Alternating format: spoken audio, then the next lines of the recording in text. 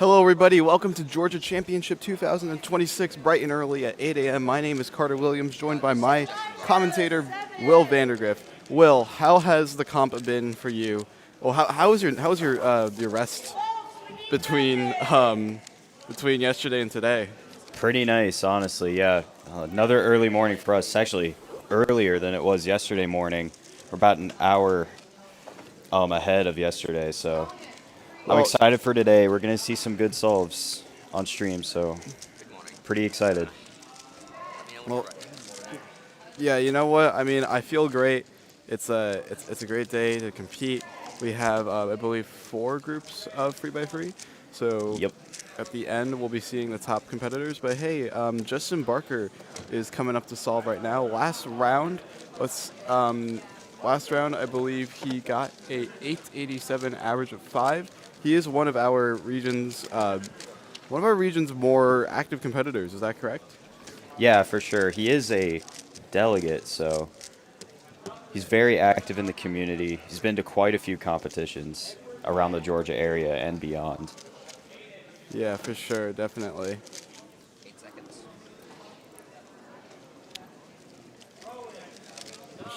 Justin on the very first solve of the Georgia live stream. 747 from him. 747, not a bad way to start the average by any means. Seems to be a little straight-faced. I don't know if he's happy or disappointed with it, but definitely not a bad start for Justin. That was a 747, correct? Or was it 747? Yes, it was. Okay. On the Make an blue airplane stage, we joke, have but- Andreas Lambropoulos going up. Excited to see some OH solves from him later today.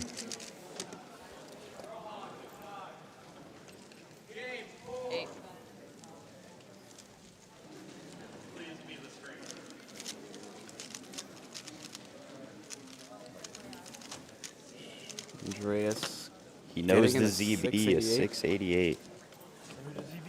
Bohack on the first solve.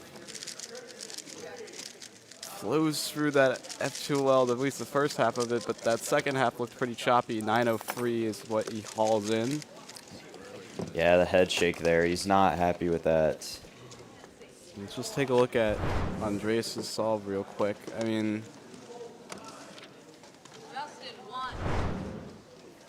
ZB recognition was pretty quick there for Andreas. That helped him quite a bit to get that sub 7. Andreas is already pretty experienced in ZB, I would imagine, because of the amount of ZBs you would have to learn for OH and to be world class at it. Usually, ZB solving is very, very important for those competitors. Yeah, for sure.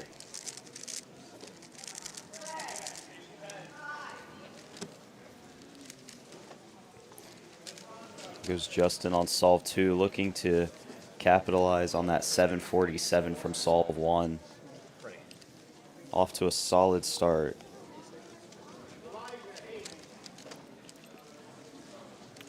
There is a semifinal today, so anything considered decent for these competitors would be considered an advancement to the semifinal for sure. Wow. A-perm to end it off, 785. Another sub 8 from Justin. Off to a really good start with these two solves. Yeah, that righty A-perm helps a lot. I mean, there's a difference between some people are actually better at lefty A-perms and righty A-perms from what I've studied and talked about, because I know that Luke Reiser, he is only forced to do righty A-perm perms now because his left-hand A-perm finger tricks were not developed when he was a cuber, and he said that he can't really go back to like a lefty A-perm. So Yeah. I think that's an interesting dynamic. Here's Bohack on the second. Bohack coming off of that 9 from solve 1.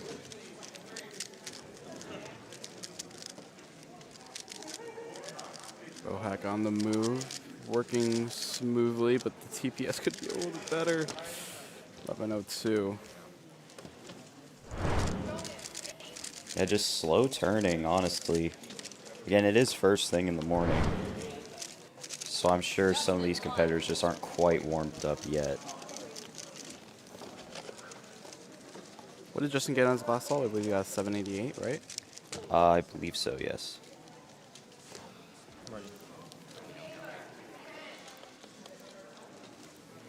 Andreas going up on blue now.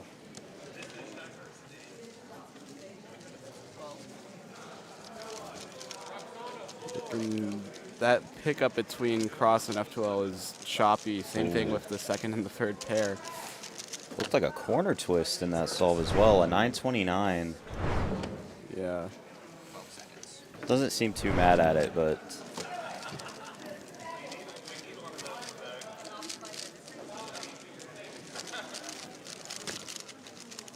$8.79 from Justin. It's not going to be a sub 8 that we have seen from him in this round so far, but I think that's a pretty good time nonetheless. I think we're still waiting for Sean Hartman to go. I know he arrived here a little bit late, but I'm pretty sure he is back there right now. Drake, we're the only two people from Georgia in the Skewb Finals. Me and you are the only people from Georgia in the Skewb Finals. Let me know when you're ready. I don't think so. Wait, let me check. This is Bohack on the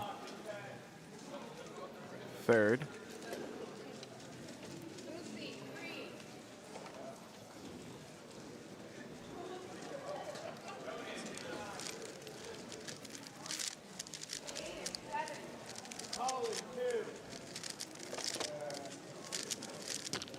Bohack gets a 901. He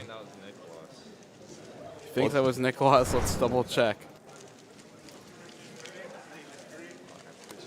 I think it was, well, it was definitely a lefty version of Nicholas if it was Nicholas, because he did get a Nicholas into a J perm, so Yeah. I think he knows his mistake there. I know some competitors, even though Nicholas is such a very easy out, sometimes they won't remember it, and then they'll start being like, oh man, that was Nicholas though. Like the solve could have been so much better. It would have been PLL skip. We would have been done with this, you know. Because Nicholas probably takes about the same amount of time as Soun does, if not a little bit slower.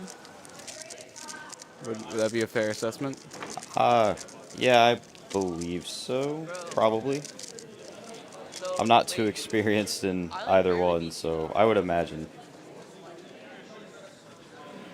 Got Justin going up for solve 4, still waiting on Sean Hartman's first. He might have done a few off stream, maybe.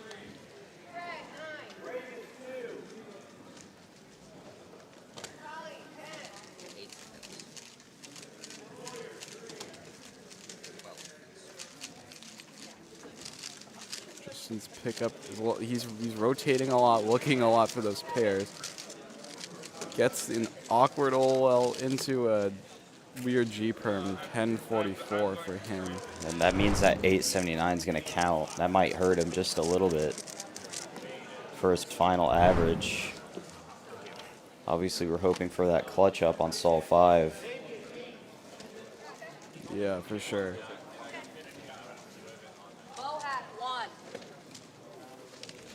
Bro, I like barely made, like we both were like, Alex Bohack coming up to solve on I'm station number 1 on the red stage. I beat you by point, like, 0.07. You're gonna win.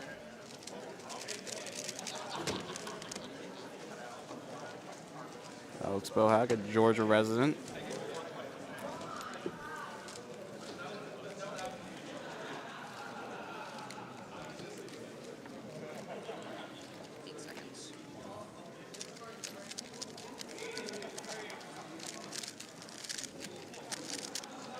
Easy OLL from Alex. That PLL looked like a lot of moves. An 848. I believe that's currently his best solve in his average. Oh, I think he had a corner twist in there. I saw some pinch of the corner, and it looks a little odd. We have Justin going up for solve 5 now. Justin's going to slot himself pretty easily into semifinals, so I wouldn't worry too much about this solve if you're able to go all out if you see an opportunity to go all out. I I'll wouldn't. have one. I'd be perfectly fine with that. Yeah, like we said with round one, I mean, for these top level competitors, the stakes in round two are pretty low. Most of them are pretty comfortably going to get into semis. It's That's the true. next round where stakes will go up. That's only true for 3x3 round 2, though. When we go into, like, as we saw yesterday, the 2x2 round 2s, the Skewb round 2s, the Pyraminx round 2s, there was actually a lot of pressure to perform because finals is definitely not as much of a guarantee as second round can be.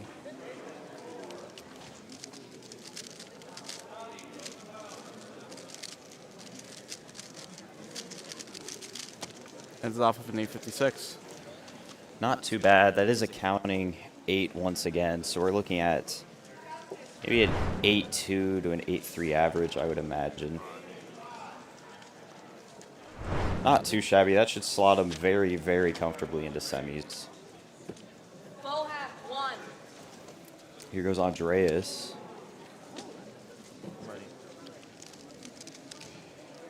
It's Andreas C here. Looking at yellow. Then he looks back at white. You see a cross-edge solved on white. And cross looks okay. Pauses for the first pair. Ooh, something might have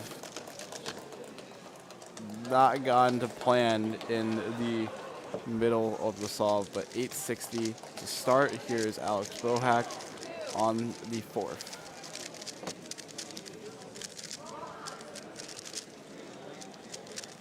Awkward OL into PLL transition. He kind of like pumped the brakes there and slowed down.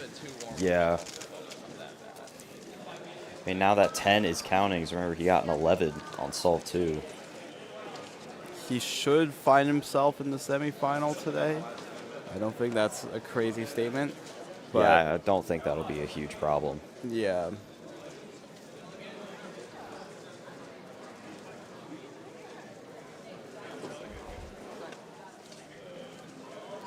And yeah, I think that's going to be about it for Group 1. I haven't seen Sean up on stream at all, so we'll be heading into a quick break, and then we'll be moving on to Group 2 with Keon Wilson, Rowan Stowe, Eli Parker, and Vishal Sankar.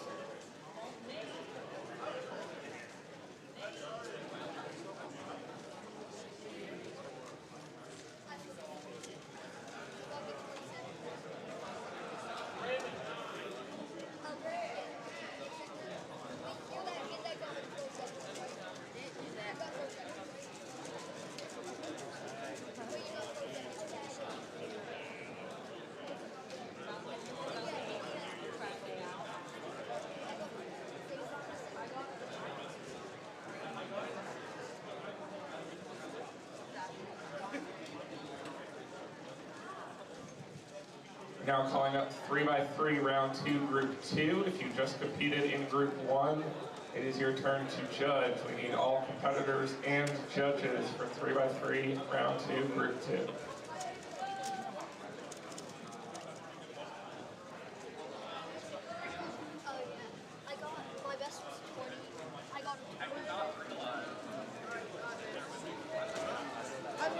Am I allowed to judge notifications? They won't notice.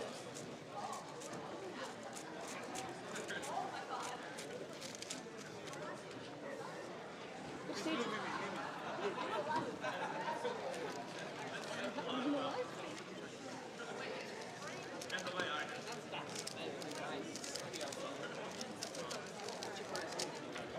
I don't know. Yeah, I'll be my player like.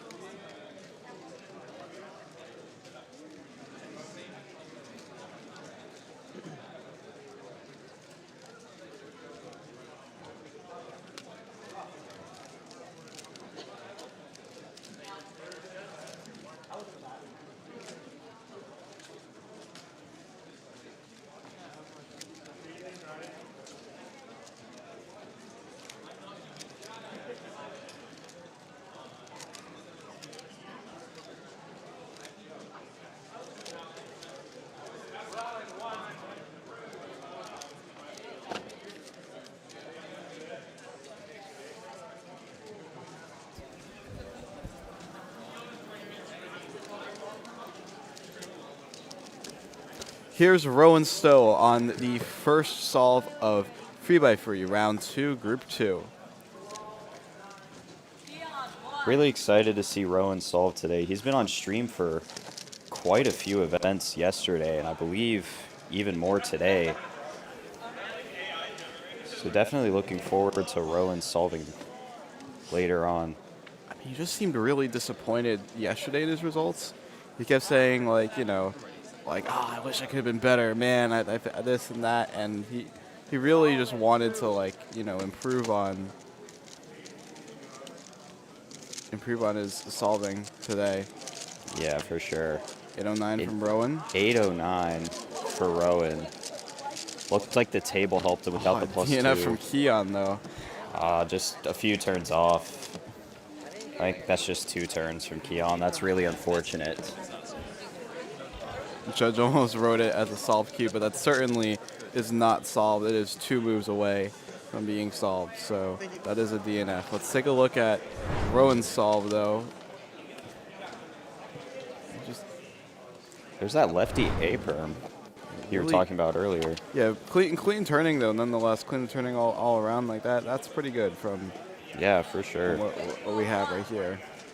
We have Vishwa going up on the red stage. He just got called up.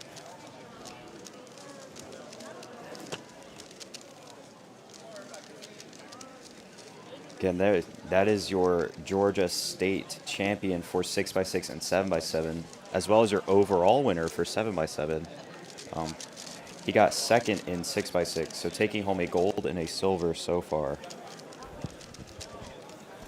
Yeah, so he is 100% an incredible competitor, and it's amazing to see how dominant Vishwa is in the big cube scene at this competition. And he pulls in an 860 for himself in the 3x3 event, round 2.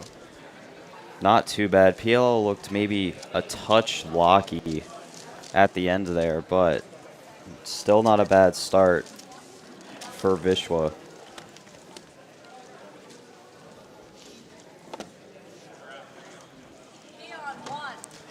We have Keon going up on the red stage now. I believe Rowan is going up on blue as well. Yep, he is. So we're going to get 2 solves at the same time. Keon obviously coming off of that DNF from earlier. Yeah, it can only get worse from here for Keon. He told the judge he's going to try solving it this time. Let's see what happens. We're going to have both solvers going at the exact same time, it looks like.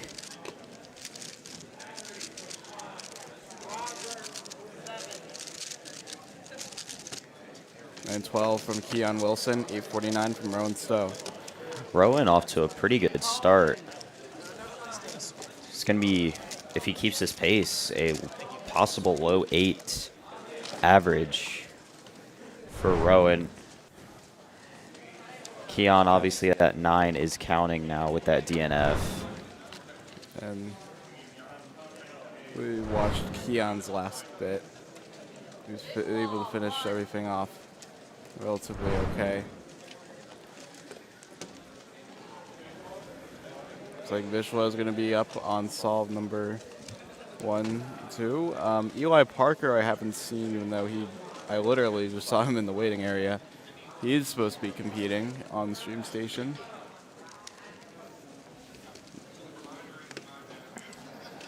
So yeah, Vishwa coming off of that 8 from solve 1. Something about Vishwa's solving that I noticed from yesterday, he solves a 3x3 under the table.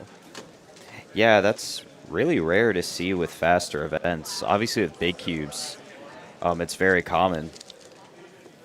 But with smaller events, I guess he's so well adjusted to those big cubes. He's so used to it. Oh, wow, that corner twist is going to cost him. I believe that's the second corner twist of this round. Yeah, he's not. Yeah, really unfortunate. Ends up with a 12. We have Eli Parker on blue.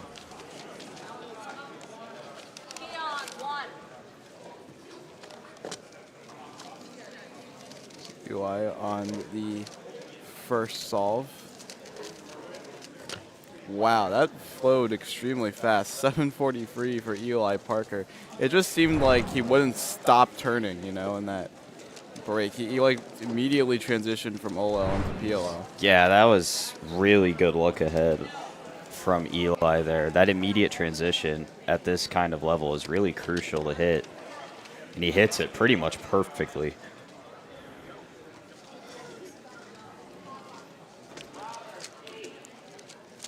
Keon on the third, trying not to DNF. Is there such a thing as safetying in 3x3?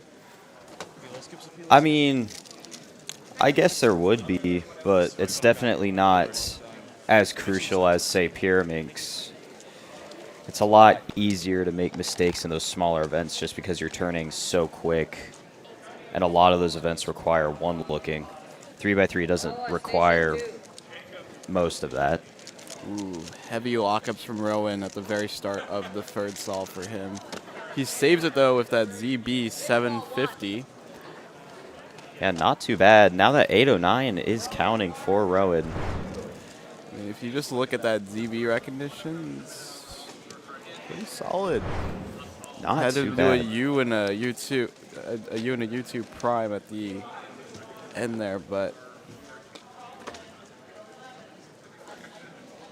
I don't think Rowan's gonna be too mad about this. I think he knows he can pull off something a little bit better, but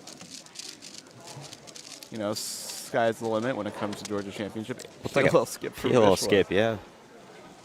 813, not too bad. Coming off that 12 from the last solve. I don't think he even saw that coming, honestly. It's always a pleasure to get PLL skips, especially in comp. So I'm sure he's not too mad at that at all. Here's Eli on the second on stream.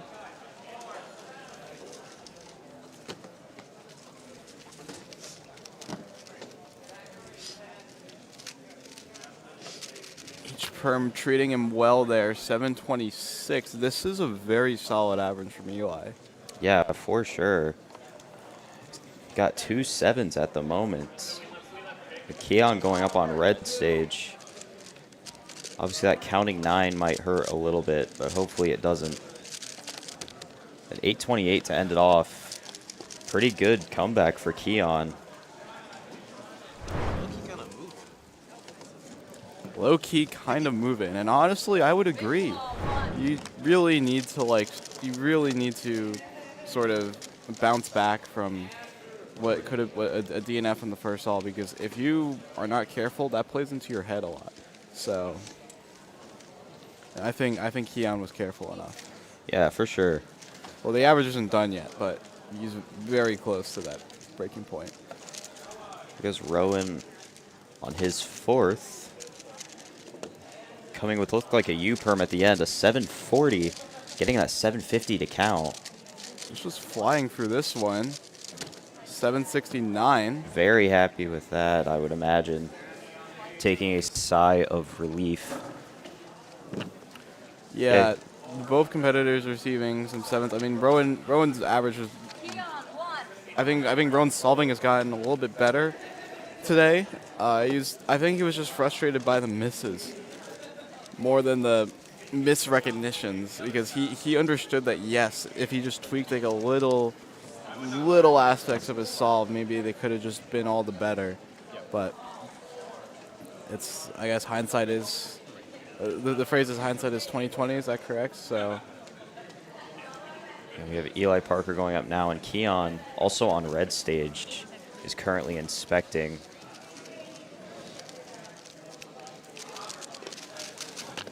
Eli 816, first 8 on stream. That's gonna be the worst solve on stream for him so far. Keon, the solve is gonna be counting. Almost DNF'd again. That would have been 1242. catastrophic ending. Thankfully, the timer did not stop, so it's going to count as solved. But a 1242, that is counting. Should still be a sub 10 average, I would imagine.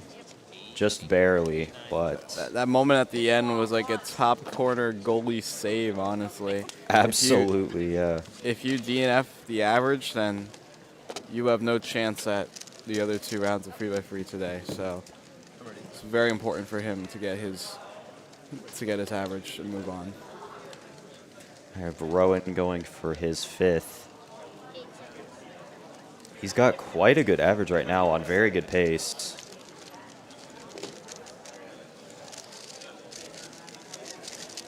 Clean ZB recognition. Does he get it? 881, 941 for Vishwa. This is solid from Rowan. I mean, it is going to be his worst solve, but the average right now, I think he should be mostly satisfied with. Yeah, still a very solid performance. Looks like possibly a low 8 average for Rowan. So not too shabby at all. That should put him very comfortably into semis.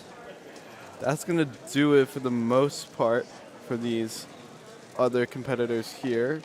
I believe we still have a couple more streamed solves left, but other than that, I think we're all good.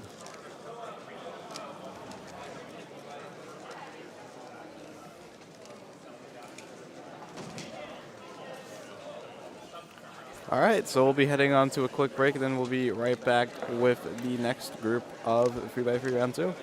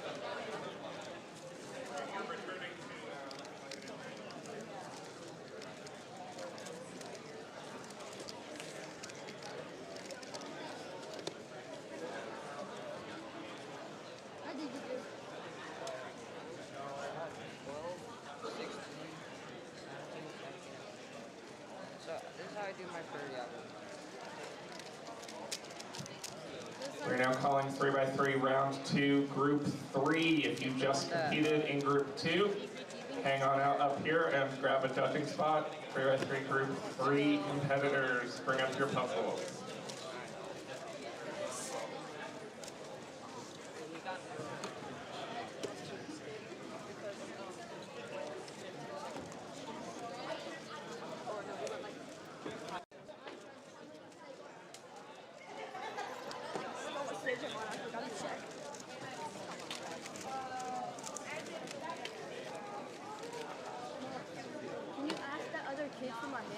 If anybody wants any more competition swag, that's pins, patches, stickers, and brochures, we have some here at the help desk. We also have more on the table outside the entrance to the room, so feel free to take any and all of that.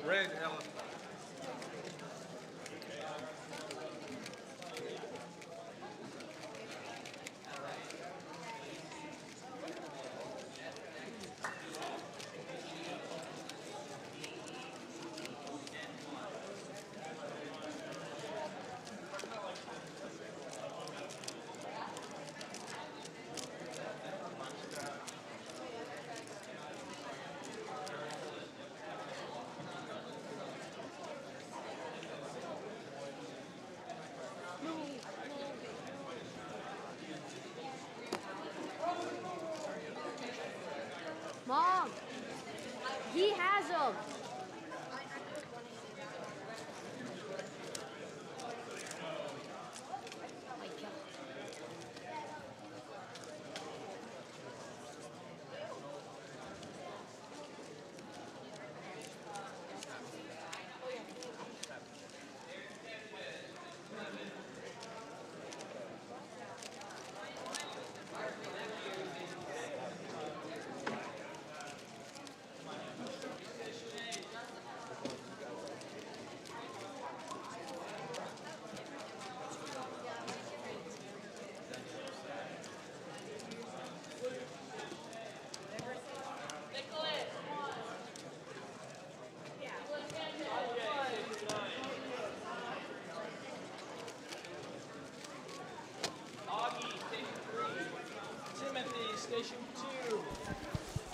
All right, looks like we are ready to begin Is the mic is not on for that's the. There we go. All right, we good. Okay, all right. Anyways, we are ready to begin the third group of 3x3 round 2 with Nicholas Sanchez on the red stage. There still is a mic. All right, very fast. Looking for the ZV 816. Start off. 816 to start off. That's pretty good for. That's pretty okay for Nicholas, I would say. Maybe not airing on great, but. He had a cube mix up, so give it 1 second.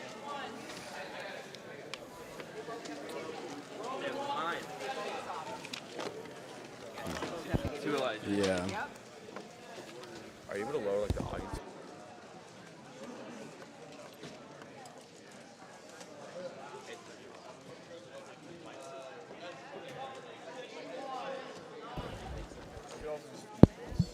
All right, here comes.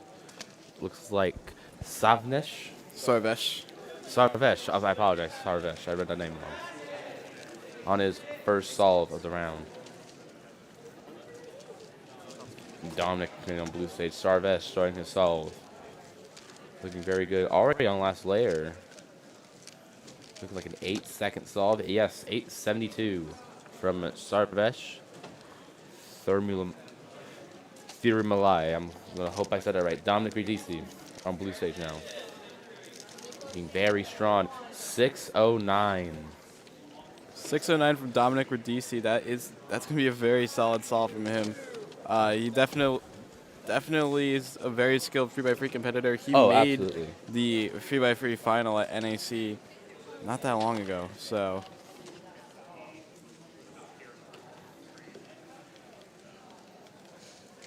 yeah, we already have an 816 from Nicholas Sanchez. Let's see what he can do now. All right, Nicholas Sanchez back on red for his second solve. Started off with a low 8. On the second solve last round, he got a 5. Looking Can he pretty do good. That anything looks like cool last layer. here? We go for ZB again. He will. 804. So that's going to be an 816 and an 804. An 804 isn't bad from Nicholas, but once again, we need to just take into consideration that I It think is he's not. aiming for a little bit higher. Absolutely for sure, but definitely not a bad start. I'm seeing pausing just a little bit for that ZBLL, but not bad as we've seen some competitors. And this result will go right here. All right. We have Elijah Slater coming up on the blue stage and Sarvesh coming back on red. Elijah beginning his first solve of the group. Saw him yesterday with Skewb, if I'm not mistaken. He's from South Carolina. Yes, Elijah is from South Carolina. Sarvesh, though, is coming up to solve right now. Sarvesh of Georgia, if I'm not mistaken.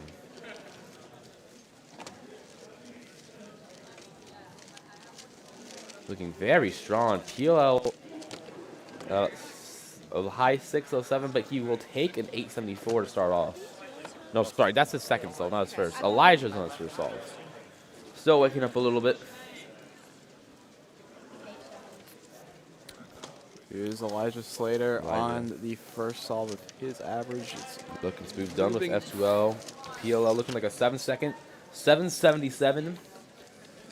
Seems kind of like 50-50 on. He kind of shook his hand, that little motion. And hey, even though there's 3 sevens in a row, I don't think he wants to see those, at least at a Rubik's Cube competition here. I think he knows that he can expect better. The only time that I want to see 3 sevens in a row is at a Las Vegas casino. So yeah, definitely not a bad start. Right now, our fastest average in W Slave is Justin Barker with 840. Nicholas Sanchez and Elijah are both doing quite a little bit below that right now.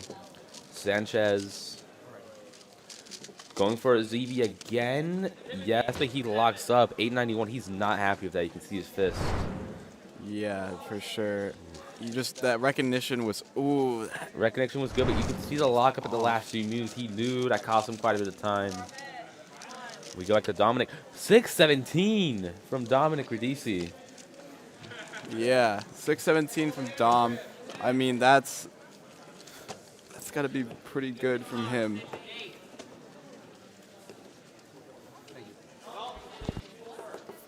My fault. All right. Sarvesh on the Red next. Sage on his third solve. He's gone a couple eights, doing pretty decent so far. 704. Quite a bit of a jump compared to previous. Yeah, Dom already has a sub 6 average, so low 6 is very run-of-the-mill for him. Absolutely, for sure. We have Elijah Slater back on blue stage. Started with that 777. Elijah's got a 760 average in the last round. He has a PR of 710. So trying to break past that sub 7 barrier for sure.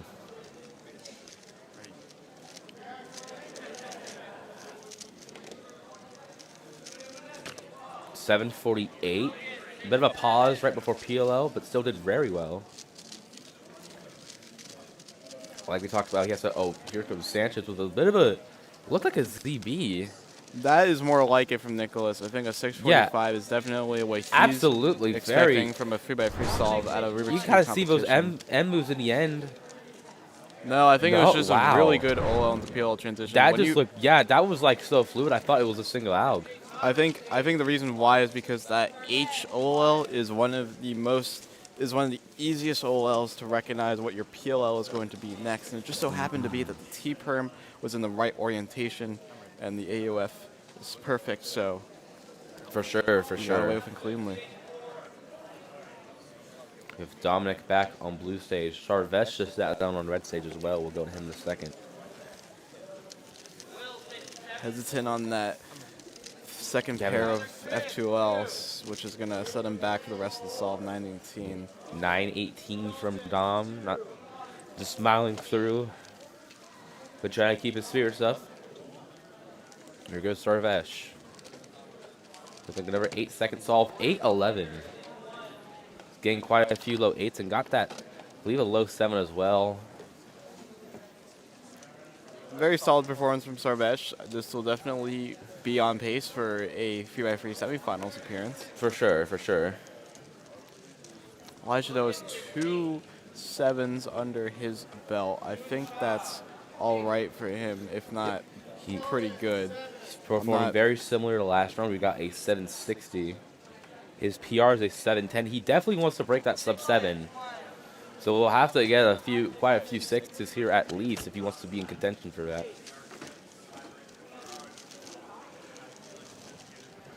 I mean, it's only 2 solves. The average can go in many different directions. Oh, so absolutely. maybe hold off here on making any crazy predictions. All right.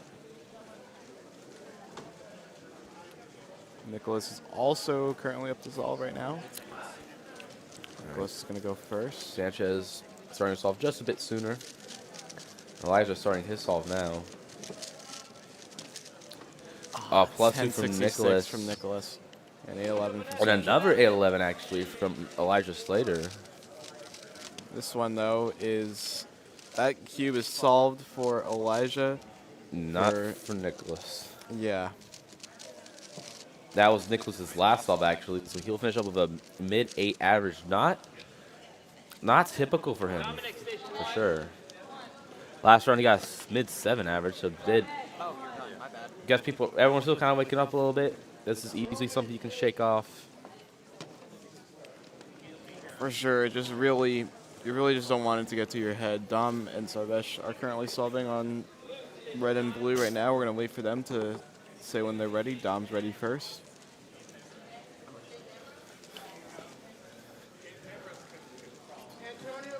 Dominic starting his solve.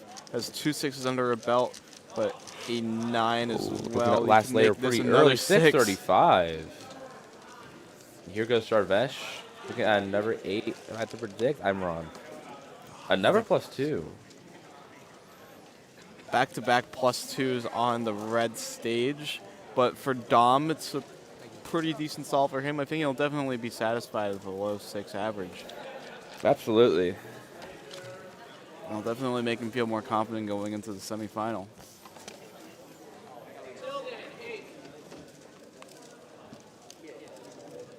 Elijah on solve number 4.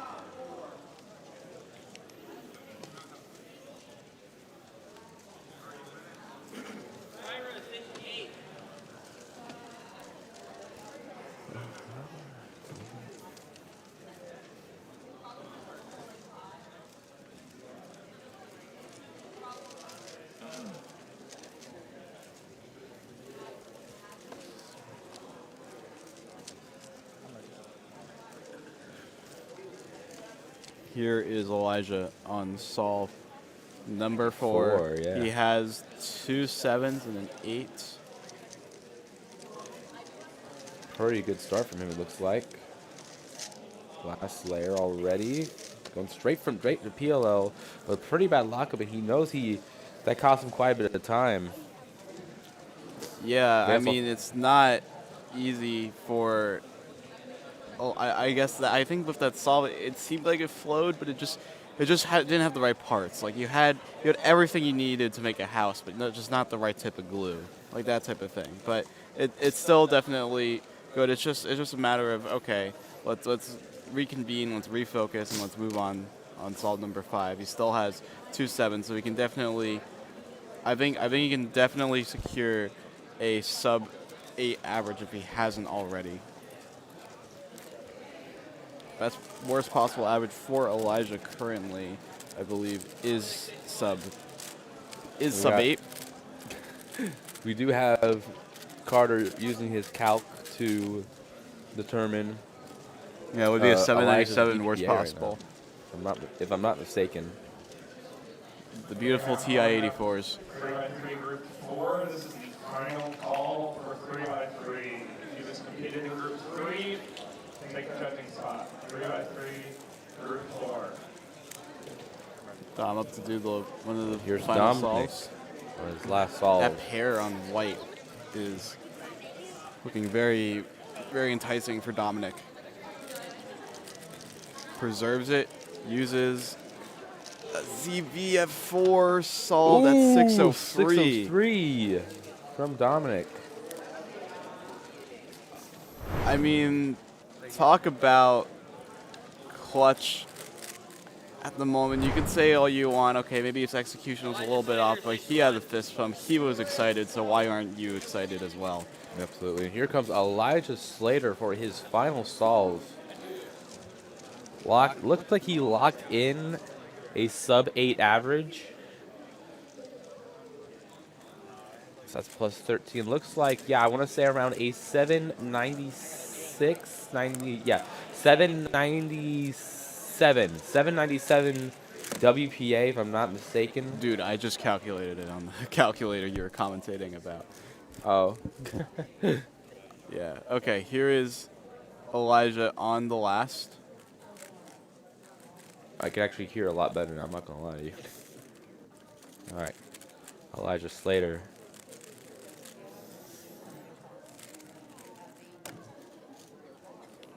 Looking pretty strong. Don't know if that's who else. Ooh, Oh, that a bit of a lockup lockup, though. 974. 974. That is going to be worst possible, unfortunately. So we're going to move on really quickly to the next group of 3x3 round 2 right after this. It's because the mic's cut out. That's why it's 8-7. Not terrible.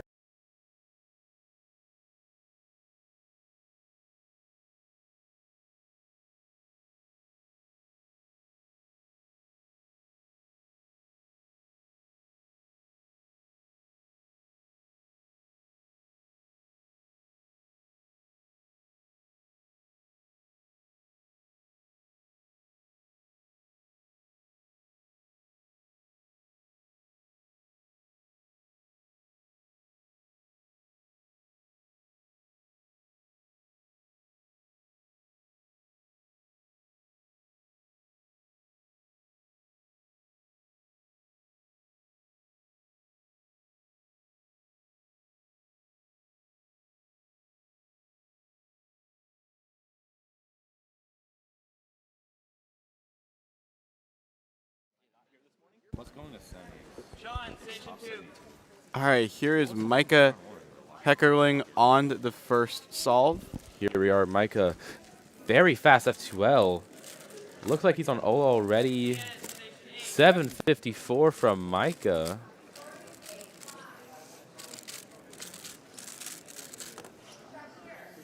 And yeah, Pretty- 754 is going to be good for him.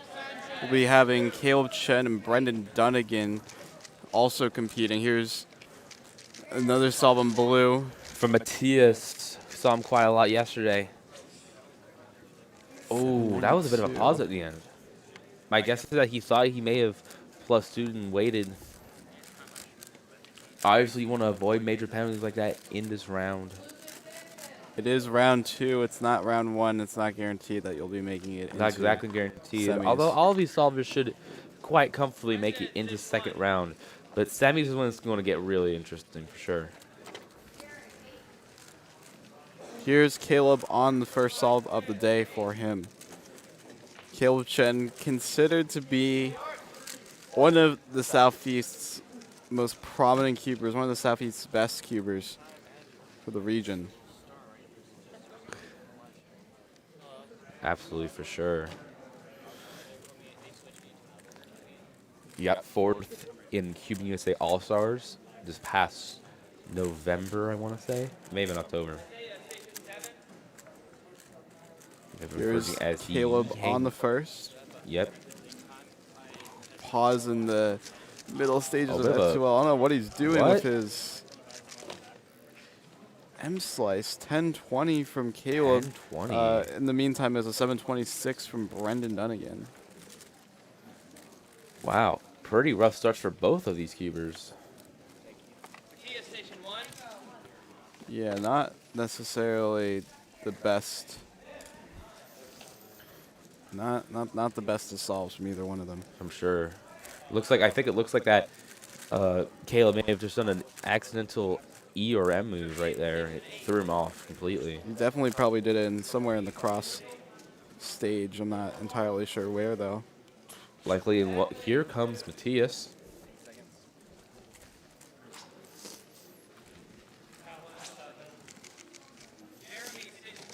Here we go. Moving pretty fast. Last layer right now. Yeah.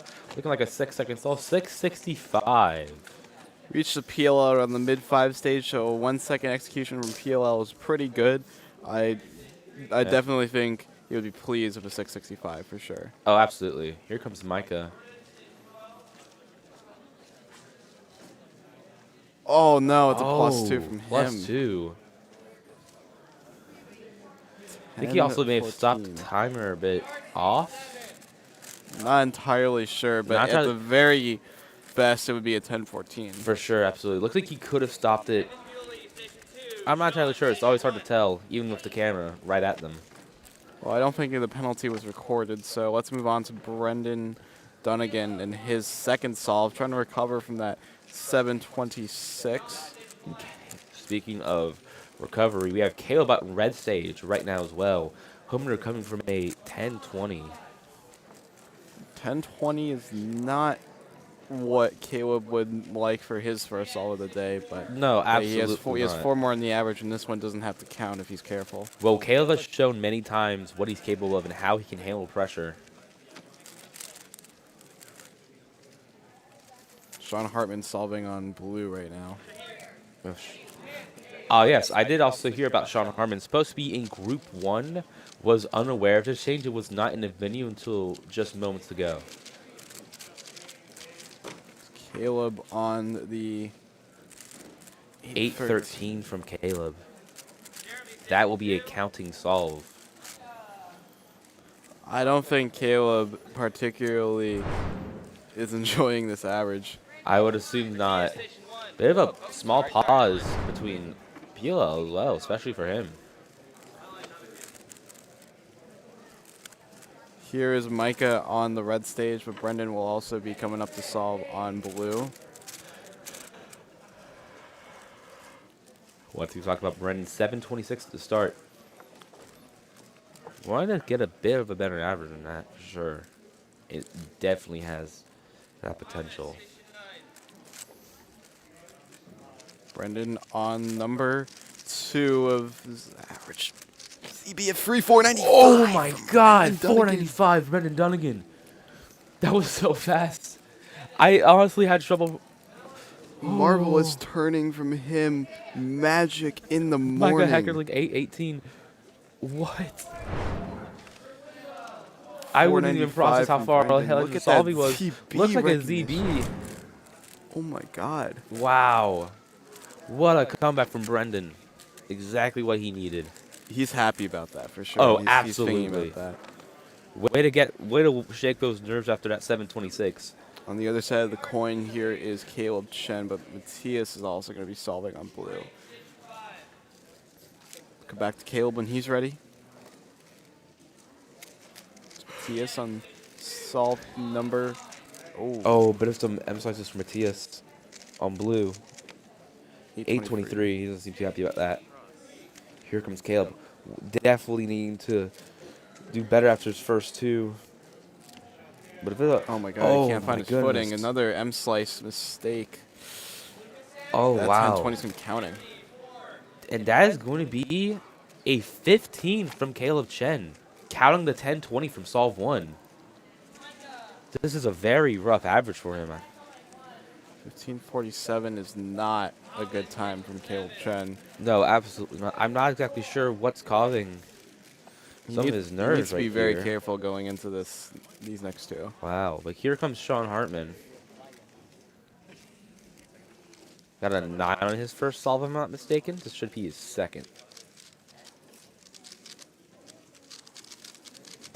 Doing quite a bit better. 841. Micah solving on the red stage. Brendan being called back to blue right as Sean leaves. So we'll probably swap to him right after Micah's solving, who's currently inspecting.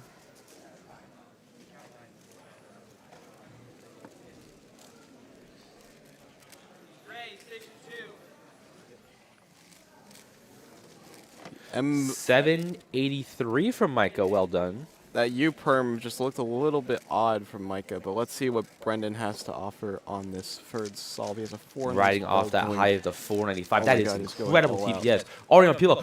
521 counting. That's a counting Whoa. solve. Wow. It He is had that hard 7 to at the start of his average, believe- It is hard to believe that Brendan Dunnigan. This is insane. You know, this is his style. He always goes all out when he has the opportunity to. Absolutely. And if when he sees an opportunity, he just runs at it, and that's why he can be so clutch in the most nerve-wracking of moments. Matthias on solve number 3, and he's kind of given up at this point. 4th. But a lockup at the start, 864. Caleb Ched now solving. think he needs much just better safety after into counting a a 10 good for average. 15. ZBL looks like 747. It's the best solve from Caleb so far. Not bad from him. They'll get called somewhere, but not to one of our stream stages. Sean Hartman back at the blue stage.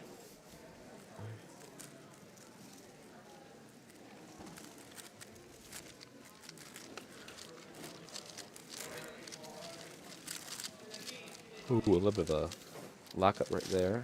We're moving well past it, trying not to let it affect him. 94, but he does not seem happy about that. Incredibly lucky solve from Sean. He's not going to be happy with that either.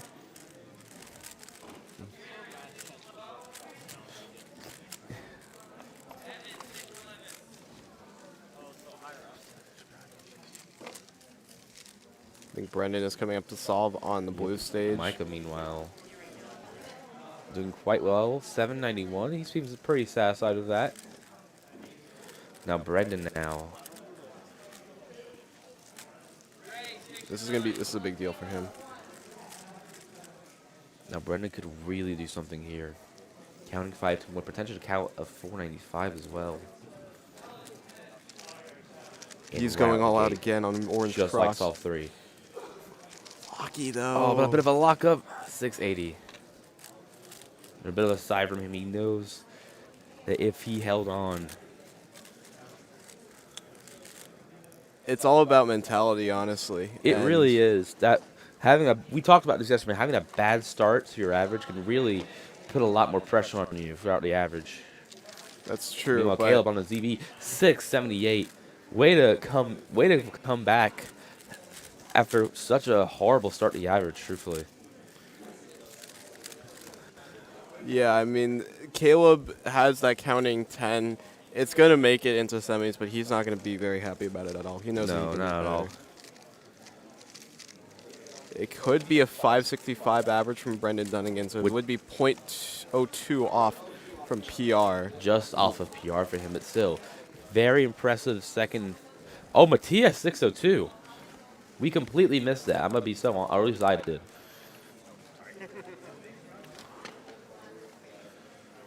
All right, I believe Sean Harmon is going to be completing a solve, and Brennan will be finishing up after him.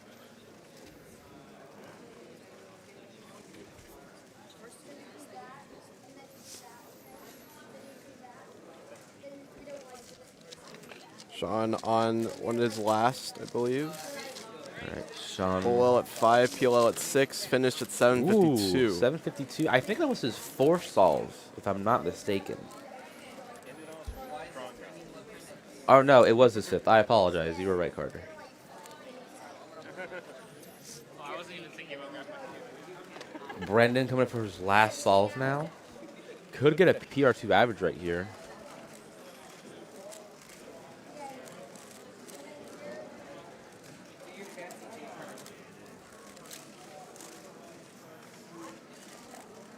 Getting inspection now. Brendan Dunnigan on the 5th. Let's see. I think he's just going to go all out here. He does, but Yeah, looks like at a the little bit of a expense of slower a lockup start. at the start. Doing a ZB, but a lockup 785, and that will be a WPA, unfortunately. I think he knows what could have been. Those Yeah, second and absolutely third solves looked extremely enticing. right, but you can see him. Quite a few lockups. Okay, we You are can now kind of see him just give up at the end. Yeah, All right, so we'll be taking a quick break, and then we'll be heading on over to Group 3 right after, or next group after this.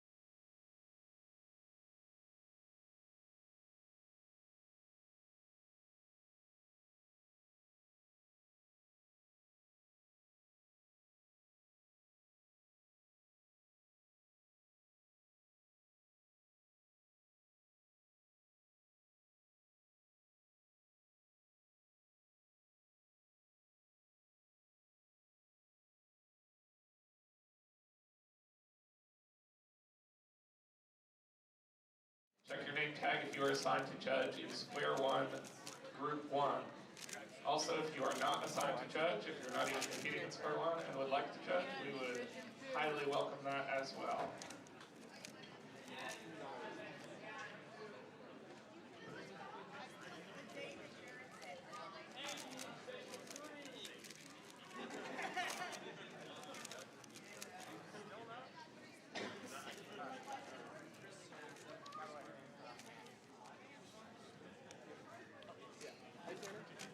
Okay, okay. That's good.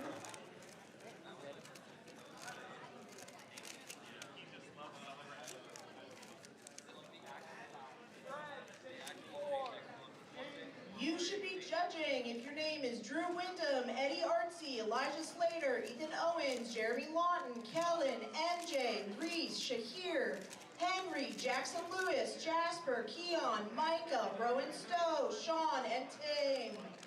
You should be judging.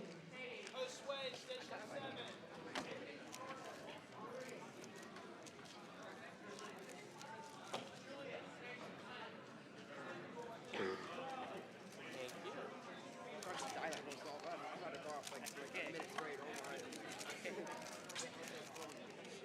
Thank you.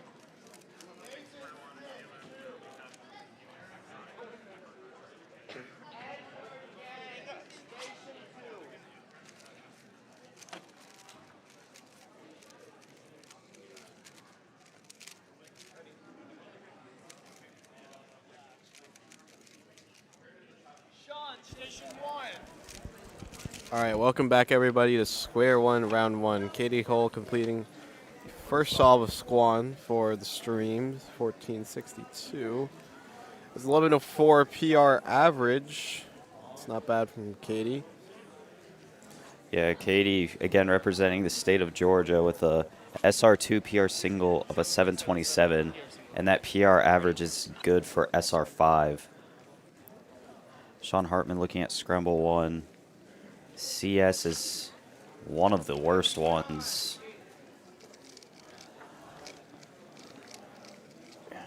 Just lucky and into the parity. Yeah, parity, unfortunate. A 1331 for Sean Hartman. They said he didn't get parity, actually. I think that was a PBL algo, something along the lines of that. Potentially was, yeah. Now, one of the world's best Square One competitors is competing today. Brendan Dunnigan of California has made his way over to Dalton, Georgia to compete in 2 rounds of Squan. Yeah, really excited to see Brendan compete. Good enough for world record 5, a 5 flat PR average for Brendan. So stay tuned to see him in Group 3. Right now we have Eli Parker going up on Station 1, a Tennessee native with an 1136 PR average.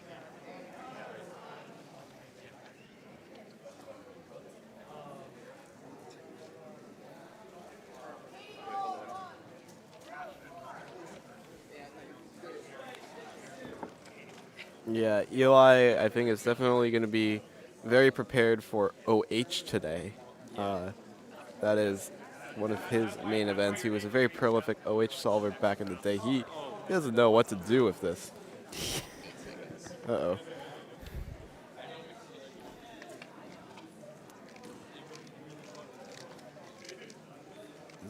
He's going for the motions, going for the ALG, and It's on EP right now. No parity of 15-13. uh-oh. Katie Hole with a cube drop on the back half of the solve. 1752. Really unfortunate cube drop. I mean, unfortunately, cube drops just sometimes happen. These kinds of things. You just can't let that get into your head too much. Yeah, not the best of results for him. So, sorry, excuse me, not the best results for Eli Parker, and not the greatest, I guess, holding of the cue from Katie. But you know what? It's still early. Still got time. Sean Hartman coming off of that 13 from Solve 1.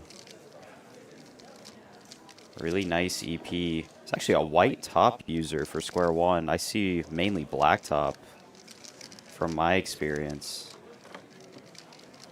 Really locky on the ALG here. 2053. Not happy with that. Using Sean Hartman's own words, he said that it was awful. Yeah. But I mean, yeah, it's not not the best of results, but he can definitely pull back later.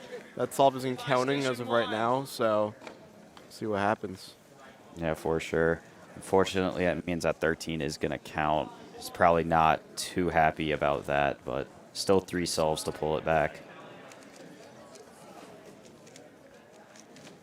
Katie Hull on the next solve. Some fun facts I heard is that she actually, aside from being the regional delegate of the Southeast, makes music available to stream on a lot of music platforms on the internet.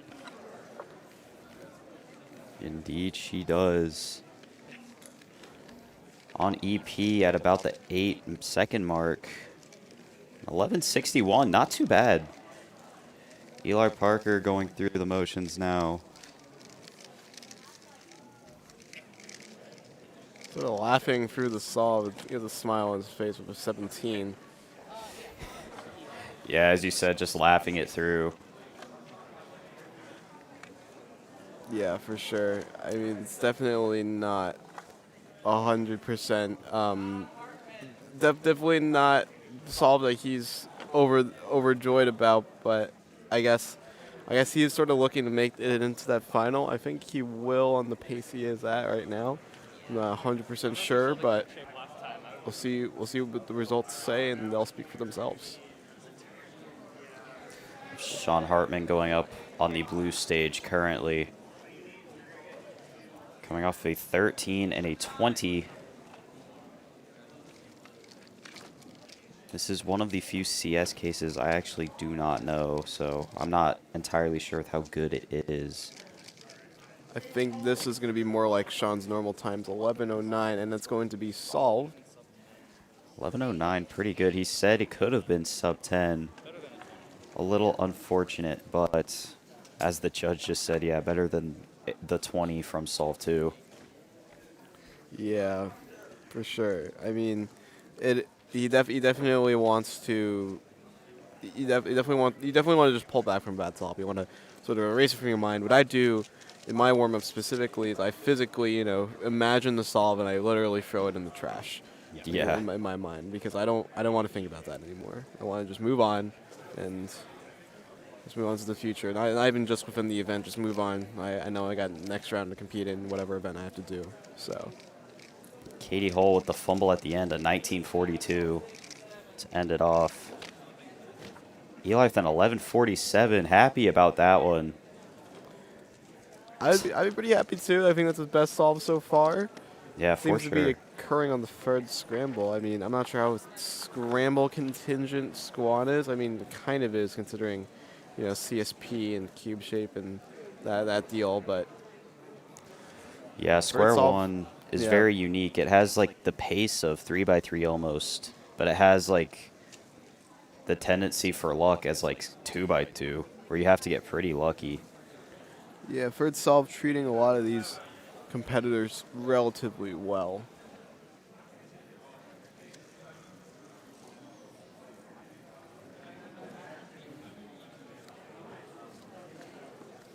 We're just currently waiting on somebody to get called. I believe Katie Hull is going up to the red stage at the moment. I think Eli's actually going to come up on the blue stage. I believe it's Sean coming up.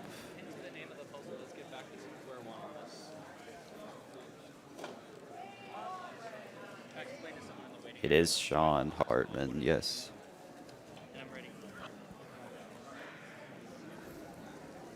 Another not great CS case. Looks like the same one from the first scramble.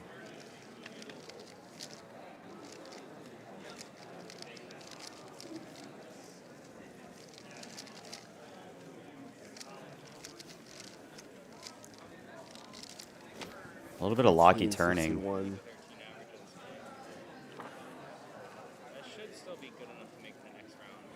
I think Sean is good enough to make it to the next round. As long as he just doesn't count the 20, I think he should be all right. Absolutely. I believe after round one, it just goes straight to finals, if I'm not mistaken, which I believe is top 16.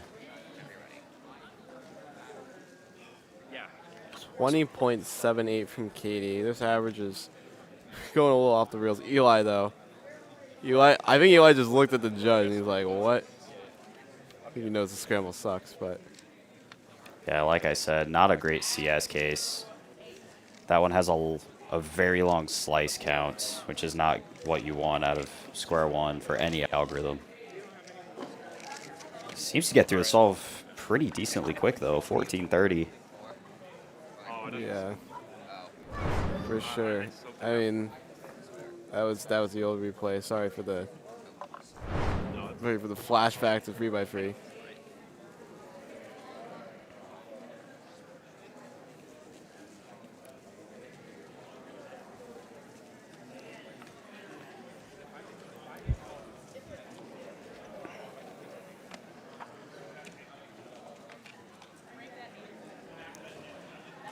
So I believe we are waiting for the 5th solve for our competitors here.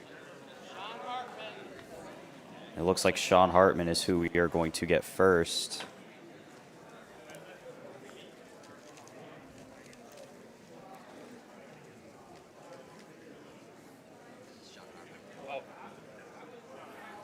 Eli coming up to solve you. I think he just wants to get the average over with, but his name has not been called yet. It is Sean Hartman instead. Yes, here he comes right now. Are you sure you don't want a 767? I'm 23. I want to break my PRC when I'm 17. This CS looks a lot better than what we have seen this whole average. A little bit of slow turning.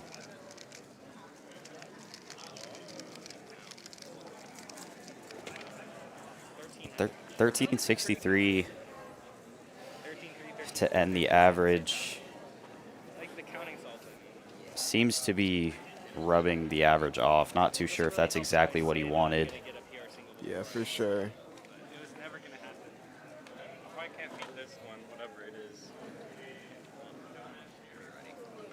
Wait, so I'm going to spam TPS on this, right? And it's probably going to be like, but let's do it, yeah. Okay, we have Eli Parker going up on blue. Says he's going to spam TPS, so we'll see what happens. He is not spam TPS just yet, but he's getting there. I think it might actually work. Oh, no. Okay, yeah. An unfortunate ending.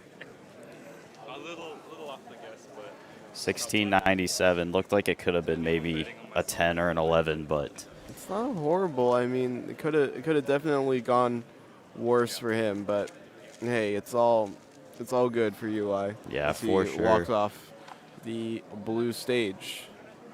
All right, I think we should be heading out. We're going to be doing Squad Group 2 after this quick break.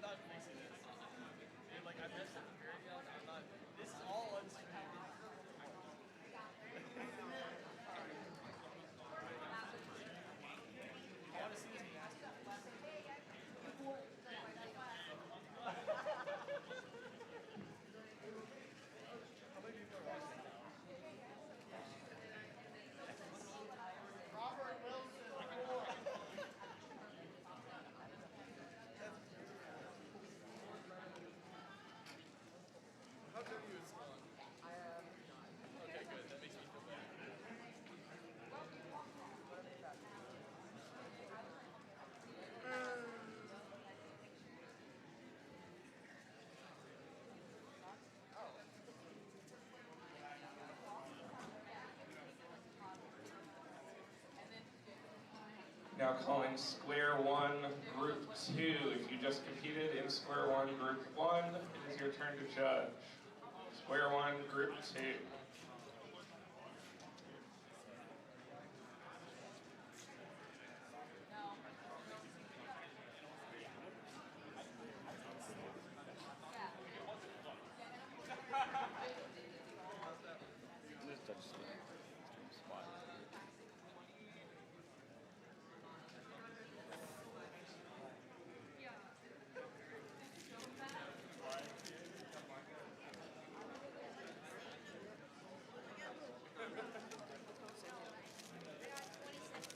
Red.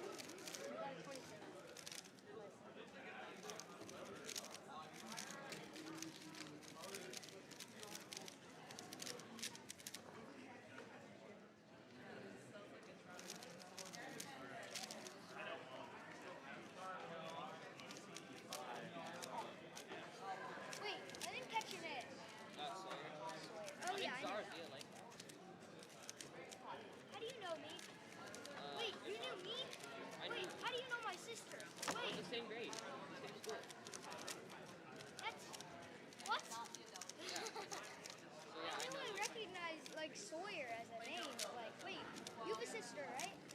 No, brother. Name?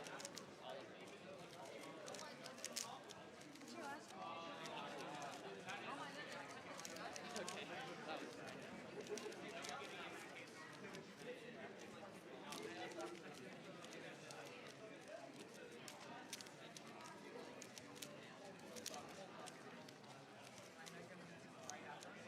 Stop 9. Anthony, 10.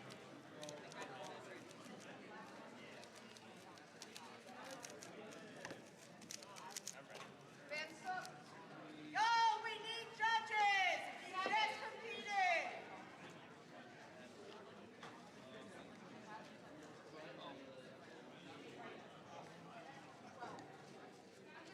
Grade 2.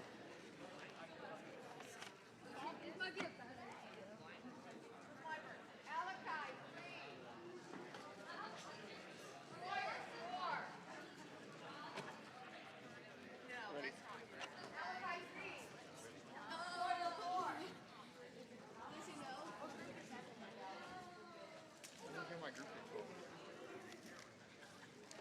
Matthias, 1. All right, welcome back everybody to Square One, Round 1. We have a Group 2 coming up here. Matthias is coming up to solve.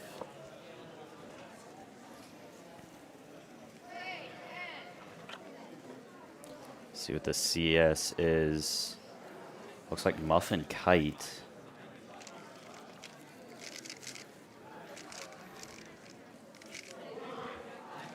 Got the line EO. That's the best one. Looks like he messed up a little bit, but 1151, not bad by any means. For sure. That PR average is an 887 for him, so quite a bit off pace, but there's definitely a lot of time to bring that back. It's Kyra on the first solve for her on stream, and first solve of the Square One average. She has a 1055 PR average, good for SR3 for the state of Georgia. She's also solving right now.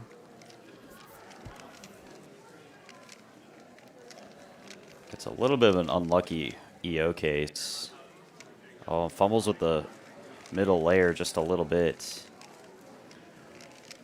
The equator, as they call it, 1553 with Dominic Radici. See what Kyra gets in this solve. It's going to be... She uses the white-yellow... sorry, the bumblebee... the bumblebee pattern on squad, 1745 for her. Yeah, pretty slow turning. Definitely not pleased with it. But again, solve one. There's definitely time to bring that back.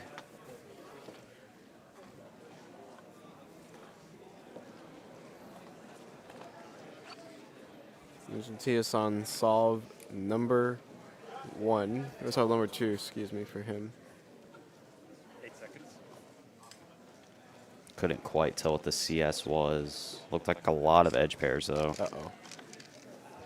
Really locky out of the gate, though.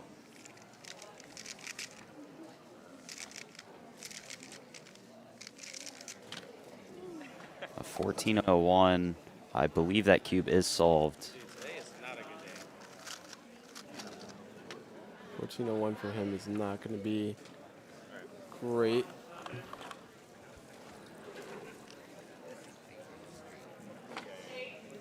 Here goes Drake. They PR average of 1072. Good enough for SR4 in the state of Georgia. Obviously, he's in the running for that Georgia state title. Dom is also coming up to solve 2.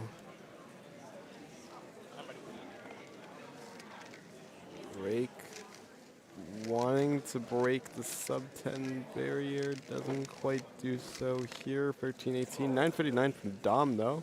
Dom with a sub-10. 939, pretty good. Good way to bring back that 15 from solve 1. Yeah. Whoops. Yeah, and I think it's definitely, yeah, it's definitely pretty cool to see how this is going to play out. I mean, we have Brendan Dunnigan coming up after this, so that's going to be pretty exciting.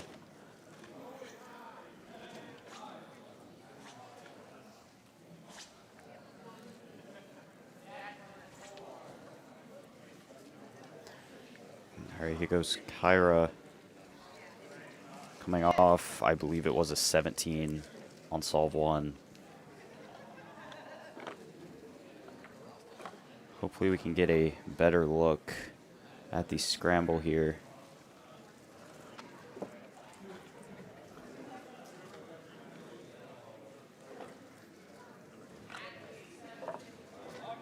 A 1045 gives the solve the thumbs up. Pretty pleased with that. That is below the PR average for her.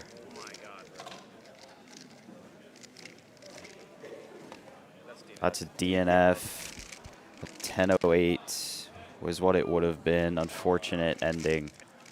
Alright, well, this average is dead, and I'm not making finals. Great. One. Oh. One? Here, keep going. Yeah. Thank you.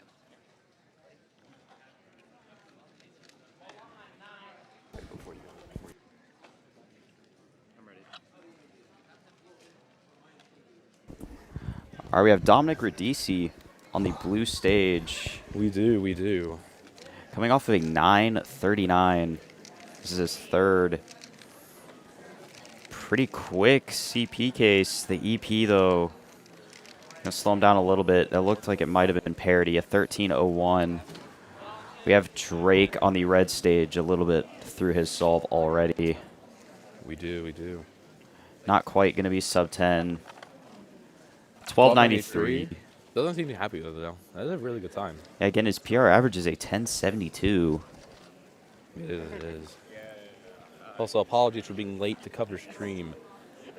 I got E3, so there wasn't a lot I could do about that. There we go, Matthias on solve 4. Moving very fast. Coming off of a DNF. 813. Not too bad for him. For him having an 887 PR average, that is very good for him, actually. Yeah, that is his best solve so far. Kyra Joyner getting ready to start. I believe this is solve 4. We also have Dominic Radici off stream going to sit down on the blue stage. We will pan in just a few moments.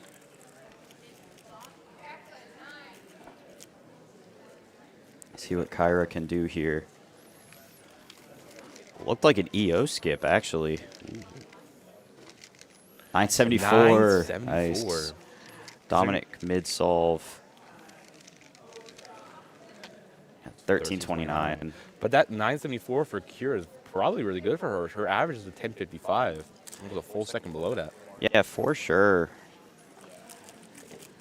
That was the best solve out of the average so far. TS going for Sol 5. Just immediately takes the cube out of the cover.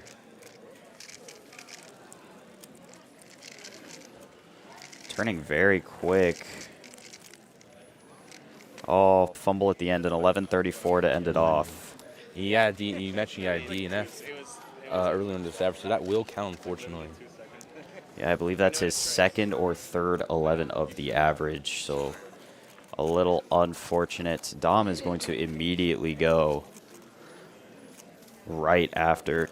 I will say, Blue Stage has been really on top of just getting people in and out as fast as possible. It is really impressive when you think about it. Yeah, excited to see Dom solve. He has one sub 10. Maybe we can make that count, potentially.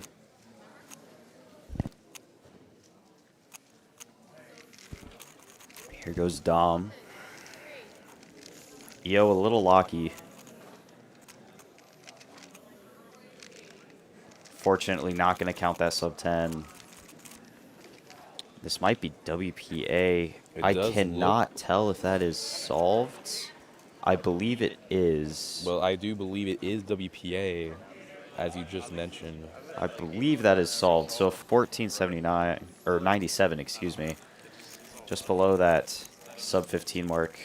I believe with that, that's going to end off square one group 2 for us. Actually, we do have one more from Kyra, and then I believe that will end it off. Coming off of a 974 from Sol 4. Obviously looking to make moves on that.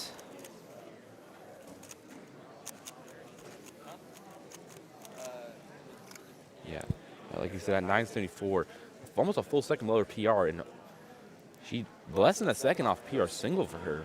Cube shape looks a little rocky. All right. Turning off.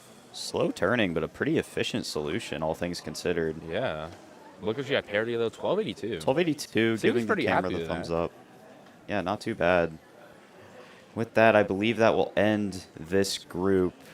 So we'll take a short little break and then come back for square one, group 3 in just a few minutes.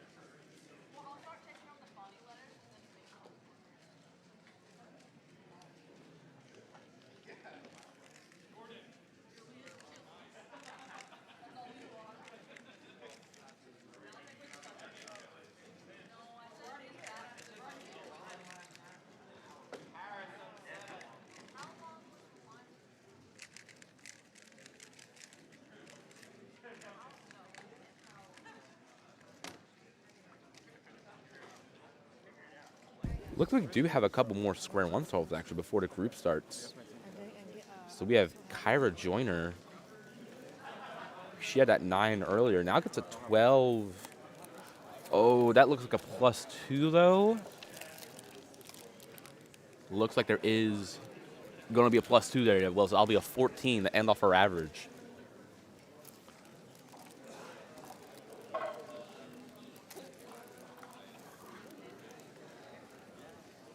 Congrats to Speedy Boy 10 for making 3x3 semifinals.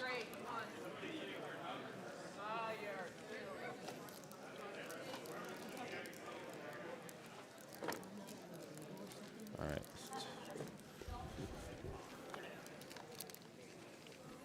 We have Drake Denton Richard back for his last solve of the average, I believe. It's a little hard to gauge where we are.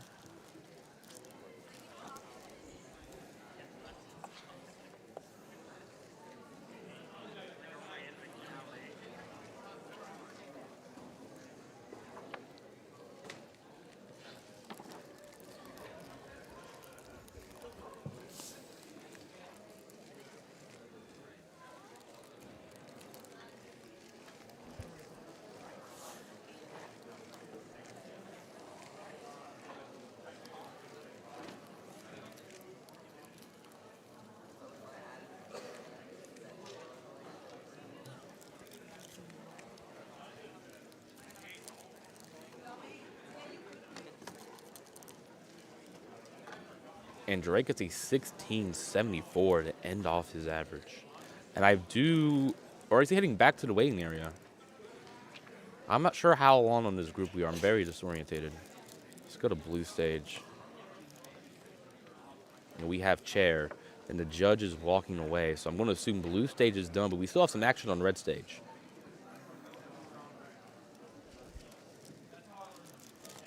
All right. Yeah, it looks like Drake needs to finish up his 5th solve, and then after that, I think we should be done with. Should be done with square one. I thought we were basically done when Will left the commentator booth. That is my apologies. When we have so Drake. We still have Richard. one more Drake solve here. Yeah.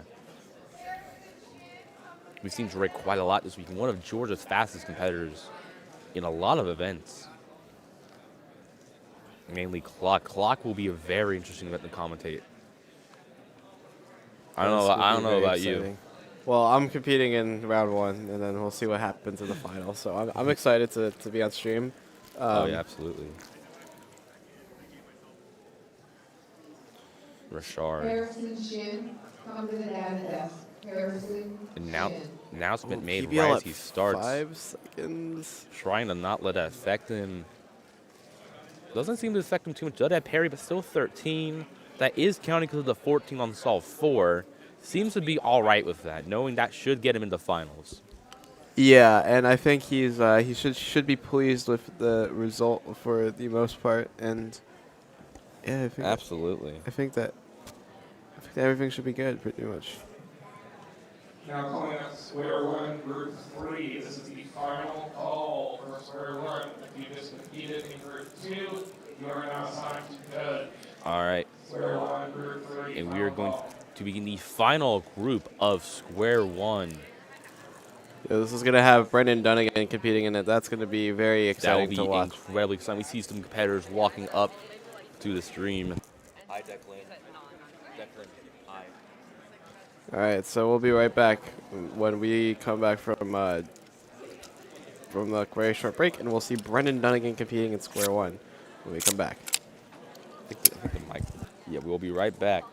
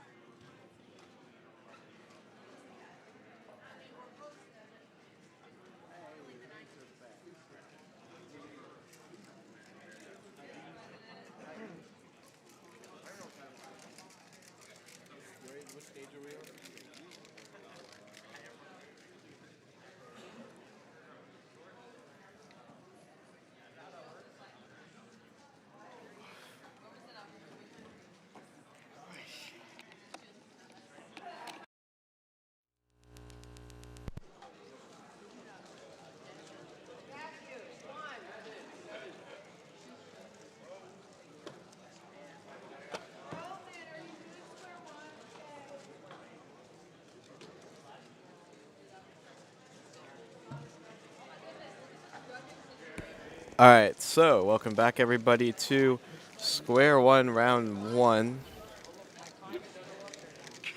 This is the final group, which means that we'll be getting the best competitors on stage. We have Matthew Remington, Brendan Dunnigan up to compete on the blue stage, and then on the red stage we have Alex Bohack and Henry Schumann.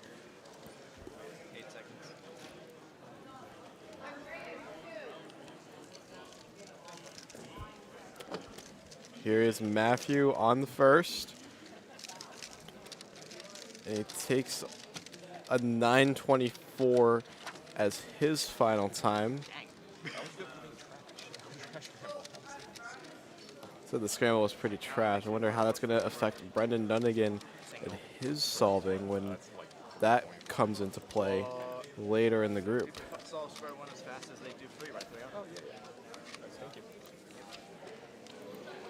So Brendan Dunnigan on the world's podium this year, placed third for Square One. And here he comes on the blue stage.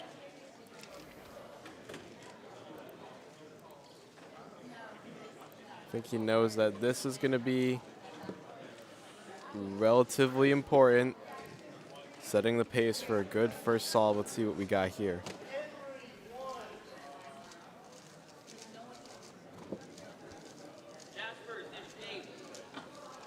Brendan Dunnigan from California, one of the world's best Square One solvers in a region, the United States of America, that is very competitive in Squan. His signature Bumblebee Squan being used right now. Let's see what he gets on the first solve. Recently got a 5 flat PR average not that long ago, last month. And that's good pace, 5:24 for Brendan Dunnigan to start off the average. Let's see what Henry gets on this solve.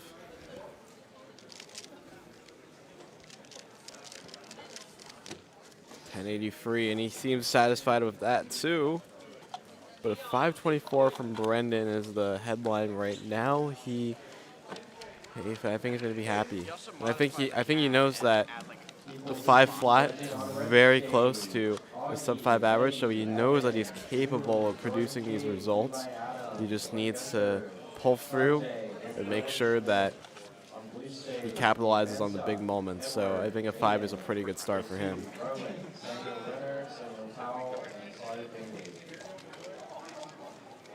That is a lot of name drops. That is a lot of name drops. Here's Matthew on the second solve.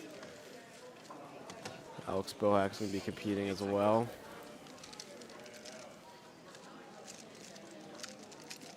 Matthew at the 5-second mark, trying to finish up the solve here, uses EP 889.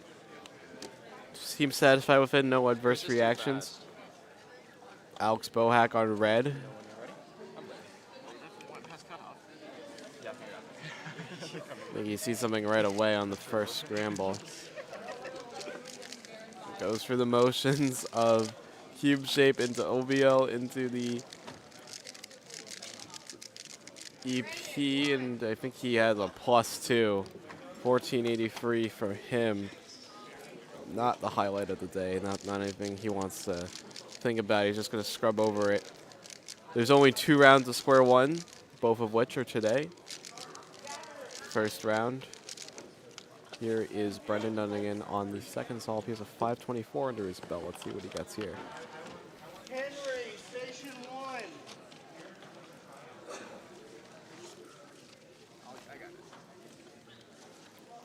Brendan Dunnigan on solve number 2. Carefully inspecting. Wants to make use of that 5. Let's see what this one's going to be. Since judging is a problem, Finds a solution. you're going to start issuing strikes. Ooh. That means if you do not PBL at show for 3, judging but the assignment, you are lucky going to strike. On your transition second run, points you give him a disqualified. 586. We are going to start going down the line and marking off judges that are not here. Here is the replay. Yeah, it just seems like a lockup in the PBL, and that really cost him some time there. 890 from Henry off stream.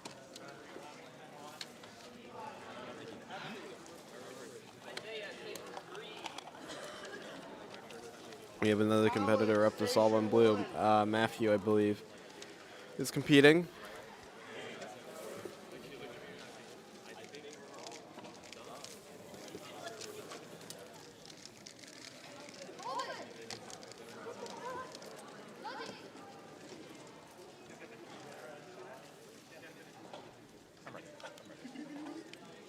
All right, Matthew is solving, but so is Alex Bohack on red.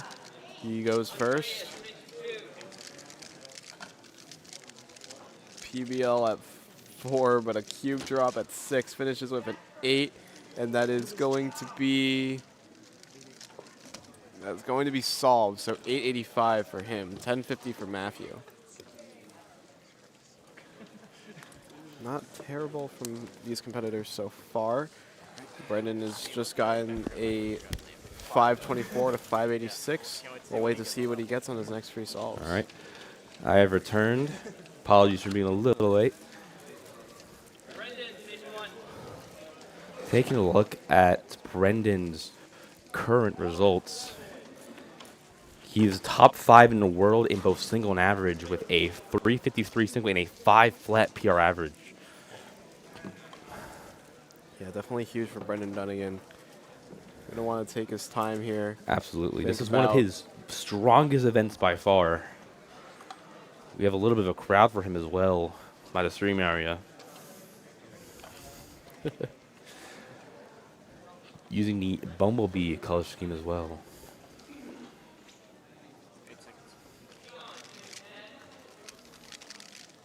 PBL at the low free second stage, 503. 503. Incredible TPS right there. Yeah. This was the previous solve, and that's where he got the PBL lockup, and that's what cost him in that 586. He had a 524 and a 503. Shouldn't be too mad about those 2 times, 586. There's definitely some lockups there that should have been resolved, but currently very consistent for Brendan Dunnigan. Absolutely. We have Henry Schumann now. Ranks second in the state just after Alex Bohack. Top 2 competitors in Georgia, both competing in the same group on the red stage. Pretty good. A few pauses though and some slow TD. It looked like a mid lockup or 2. 13-10. Not happy with that at all. Here comes Matthew Remington, the South Carolina state record holder.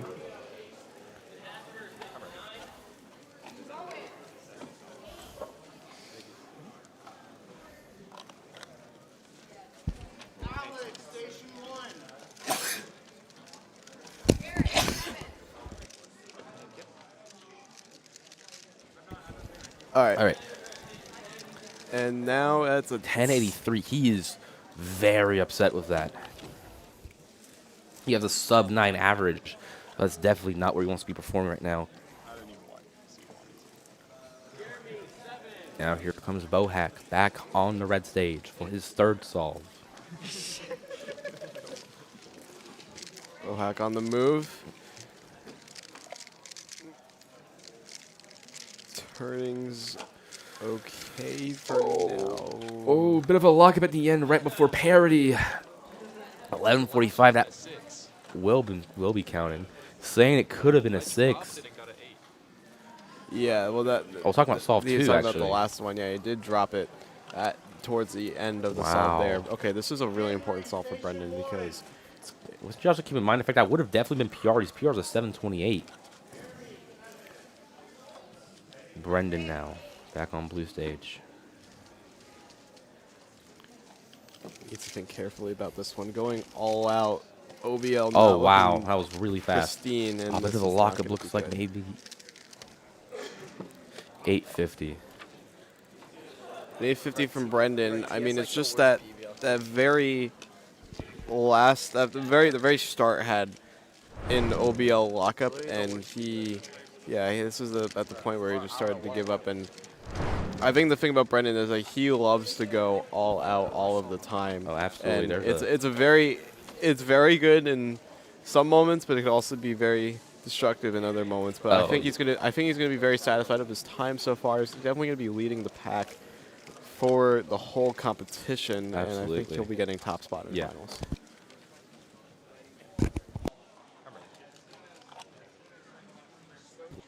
All right, Matthew Remington back.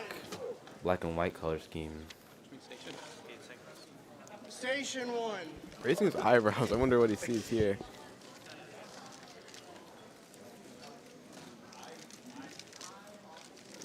Matthew on the last 895. Wow, he's pretty satisfied with that. Yes, quite a few pauses and a little slower TPS than normal. He might be safety.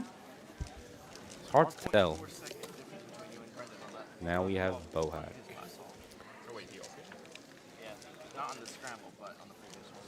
Boak on the fourth. It was also his worst solve on that one. Thank you.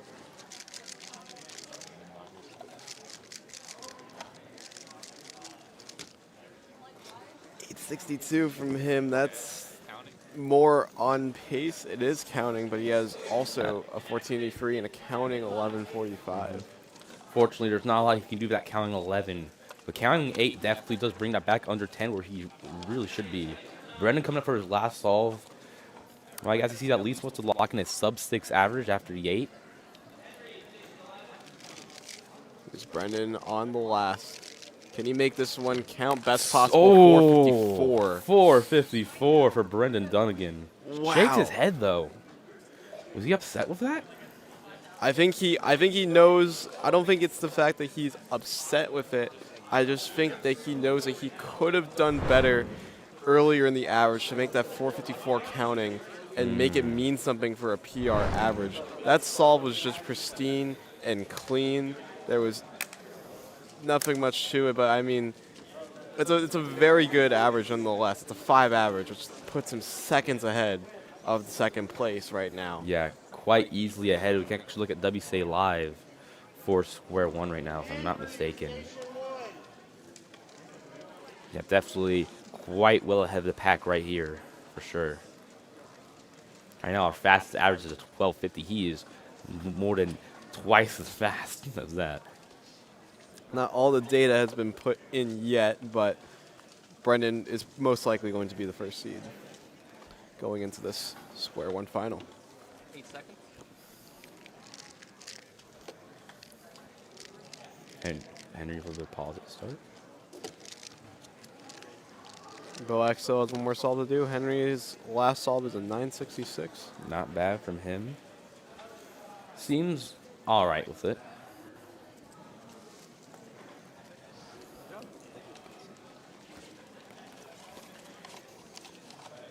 Yeah, I think this is definitely going to be an interesting dynamic for square one. I think it's going to be really excited for the next group. Well, after square one, we have Mega Minx round 1, and then after Mega Minx round 1, we have one-handed, and that's going to be really exciting to watch. So we have people such as Eli Parker and Andres Lamberpolis. Yeah, then we have 5x5, and we have, well, actually, no, after that we have 5x5, then we have our lunch break, and after our lunch break, we have clock, and then after that, it's all of, it's the 3x3 semifinal, and then finals from there on out. Next bug with some locks. 12:15 for Alex to end off the average. It's not bad from him. Definitely could be something to work with. I think that will definitely make it into the final. So thank you guys for watching. We'll be moving on to the Mega Minx final after this.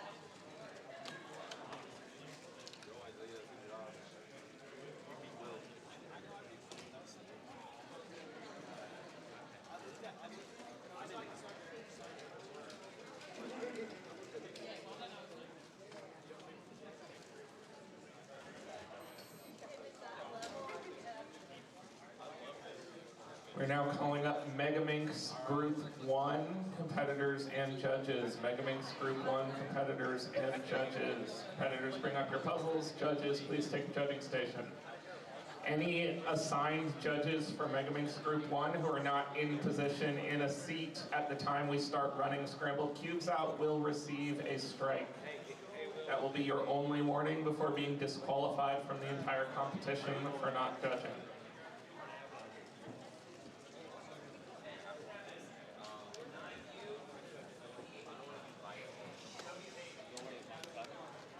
I guess I'll leave on my pad.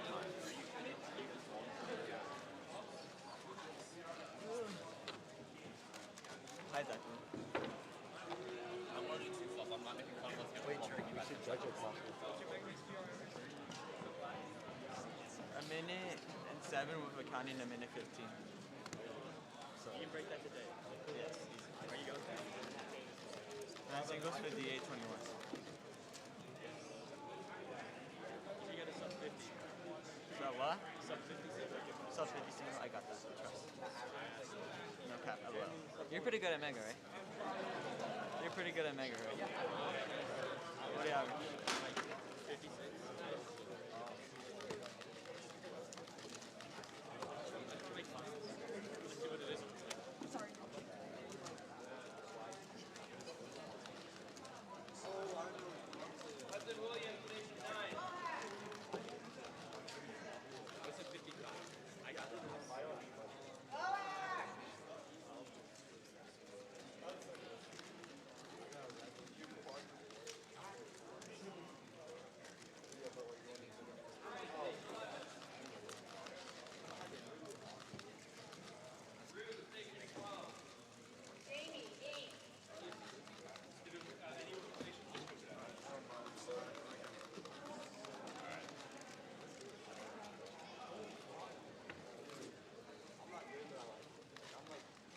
Dominic, 1.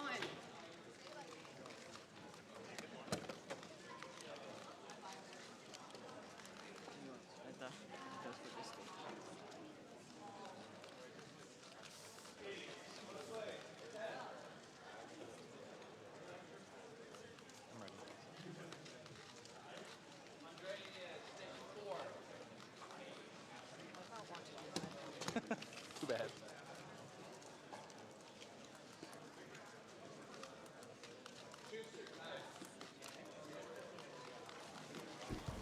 Hello, everybody. Welcome back. We have Dominic Radici solving on the blue stage right now. Looks like he's about the 20-second mark, trying to finish up the S2L. Going into the last part of the S2L. The S2L is very important in Megaminx because it's sort of like the time where you really need to be flying by. I think of it sort of like as edge pairing on big cubes. Does he know any last layer algorithms here? He gets a 47.46. That is on pace for PR average for Dom. Yeah. Yeah, like you said, F2L is really important on Megaminx. That's where the bulk of your time spent is. It's also a great test of look ahead as well, because there's so many sides to look for pieces on. It's really challenging to learn, but if you can get it, it is really satisfying. Yeah, absolutely. Katie on the last part of her Megaminx solve, she gets a 104.43. That is quite a bit off PR average. Her PR average is a 53.39. Moving on to the front, we have Sean Hartman competing.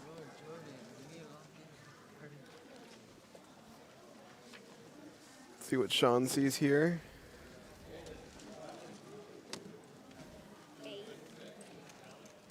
Gets done with the cross, or the star, I should say.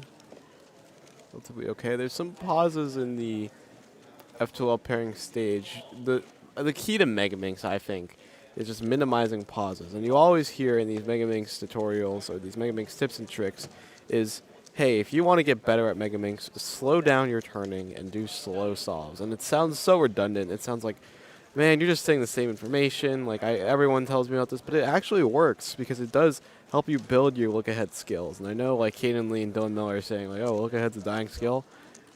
You can make that argument for 3x3, but you cannot make that argument for big cubes. Obviously, look-ahead is the most crucial element to a solve in a Megaminx 6x6 7x7 solve, 5x5 solve, and even a 4x4 solve to some extent. Bohack on the stream, he has a 52.24 PR average. I believe there are 3 groups of Megaminx today. Thank you. Yes, there are 3. And Alex gets a 55.49. Yeah, not the best of starts from Alex, but definitely manageable to bring back. His PR average is a 52.24. Dom on the blue stage now, coming off of that 47. Very quick star. It looked almost a sub 5 star.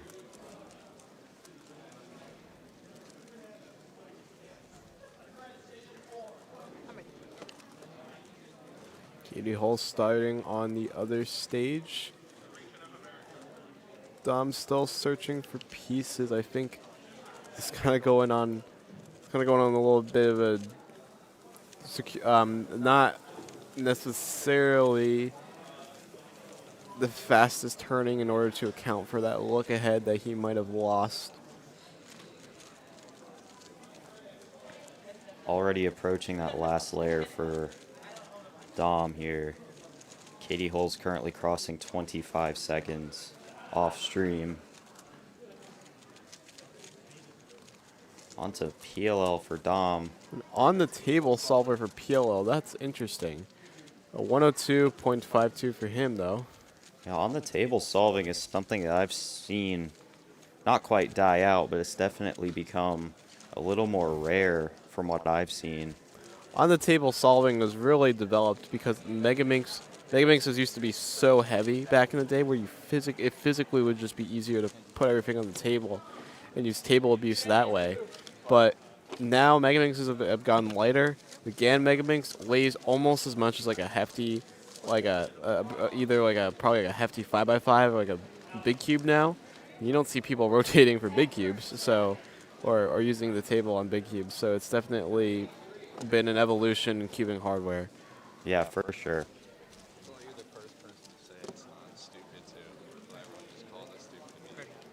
Here's Bohack on the second, but Sean Hartman's also solving as well.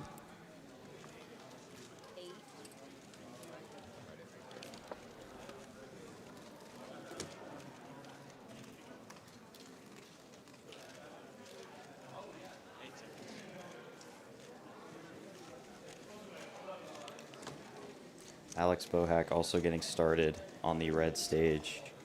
Sean's taking it nice and easy and slow, and even though it may seem like, oh, he doesn't have the highest TPS, he's definitely using his time efficiently by looking for the pieces, making sure he gets everything right and everything in place. Yeah, that is a crucial step for Megaminx, as you said, turning a little bit slower and taking that extra half second to just think over what the next step in your solution is going to be. In the long run, it'll actually make you faster as there's a little less pausing. 49.69 for Sean. Sub 50. Alex at around the 42-second mark. Working on the last layer. This could be something okay for him at the 50 mark using commutators to finish up the Megaminx. 52.22 for him. Yeah, coming off that 55, bringing it back a little bit with a 52.22. That is actually just below his PR average pace, which again is a 52.24. So just below that mark. You could pull off something interesting here. I mean, I know Megaminx isn't his main event, but hey, a PR is a PR, and as you sort of progress through your cubing career, PRs become more rare and more valuable. So. Yeah, absolutely. For any level cuber, obviously, a PR is never guaranteed. But as you grow higher in your skills, they do become a lot less frequent. I mean, I remember when I started cubing during COVID, and in my first competition, I was relatively, I was averaging around like probably 12 seconds on free by free, so I sort of zoomed through like PRs and stuff like that at the very start, but then it started to die down, and I was like, hey, what's happening? Like, why am I not getting PRs anymore? Yeah. And then yeah, it's just a fact of cubing. A PR streak doesn't last forever, and yeah, it just makes the PRs the more valuable. Yeah, for sure. 53.1 free from Dom. Let's see what Katie does here on the Mega Minx solve. On to the last layer, and she gets a 48.91. That's definitely her best solve of the average, and I think she knows it, and she's happy with that. Yeah, bringing it back a little bit off that. I believe it was a 1 flat earlier. We're starting to get in the first results from square one, and the first person who actually advanced to the square one final officially is Brendan Dunnigan, because he is so ahead of the pack right now. He is about 4 seconds faster than the current second place average. Yeah, just as we know, Brendan is one of the top square one solvers in the world. So it is always a pleasure to watch him solve. I unfortunately could not. I was competing in his group. But I'm sure it was absolutely great to watch him. It was a movie. Oh, I am sure. Here's Hartman on the Mega Minx solve. Bohack is also starting on the red stage. Moving on to Alex. Definitely using more TPS, but I don't think he is looking for pieces as frequently. I do see some Mega Minx rotations there. You want to try to minimize your rotations in solving. That's one of the main critiques that sort of flies around when it comes to top Mega Minx solvers and what they recommend. Yeah, for sure. Sean is almost about done on this solve. Does he know the 4LL? Oh, no, he does not. Takes a little bit of a pause. And shaking his head, he knows. 107.65 for him. Bohack on the commutator stage. 53.4 free. I think that was an A perm that he got. And I think he knew the algorithm, which is impressive. Yeah. Should have Dom coming up soon. Looking to count that 47 from Solve 1. I think Sean Hartman just looked up the case on his phone, and he's like, oh, I thought I got that case. And maybe he might have misrecognized it from the wrong orientation. Maybe he didn't get the case at all, but whatever it was, it didn't give him a good time, and it set him back probably about 8 seconds. Yeah, probably. Really unfortunate, but those things do happen.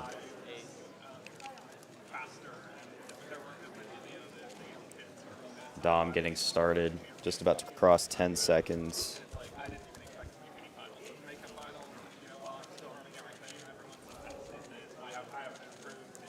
Katie Hull also solving, crossing that 20-second mark in just a few moments.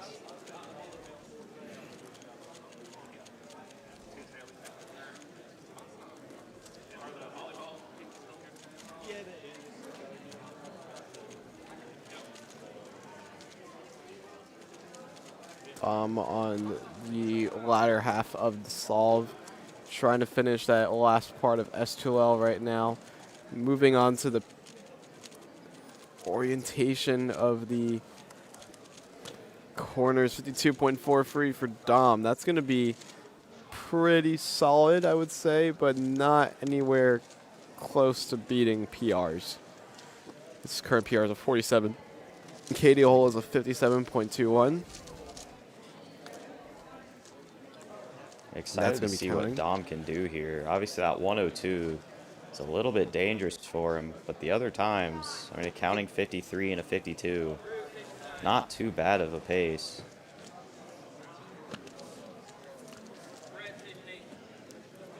Here is Bohack on the fourth. Let's not get another one figure out what I did wrong on that out. 8 seconds. Ready?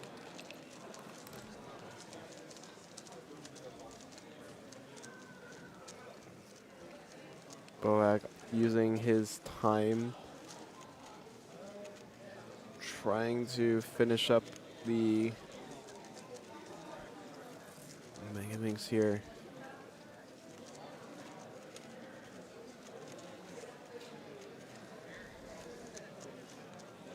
I think he's pausing a lot. He doesn't really.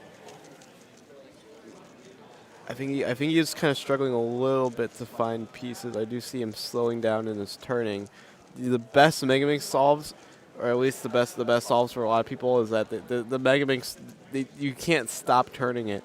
And when you're sort of in that flow state, like you know you're in that flow state, and you really don't want it to get into your head too much. But at the same time, the inverse is true. When you don't know you're in that flow state, that also really gets to you, and you don't want to lean into that too much either. 58 from Boak.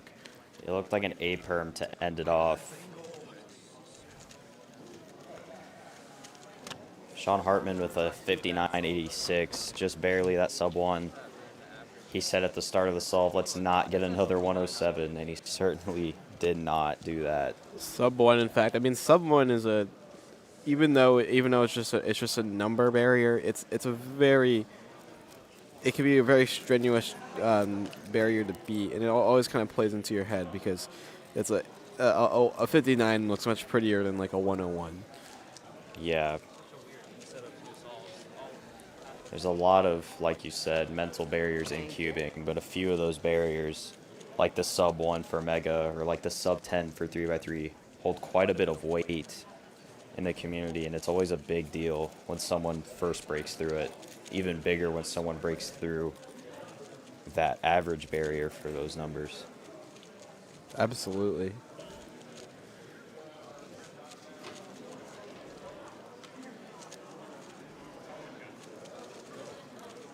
With Katie on the latter half of her solve, shaping into the Pyraminx last layer. Orients the edges and orients the corners and permutates the edges and then permutates the corners. 55.23 for her. Let's see what Kadam can do on his last solve.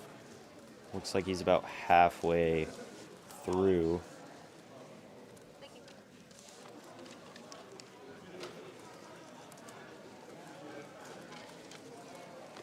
Onto the last layer almost. All is done. More table abuse from Dom. 53.77. That's pretty good from him. It should about do it for Dominic Radici, and now we can see Alex Boak here. Dom's going to end up with about a low 53 average. Not bad at all. A little bit off PR. Again, that is a 47.60 for his PR.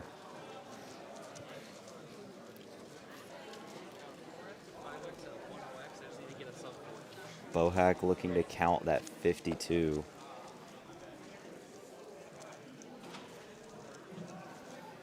I think he will be getting there. He's at the 33-second mark. He's almost done with. No, he's not. He's not that close to last layer, but I know he's sort of rushing to the end.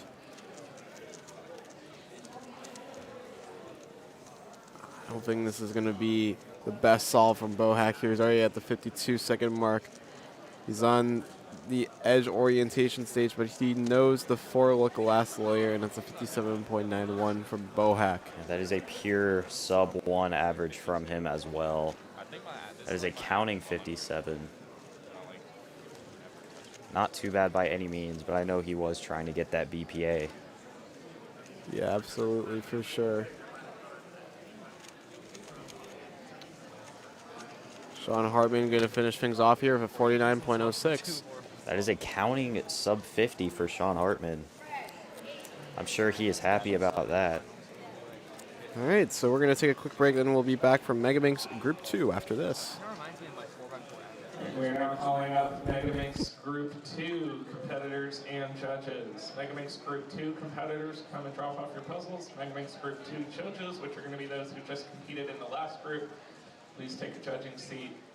Again, if you are not in your judging seat by the time we start running puzzles, scrambled puzzles out to judges, you will receive a judging spray.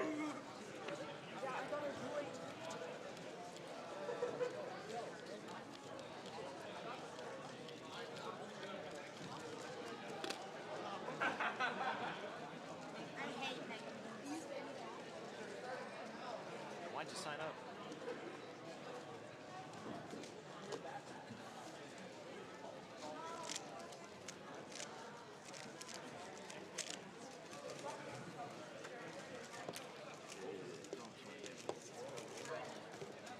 Are you competing?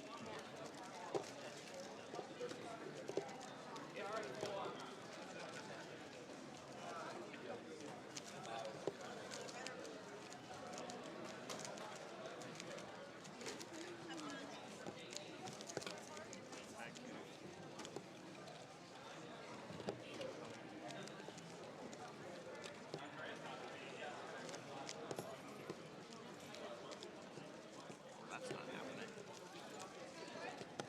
You are good. What? Terrible. Then why'd you sign up? Because it's fun.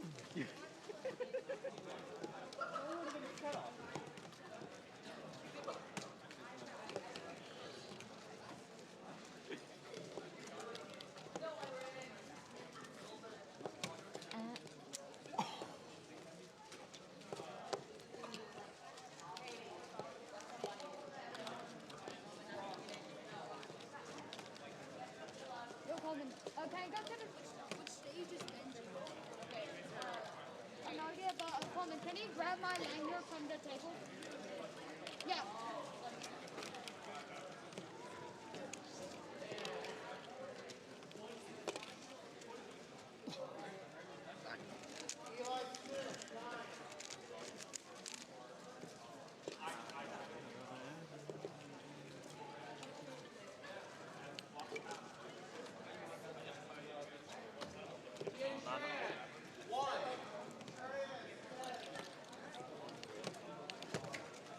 Not all the judging seats are filled out, which means someone is trying to skim. All right, we are now back for Group 2 of Megaminx. We now have T and Tran coming up on the red stage. Yeah, Tian Tran, Georgia resident with a 47.76 average. Excited to see. Yes, he's also, I don't know if you heard, he's also your Georgia multiply champion. I think also some other PBQ as well. If you could I did not know that, actually. He's a very dominant blind solver. At one point holding Vietnamese national record before he was switched back to the U.S.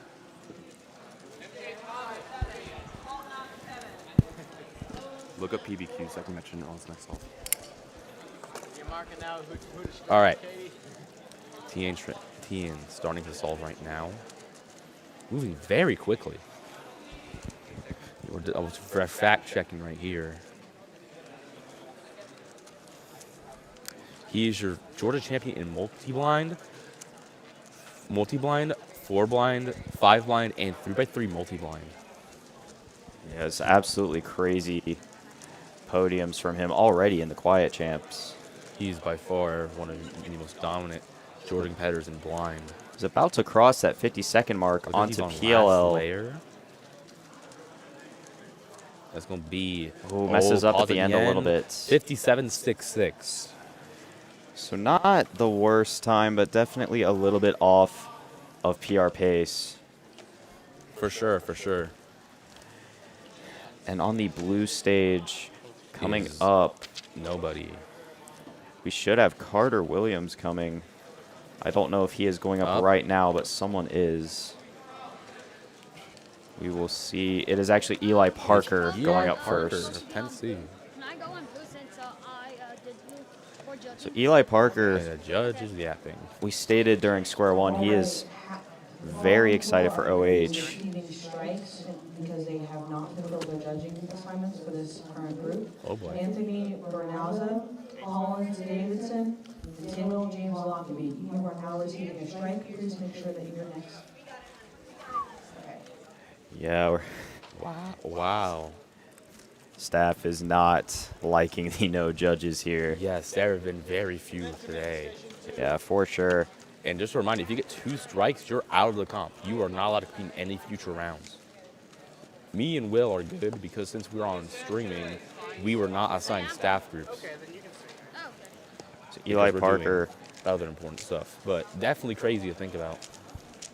Eli Parker about halfway through, actually reaching last layer. Ooh, we're not even at 40 He's on seconds yet. PLL at the moment, flying through. Flying. A 41.72. Almost a PR single. His PR single is a 39.77.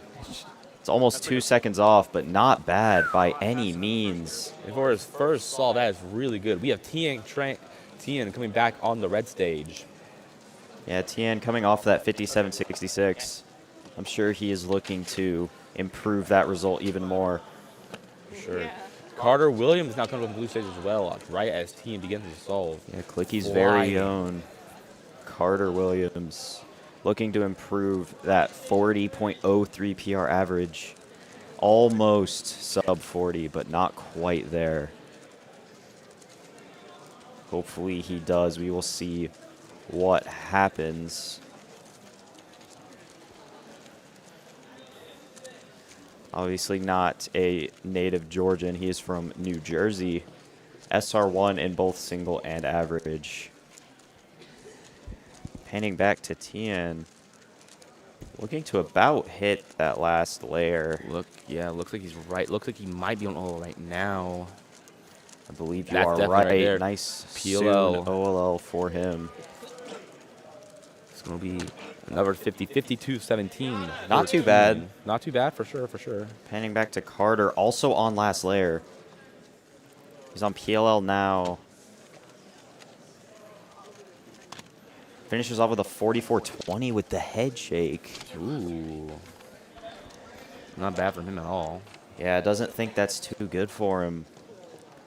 Obviously, still 4 solves to pull it back. Definitely not a bad start. Could have been much worse. But we will see what is in store for Carter. Definitely a bit nerve-wracking as well. There's only 1 round of Megaminx at Georgia Championship. Yeah, this is actually the Megaminx final, not round 1. All So it is very high stakes here today. Absolutely. We have Eli Parker going up for solve 2, coming off of that 41. Very good solve for him. 8 seconds. We'll see what he can do.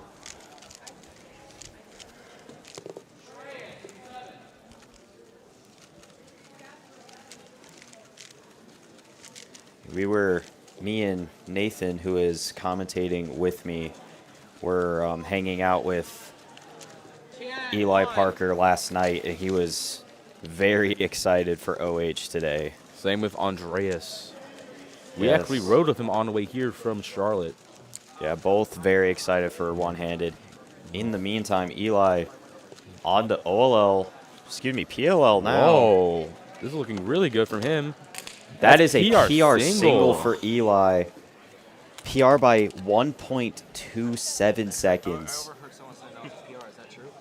I think so, yeah. That is I don't think crazy. I've only gotten like 39. Yeah. Eli does PR. You saw awesome. Yeah, great PR from Eli there. Absolutely wonderful. Yes, and now we have That Tien might, starting his solve as well. if you want to commentate Tien, I will check the state rankings for Tennessee. That might be state record single. That is not Tennessee. That's Alabama. It is Not. just not. Still very nice. Still a very good solve from Eli Parker. Tien moving on to last layer. We're about 45. Very similar to his other solves. Looking like a low 50, maybe 49, but there's a pause. That's going to be another 50. We have 51.72. Carter Williams, we're going to immediately pan to on solve 2, crossing that 15-second mark. Currently working on, I believe, his third side. Me and Carter, during Group 1, were talking about how crucial F2L is during Megaminx. I mean, it is the bulk of the solve. So just 1 or 2 mistakes can throw you off pretty much entirely. Already onto PLL. Oh, a little bit of a mistake there, but a 42-16. Again with the head shake.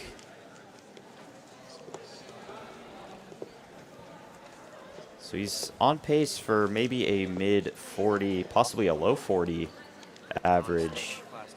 Obviously, it is too soon to fully tell, but we will see in just a few moments. Eli Parker already going up. He just got his PR single for 38.50, I believe. Yeah, I'm sure riding off that high has got to be very encouraging for the rest of his average. For sure. And his first solve was just above his PR average. So this could be a very strong average for him. We'll see if he can see anything good. I am not a fast Megaminx solver by any means, so obviously we will see. We have Tien going up on the red stage. We'll go to him in just a moment. I mean, the TPS on some of these Megaminx solvers is just incredible. It's almost like big cubes. You know, TPS is definitely crucial along with your look ahead, but if you can master both skills, it makes for very entertaining solves and very fast solves at that. Oh, yeah, absolutely. On to OLL for Eli. Oh, he's flying as well. This could be another On to PLL sub-40. now. Looks like he's on corners. A big pause, though. 43. It's a 43.77 for Eli Parker. Seem to be too happy with that. Tien Tran crossing 20 seconds now. 38 pure single. Yeah. Okay. Tien's absolutely flying. Usually the back half of Megaminx goes by very fast, a lot faster than you would think. We have Carter Williams getting set up on the blue stage. Tien on to PLL. Well, it should be a sub 50 unless. It's a 49.84. 49.84, his fastest solve so far in this average. Yeah, just there. Counts that 51 and a 52 counting as well. Not bad from him at all. Yeah, absolutely not. Carter Williams now in inspection. Off stream, just before I panned, he shook his head during inspection. I don't know if that means had it the is. best of starts for him. I don't know if that is a good or a bad head shake. I guess we will see in the coming moments. So Carter, I'm noticing, turns a little bit slower than some of our other top competitors, but he's getting much faster times. So he's got to be very efficient. Definitely not a slow turner by any means. Absolutely not.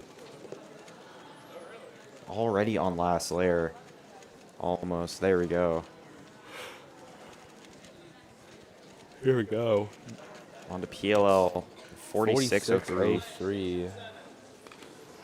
Not a bad result, but again with the head shake. That's going to count that 44 from solve 1.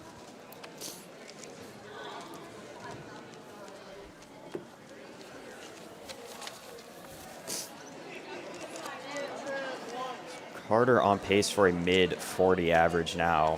Tien on pace for a low 50. Dell gets laughing like hyenas in the back. We have Eli Parker and also Tien sitting down at virtually the same time. Start inspection at the exact same time. I will say, it's good to see that everyone's having fun, even all the staff and Dell in the back. Eli Parker starting first. We will commentate on both solves here. We're going to have to flip back and forth quite a bit. They started within a second of each other. Eli Parker. Eli Parker, remember, he got that 38 PR single and has a 41.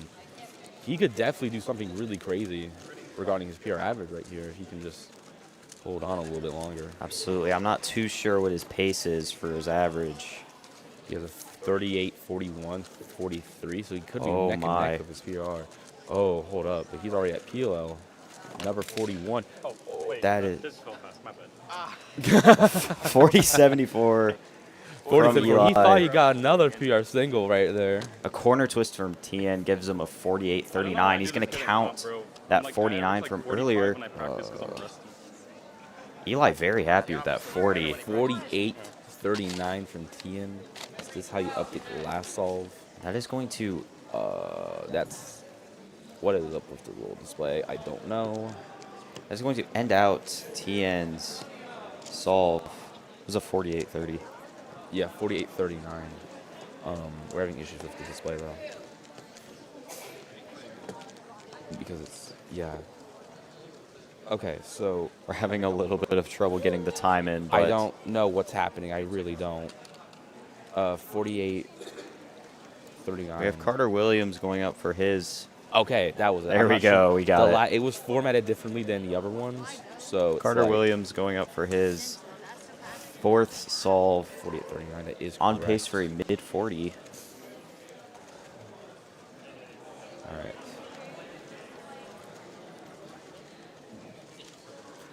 Getting ready to cross into 30 seconds. Almost on the last layer. Gets a little bit of a Pretty good baddie so out far. Last case. getting the peel at 37. 40-71. 40-71, not bad. Not bad at all. Seems to be a lot more content about that and counts that 42. So he has one more solve to do. We also have Eli Parker counting 40 and 41 has major potential to get PR. His PR is currently a 41-70. He's already gone PR single in this final. No matter what, a very strong average from the Tennessee native. Absolutely, yes. We are waiting on the edge of our seats in anticipation. Yeah, I'm ready.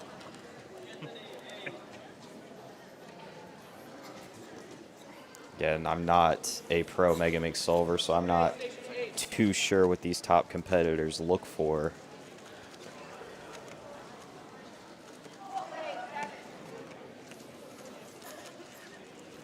But already crossing into 13 seconds. Moving Just really absolutely fast. flying, yeah. I would not be surprised if nerves are kind of hitting him as well. It kind of goes back to big cubes a little bit. Eli, from my experience watching him, seems to not let nerves bother him too much. Up here, looks like we're almost on this layer. That We looks are like onto PLL at PLL. 35. A little bit of a pause. Small pause. I think he still has average though. 40-09. That's it. Wow. That is counting almost another sub 40. And he knows that's PR. I believe that is PR average for Eli. And that should be a sub 41 as well, his first. I'm not too sure what the average is exactly. We will have to wait and check. see what Could it comes that in be as. Tennessee State record is the question. Yeah. That could. I will go check. Let's see. We have.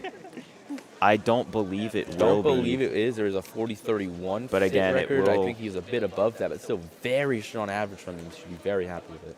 Yeah, we will see Carter going up for his fifth And and final one. Eli, was that PR average?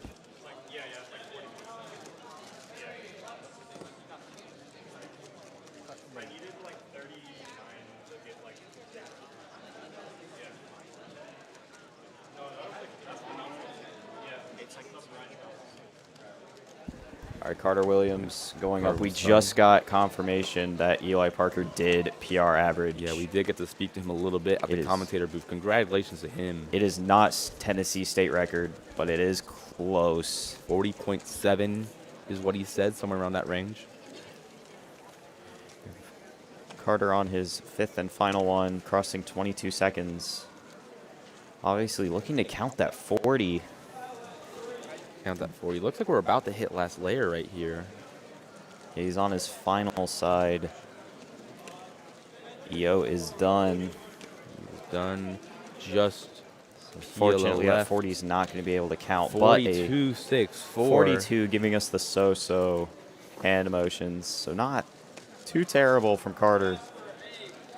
Again, this was the Pyraminx final, so there will be no second chances for anybody competing here, unfortunately, but...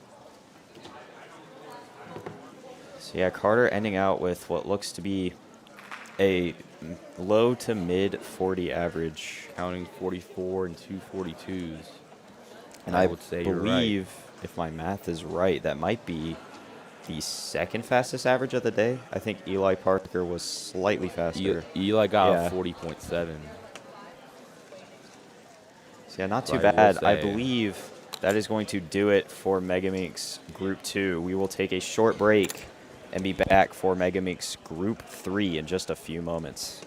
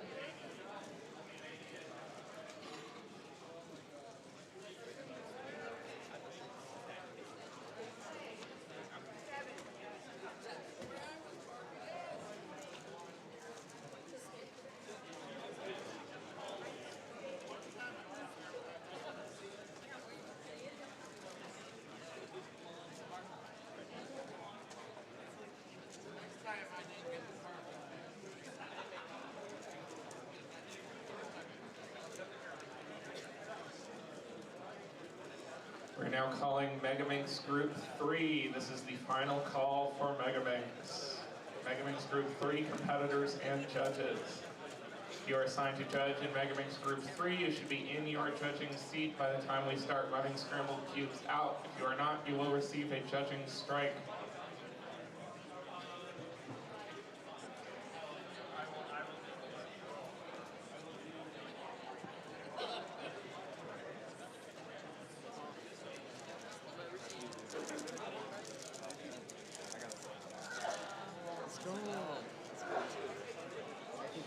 Dude, I clutched it on the last salt, too.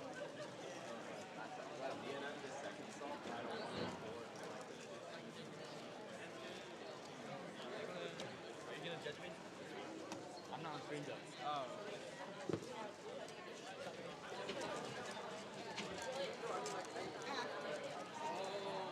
Hi, MJ. I don't even think. Oh, no, I can't. I'm I could judge anything. Oh no. All right, volunteers, please make sure you are in the area of your respective stages. Oh.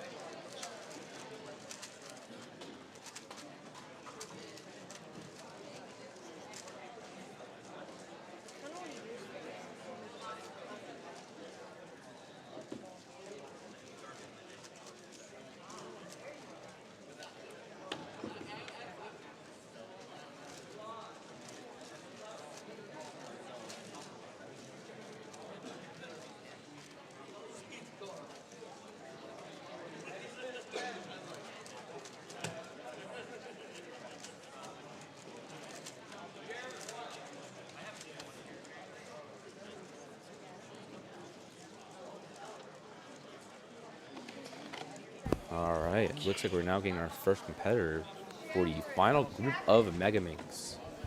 After this, we move on to OH. After Megaminx Group 1, we will have, I believe, OH, and then after OH, we have 5x5. And all of those events are going to be very fun to watch.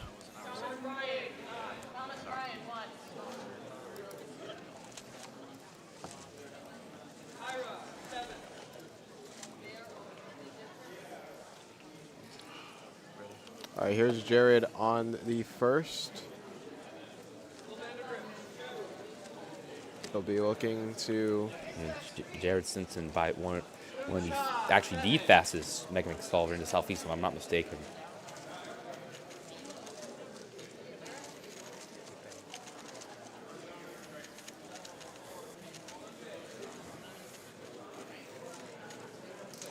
Jared is really good at Megaminx. Oh yeah, absolutely. Yeah, he has a lot of experience in this pen. He's been competing for a very long time. He also been dabbled in some Killaminx at some point too, and that was very popular on an official event. If I'm not mistaken, he still has Megaminx UWR. Also on red stage, looks like we have. This is the wrong group. That looks like Thomas Bryant, 39.85 for Jared Simpson. Yeah, not. I think he's okay with it. I think he just wants to make it onto the podium, honestly. Oh, absolutely. I think his main goal is to win the overall competition. He used to be faster on the psych sheet by almost 4 seconds. You know, Thomas Bryan, 49.33. Very good time, but when you have... It's kind of crazy. And here comes Brendan Dunnigan on the blue stage. Now sporting his Team Cubicle jersey. He's going to be our #1 seed into Square 1 finals happening later today, right here in Clicky Studios.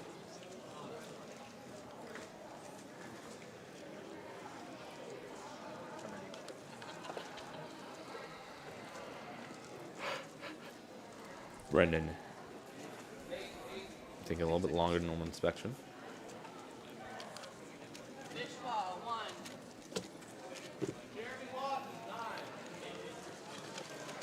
Brendan's still looking for the pieces. He's searching around everywhere.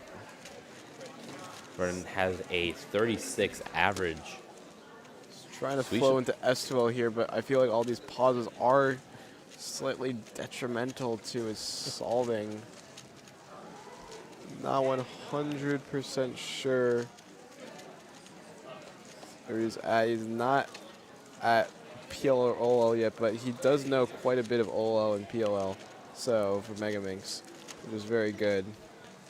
Brendan, I think he's just going to try to scrub this solve out of his mind. 44 to start it off. I will say, when you commentate Megaminx, I have no idea what you're talking about. It sounds like you're speaking a complete different language.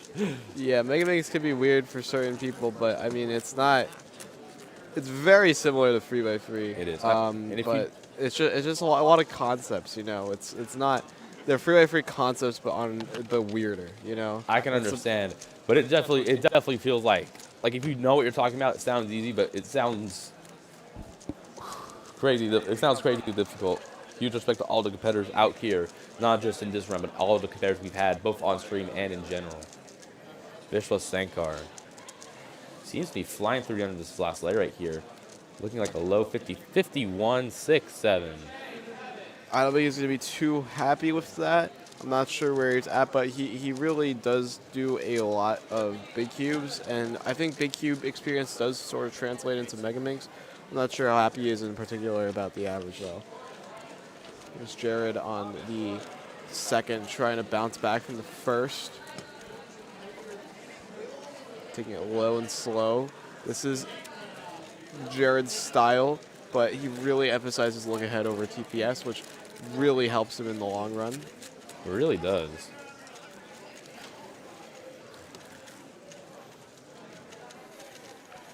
Moving on to he's still on S2L here, finishing up the blue and the red cross, hopefully.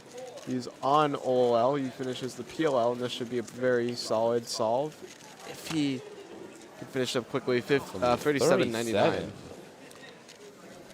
Thomas Bryant on the red stage against his second solve. He got, I believe, a 49 on that first solve, if I'm not mistaken.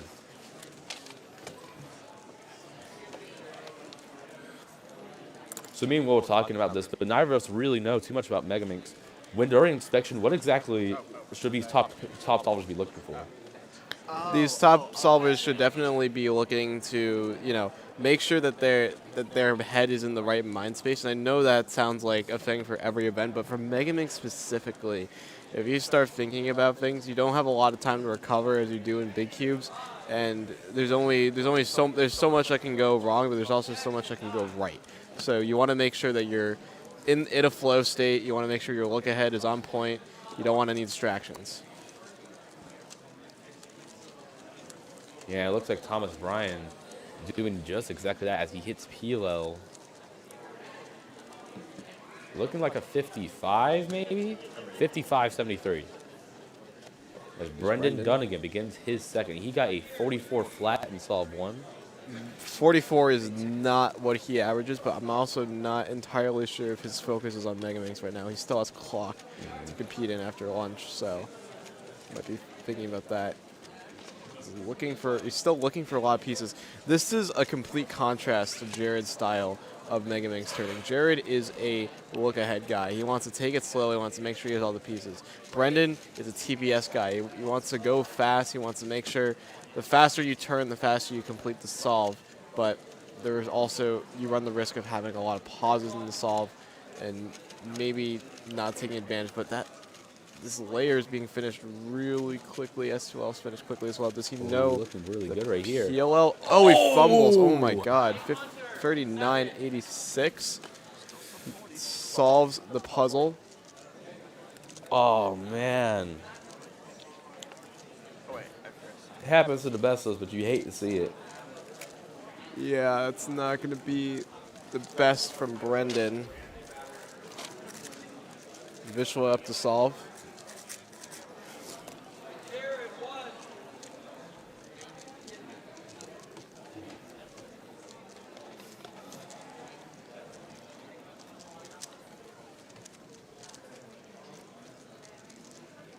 Bishop is our #1 seed in Georgia.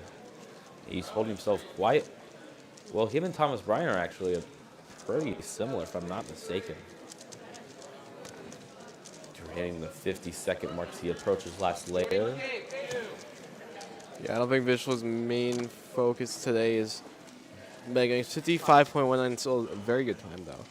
Let's see what Jared could do. He already bounced back from that 39.85. I think a 37 is closer to what he actually averages. Let's see if he can pull off anything here. I want to say he averages around 35. He has a whoppingly fast 32.99 PR average from Worlds first round. Putting him actually in the top, I think even putting him in the top 10 in Worlds round 1. He didn't make finals. Like he is one of, if not, actually I can just full on check. I'm very confident that he is our best Mega Minx competitor in the Southeast, and he is by a whopping 8 seconds.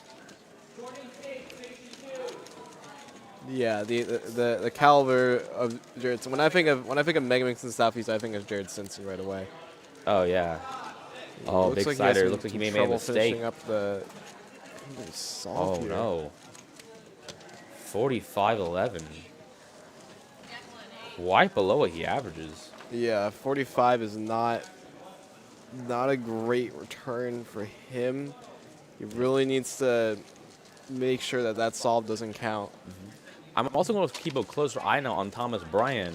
After Visual got off to a poor start, he could really capitalize on these last two, potentially snipe the state title for him. With a 44.58, that is actually looking very doable. Quite a bit below his PR average, even despite his first 2 poor solves. We were talking about a little bit that yesterday, kind of like what your mentality is after you do poorly on your first solves. And it could be that pressure could be falling off him, thinking he's out of contention, not knowing about Vishwa's first solves also being quite rough. Could very well be Georgia champion. Could very well be. Brendan Dunnigan. And you just The mentioned 10-second mark. Yes, He's still looking for pieces. I mean, usually it works out for him in the end, given that his PR average is a 36.41. But I mean, he can get into a flow state sometimes towards the latter half of S12. So still lots to look forward to in this sol, but hasn't reached the last layer at the 31-second mark. Now finally gets to it at 35. I think he uses OL and PLL to his advantage, but he doesn't know the ALG 42. Quite a bit below what he averages. I think perhaps we're having some rough scrambles. It seems like a lot of our competitors are doing quite a bit lower than what they usually average. I'm not at 100. I mean, yes, I think the start is definitely contingent on scrambles. You can get easy stars. Those do exist, but I don't think Minx is a scramble-dependent event necessarily. I just think that the solving style that Brendan has adopted, it can work well if he gets very lucky with an S2L, but that sort of luck is just so, it's not dependent on the scramble because obviously, you know, Mega Minx miss scrambles are allowed, so it's not. That is true. It's not 100% contingent. All right, we have Vishwa finishing sol looking like another low 50. It may look like Thomas Bryan might actually be your Georgia champion from the looks of it. Yeah, or Thomas at least Bryan he's getting very close. He's getting definitely close. That 44 on sol 3 could be a huge game changer. There are still 2 solves left. Vishwa could definitely count a very low 40. It's going to be very interesting. Here goes Jared Stinson. I think he's picking up the pace a little bit. He knows that 45, he doesn't want anything bad happening after that. This is actually a very... Wow. This is a faster solve for Jared. You see some of these CPS bursts right here. I'm definitely seeing some block-ups. Is that a quarter twist I just saw? Not great news for Jared, but he's actually wrapping up S2L relatively soon. Gets to the last layer of 31. No, yes, that's going to be a 35.38. He does recover very well from that 45. Yeah, it's just absolutely mind-boggling to see him just turn like that. He knew that it was go time. So he doesn't want that 45 to count for. Absolutely. Now here goes Thomas Bryan, coming right off that 44 from Sol 3. I believe he's currently quite a bit ahead of Vishwa meanwhile. There's some cheering from far on the red stage. Looking very well here. Brendan.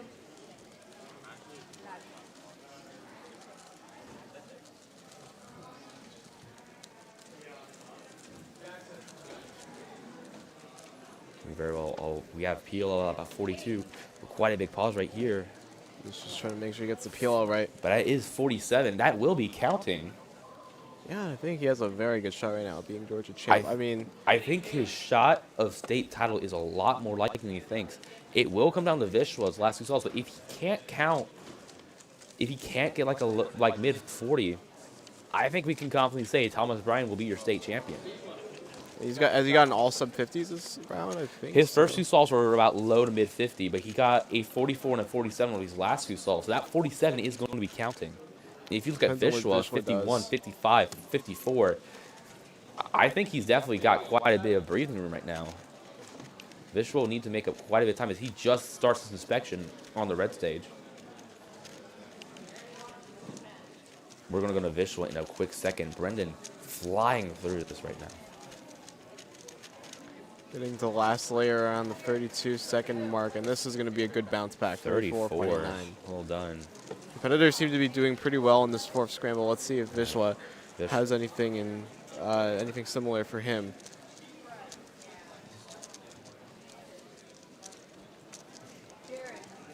It's still early in the morning. It's like 10:56 a.m. right now.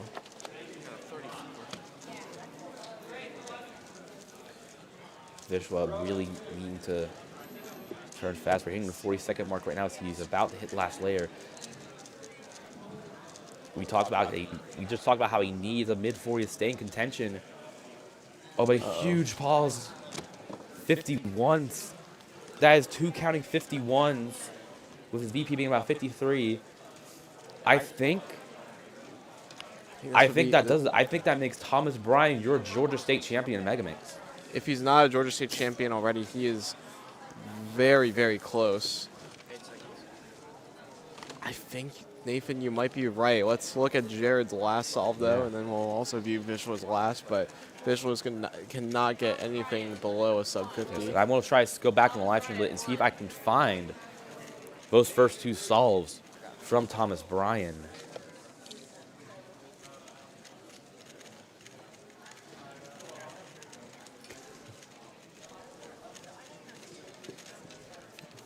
Right. Here is Jared Stinson on the last solve, reaching PLL at the 20. Oh, that's looking really good from Jared Stinson. Uh, Quarter twist. Quarter twist, though. 44.9. That will get him BPA, but he's not happy with it. Especially after that corner twist, I wouldn't be the most thrilled either. Either. Oh, I am definitely mistaken. Average. Right now, Thomas Bryan is accounting 47, 40, 49, and 47. Yes. I think at this point it's confirmed Thomas Bryan, no matter what happens here, will be your Georgia State champion in Megaminx. I really wasn't expecting Vishwa to kind of take this one home. I'm not going to lie to you. Yeah, me too. I think This looks like quite a big upset from the Georgian. Yeah, his first solve was 49. His second solve, low 50 like I thought about. Yeah, Thomas Bryan, second in the state. Yeah, 49, 55, 44, now 47. I think It's Thomas very Bryan comfortably. is actually He's on the last layer at 39 seconds. Oh my gosh, this could very well be PR for him right here if he can. I believe that is PR average for him. He's at 46.70. Hang on, that's not. I don't think it's PR average, but I think it's pretty close. It could. I think. Well, yeah, you're right. 44, 47, 49 is just over, but that will be your. He will be your Georgia State champion. Incredible job from him. Really making the most of Vishwa not being able to perform as well as we were expecting. Vishwa has a 44 average, and his best solve right now is a 51.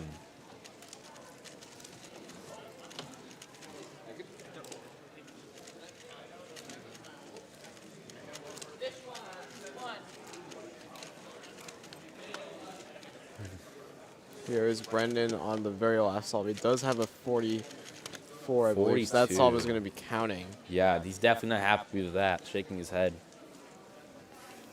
Vishwa on the last. This will be the last solve of the Megamix final on stream. And we now have Eli Parker's average in from Group 2 is a 40.85. Just got PR word. average from Eli Parker. Congratulations to him. Taking a look at the rankings. It looks like that actually Vishwa will be third place out of all Georgians, as Team Train's 51.24 will beat him. And like we just mentioned, your Georgia State champion will be Thomas Bryan. Definitely under my radar for sure. Oh yeah, absolutely. Yeah. But congratulations to him. I mean, that's Absolutely. Vishwa Sankar is considered to be one of the greats of big keeps. So to say you beat him in the final is pretty cool. Absolutely. Any last comments about Megaminx as we wrap up this? I believe this will be our final solve on stream for this event. Well, I mean, Megaminx is pretty fun, but now we're going to get into some even crazier action in the 3x3 OH after this. So 50.44 rounds it up for Vishwa. We'll be taking a quick break and transitioning into 3x3 That is his one-handed. BPA, but that also means not one of his solves were sub 50. Yeah, that's pretty crazy. So Yeah. we'll be taking a quick break, Yeah. then we'll Well, there's transition. valiant effort from Vishwa. He will lock in that third place for all Georgians. And Alright. of course, we're probably going to see some very exciting results out of 5x5 today. Yeah, I believe it is OH after this. Is that correct? Yes. Yes, so It we'll is be OH. I'll be in Group 1, so I'm passing the heads up to Will in a brief moment. But now that we're done with Megaminx, we're going to go to a short break as we're wrapping up the groups, and we start one-handed.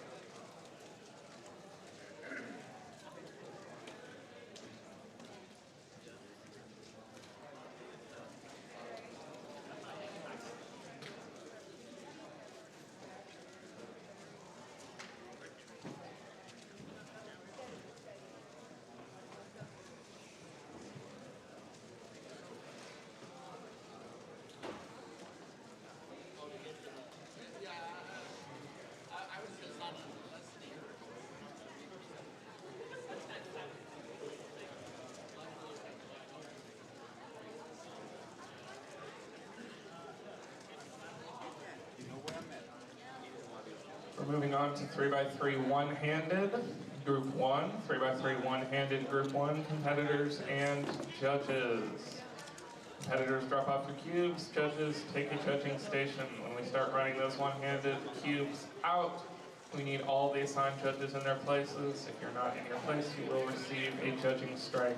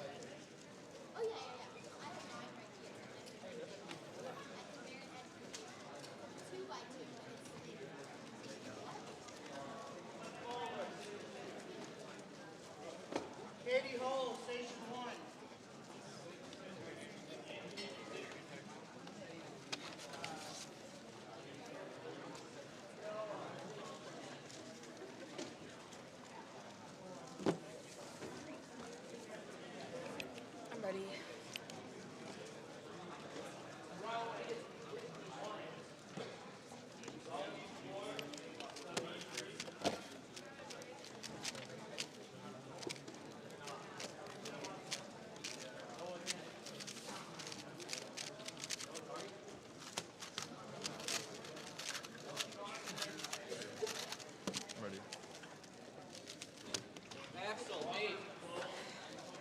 All right, hello everybody. Welcome back to 3x3 OH round 1.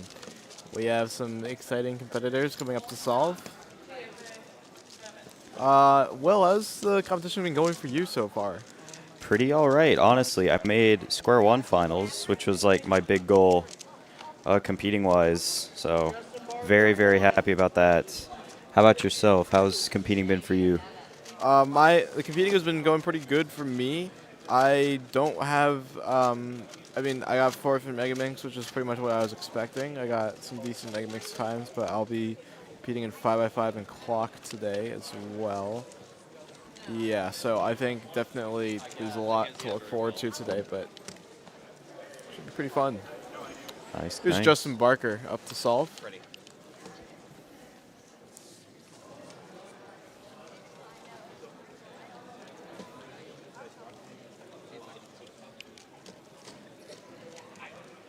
I'm ready. So Justin with a 13.76 PR average for one-handed. This is going to be a little bit off that pace. A little confused on the PLL there. 23.18, not what he was looking for to start off. Here goes Daniel Cheng. Working on last layer. Finishing off a 23.87, just laughing it off. Not exactly what he was looking for there.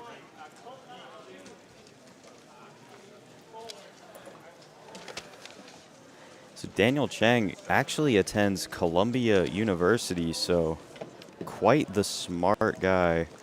He lives between Alabama and New York, so he is representing Alabama here today. On the red stage, we have Katie Hull, who just started the solve.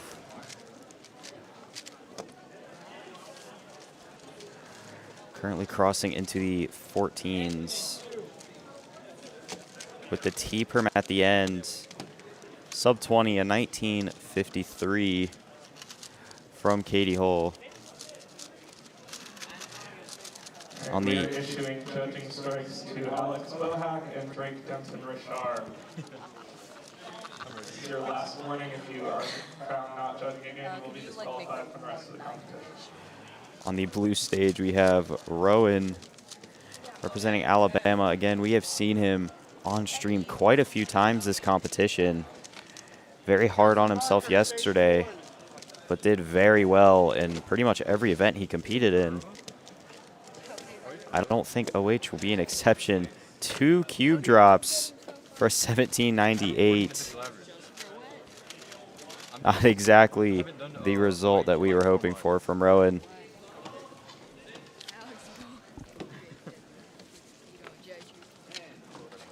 The red stage, we have Justin Barker looking to build off that 23, hopefully get well below it. I know he was not happy with that result.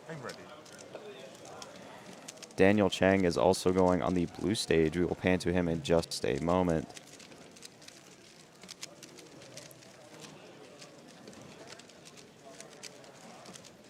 Justin on PLL now. Looked like a V-perm if I'm not mistaken. U2 at the end with a 21.57 for Justin Barker. Again, the head shake, not too pleased with it. Meanwhile, Daniel Chang with a 23.41. Both of these competitors, I don't know if it's just nerves or maybe the scrambles are just off. But not exactly what we were hoping for from both of them. Obviously, all the best. Hopefully they can turn this around in the next few solves. I'm ready. Katie currently inspecting on the red stage, looking at the white cross. Again, her signature thing is solving cross on the top as opposed to on the bottom like most people. You would think that would slow her down, but it actually does not. On to PLL. Fumble at the end, a 20.41. Rowan on blue stage just started, maybe halfway or so through the solve.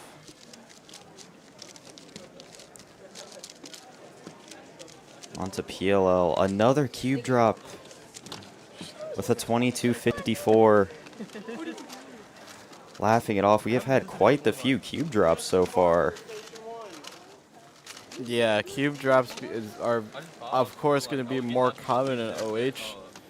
Very careful with your table abuse. Like you can't, you know, it's literally a physical disability of only using one hand, and yeah, stuff like that can happen. And it's all about precision and turning, and not just turning, but look at there's 3x3 OH is such a different event than 3x3 two-handed. Yeah, absolutely. Justin getting started on the red stage. We have Daniel Chang also getting started on the blue stage. Both of which trying to recover from those 20s. Justin with an 18, another head shake from him. Definitely a little better than the previous solves, but not what he wants. Daniel Chang with a 15.32. That is more like it from Daniel. And that counting 20 for both of them is just not putting them in the best of spots. No, not necessarily, but I think Daniel's going to be happy with that 15. He should be bouncing back for the latter half of this average, and it seems like these competitors have turned it around with 2 sub-20s. Yeah, for sure. We have Rowan on blue and Katie on red. Looks like we're going to get Katie solving before Rowan. Possibly a little bit of a fumble at the beginning. Nothing that should set her back too much by the looks of it. On to PLL. That's more like it from Katie, a 15.77. Puts her back in a decent spot. Rowan's still trucking along. I don't think he has hit last layer yet. Crossing into the 23s. I think he's trying to recognize the ZB there. 31-36 for Rowan. Wow, that's that is a solid from Rowan, but Yeah, me too. That's what I'm doing. definitely definitely pretty.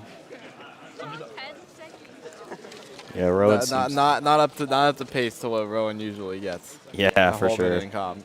He seems to be laughing the average off. Thankfully, not taking it too hard. There are only 2 rounds of OH, so we'll see what happens after this. But Justin Barker up for his 4th, crossing into the 10 seconds. Onto PLL, looked like a Z perm. 17:08. I think at this point he might have just accepted that the average isn't going his way. Still a good job trying to bring it back for sure. Daniel Chang with a 19:06, definitely not pleased with it.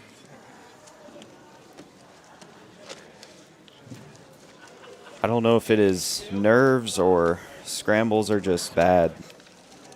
It seems like all 4 of our competitors that we have just aren't doing the greatest. Bro's getting a 6.7. Here's Katie Hull. Off stream, Rowan has quite the face during his inspection.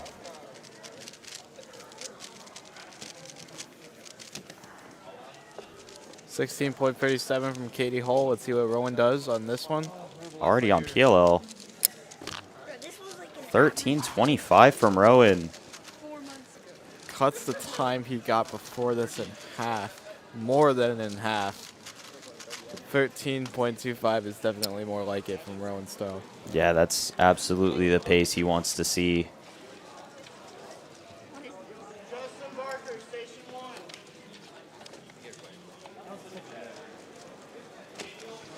We have Justin Barker going up for his 5th and final one. Hopefully we can get a really good single out of him. Obviously that counting 21 is definitely not what we want. Daniel Chang going up on blue for his 5th and final solve of the average. Currently counting a 19 and a 23. Counting that 15 would be ideal. I almost spoke too soon. Doesn't count the 15, but counts a 16. So not too bad from Daniel. Good job bringing it back. We have Justin going up on the red stage now, just getting started.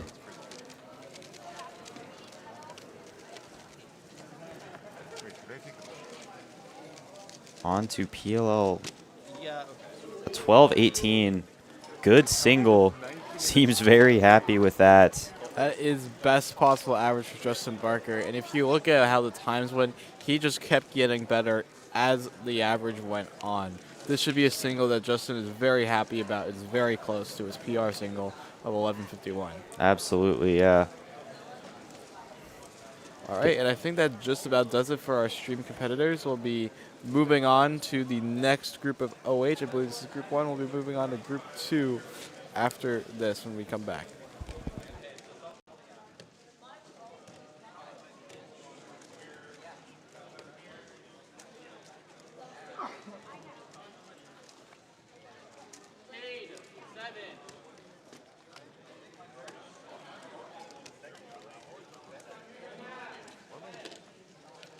We're now calling up one-handed Group 2 competitors and judges to both stages. One-handed Group 2. All judges need to be at their judging stations by the time we start running scrambled cubes out.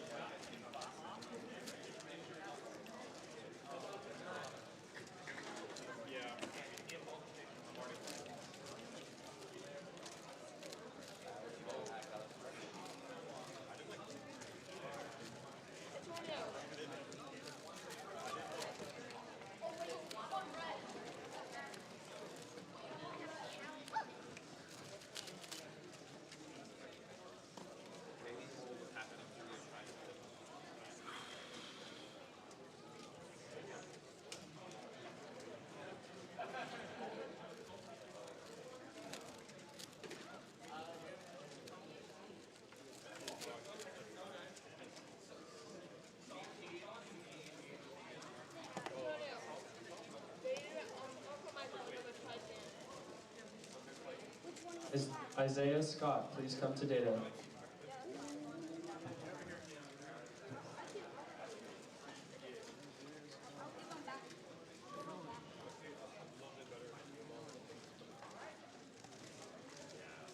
Daniel Mullen, Station 1.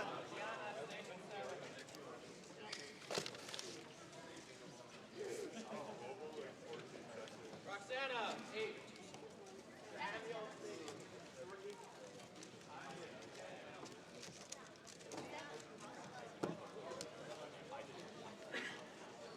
Put it down.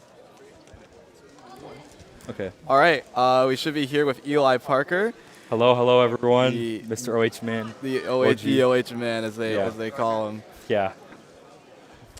Let's get a look at Daniel Mullen's first solve. So Eli, how has the competition been for you so far? I've gotten like a handful of like larger PR or like I've gotten many important PR averages for myself. Okay, I love Daniel Mullen's OH. Not the speediest, but okay, he's dropping. Oh no. Should be Orlo. almost. That's a pretty good last layer. That doesn't seem so happy. 8 seconds. But yeah, 6 PR single. Mega Minx average, Pyraminx average. So I've had a lot happen. Yeah, that Mega Minx average was pretty cool. I was in the group. I heard you get in some pretty good times. I heard you got PR single. My judge also told me that too. So Yeah. Yeah. Okay. Sean Hartman. It's a 14 from Sean. I think he's gonna be pretty satisfied with that. His Oh, and then we also have Keon. Keon, I think OH is one of his top events, from what I observed from him. Okay, well, let's see. I've shared podiums with them, I believe, in the Southeast. Let's see what Keon pulls off here. He is a Georgia resident. Eli, Dalton is a very, very interesting city. This is my first time in the Southeast. So, Yeah. what do you think of it so far? Like, how is just like not just competing? Like, how are you feeling? Like, is this? I like its location in comparison to where the big cities are around it. It's really close to Chattanooga, one of my favorite Tennessee cities. Also Atlanta. I think it's in a pretty good spot. I'm very biased because this is a very big competition close to my apartment. Yeah.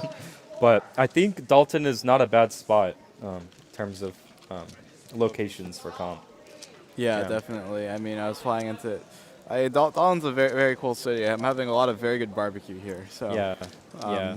It is the Southeast after all. So Yeah. 13-12 from 12 from who is he? Oh, that's not Elijah, but we'll get. Yeah, that is Elijah. Excuse me. Okay, Sorry, okay. Elijah Yeah, Slater. someone new for me personally. Yeah, got Melon back on red stage. Into it relatively quickly. A little bit of mojo here. Getting to Olo pretty fast. Okay, V perm. 14-28. Yeah, Should be fair enough. satisfied with that. 14-2. Yeah. About a second off from his PR average of 13.27 seconds. Yeah. Keon's up to solve, but we'll see Sean Hartman solving first. Yeah. He has a 14.16 under his belt currently. Can he improve on that time? We'll find out. Let's see. Okay, so it looks like he's He solved with 8 OH on the second right last hand. A little bit of a rough turn on the last layer. 13-6, not too bad. Interesting choice, though. Yeah, 13-6 is pretty good for Sean. We'll see what Keon does. He's nearing the last layer here. Yeah. Not too bad for him either. 13.27 should be relatively good, I would say. Yeah.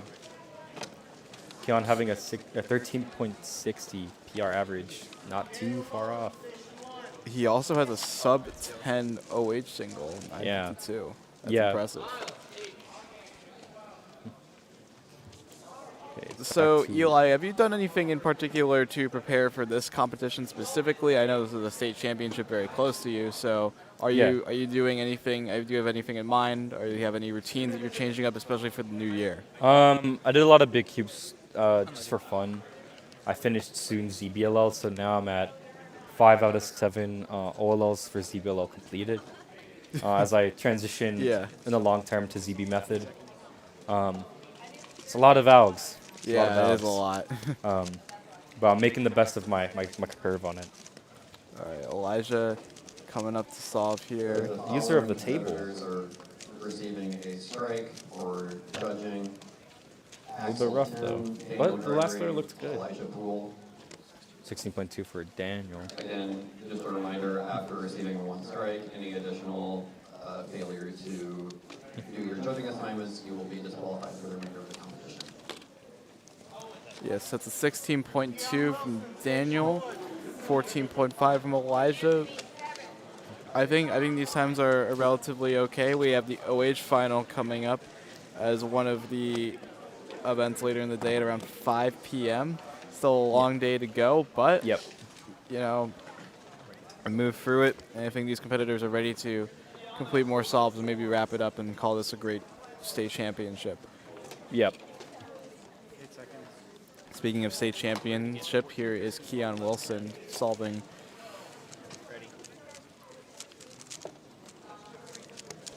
Okay, looks like he's starting off pretty decent so far. Oh, a little bit of a loss of grip. Oh, it looks like a dot OLL, very rough. That's a case you do not want to get when you do 3x3 one-handed. Oh no, +2 as well.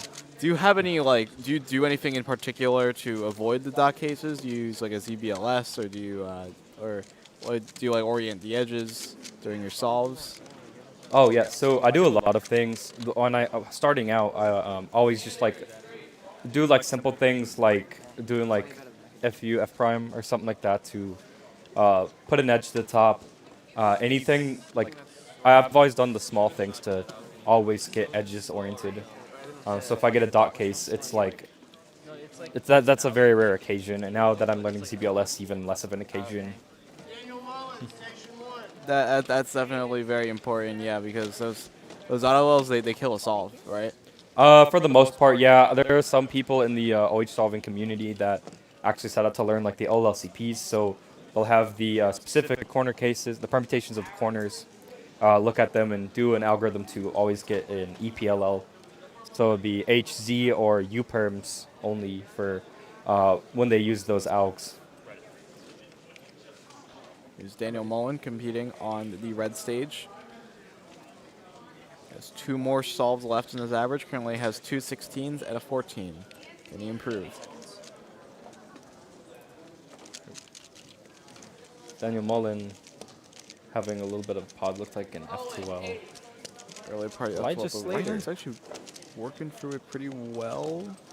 14.56 should be very good for Daniel. Oh yeah. 2.4 for Elijah, though. On the other hand, he seems to be disappointed by that time. Elijah being a bit interesting, seeing him using table. Good bit of table. Doesn't look like it's all table, but looks like it's a mix between table and no table. What is your opinion on using the table in OH? I mean, I am sure that every OH solver has a different style. So how can you explain like your style of using the table or not using the table? Yeah, I've tried a bit of table. So mainly I use table to keep the grip going on my solve, the fluidity. If I need to, like, I kind of do like a slap on the table. I think in my PR single, this full step with a fat Soun F perm, I did RUL, and I did a touch or 2 of the table to keep the grip and like on the cube for the F perm algorithm. And I think it helps a lot of people. A lot of people will do table even if they're like, they'll like touch the table just to keep the balance. Some advice I got from OH solvers, including Sean Mack, one OH solver, Sean Mack, is that you need to think about when to use the table too. Like I feel like in my OH solves, like sometimes I'll use the table, but like I won't think about it, and it sort of like messes me up when like reorienting myself. Okay, I have Yeah. like my hand down like on the table. Now I need to like flip it back up and use it. Like even though that seems so mundane, it can take away your reaction time, and it could really like hinder your awareness for the solve. At least that's in my experience, but I'm no expert in OH, so. Yeah. When I touch the table, it's typically I don't really think about it. It's just like a natural like, okay, I need to keep my balance on the cube. I'm about to like lose grip. Well, typically I rotate pretty fast. Especially going from like a Z rotation to do left pairs is like a big thing I do. Here's Daniel Mullen on the last one. Last solve of his average. There's 2 14s to work with, but accounting 16. Let's see what he can do here. You can tie it up pretty decent with a 15 average.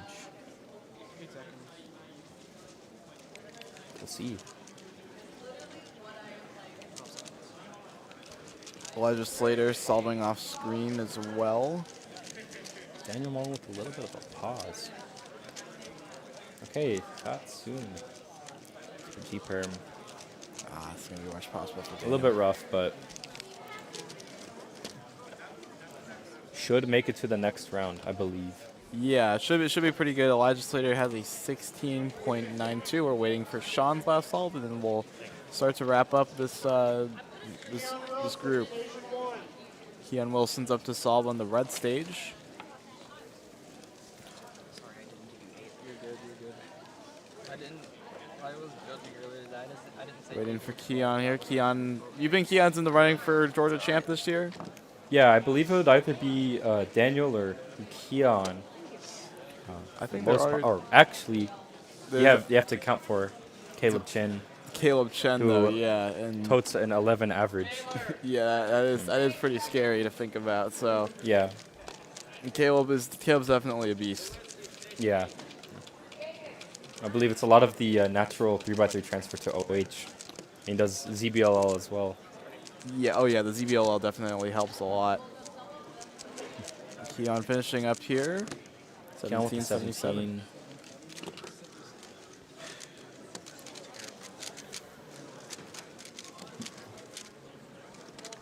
Sean Hartman. Last layer at 9 seconds. Okay, 1263. Wow, okay. Yeah. Finishes up with best possible average. I think that's still 14. He thinks that he sold a 14 average. I'm not 100% sure about that. I mean, it's a pretty good average nonetheless. So yeah, that pretty much does it for this group of OH. Eli, nice to talk to you on stream. Thank you, we'll Carter. be right back with another group of OH after this short break. Oh wait, you don't have the. Wait. Resist. That's my bad.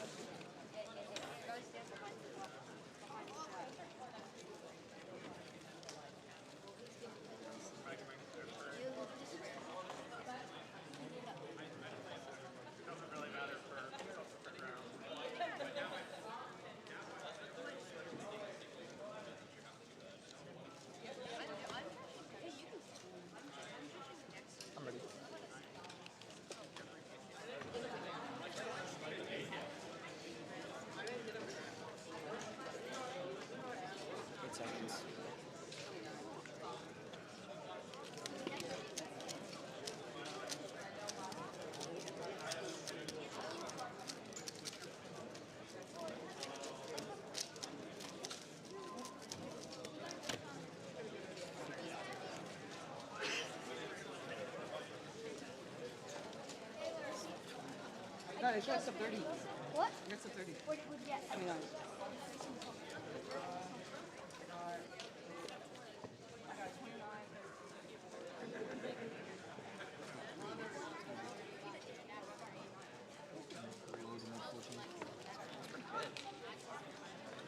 Thank you. you too. Nice job.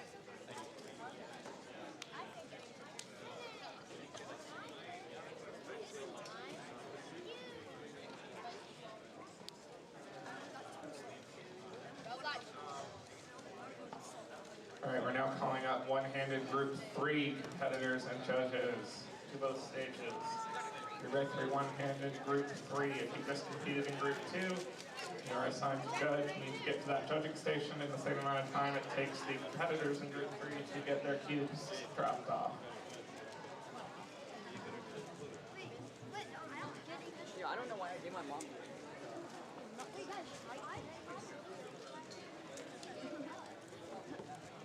They can't see me, but they can see you. Dang it.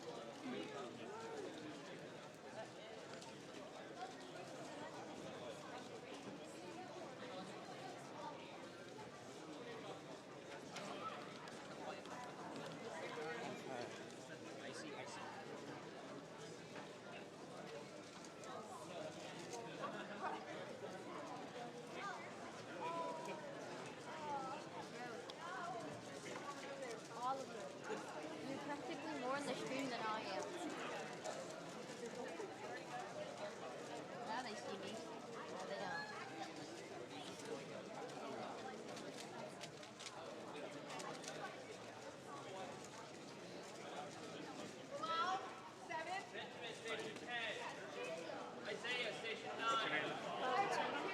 12, gotcha.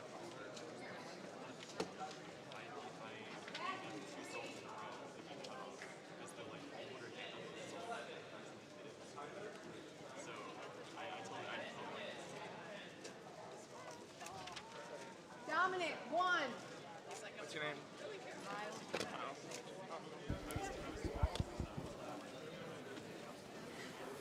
All right, we are back with OH round 1 with group 3. Starting off on the blue stage, we have Dominic Radici. Coming off yesterday with a very good Skewb average, per usual. The PR average of a 1185 for one-handed. That is good for SR2.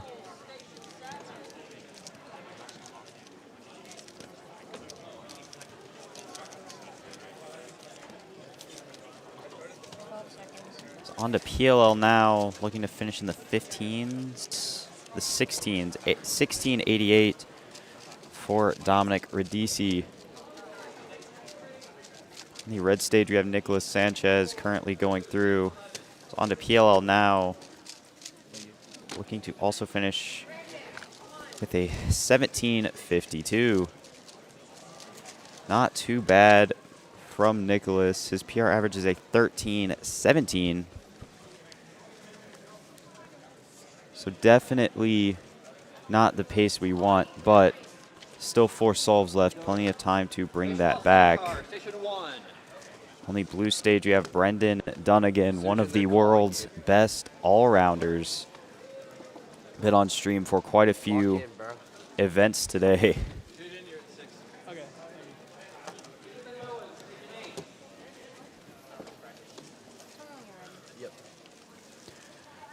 Starting inspection, possibly looking at white, I believe. A little bit of a cube drop right there. On the red stage, we have Vishwa. A 902 for Brendan with the ZB. On the red stage from Georgia, we have Vishwa with a 1499 plus 2. That is not the start we wanted, so that's going to end up being a 1699. Yeah, Vishwa. For Vishwa.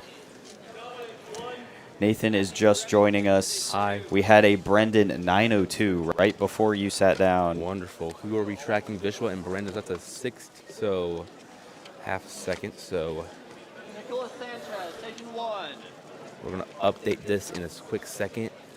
Right on the blue stage. Why is the A key not working on this? We have Dominic Radici going up for solve number 2. Was that their first solve right there? Yes. Okay, I might have to go back to this room real quick. But Dominic with really good TPS out of the gate. A little bit hesitant on that last pair and the transition into OLL. A little hesitant at the end of PLL as well, but going to finish with a 13-22. Not bad for Dom. Seems to think that is just a neutral solve. Not either good nor bad. Where's the update button? Am I tripping? We have Nicholas Sanchez going on to PLL right now. Finishes off with an 1868. Not exactly what he was looking for there. Shakes his head a little bit in disappointment. Now we have Brendan on the blue stage, coming off of a sub-10 902. Okay. Card. There we go. Got it. We'll Okay. see what he sees. Quick second. We will update our first solve as well. Apologize for the slight inconvenience for our viewers. On to ZB. That is an 828 for Brendan. Quite the pace he's going on. That 902 is now counting. 902, 828. That is correct. We have Vishwa going up now for solve number 2. A little bit hesitant. Let me get the decimal point in there. But a 1376 to finish it off. Not bad at all. 1376, no penalty this time.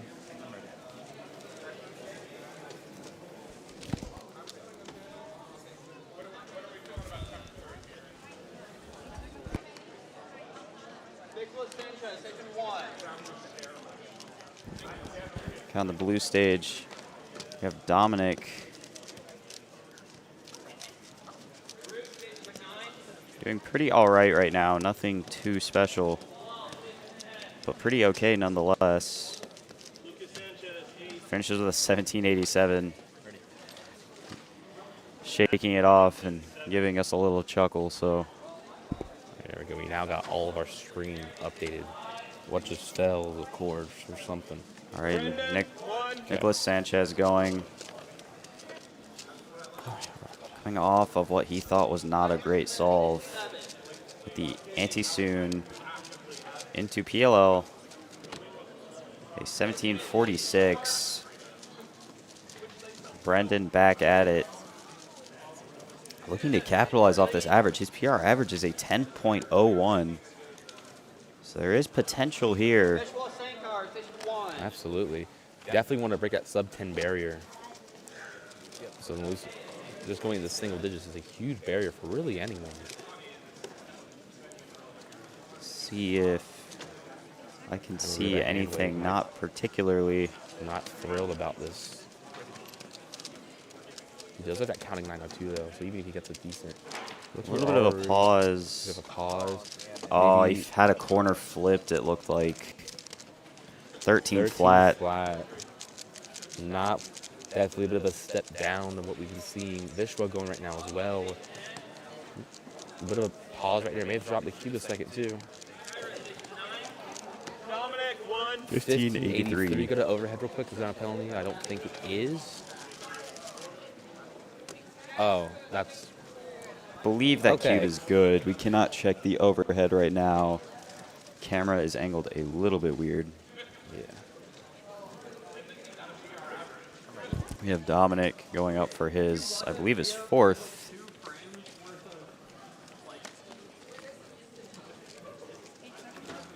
Nicholas Sanchez won.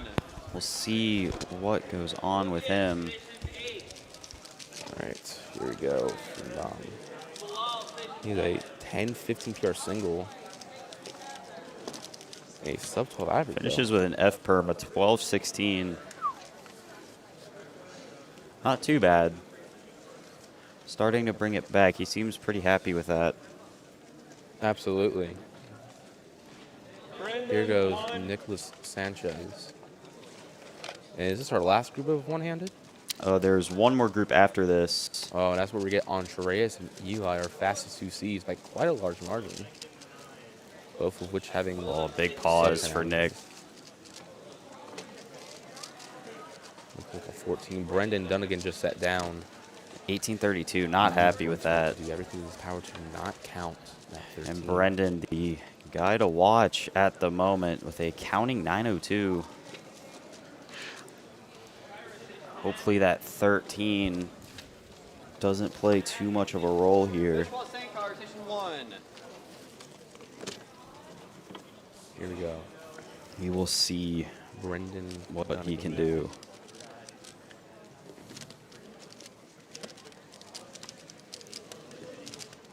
All right. A little bit out of looks a bit of a pause right there on Peel though. Oh, a little bit of a pause. Not quite, but a 10.99. But not counting that 13. And keep in mind that 902. Those a lot. Yeah, high 10, but a low 9. Low 9. That could very well be a big game changer. If he gets another sub 10, that could lock in the sub 10 average for him. Yeah, I know. He's right neck and neck with PR of a 10.01. Yeah, Brendan is on pace for that PR average. That counts as well, actually. Considering his PR is 13.02, this is probably not where he wants to be at. Okay, we have Dom going up on the blue stage. Coming off of that 12. Seemed to think that was pretty good.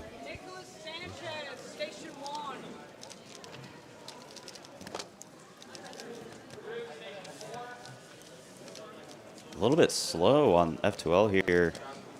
Yeah, it looks I like think he just got a little He's not lost. even still on. Yeah, definitely not happy with it. I think he's still on F2L. Yeah. Just now reaching OL on PL, and I'm looking in the. This is like something I will get. 2671. Here's Nicholas. Nicholas Sanchez. Ooh, great turning. Who's one of our favorites for 3x3 today. Ooh, hold up. Oh, cube drop. I was about to say he was looking really good right there. Another cube drop. Oh, wow. 1976. 1976. The exact opposite of where he wants to be. Brendan Dunnigan coming up for his last solve. I want to calculate now what he needs for that. And Brendan for solve number 5. Now for a sub 10 average, he will need a 997 or better. I think he knows. He knows he's right it's there. It's possible. We have Vishwa also going. We're going to keep the camera on Brendan for now. We will update you with what Vishwa gets on his 5th.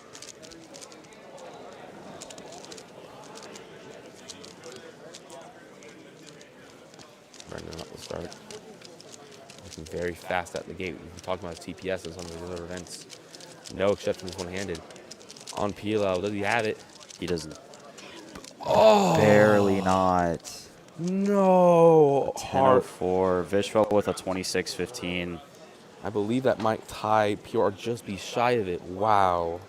He's calculating it now on the overhead. We can actually check. 10.02.01 off PR. Oh, that's unfortunate. Oh, wow. I thought he had it for a second. What was Vishwa's last time? Oh, it was a 21.35, I believe. We're going to take a quick 2 or 3 minute break while Group 4 goes up. They're calling it now. So we will be back in just a second. Also a reminder to everybody that the concession stand outside is open. So if you are looking for lunch at any point, you can go out there. 10.04.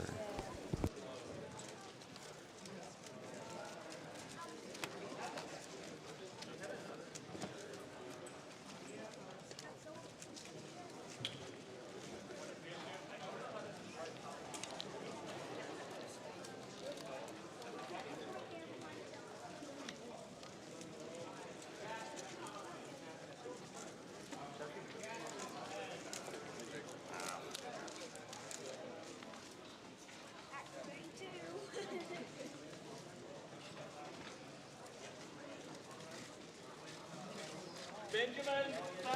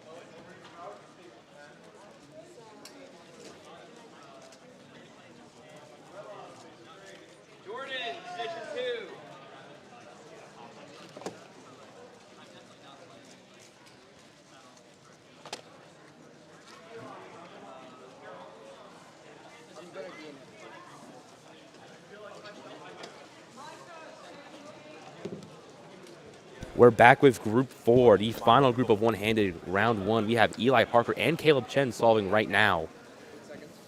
All right, Eli Parker going to sit down. We will hand to Caleb for the moment. We'll keep tabs on Eli.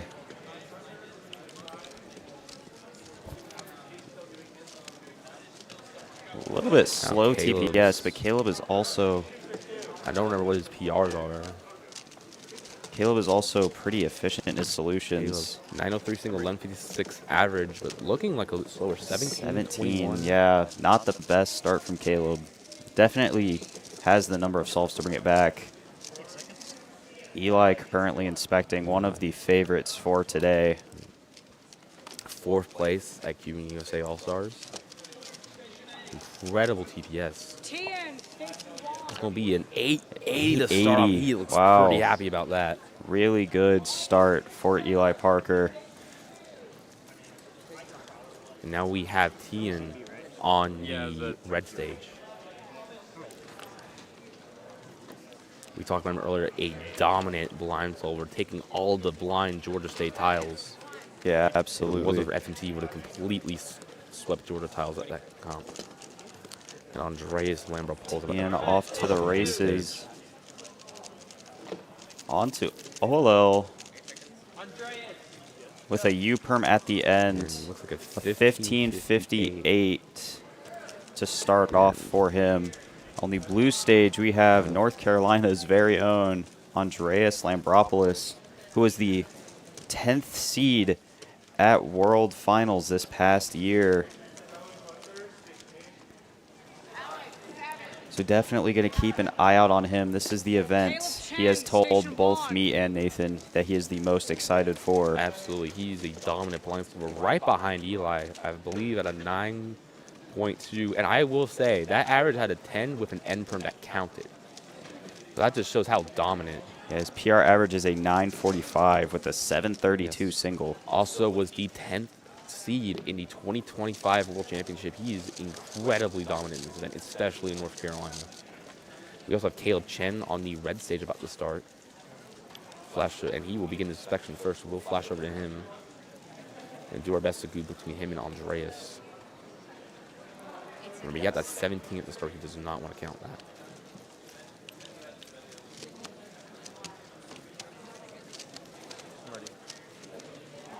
Andreas beginning his inspection right now. Caleb onto Olo. Looks I think like he's doing ZB. PLL. Oh, 15 plus 2. That's counting. That counts the other 17. No, it's just Andreas this one that would is count. Flying right now.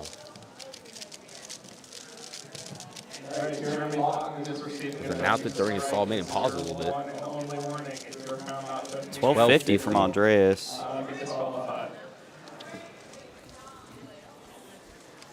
Seems to be pretty content with that.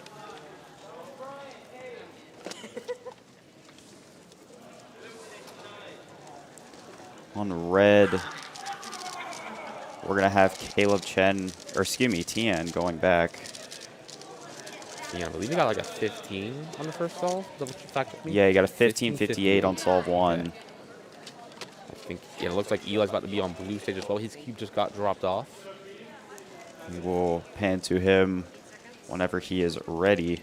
Here goes Tian. That looks really efficient, actually. Holy cow. PLL like 8 seconds. 1140. Not bad. What is his PR again? I can check right now. While I do, we will pan over to Eli. 10. That's really good. Below PR average. Eli Parker now inspecting.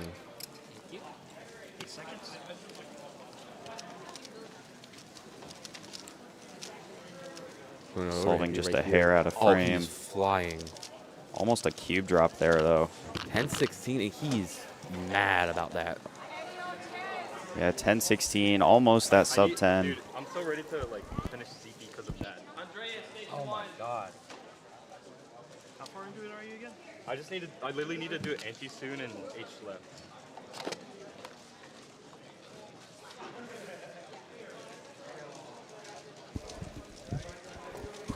But yeah, Like All right, you said- Andreas going up for his second. Second, you got a 1250 first solve. And like you just said, he almost dropped a cube during that solve. Yeah, with the almost a Yeah. cube drop and still gets a 1250.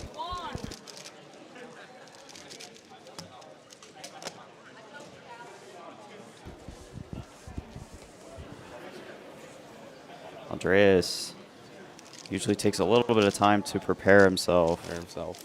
He does put a lot of mental pressure on himself. Again, me and Nathan's very good friends, so we both are rooting we all for went him. to the same university until we graduated from Masters. Tien Getting a got a solved solved cube. All right. We'll just head back. Suppose we'll pan back. He looks like he's ready finally. Here we go. Chen, station 1. Caleb Chen getting called over to the red stage. You will see his camera is a little in the way. He does record with that GoPro on his head. Pretty fast F2L, a little bit hesitant on the OLL. Smooth transition, could be An 11:02. Not too 11:02. happy with it though. No, he tries to always go for at least a sub 11 average. Still on pace for it. 11:02 can Oh, definitely be absolutely. recovered. Probably not the start he was looking for. Probably not, See him doing unfortunately. some extra turns. Oh, there you are. Sorry. Here comes Caleb for solve 3. Excuse me.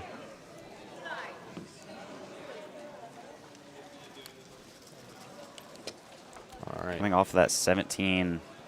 There's a 15 plus 2. Eli's coming up for his third as well. We'll head up to Eli right after Caleb. He usually takes a little bit of time to warm up as well. Starting right after 12 seconds. Trying to make the most of that inspection.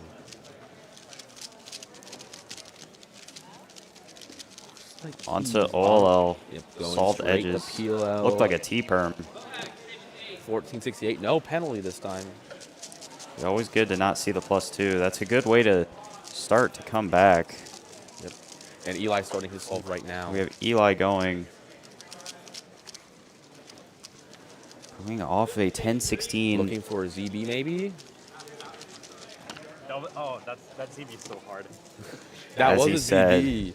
But apparently one of the more difficult ones. Still getting That's one I need to a learn in the week out for, 1031. actually. Dude, that's like, ooh, that's rough. 10-31 though, nothing to scoff at. Oh, absolutely That not. 10-16 is counting. Seems to be a lot more happy with this 10 compared to the other one.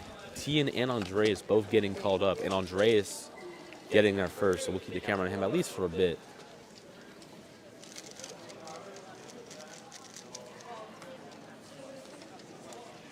All right, we will see what Tien and Andreas can do. Looks like Tien is going to get the start a little bit before Andreas.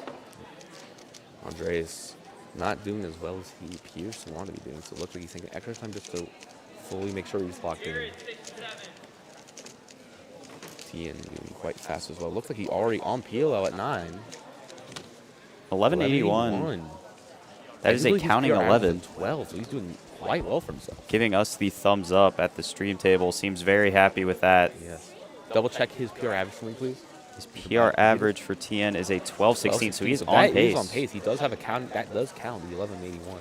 All right, Here goes Andreas Andreas. coming off of an Does have 1102. SER single as well as a 732. 732. I want to say that's right. Here we go. On to OLL now at about 7.5 seconds. Better. But it paused at the end, 1160. 1160 for Andreas. Not bad. Caleb Chen immediately going on the red stage now. Coming off that 14, starting to come back a little bit from those two 17s. That unfortunate +2 on solve number 2. Yeah. Definitely hurt him quite a bit, counting that 17 at the start. Actually, no, the 17. Actually, that close to fully counted. First thing was a little bit worse. On to OLL now. He might be doing ZB. I was right, but another +2. Another +2 from Caleb. 1432 plus. Ouch. That's the really second one with his unfortunate. 2 average. plus 2s in the average. Meanwhile, Eli Parker just sitting down now. And he is absolutely flying right now. Not on PR pace, but We're looking at least for a good it's sub-10 still average. in the cards, but we're going to need that 880 to count.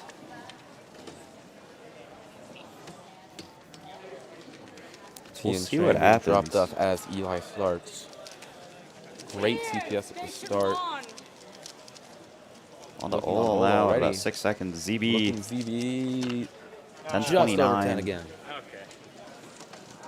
But he doesn't seem too upset with it this time. So this Knowing is panning isn't the out to be final a probably low helps 10 as average. well.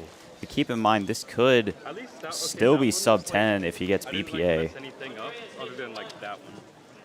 Okay. I don't think PR is in the cards anymore. Right. Tian is solving right now.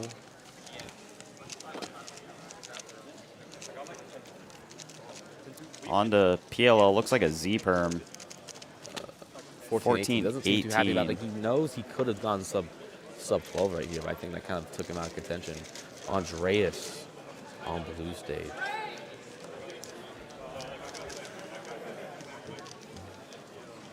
I'm very excited to see what Andreas can do here. Coming off an 1160.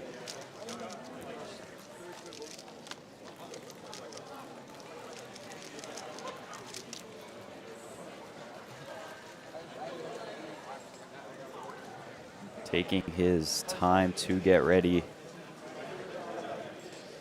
Prep time is very crucial for his mentality in these competitions. I've also noticed that he usually looks a little bit to the left to fully lock in. And is Eli Parker done? Oh, Andreas with a cube drop. Oh no. Bit of a lockup as well. Oh, he's gonna count that 1250. Oh, yeah, he knows. 15-14 for Andreas.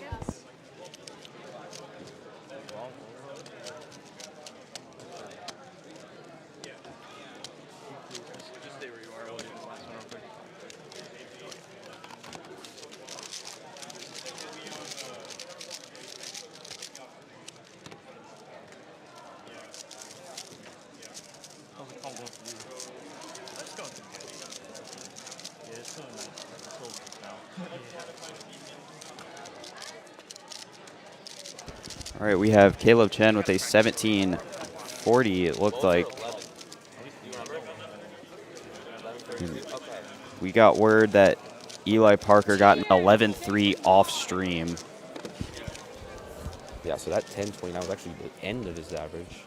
Fixing the graphic right now. We have Andreas getting his cube back as well. There's a dog in the venue. Oh my goodness.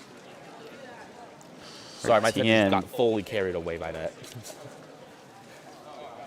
I'm trying to see, is Caleb done as well? I don't think no, Caleb is also done with his average. I'm just going to turn this off.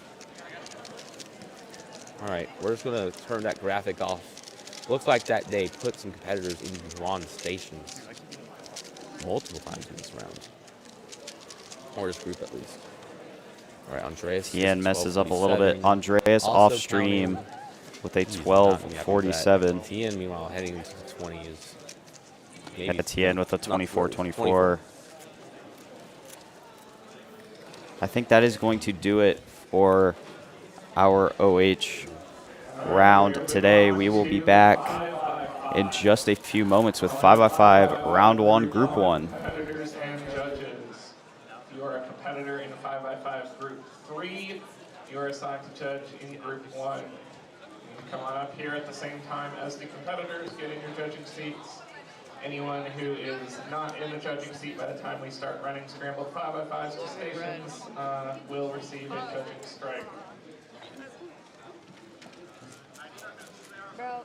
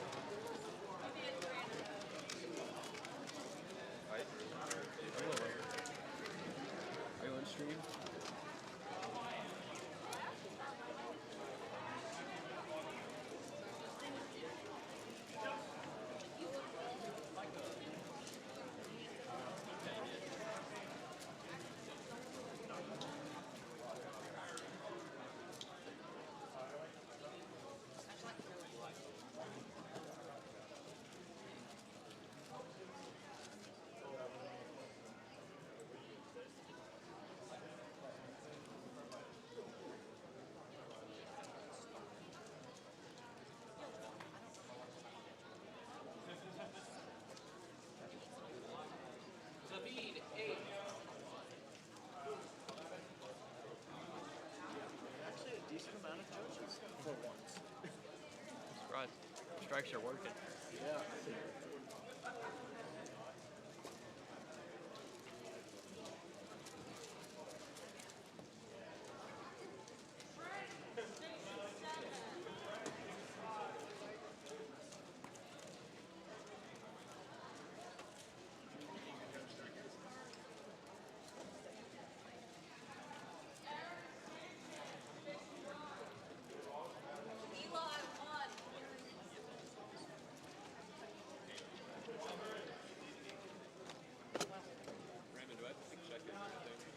I'm just looking at everyone at the same time, so you're all good.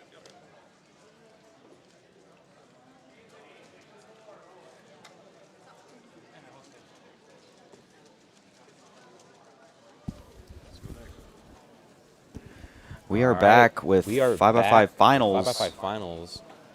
We currently have Eli Smith in red stage.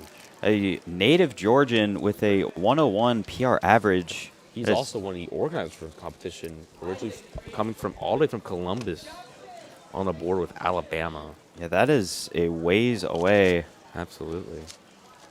From my understanding, one of the few cubers out in that area. Looks like the red overhead cam is back. We had to get rid of it for just a few rounds. We might also pan over to Carter Williams on the blue stage, the other competitor we are tracking for this group. Yeah, Carter Williams is also starting on the blue stage. Not quite solving under the table.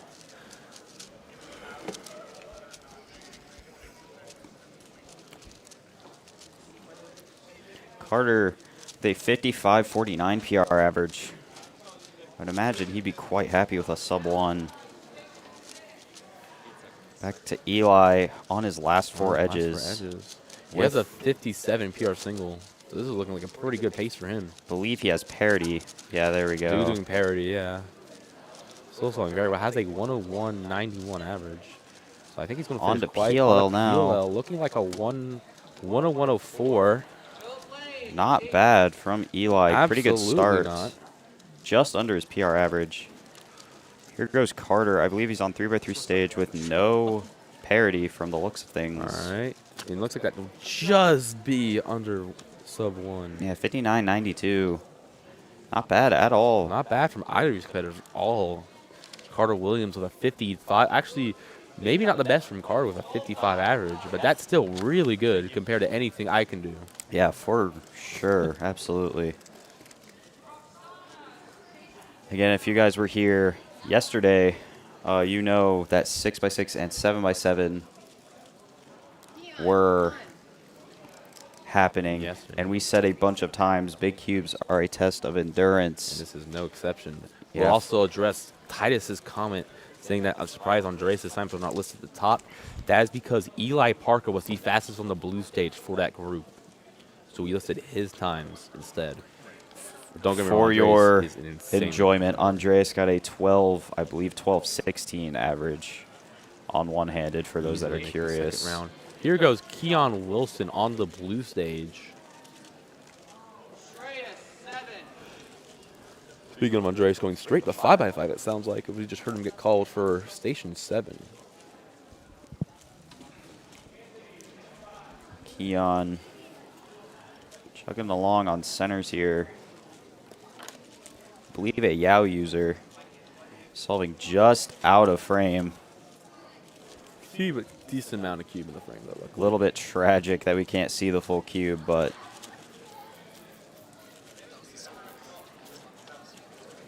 he's crossing that 40-second mark. And we have Eli going on the red stage now, getting ready to sit down. Might be a little nervous. He is right above his PR with his first solve. Keon working on his last four edges. He has a 102. Looks like he may have parity. Could be standing for all. Don't believe he does, actually. Actually, he might. Yeah, I see it back there. Yeah, it's right there. Staying for Olo. Seems to be a strat for a lot of big cube solvers here on stream. Keon's going to wrap up with a 116.71. And we now have Eli Smith starting his solve. His PR average is a 101.91, so that first solve is just below his PR. Eli, thankfully, does not solve under the table, so it is a lot easier to see what he is doing from the camera we have on him now. Absolutely. Overhead just gives us that Flying little as bit well, I more. would say. His TPS is really good. Yeah, absolutely. Finish up his centers right now, right about the 30-second mark. His Yao edges are done, so he's going to be working on those small pause on the edges just to kind of give a good look, kind of plan some stuff out. Little pause right there as well. Still moving very fast. Carter Williams starting his solve just now on the blue stage. We'll pop to him in just a quick second. We'll wait for Eli to finish. Oh, a lockup from Eli. Lockup on Perry. Saved it, though. I believe this will be very similar to his first time. Straight to 3x3. Heading OLL now. An easy PLO. 104.92. Not happy with it. That lockup was not ideal. Carter Williams just had a little head shake in the middle of his solve.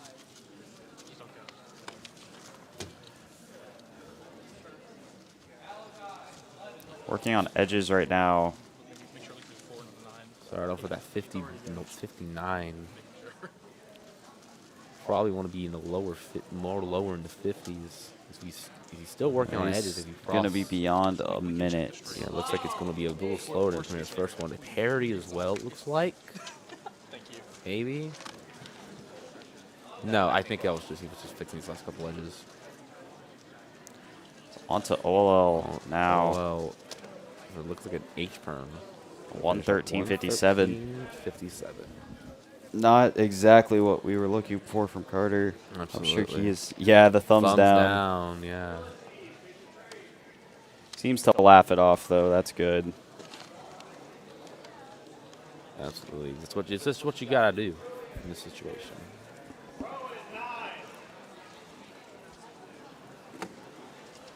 We are currently waiting for somebody to get called. Yeah, right now. Will, do you have any thoughts about 5x5 going into today? Obviously, this first group is pretty quick. Looks like we're now getting our next few groups. We're gonna have blue stage. We're gonna have Vishwa, Sean Hartman, and Alex Bohack coming up. We have Keon on the blue stage going now. Eli Smith should be going up on red stage here soon.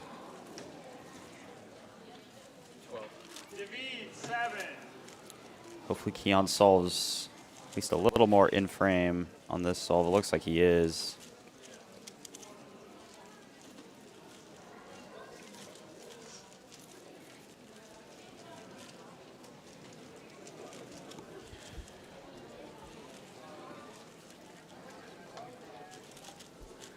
Finishing up his cross edges right around that 30-second mark at the moment. Centers are done, so he's working on all of the edge pairing now. We're hearing a Samsung ringtone as well. I believe Stream did pick that up.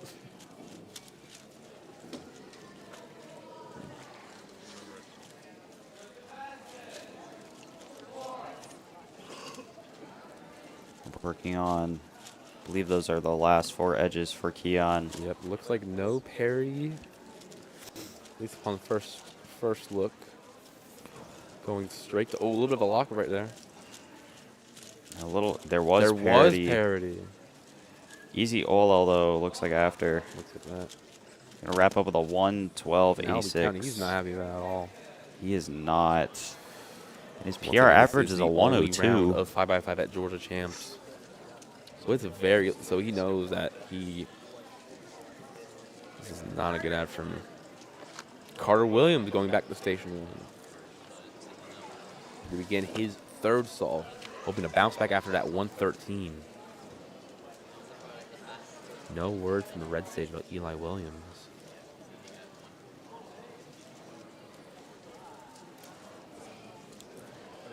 All right, here goes Carter for solve number 3. Eli, 1. See what he is planning. Okay, Eli back at red station. Right as Carter begins solving, we'll pop to him in a second. And Carter solving a little above the table and a little just out of frame in the overhead. All right, let's check on Carter's cube right now. I believe he is working on those last few centers. And shout out to Fiona Bow, former North Carolina cuber. She's popping in the chat right now. All right, Eli Smith. Can't quite see the cube from this a little hard to see. overhead. I believe he does solve above the table for the overhead. I believe the GoPro is falling again. That does appear to be the case looking at the GoPro Carter directly. is moving on to 3x3 stage. Looking like sub 1 potentially. Just barely over 1 minute 52.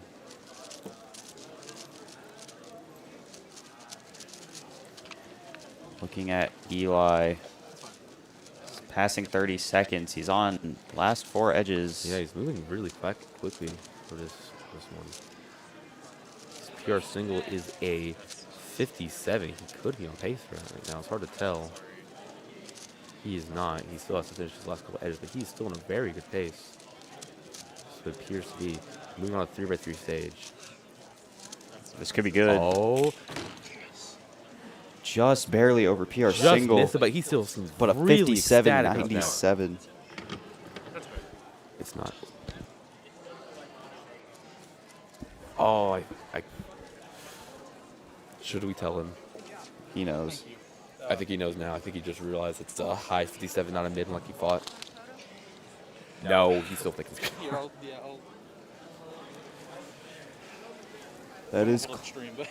That is close. Yeah, it's very close. We'll let him think he got it. We'll tell him later. Very strong reaction for a strong PR2. Actually, check his WCA. I will double check, just make sure I didn't make a Really mistake fun. on the data sheet. We have a little note sheet that we use to kind of keep track. Yeah, it just misses PR single. Just misses it, yeah. All right, on blue stage we have Keon.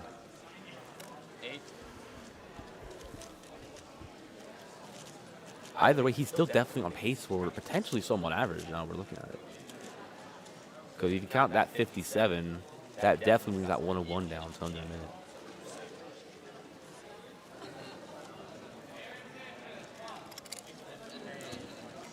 Keon crossing 20 seconds, working on his, I believe his maybe his 4th center.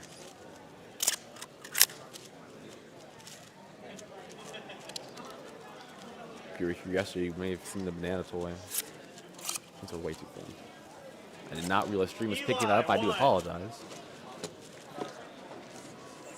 Eli going back to red stage. Could be very high after what he thought was PR. Okay, so I just checked and it was not quite PR.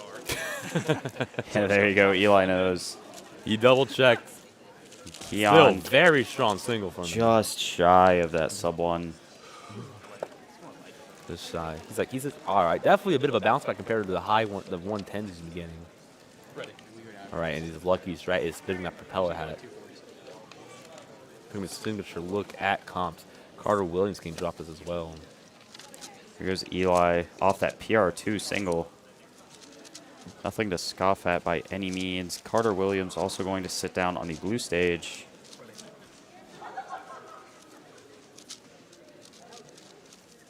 Hearing Dell gets laughter in the back. Carter about to begin his solve. Will come to him after Eli.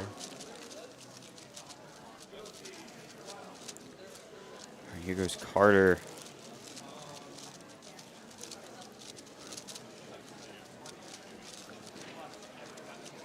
Carter solve right now. Might go to overhead on Eli real quick just to see how far along. We're at the 42nd. About to finish up his edges. Hard to tell with the graphic, but I believe he is on his last 4 edges. Might turn it off for half a second. See if it's easier. Oh, yeah. I think he's on to 3x3 stage. It's on the 3x3 stage. 55. Could be another sub 1 right here. It's going to just miss it. Just miss it, but 1-0. Oh. Not happy about it. Not happy about that at all. What's that last digit? 5-1. 102.51. Carter Williams with in the middle of parity right now. It's a 104. Sorry, you're running +2. I'm And he just gets that sub 5. 59.95. Okay. Sorry, that threw me off so hard. You're doing everything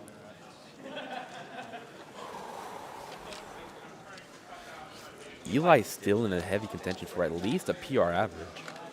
Maybe not sub 1, which may have been his goal, but I'm not too sure. I'm unsure. I guess he could with that 57. Definitely still has a good average locked in for final of 2 BPA. No, WPA. I'm sorry if I'm not mistaken.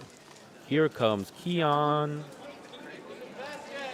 Had a very funny moment with him with stream yesterday. That's a pretty good meme in the Southeast, sir. If you know, you know.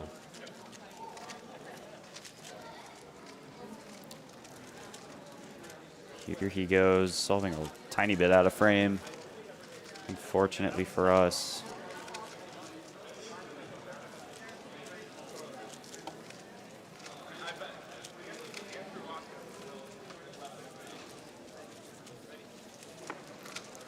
To clarify, Eli Smith's last solve was a 102.51. The last digit was covered by the judge in the cue box.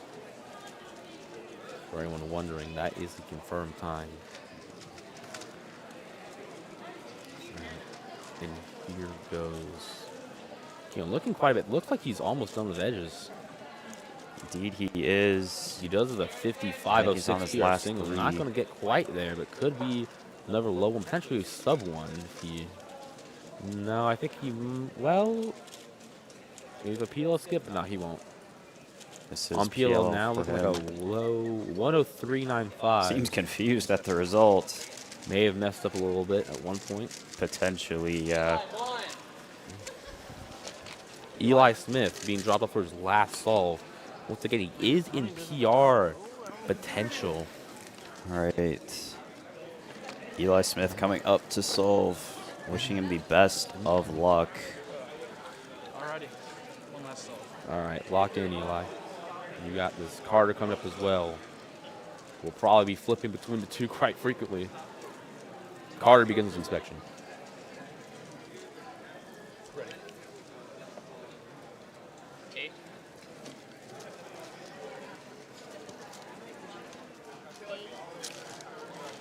Carter about 5 seconds in. Eli just starting, about 5 seconds apart. We'll do our best to keep you updated with both cubers. Once again, a BPA for Eli will give him a PR in a state final.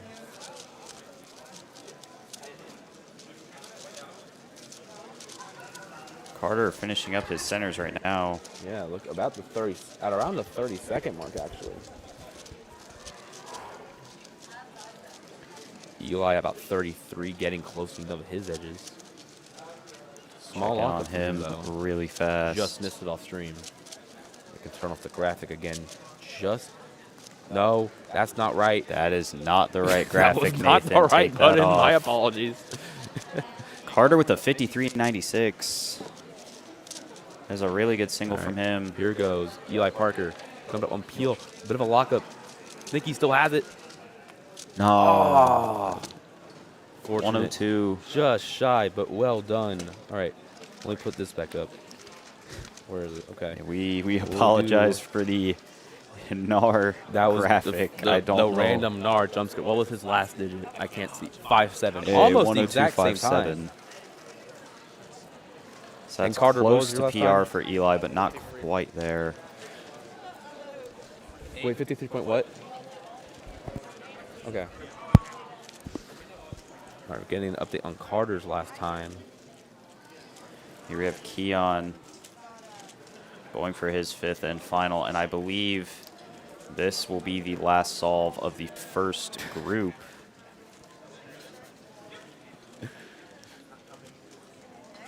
Just barely out of frame once again.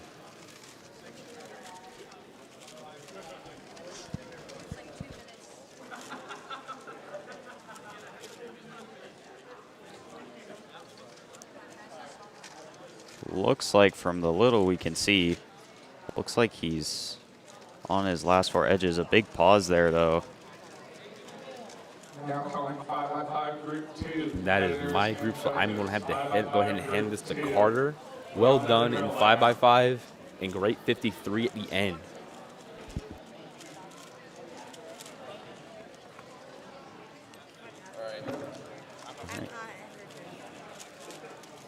Keon wrapping up with a 110.05. That is going to do it for this group of 5x5. We will be right back in the next 2 or 3 minutes for Group 2.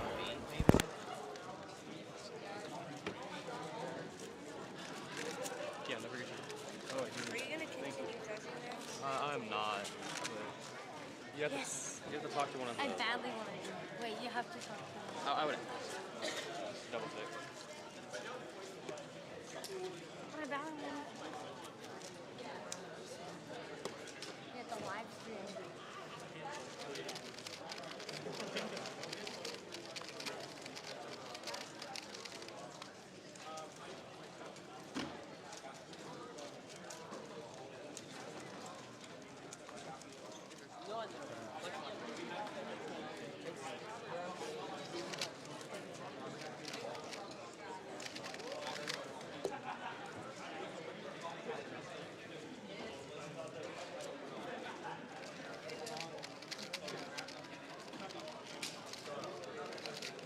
I badly wanted to judge here, so badly. Finally, I get to.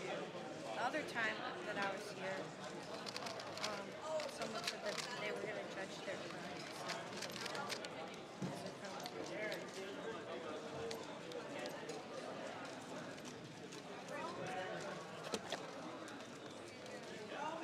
Yeah.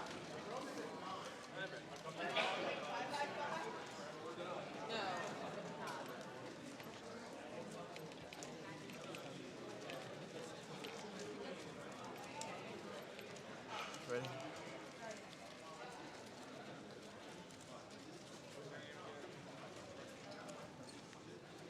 Hello, everybody. Welcome back to 5x5. We're in Group 2.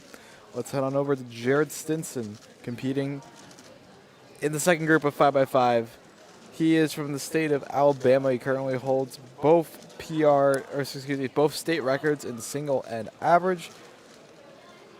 After this, we'll be taking a quick lunch break, and then we'll be moving on to the championship.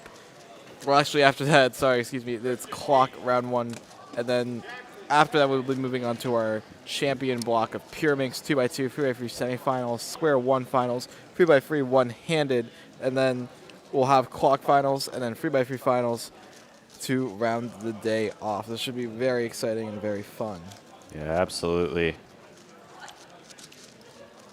Most of these finals are pretty stacked with really high-level competitors.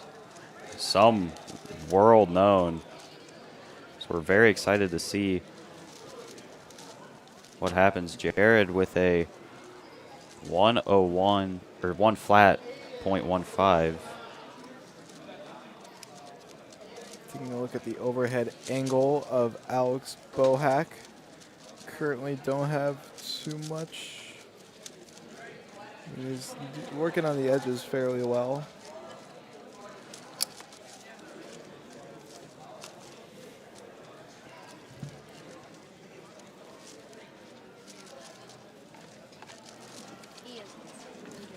So, yeah, 5x5 is a very interesting event. It's the smallest quote unquote like big cube. Even 4x4, I wouldn't consider 4x4 a true big cube, but when you kind of think about 5x5, what are some things that come to mind when you're looking for what makes a 5x5 solve good? Obviously, that look-ahead factor, just like with 6x6 and 7x7, is there. But there is, because it's just a smaller cube, there is a little bit more luck involved. So seeing if a competitor can take advantage of those lucky cases, that'll determine whether they can get a good result or not. Absolutely, for sure. Looking at Dominic Radisi's solve, he is at the 15-second mark, still working on the centers. is about to finish up with the centers. He has the last two to finish up. Flip at around 27 seconds. Now starting to look for his edges, and this should be a very calm sub-1 for him. Usually you want to be around a little bit around the 30-second mark, a little bit under that to make it 2 sub-1 fairly okay. But from the looks of it, actually, he's having some trouble on the edge pairing stage, so that might all change. But he is very skilled at 3x3, so he knows what he's doing in regards to 3x3 stage. Absolutely. 57-40 for Dom. 57-40 for Dom is pretty decent. He has a 53 PR average, so I think starting off at 57 is not bad. He could definitely, feels like probably it could be better though. To Antonio Best, Bilal Murad, Colt Knox, and Justice Thompson. You're not judging at the moment, and you should be. It's your last warning. Jared, on. All right, Nicolas Sanchez solving over the table for 5x5. Still looking for a lot of the centers turning smoothly.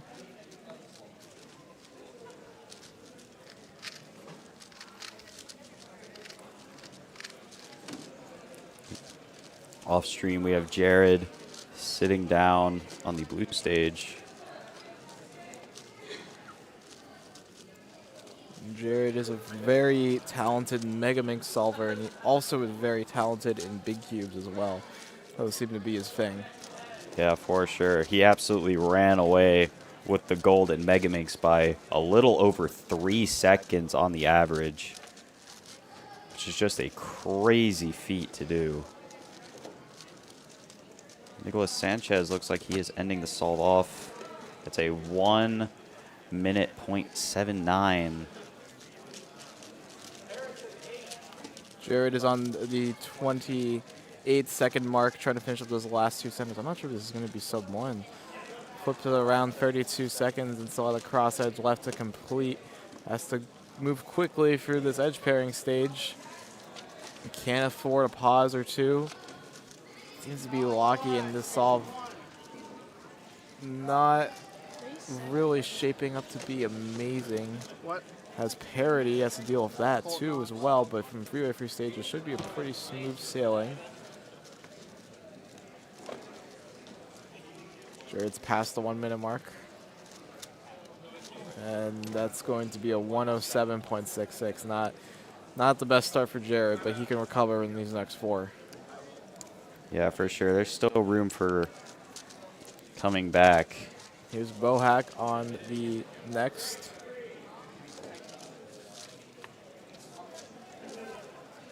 Great thing with 5x5, it is the only big cube that is an average of 5 format instead of that mean of 3. So there's definitely a little more wiggle room with your average. Dominic coming up to solve as well. We'll be seeing him in quite a bit.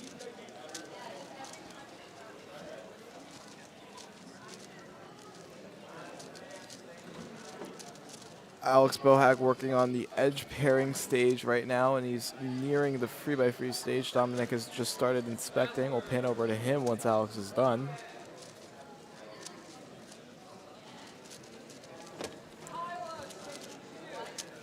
Alex moving on to 3x3 stage, moving on to PLL, and then gets the 59.39, barely sub-1. Moving on over to Dominic Radici. Still working through the cross edges, finishes his last blue cross edge, and now works onto the center stage. Going through the centers all right. Flip at around 25 seconds. This should be a pretty good solve too. You don't have a strike or anything, it's all good. Sorry about that. So with 4x4, obviously with edge pairing, we were talking about this yesterday, you need to have very fluid turning with virtually no pauses. Do you think that same concept applies here to 5x5? Yes, it does. It's a little bit harder to do on 5x5. I think it's a little bit more important on 4x4 because 4x4 centers are brain dead easy in my opinion. And everything else sort of just kind of flows. But yeah, I think they're very important on 5x5, but not as important as 4x4. Nicholas Sanchez up to solve. He's on the second solve of his average.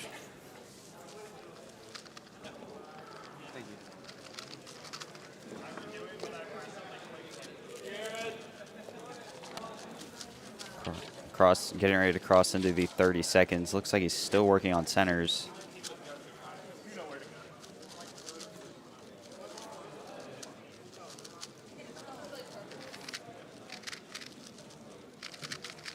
Jared Stinson coming up to solve. Oh, wow. Pausing around to find those edges. That's not a great sign from Nicholas. He has a 56.92 PR average. It's third in the state. The top 2 competitors in Georgia will be competing next after this.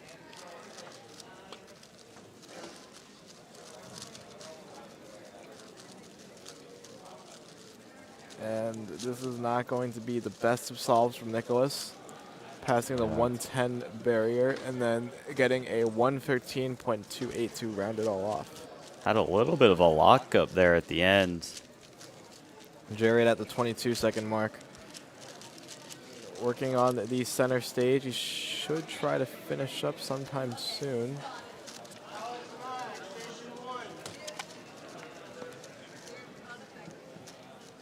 Centers are done, flipped at about the 36. It's not ideal if you're aiming for sub 1. You want to be done sort of exactly halfway through. So, but I think he's going to recover a little bit of time in this edge pairing stage. Seems to have found his footing there. Fear free stage around the 54-second mark. He's at the 1 minute mark now. OLL into the PLL. And it's going to be another 107.14 for Jared. Had the same, almost the same exact lockup as Nicholas Sanchez did with like the AUF. A little bit unfortunate. Kind of odd. Here's Alex Bohack on the next solve, moving into the 10-second mark. Taking his time on the centers. Cross edges is where you want to take your time on, and centers is really where you want to speed up, because centers are easier than cross edges, and obviously there's less pieces to work with. And you have the centers, and they're also just sort of right in front of you instead of having to look around in the edges. Flip it around 29 seconds. This could be a sub 1 for Alex. It is on pace to be, but he needs to pick it up in the edge pairing stage. He does so relatively well. Few pauses during edges. Not too bad. And he has parity to work with too, so that's probably going to kill the sub 1 hopes and dreams, but End off with a U-perm with a 103.46. 103.46, not great for Bohack. Well, actually, I think it's relatively all right. I think he's probably going to want to look for the sub 1 at best, PR at best too, and you know, just have fun. He should be having fun anyway, regardless. So we'll see what happens here. Nicholas Sanchez, station 1. We have Dominic on blue, currently inspecting. Dominic Radici has 2 sub 1s right now. He seems fairly confident. If he gets these 2 sub 1s right here, he has a very good chance of making the podium. Again, this 5x5 round is just a final. There is no round 2. So there is no mistakes.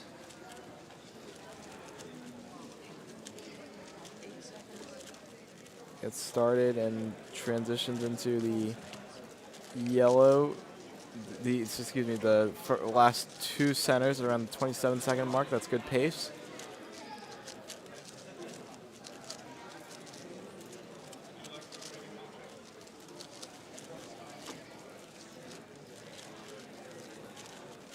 Looks like there is parity. That's unfortunate, but he gets a 49.95. Really good Wow, solve. that is a sub 50. And honestly, anytime you get a sub 50, it's a good time, because 49.95, that's very good from Dom. Yeah, just barely under it, but that was enough to get him there. On the other hand, this is Nicholas Sanchez on the red stage, looking for his first sub-1 of the day. The scorecard out from there. Working with parity as well. I forgot about it and had nacho cheese.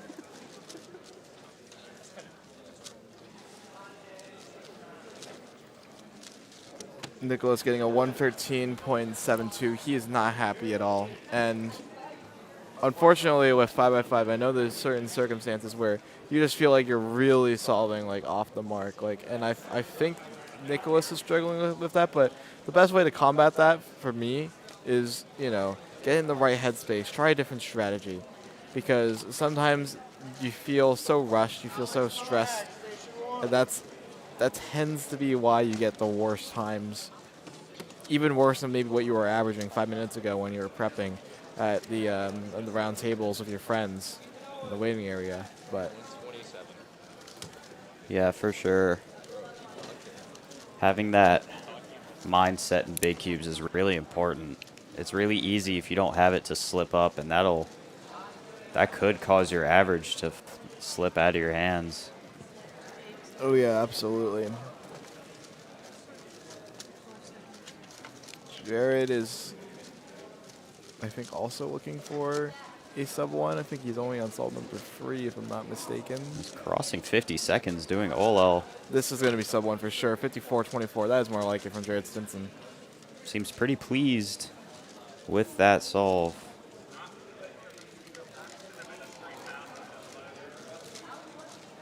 Alex Bohack working on the center stage. Still has a flip of 31 seconds. It needs to pick up the pace on the edge pairing stage for it to be sub-1.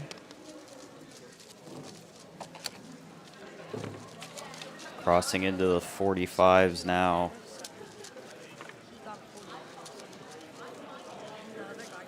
He's still on his last few edges, just transitioning to 3x3 now. 57.70 from Alex. Seems very happy with that. I'd be pleased with the 57.70. It's not that far off from his status below his PR average, actually. About a second, and about half a second below his PR. It's a little bit more than that, maybe like 3/4 of a second, 0.75. We got Nicholas Sanchez going up on the red stage now. Currently waiting. Probably a misscramble on Dom's cube. That's probably why we're not getting it very quickly. Also running a little bit ahead of schedule, which is good. Yeah, running about 5 or so minutes ahead.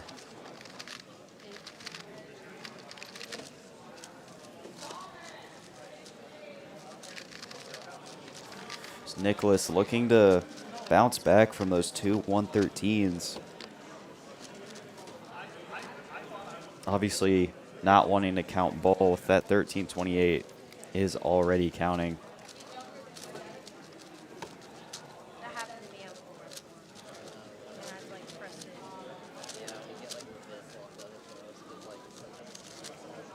Flip it around the 30-second mark. This is more on track for Nicholas Sanchez.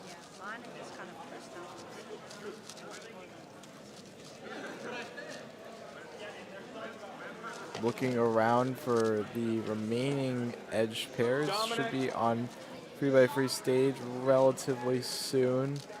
I think he has parity as well that he's going to need to fix.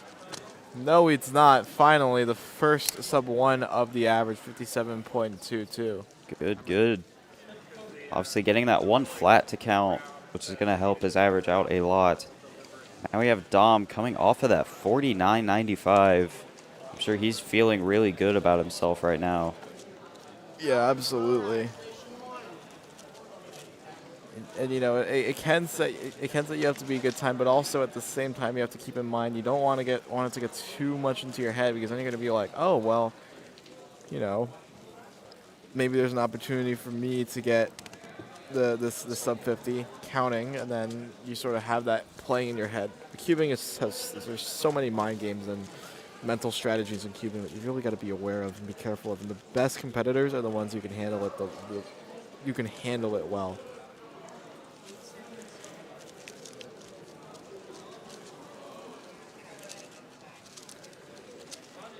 Currently working on his edge pairing right now. He's hitting that 50-second mark. Still not done with his edges.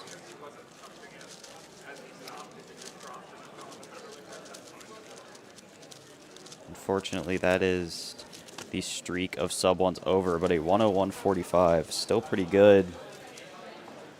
Is Bohack on the other solve?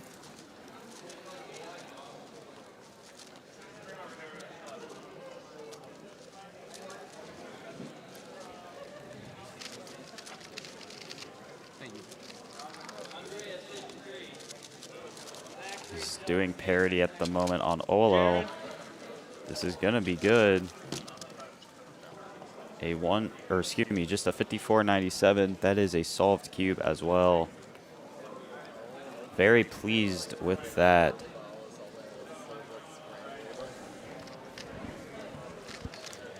We have Jared going up for, I believe, his last. Might actually be his fourth, if I'm not mistaken.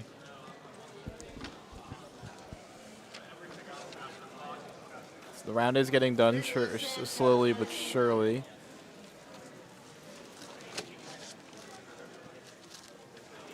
Nicholas Sanchez is coming up to solve on the red stage, and after that we'll have Dom, and then we'll be close to done with the group.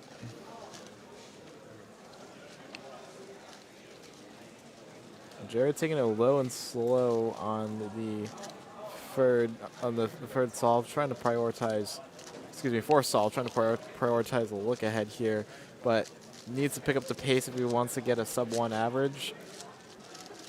The first two centers flipped on at 32 seconds without the cross edge. This one looking a little bit grim. Still has potential. I don't know. He's a little locky on his turning.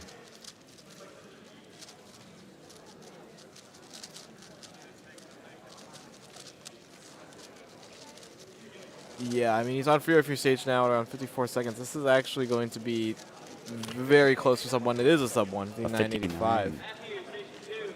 Very close, but he was able to get it.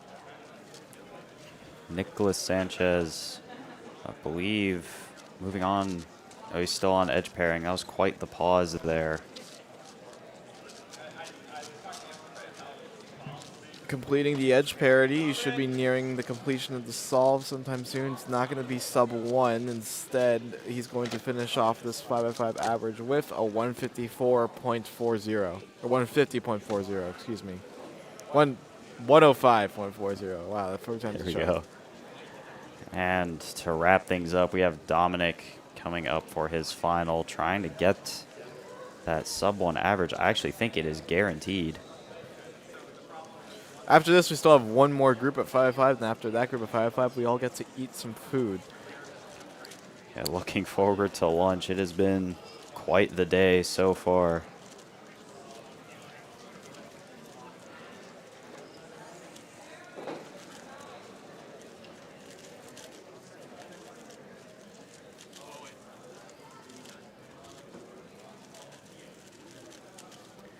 Currently finishing up centers, flipping at the 23.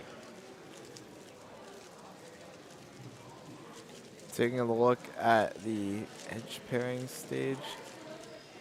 Looks to be pretty fluid. Needs to maybe not get parity here, but he does anyway. 3x3 stage of 43 seconds, though. This could be a counting sub 50, 49, 57, so 49.95 counting for Dominic Radici. This is going to be a pretty good average. I don't think it's going to be PR exactly, but best possible average to end it off is always clutch. Really good solving there. I mean, flipping at 23 is a really strong pace to have.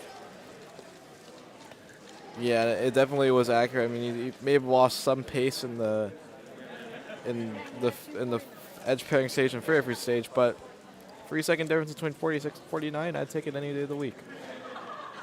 All right, and now we're going to be taking a quick break.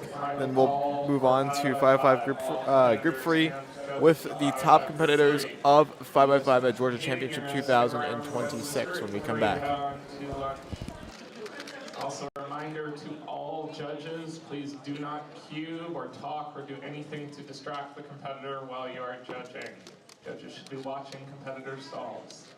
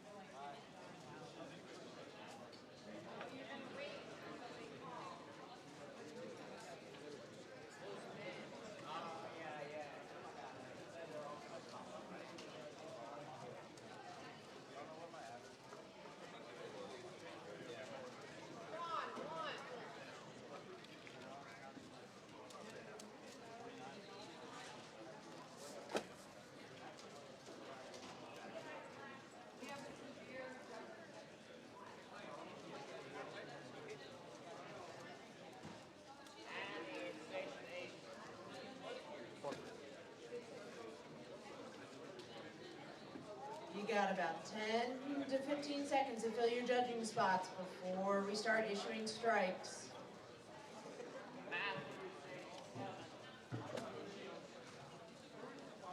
Katie, one.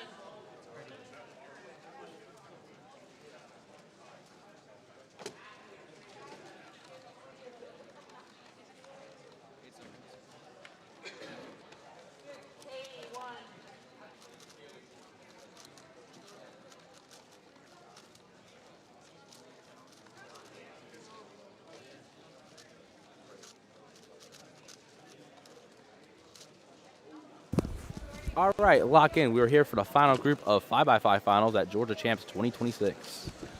Sean Hartman of Florida is currently flying through right now. He's on the edge pairing stage. He did a flip at around the 20s, which is Yeah, we also have Katie Hull pretty good. in the red stage. We'll swap to her in just a quick minute. Pretty good. Looks like no, he's still working on edges.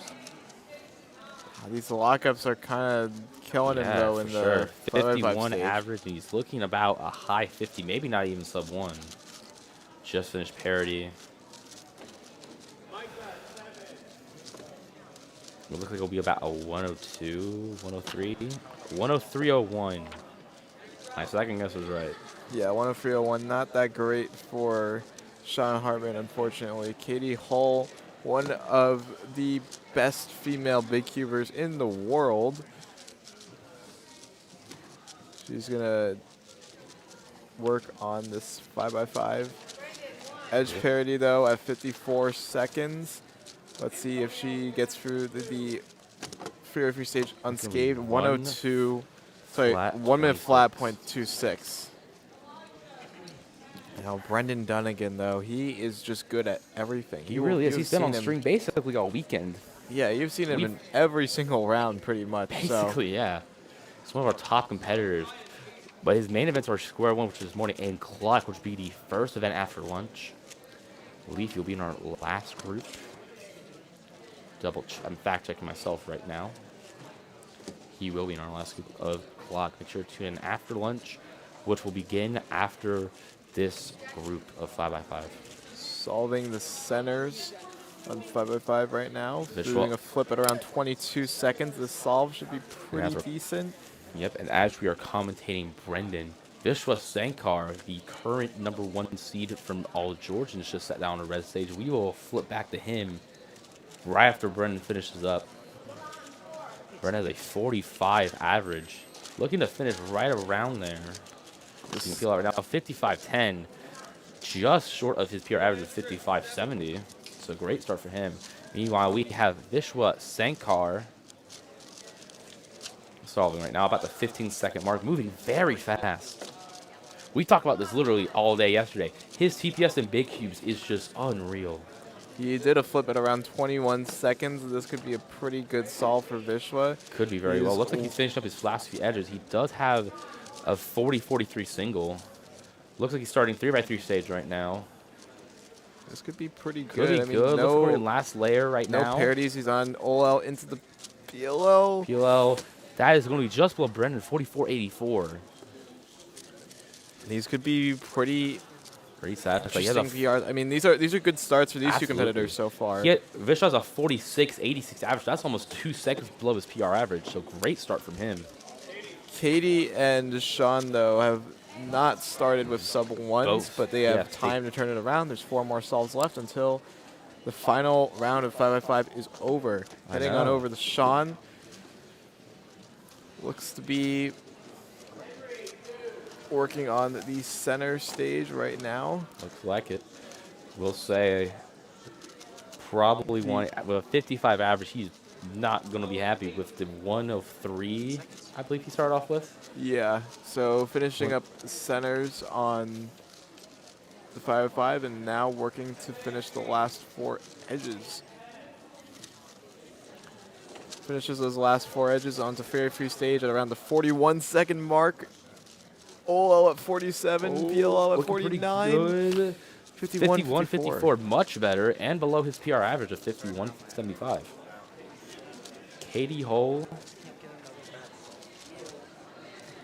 seem to be doing a lot better as well. Small pauses here and there, but nothing too crazy. Flip at the 30-second mark is a good indicator of a sub-1, so absolutely, definitely could be seeing something interesting here. Something's definitely sparked in the competitors. They are doing pretty well in these early solves of 5x5 in the 5x5 final at Georgia Championship 2026. Looks like that after that first solve from Sean and Katie, both seem to be doing quite a lot better. Hitting 52 right now as we're about to enter 3x3 stage. So it looks like we're about to a little bit of a pause there. It looks like cost sub-1, 1 minute 82. Another 1 minute solve.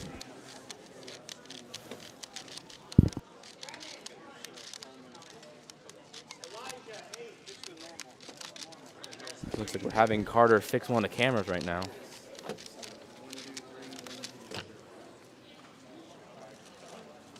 Okay, looks good. He is coming back.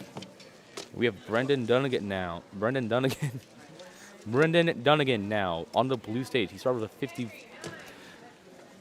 Brendan Dunnigan on the blue stage. He started with a 45.10. We also have Vishwa Sankar getting to his stage as well. He started with a 44. Those competitors will be very happy with those times. And then again, solves with the cross on the bottom, but he's looking around for these crosses. I know the big pause right there, yeah. Now he moves on to the center stage. All right, the following people will now be receiving strikes for not filling their judging responsibilities. Sarvesh Thirumalli, Michael Gibbs, and Sanjay Kumar Ramkumar. No one hit 2 strikes yet, but we've had a lot of people at 1 strike now. I will say, I did confirm this. We've never had someone in the Southeast disqualified because of lack of judging. And Brendan finished up at 49, 44. Definitely trying to kind of not let that announcement get to him. I think he did a really good job.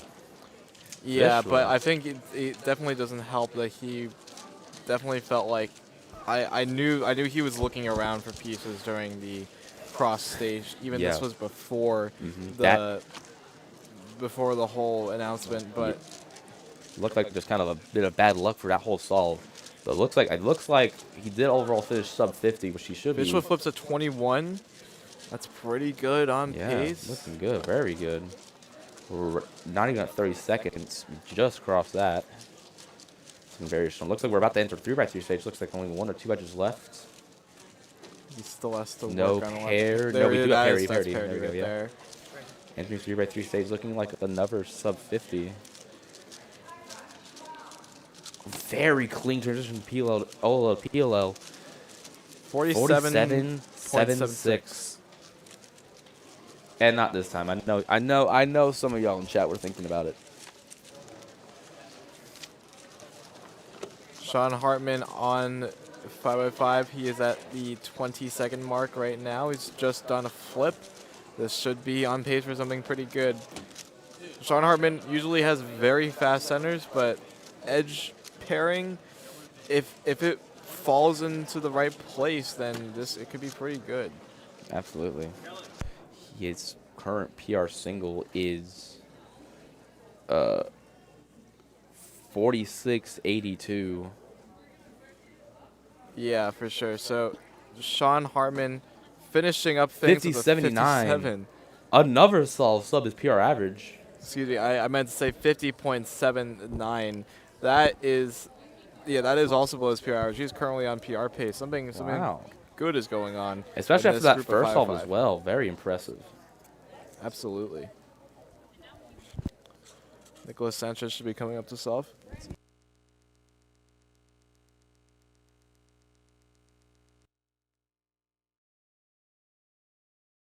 All right. Looks like we have Brendan Dunning coming up, and Katie Hull should be back on red stage. Brendan started off pretty well, just sub his PR. Had a little bit of a slip up on the second sub, but still recovered very well. Shows how just experienced of a competitor he is. He begins.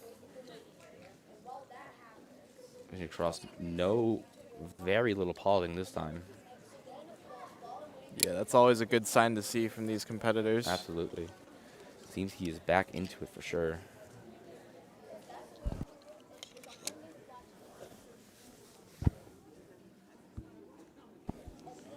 Very hard at the 25-second mark. Katie Hull starting as well. Come back to her and just after Brendan, who appears to be finished up his last few edges at the 35-second mark. Parity. Yeah, Brendan really, I think, is eyeing a PR average. Could be for sure. Just 46.2. 46.20. Love to see that. It's getting pretty close, but he needs to do better. For sure. Just ever so slightly on these next two if he wants any chance at a PR. Fully agree. Katie Hull finished up her last few edges right here. Shield's above the table, so it's a little easier to see compared to the overhead camera. It looks like that's going to be a 51.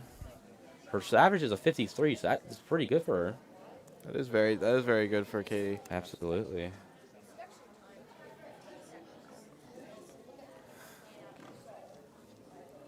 Moving on to Sean Hartman. Sean Hartman is back in the hot seat. In the hot seat, I think. So is Vishwas Sankar, being dropped off right now.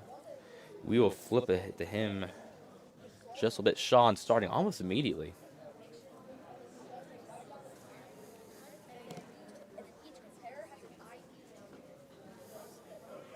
He is moving very quickly through the center stage, but I think the center stage is actually a little bit slower than in previous rounds. I can see the shaking. I can see the pauses. He is nervous. For sure. Flipping around the 25-second mark. It is a state champion, and like Will was talking about yesterday, we don't get a lot of opportunities for big cubes in the Southeast. They're not well liked or received.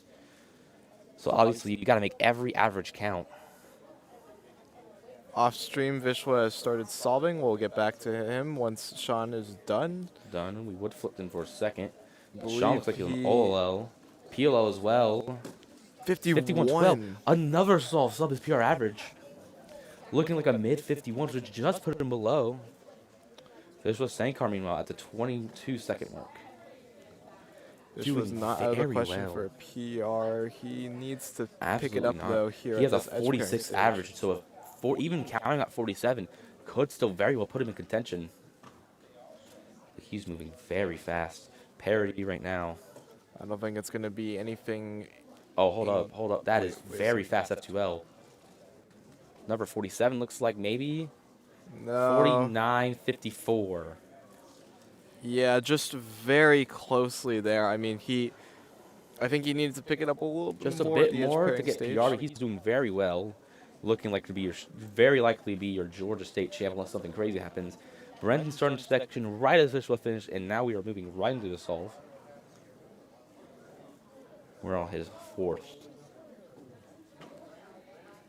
His competitor's about getting close to finishing up their average.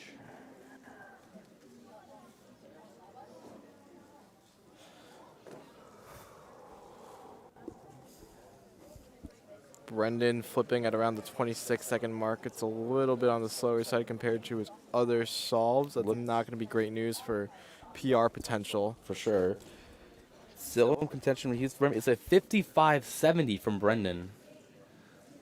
But yeah, I do agree. It looks like he's still on edges at about the 45-second mark. So it looks like this will not be able to get PR. Yeah, 52.71. So. Yeah, not happy with that. No one's on red right now. We have 3 more solves left for the stream to watch.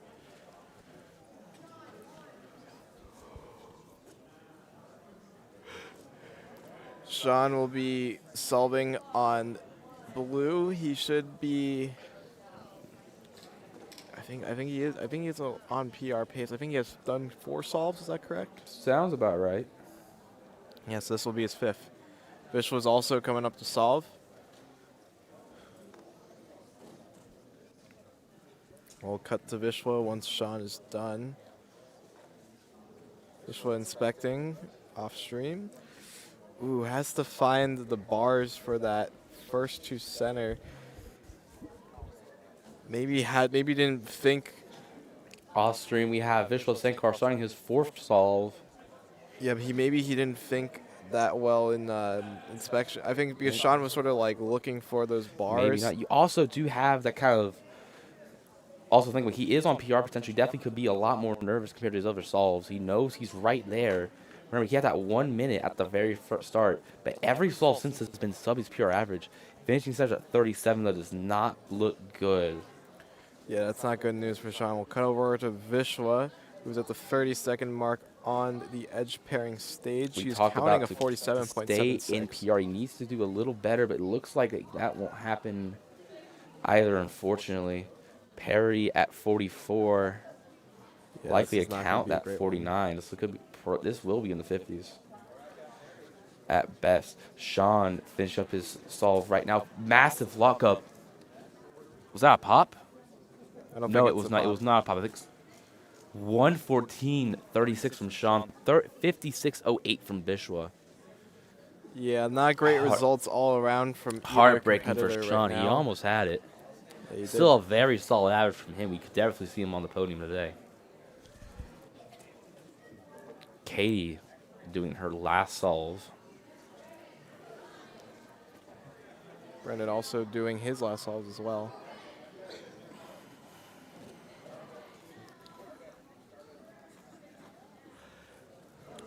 In terms of state champion, I still think that Vishwa has it in the bag. I really do. The only person that actually Katie has come pretty close. I will say I do remember she is. I think she does get. She did get that 51 early. I will fact check the other 2 solves.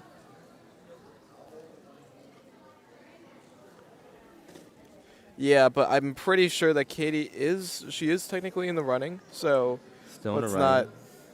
Let's not forget about that. I believe this is the last solve. I'm having issues with the live stream on our second computer.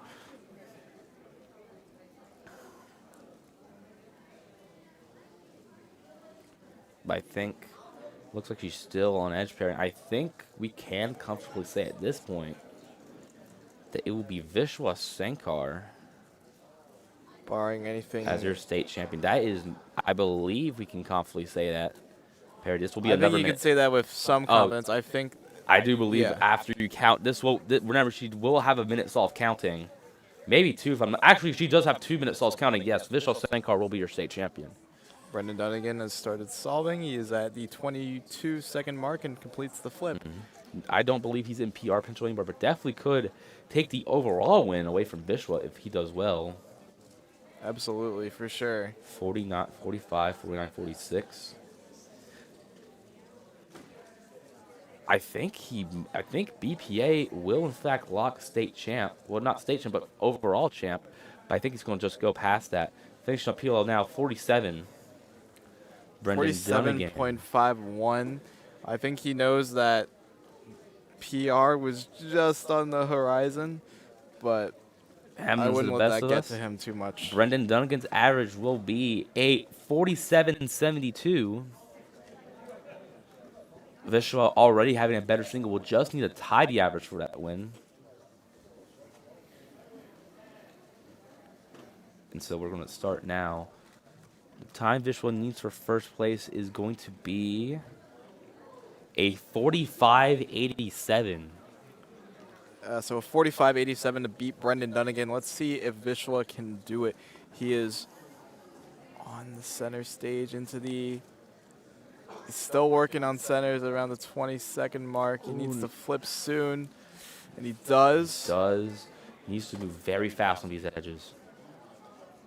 Boy, seeing some pause in them, seeing some hesitation on here. I mean, it's smooth turning, so it's not the end of the world just yet. Oh, hitting the 40-second mark now on 3x3 stage. This is going to be really close. And it won't be enough. Brendan Dunnigan will win 5x5 at Georgia Champs 2026. Vishwa should still be very happy, though. He is going to be the Georgia State champion without too much worry and without too much drama and suspense. So that's pretty much going to round it up for 5x5. We'll be coming back for our lunch. We'll be in our lunch break, and we'll come back for clock round 1 at 2 p.m. All right.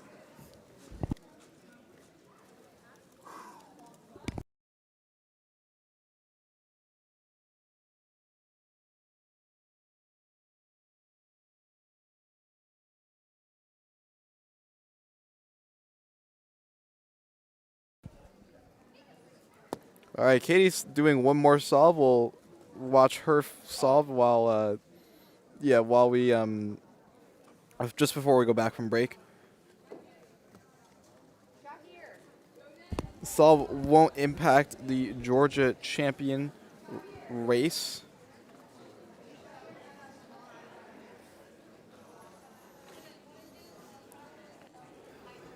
Do you have a question outside of 5x5? Do you think we're going to have any competitors hit that devastating second strike today?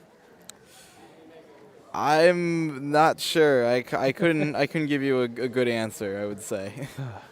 I obviously, as much as I'd love to help out, I cannot. Oh my God, Katie Hole did not start the timer.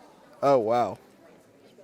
That's a DNF for her last solve, and she just realized this. She may have I think I just realized that too. So that's gonna be a DNF for Katie. We're gonna head on out to. I didn't even realize until just now. I was focused on 11. I got sidetracked. My bad. But yeah, we're gonna go ahead and go on our lunch break. We'll be back at 2 p.m. When we come back.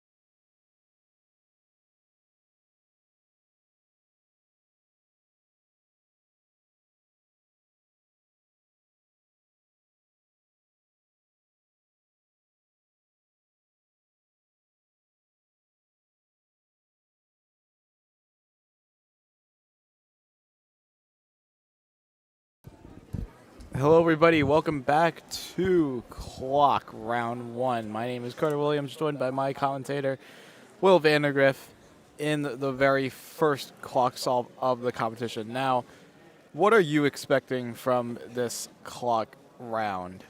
I mean, obviously, there's quite a few world-class clock solvers here. Clock in the Southeast is typically a very big deal. Obviously, you have Alex Bohack solving, Caleb Chen as well as yourself solving later on. Brendan Dunnigan is also here, Eddie Artsy, Drake, Denton Richard. Just a bunch of world-class solvers. I'm really looking forward to seeing some really good times later on. Andreas doing the solve right now. It's 7 simul. That D move just looked a little weird. Had to do a safety flip there. 588 though is the final time. Yeah, pretty strong from Andreas. Obviously the famous SpongeBob clock that he uses. I didn't know it was famous. I thought it was just the one he used and no one really questioned it, but I guess it is well renowned. Here's Katie Hull on the next solve. And Katie is our fastest Georgia competitor competing right now in this group. Let's see what she can do. She has a 475 average officially.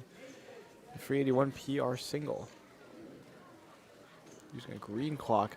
You know, what I appreciate about clock nowadays is that clock has a variety. Like, there's a variety of clocks out there. It's not just the one. Katie working on the solve 502. Matthias gets a 499. Matthias with the head shake as well. Yeah, and looking to do something pretty interesting. I'm assuming 502 and a 499. Those are two very good starts for the average. Yeah, absolutely, for sure.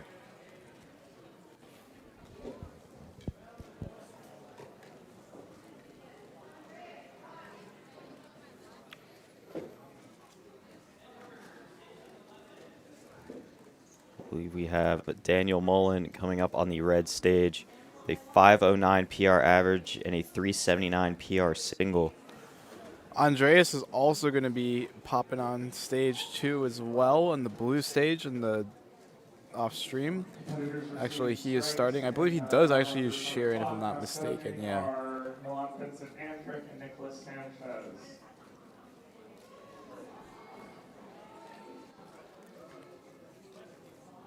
Andreas. Oh! Doesn't stop Needing the timer. to fix the clock at the last second, 9:10 to finish it off. You have to be extremely precise when it comes to clock solving. Daniel Mullen using flip, one of the very few flip users yet left here, especially the last flip user who would appear on a live stream today. Andreas lucky to get away without a DNF. Obviously, clock is a little different from other events. It is very easy to DNF in clock because the turning is so accurate. There's also no plus twos either. Yeah, for sure. It's there is basically there's no margin of error. It is just go, and you kind of gotta accept what you got. Yeah, even for if it's a misturn. CS actually does also use flip. 436. This clock is good. 436, pretty good. He obviously has that 4.9 from earlier, so counting sub 5. Yeah, he's definitely going to be happy about that. Let's move on to Katie. Completing her solve. 522. Check the back, and it's good. Oh, it is not good. It is not good. That is a DNF, unfortunately.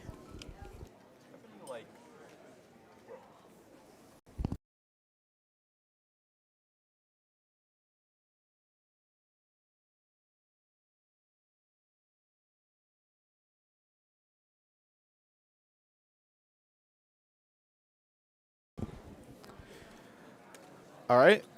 We have another solver on the red stage. It's going to be Daniel Mullen competing. Eventually, we should tell both the judges to put up I think we just informed the judges we'll be putting up a signal so that whenever clock is DNF, they will put the thumbs down. Daniel Mullen going for his solve now on the red stage. Not looking like a great scramble. Don't see any really easy bars to work with here. Matthias also inspecting, hesitant on that flip. Daniel's not going to like this solve. Ooh. 10:26, and it's a solved clock. It is good. 5:52, flips it over. It's a solved clock.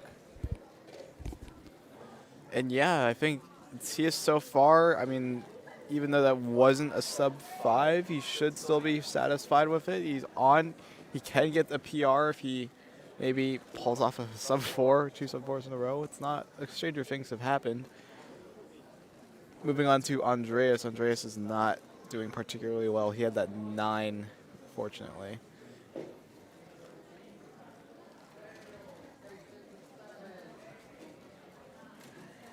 Andreas. Oh yeah, I do see the SpongeBob pattern here. Yeah. What's on the other side? Oh, it's Mr. Krabs, I believe. Uh-oh. Not too sure what happened there. To fix him again. That's all going to be counting. It's still good. Katie Hull on her third solve. Let's see what she sees. Uh-oh. Something went wrong. Oh. Oh, no. I think maybe she forgot her 7 simul memo. Uh-oh. I think you might be right. She refuses to flip over the clock, though. Now she does. 17:15. It's a solved puzzle. Yeah, not what Katie was looking for, I'm sure. I'm sure she wants to start thinking about counting that 5:02 and possibly even better times. I think Matthias also 7:69. It's a solved clock again, but that solve is also not looking too good as well. Essentially for Katie, that's a DNF. Counting a 17 is doom anyway. Matthias, you can get away with counting a 7. You still may be able to make it to the final. It's not guaranteed, though. Yeah, for sure. Again, like I said earlier, there's so many world-class clock solvers in this room with us. So getting to finals in an already pretty hard event to advance in, it's going to be really difficult. Yeah, and I have a bad feeling, like, I don't want to jinx it, but I feel like even as much as, you know, you talk about how bad averages won't be able to make finals, some really good competitors can strike a DNF average, which is what famously Lachlan Gibson had going into the clock final. He DNF'd the second round of clock at Worlds 2025. It's a solved clock. It's not a solved clock from Daniel. And it's a 394 DNF from Andreas, so that means that 8 and that 9 are also going to be counting. Yeah, Andreas is not in a good spot right now. Obviously, we can only hope for the best. But right now, it is not looking too good for Andreas. Competitors are not... They really need to step it up a little bit here. Not looking the most accurate right now, but hopefully that changes with this solve right here. I don't think these scrambles are also very good in particular either, if I'm going to be honest. Matthias taking a look, and whenever you see a clocker lean over or lean back, that's never, ever a good sign. 8:51 for Matthias, and that's going to be his final solve of the day. I shouldn't say final solve of the day. I think he still may be able to make finals. 5:22, the clock is solved for Katie Hull, so way to pull back. She has 3 5s and 1 17.15 under her belt.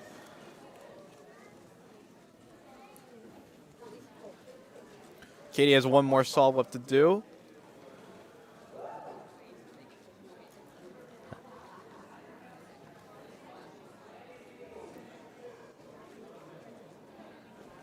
Waiting a little bit here for someone to get on a stage. I believe the blue stage is actually... Oh, I was mistaken. I was about to say they are done with stream people, but looks like we have... Andreas has to do one more. Yeah, one more from Andreas here. Coming off of that 394 DNF.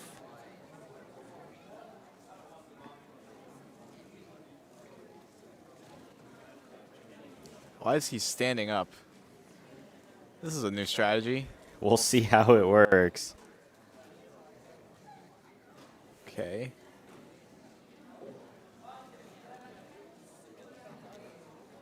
Can he get his best solve yet? No, he cannot. He stands right back up. A solve is going to be counting, or it could spell doom for the average. Counting 12-17. Hey, it's still good, though. Still a solved clock. Here's Daniel on the last. It's a Y2 flip. Almost done with the puzzle, 799. And it's a good solve that will be counting, though, unfortunately, because of that DNF. Yeah, when you really put the events side by side, excuse me, you sort of realize, like, wow, clock is brutal sometimes. Yeah, for sure. A DNF can kill a really bad solve. It can kill an average completely. Yeah, I would say out of all the events, clock is for sure the most unforgiving one. It's just those one tiny mistake. Again, there are no +2s in clock. It is either solved or not. It's just that the ones who do get lucky, I guess, are the ones who are not I shouldn't say the ones that get lucky. I mean, if you have it either everything figured out or if you get extremely lucky, then things can turn well for you. Katie using 7 simul memo to her advantage on this very last solve of her average. She has a 17, so she doesn't really want to DNF. Doesn't safety flip, but it's a solved clock, so that's going to be a 519 average. That's going to be a 519 single to round off a 5 average. And yeah, that should be pretty much about it. We'll be heading on over to a quick break, then we'll be going on to clock group 2, where we will be viewing Vicious Sankar, Justin Barker, Rowan Stowe, and Jackson Lewis. Vicious Sankar, by the way, used to be NAC champion back in 2022. Let's see if he still got it when we come back.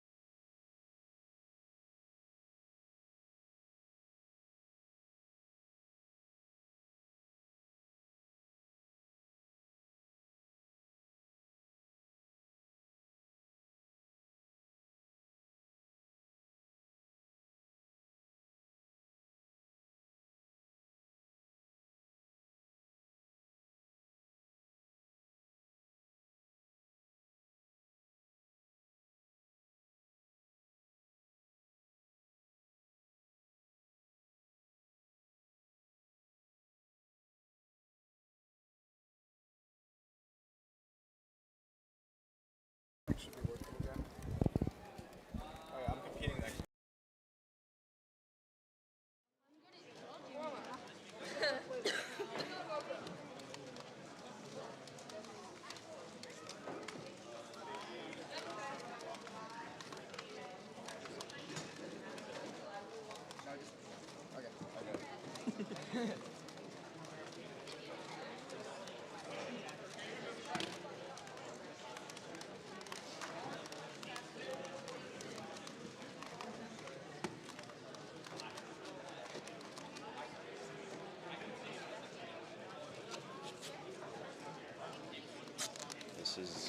the most janky setup.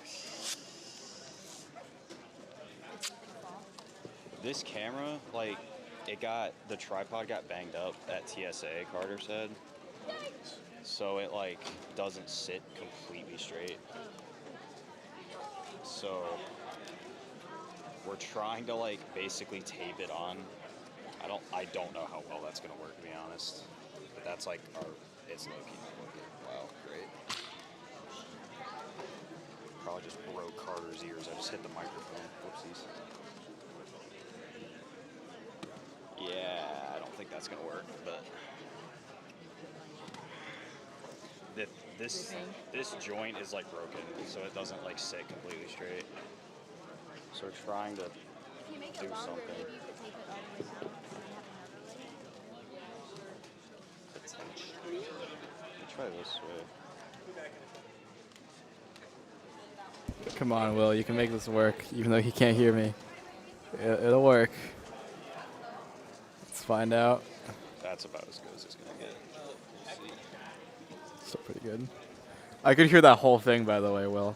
The mic's hot. I was commentating your taping. I think I hit the mic. You did. It didn't actually blow out the mics more than I thought, honestly.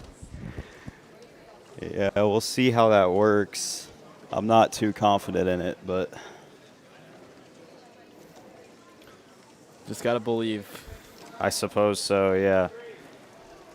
All right, well, first clocks are coming out for clock Group 2, Round 1. After this, in Group 3, we have a lot of very skilled competitors. And then in Group 4, we have Brendan Dunnigan, the clock world record holder, competing in clock Round 1. That's going to be awesome to watch.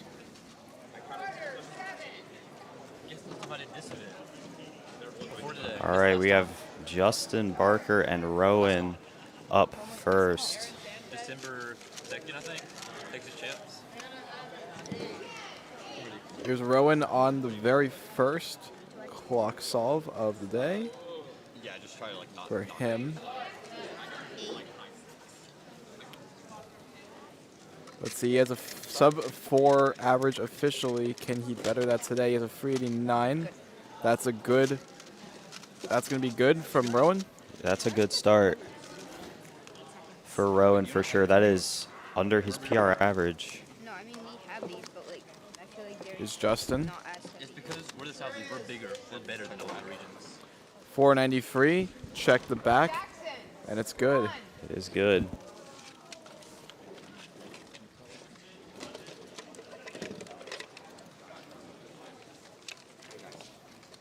Since you're on stream, you have to make sure you have your thumbs down when you do it. Is it stalled? So, Can you do a thumbs up for the camera?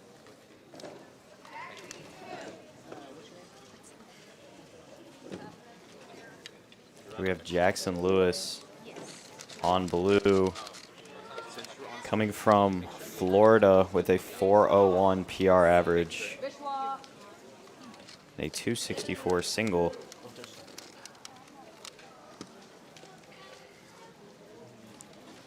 Looking to see what he can do here. Carter, you're a lot more well-versed in this looks clock. like two edge center pieces were solved, and it's a good 384. I like that number.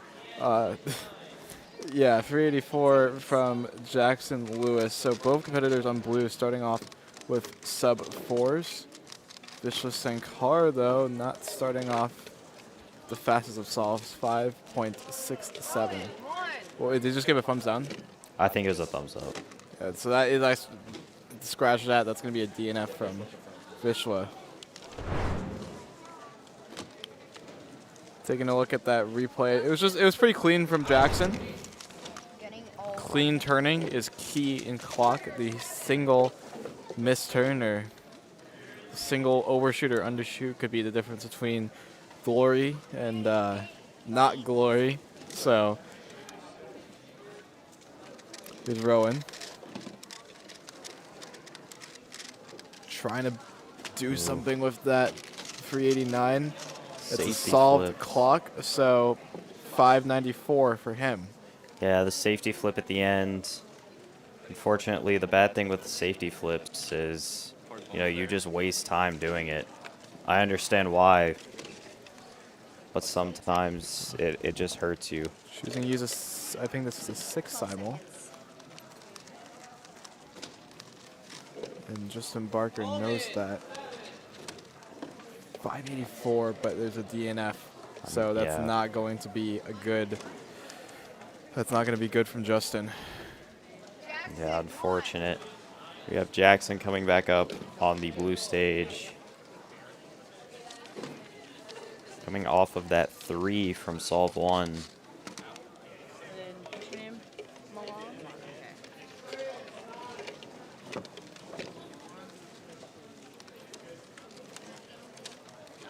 Jackson Lewis looking to better that 384.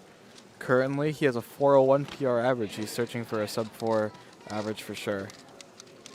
Yeah, and on red stage we have Vishwa back again.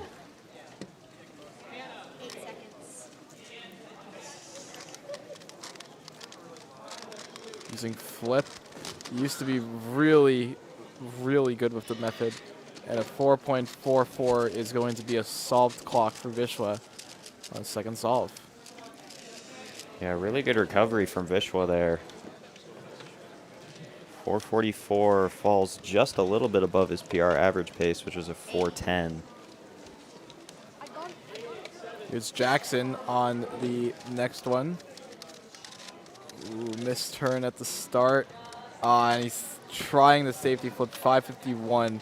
It's a solved clock, but not the result that he wanted in terms of the time. Yeah, unfortunate. That drop just absolutely killed the solve, but still room for recovery. I'm going to be honest with you. It is hard to turn around a clock average, but it's very easy to destroy a clock average, unfortunately. Yeah. At least in my opinion it is, because the bad solves sort of weigh more, especially with that DNF sort of mindset under your belt. Because even though your average may be pretty slow if you safety everything, then at least you still get an average. Having a DNF average is, you just don't feel good after those. So you really need to do your best to avoid them and kind of just get away. Both Rowan and Justin started at the same time. Rowan gets a 4:02 second solve. Justin gets a 5.73. My PR is 396 average. I'm like, it could work. So that 4:02, pretty good time for Rowan. The PR average could still happen. That 4:02 is above his average pace, but not so far above that it would hurt him too much. Oh yeah, certainly.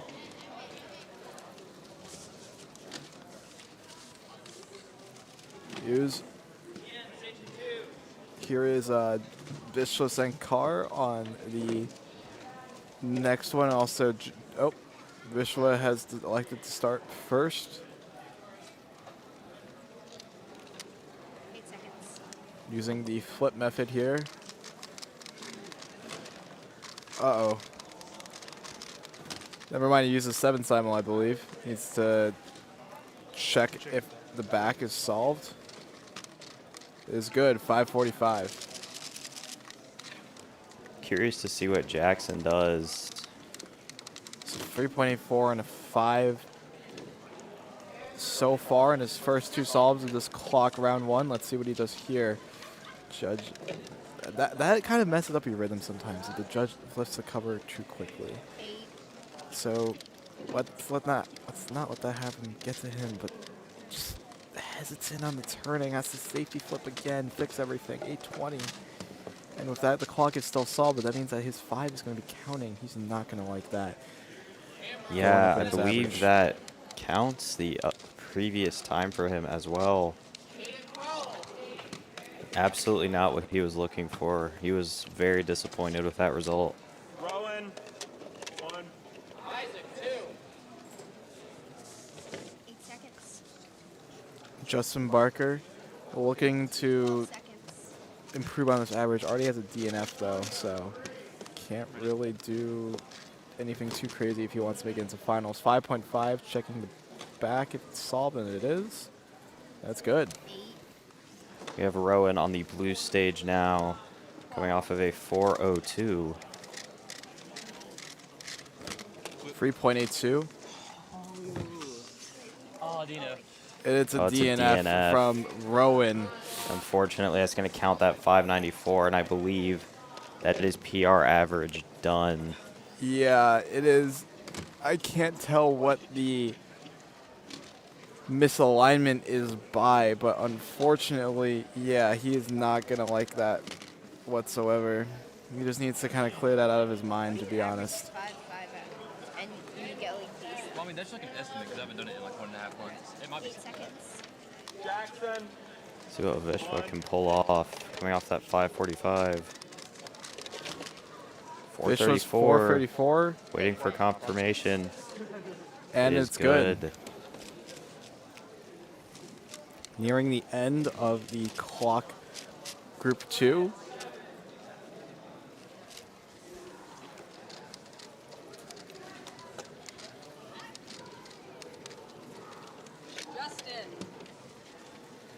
Yeah, these scrambles apparently have been really good. So, unfortunately, Rowan's 5.94 is going to be counting. Otherwise, he could have been looking at like PR potential here.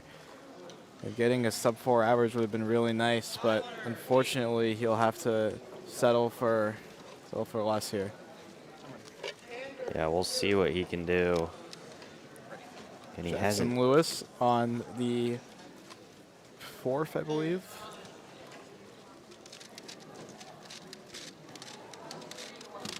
.365. That is his best solve so far. It is Beating out good that with the head shake. 3.4. Justin with a safety flip of 532. It is good.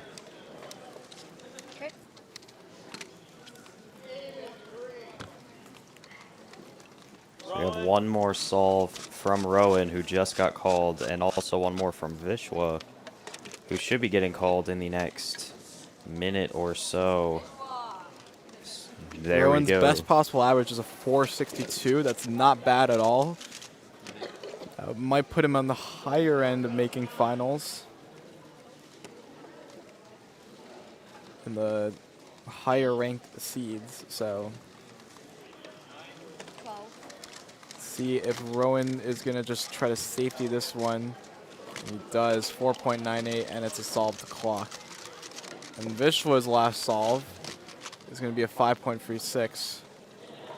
And it's... We don't have confirmation yet. Okay. Yeah, it is good. 4.98 and a 5.36 are your final solves from this group. We'll be heading on over to clock group 3 shortly, but let's watch the last solves from clock group 2 round 1.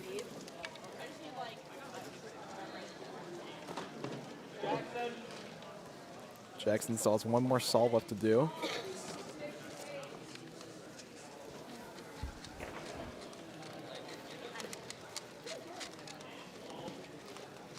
Obviously has that 8 in his average, which for solvers at this level could be the difference of advancing.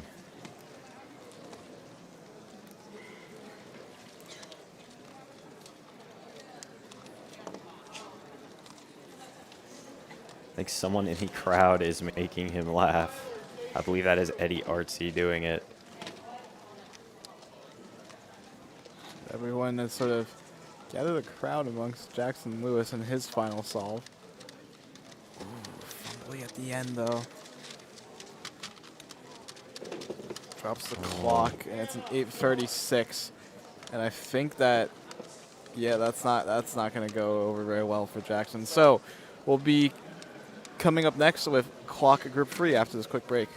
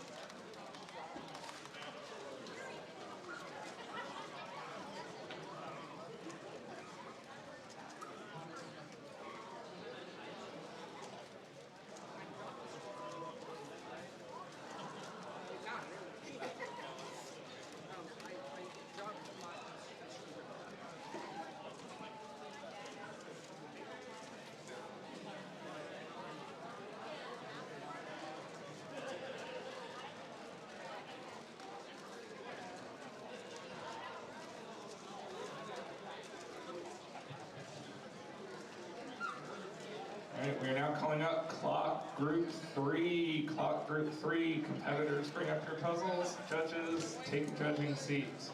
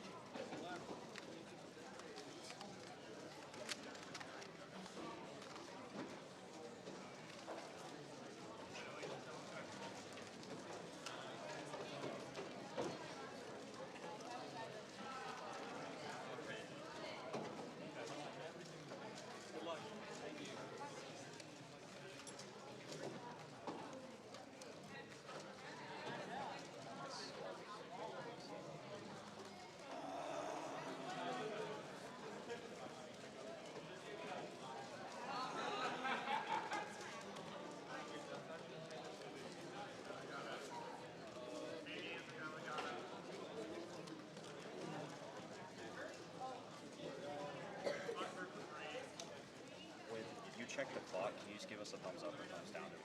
Yeah. When you check the clock, can you give us a thumbs up or thumbs down? That's all.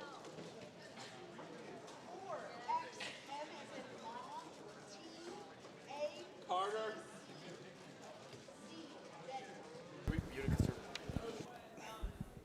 They're reading out the script password.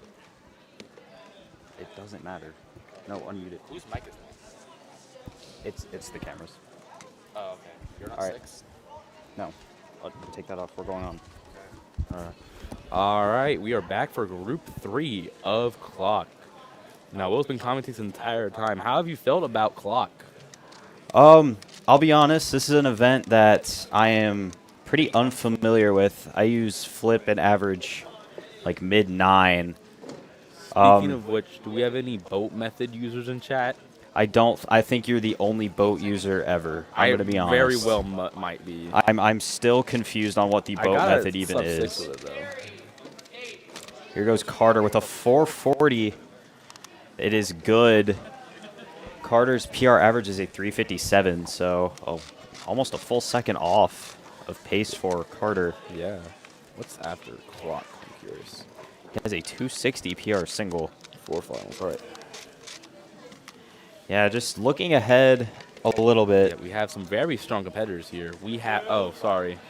You meant that. In this group, we have some very strong competitors coming up. We have Alex Bohack, Caleb Chen, Drew Wyndham, and Carter Williams. We just saw Carter Williams in New Jersey. Now here comes Drew Wyndham of Tennessee. 318 average, 244 single, both Tennessee state records. Yeah, just looking ahead, after this round, we start some of our finals for the day. We'll have 4x4 finals, Skewb Finals, Pyra Finals, and 2x2 finals with a break with 3x3 semis in the middle, and then finals the rest of the day. Who is it? Or if you're talking about me, hi, this is Nathan. Drew beginning his inspection. All right, let's see what Drew can pull off here. Doing a safety flip. 605 for Drew. 605. All right, and then Alex Bohack on red. Just like in Pyraminx, he is a world-class clock solver. Right. Small heads up, we do have the red overhead a bit. Some technical difficulties, so we will rely fully on the judge. It is good. 383 for Alex Bohack. Any thoughts on that, Will? Great solve. Again, I know like nothing about clocks, so can't really comment on much. But all right, I know just enough about clock to kind of know a little bit. I don't do Soun myself, but I know a little bit about it. Here goes Carter for solve number 2. The memo happening right here. Coming off that 4 from earlier.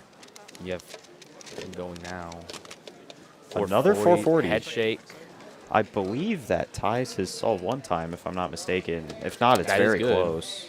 And it is good, yes. We now have Caleb Chen on red stage. He kind of got crazy good at clock really quickly. Went from someone who didn't really practice the event to a sub-5 average, and now a sub-4 for 382. I mean, a sub-3 single. Caleb Chen really, not just in clock, but just in general, came out of absolute nowhere. Indeed. He got third at his first ever competition in 3x3. Yeah. Making himself very well known early on. I mean, I believe he made Nats finals within like a year of him starting competing, which is just insane. Now we have Caleb, 577.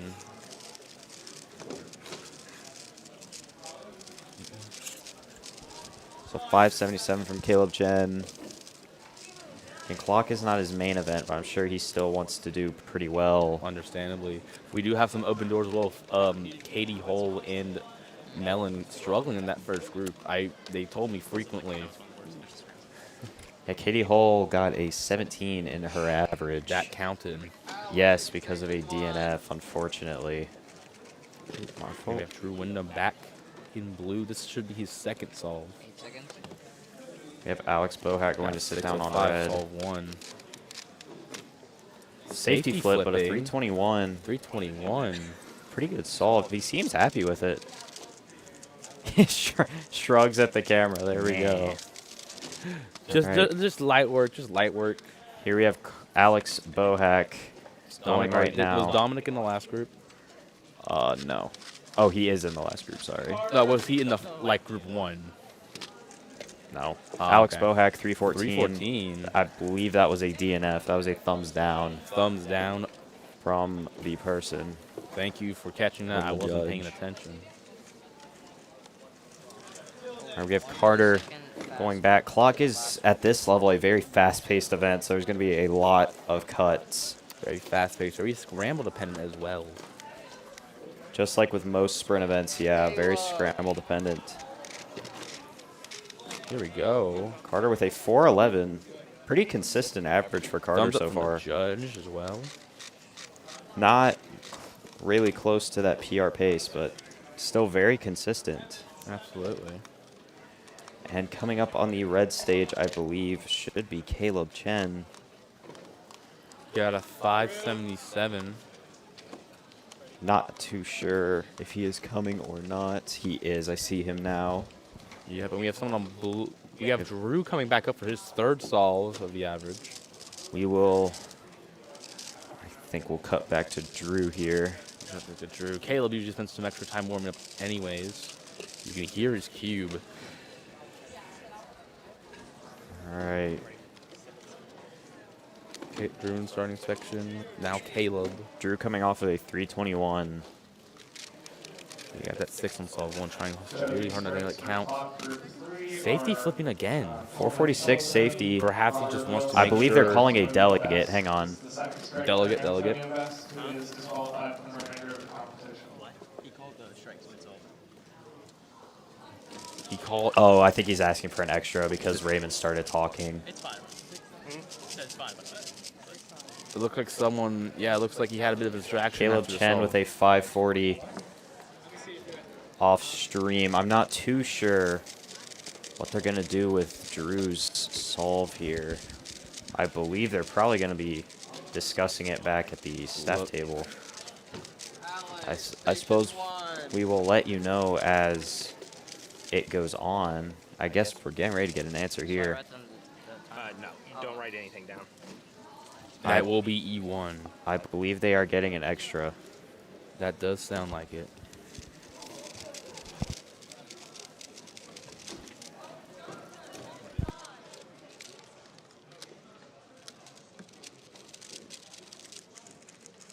All right, we have Alex Bohack going up next.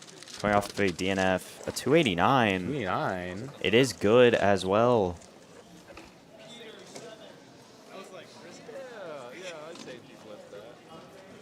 With a safety flip. So I believe Drew is going to be getting an extra. It does appear so based on Dalton's comment. Carter coming up on the blue stage.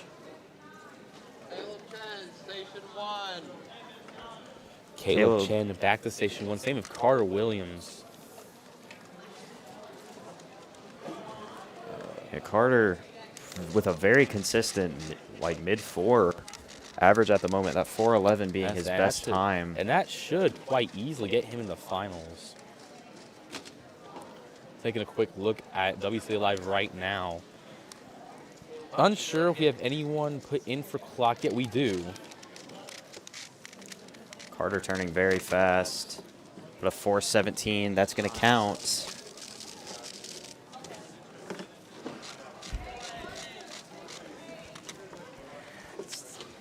Carter seeming not too pleased, but not too mad either. Was ruled. Did the judge go thumbs up? All right, Caleb Chen. Alright. We're assuming, yeah. Wait, the fourth one or the last one? This solve. Right. Okay, okay. Dalton explaining to the judge what to do. Caleb with a 4.24. We're about to see if it's good. It is. That is a pretty good solve from Caleb. Now Drew, obviously one of our top competitors that's in the stream stage. Yeah, we have Drew on his E1 attempt. You see him kind of hesitate towards the end a little bit in the last solve. Oh, a 276? 276. That is good. Wow. 270. He is very happy with that. That's going to count that 321. Absolutely. I suppose getting the E1 actually helped him out in the end. Seems like it.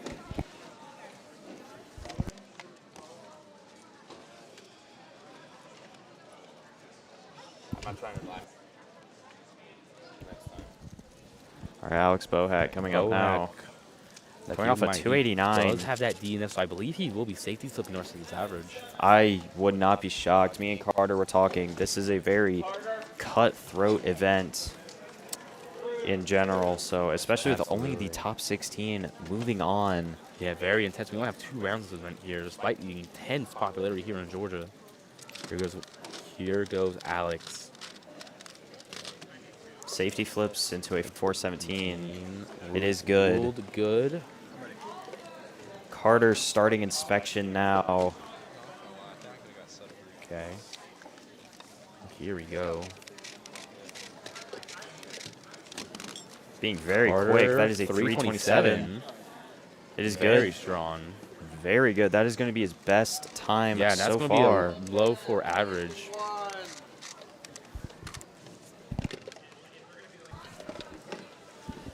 That's pretty radical, honestly. I know. I have to agree. It is pretty quintessential. Quintessential. Using big words over here. Caleb Chen going up for, I believe, his 5th, if I'm not mistaken. Yes, it should be his last solve. Bohack will be on his last soon, and Drew Wyndham is coming up for his 4th after that E1.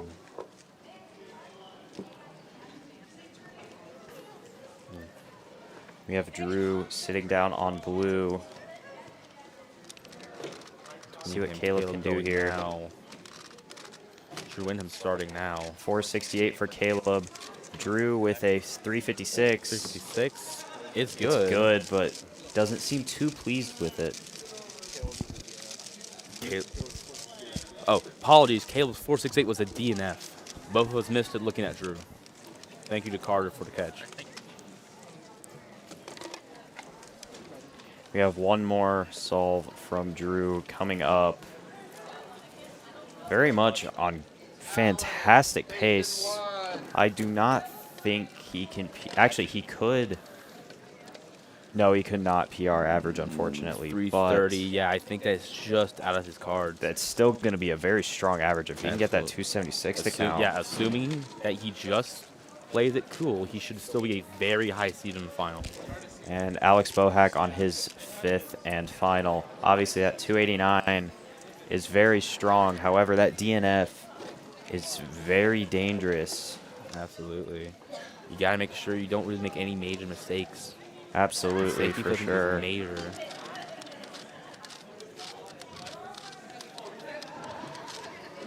Oh. There's the safety flip with 614. What? Oh, no. Oh. Alex Bohack DNF average. No way. Oh, my God. He did. I don't think Oh, he safety. You no. said he safety, but I don't think he did. Oh no! Alex Bohack with the DNF average. Wow, one of Clicky Studios' very own and very best. Oh, Out no. of finals. Here goes Drew for his 5th. Wow, Drew Wyndham. Oh. Drew Wyndham coming up. I don't think he has PR potential average-wise. 377. That is a DNF, however. Both stream competitors DNF'd their last solve. Unfortunately, that 605 for Drew is actually going to count. Wow. So he still should be comfortably in the finals because of his counting threes. But that definitely hurt him quite a bit. And we have one more clock solve from Caleb Chen coming off of that DNF from earlier.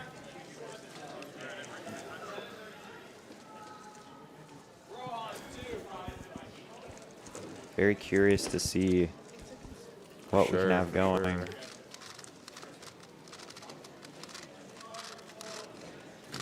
Looks like he safety flipped into a 511. It is good. So he should be comfortably in the finals. With that, that is clock group 3 all wrapped up. I believe we will move on to clock group 4. That has Drake, Brendan, and Eddie Artsy and Jasper all in the same group. So a very stacked group of clock coming up. We will be back. The slowest average in this group on stream is 3:22. Yeah, we will be back in roughly 5 or so minutes for that. So stay tuned. We will be right back.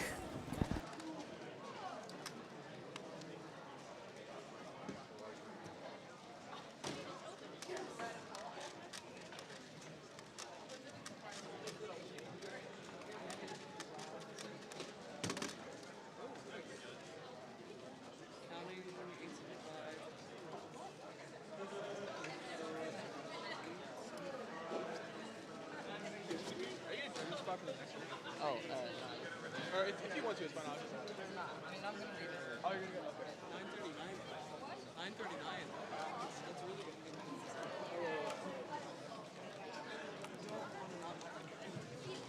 Now calling clock group 4. This is the final call for clock.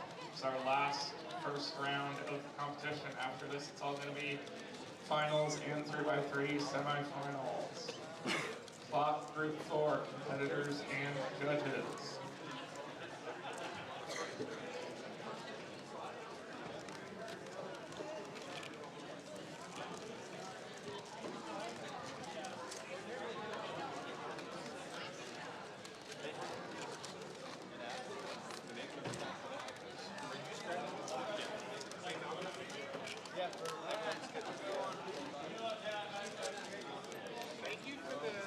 You're welcome.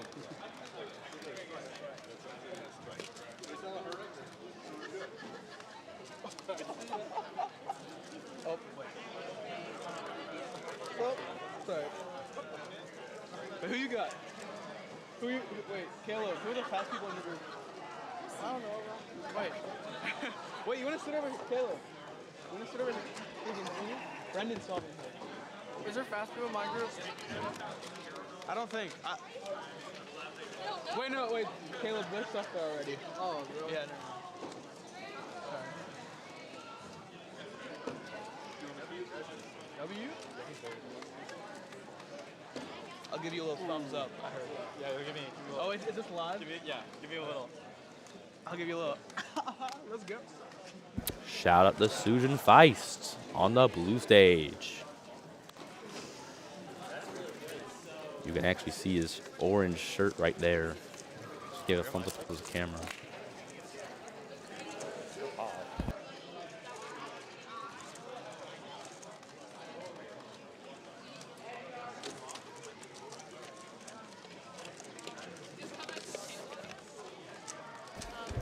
Alrighty, we now have our first competitor in Group 4. It is Eddie Artsy of Florida, having the both state records with a 230 PR single and a 312 PR average, former North American record holder as well. This guy was really, really scary, especially when I was competing in clock. I mean, the landscape has changed so much, but he's still he's still very prevalent in the Absolutely. Southeast as He a got clock third solver. at NAC 2024, if I'm not mistaken. He did get third. He got fourth at NAC 23. Top 10 at Worlds, starting now. Shaking his head, but 352.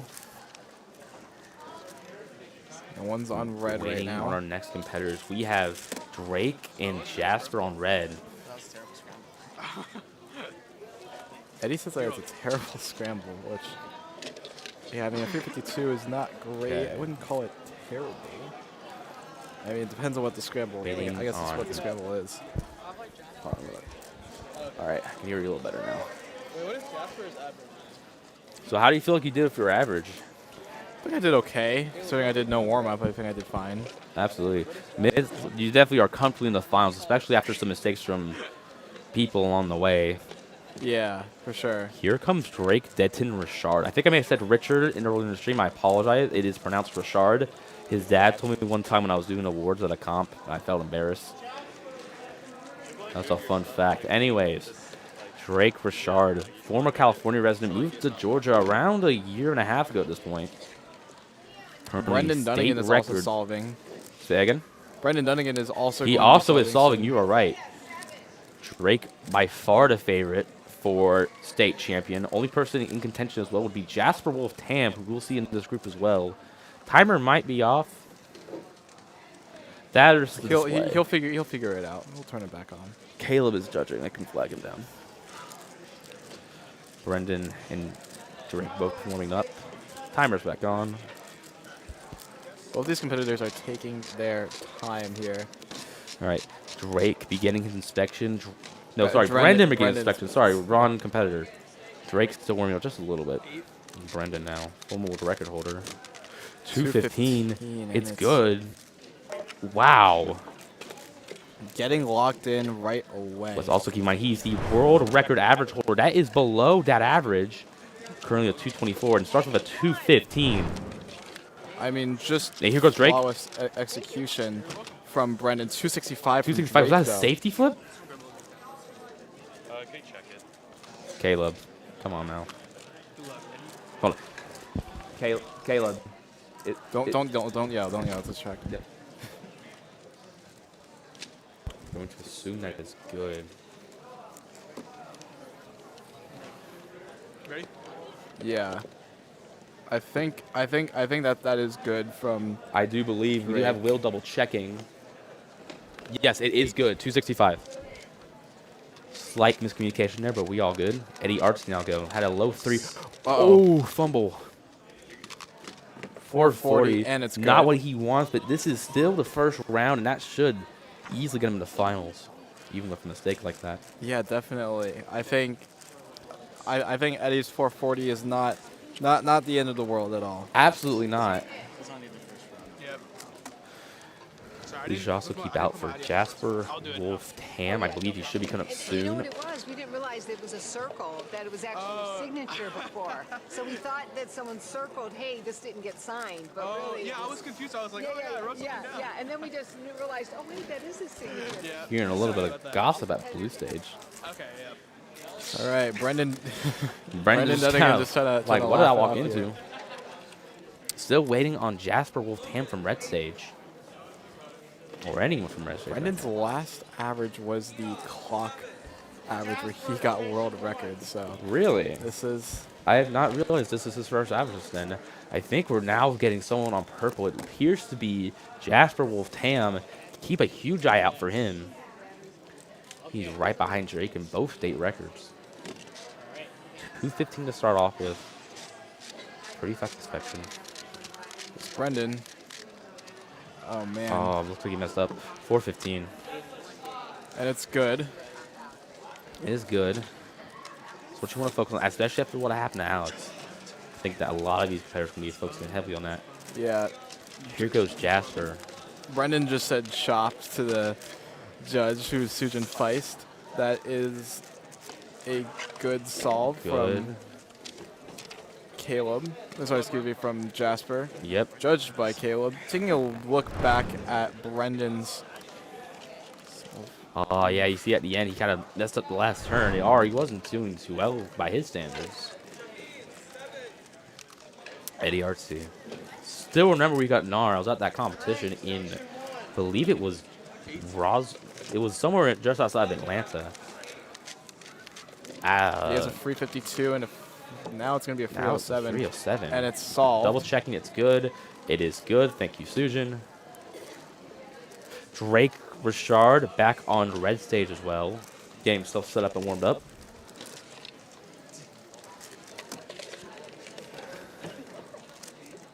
Drake really needs to think about this right now. He has a 265.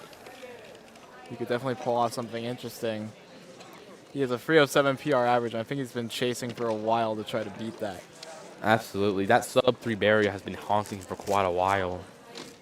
Also, I think he definitely wants a better single. He absolutely has the potential for a sub-2 single. I think he got that single at Charlotte, right? I do believe you're right. I think it was a safety flip as well. Drake beginning inspection.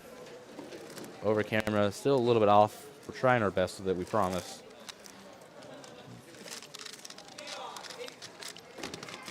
.260 safety flip, and it's good. And it's good. Let me join this. 260 and a 265 for Drake. Good solves all around for him so far. Brendan needs to pull back from 415. Brendan now going. Happens. Too flat. Oh, man, it's oh no. DNF from Brendan. That's going to kill the average for Brendan Dunnigan already. Counting a 415. He's going to have to safety his way into finals. Are we able to get a replay on that? Unfortunately, our replay didn't catch it just yet. But Jasper will be solving. Jasper. His last solve was a 414. And do not sleep on him. He has a 322 average. Putting him right on Drake's neck.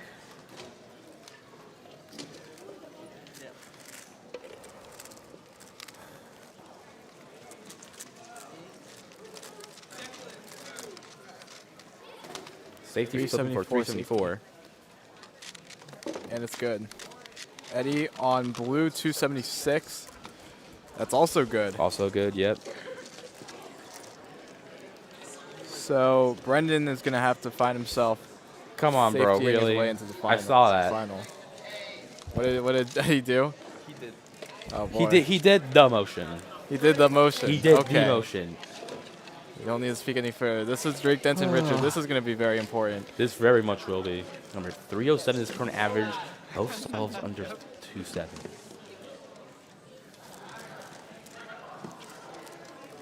Let's see what Drake can do here. Back.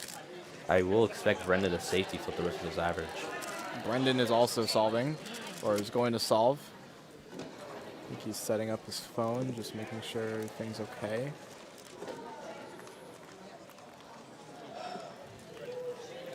Here we go. Brendan's actually the one who starts right now. Here we go. Pretty fast inspection from Brendan. 262 safety. Safetied. It's good. Drake still trying to mentally just ready himself. And understandably why. I think Brendan just wants to calm down, maybe get his nerves out, and then absolutely he can get talking in the final and let that result speak for himself. But 216 and 260. Oh my God, he didn't start the timer. No. Can you tell him to sign for a 3? That's going to be a DNF for Drake Denton Richard on the third solve, and he didn't start the timer. It looked good, that looked too. so good. That looked like another mid-2, and I think he knew it. It looked really fast. Oh, my God. Just the mistake from Drake. Oh, that's a cost him huge DNF. mistake. It would be another 2-6. It would. It absolutely. Wow. There's Eddie on the fourth. There. Here comes Eddie Arts. On the fifth, excuse me. 274 on DNF. He's going to be counting that 440, which means that Eddie will be getting. Was that his last solve? Yeah. Okay. He'll be getting somewhere around a 3 Jasper average. with Ham doing his third right now, if I'm not mistaken.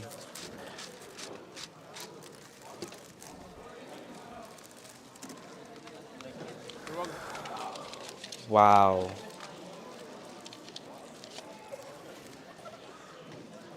Absolutely insane. I know. clock I'm finals so still. far. My heart This is still for kind round of racing one. over that.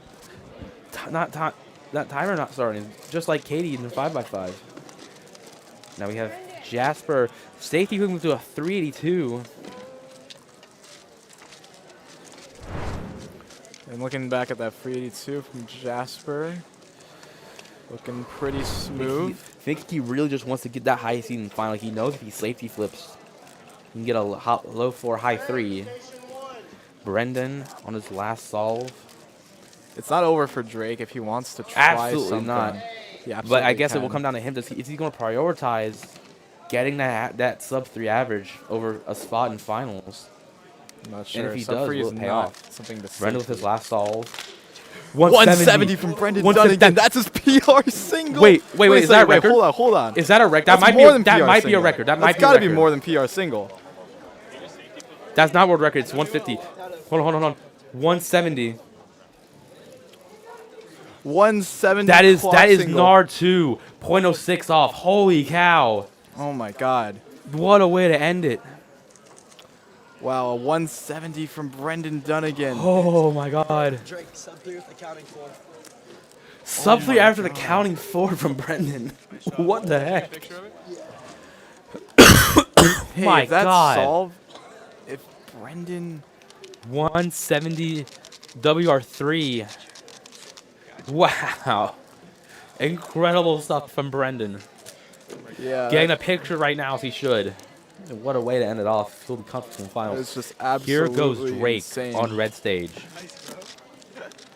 Pausing a little bit. Needs Probably safety, just a just yeah, needs he a will be safety. safety flipping as he probably should. 512. We're going to assume that's good. Caleb, please do thumbs up. Alright, that was a 2-6. Oh, I had It was 2-6, but I didn't start timer. I did have 2 on that one. Yeah, if Brendan Dunnigan, I think, got the 2 flying, that could have been world record. Wow. Or they're not very close to I world don't think it record. would have been world record. It'd be because 2.26. but 2.26 without DNF, yeah. it would not have been world record. But wow. What a way to end it. Absolutely insane stuff from Brendan Dunnigan. Whew.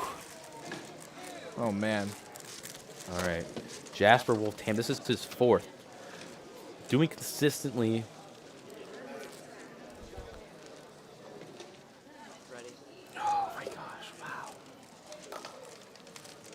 Last scramble Brendan's might have still some juice in it. celebrating, as he rightfully should. Ethan Owen's coming up as well. He's a great clock competitor as well. 480 as the final solve from Jasper. That is his 4th, I believe, if I'm not mistaken. It would be correct. Okay, can I put this in right? Okay, so right now he's looking at a low 4, high 3, going in the finals. That was his last solve. I don't know which one I didn't put down. Still, either way, clearly in finals. Drake Richard coming up. We saw a 170 from Brendan, and he knows. I think Ethan Drake Owens knows as something, well. something special's in the air right now. Something happening over there at Station 2. Not sure what. Drake's talking to him a little bit. Potentially South Carolina state record from him. It'd be nice to get. Let's pay attention to Drake. Should absolutely pay attention to Drake right now. I know Needs to for a lock fact in he here. also is going for. He might go for it after seeing how well Brendan did, or he might just lock in a final position. Only he knows. Starting now. Safety flipping as he honestly should, just to make sure you're in. And honestly, you need to be sometimes more careful than the safety. That's how Alex Bohag DNF'd out of clock finals today. For sure. It is very interesting to wonder. You got to wonder, had he start the timer, what would happen? What would he have gone? Because the potential he had. Honestly, I wouldn't be able to tell you. And yeah, I mean, it's absolutely insane stuff. From Absolutely, both of these indeed. competitors. They really well done did to all put these on a competitors. show. All right, so we're going to be heading on to the next group of well, there's no more clock, unfortunately, but we'll be heading on to our finals block. Yes. Where we will be starting with 4x4. Yep. Followed by Skewb, which will be my last event of the day. Assuming I don't make Skewb. If I make Right. clock finals with a 781, that would be really funny, but that's not happening. Yeah. All right. So we'll be right back after this quick break. Ooh, Drake.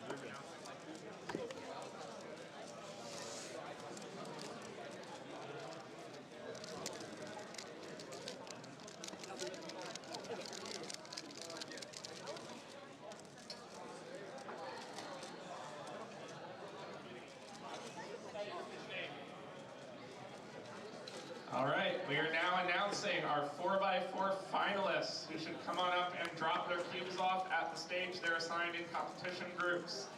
4x4 finalists: Justin Barker, Micah Heckerling, Carter Williams, Eddie Arts, Rowan Stowe, Eli Parker, Alex Bohack, Thomas Ryan, Eli Smith, Sean Hartman, Jared Stinson, Vishwa Sankar, Katie Hall, Dominic Radici, Nicholas Sanchez, and Brendan Dunnigan. Competitors will take a seat at the station with their name placard at it. We're going to need 16 judges for this as well. As soon as we get our 16 judges, I'm going to do a random draw, and one station's judge is going to get a $10 cubicle gift card. It's going to work like that for all of our finals. So we're going to wait until we have 16 judges. Only sit and judge at a station that has a competitor placard at it. And hold on just a moment. When I see judges at all stations, I'm going to draw a random station number.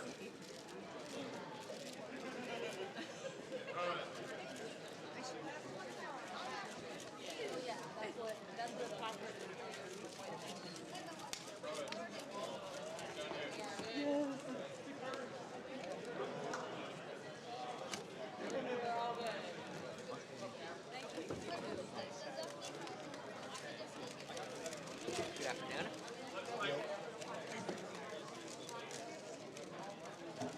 All right, our winning judge for this, I'll bring it to you in a second, is Red Stage Station 7.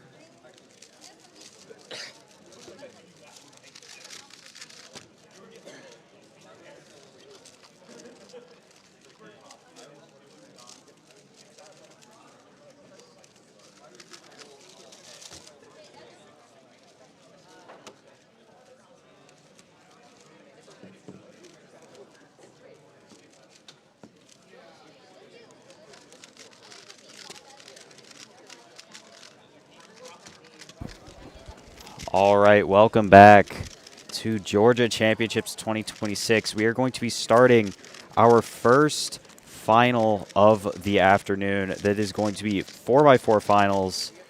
We have Nicholas Sanchez in the second seed on blue stage and Brendan Dunnigan in first seed on the red stage. Both coming in with a very strong average. So we will see what happens. It looks like Nicholas Sanchez is going to get to go first. Yeah, it looks like it. We will see what happens. Oh, there we go. We can see at least a little bit. And as I was saying yesterday, 4x4 is one of my favorite events to watch. Understandably so. It's not too short, but it's not too fast either. Nicholas crossing that 18-second mark already on 3x3 stage. Unfortunate with the OLL parity, but ends off with a 24.88. 24.88. Not bad. Not a bad start from Nicholas. Absolutely not. We're still waiting on Brendan Dunnigan's first solve. Last round and clock got a 170 PR single. That is absolutely crazy stuff. Absolutely. So we will see what Brendan can pull off here in 4 finals. His cube is coming right now. Unfortunately, still no overhead cam for the red stage. So we're just going to have to make do with what we have, unfortunately.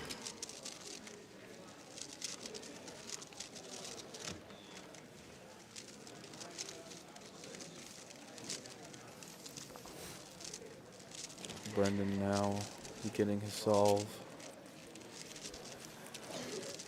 This is where all the action here is first.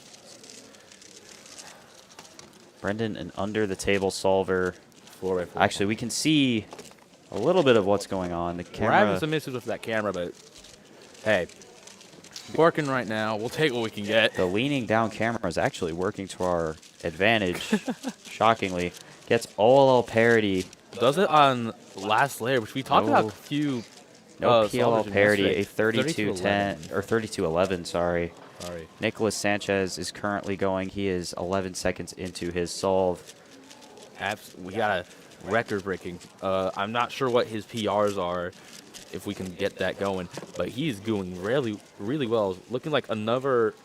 Is that a corner twist? I think he's trying to figure out himself. It was not. Looks like a corner was in the wrong spot. 28-24, and said he was shocked right as he's finished the solve of it. Trying to pull up 4x4 stats right now. Give us a brief moment.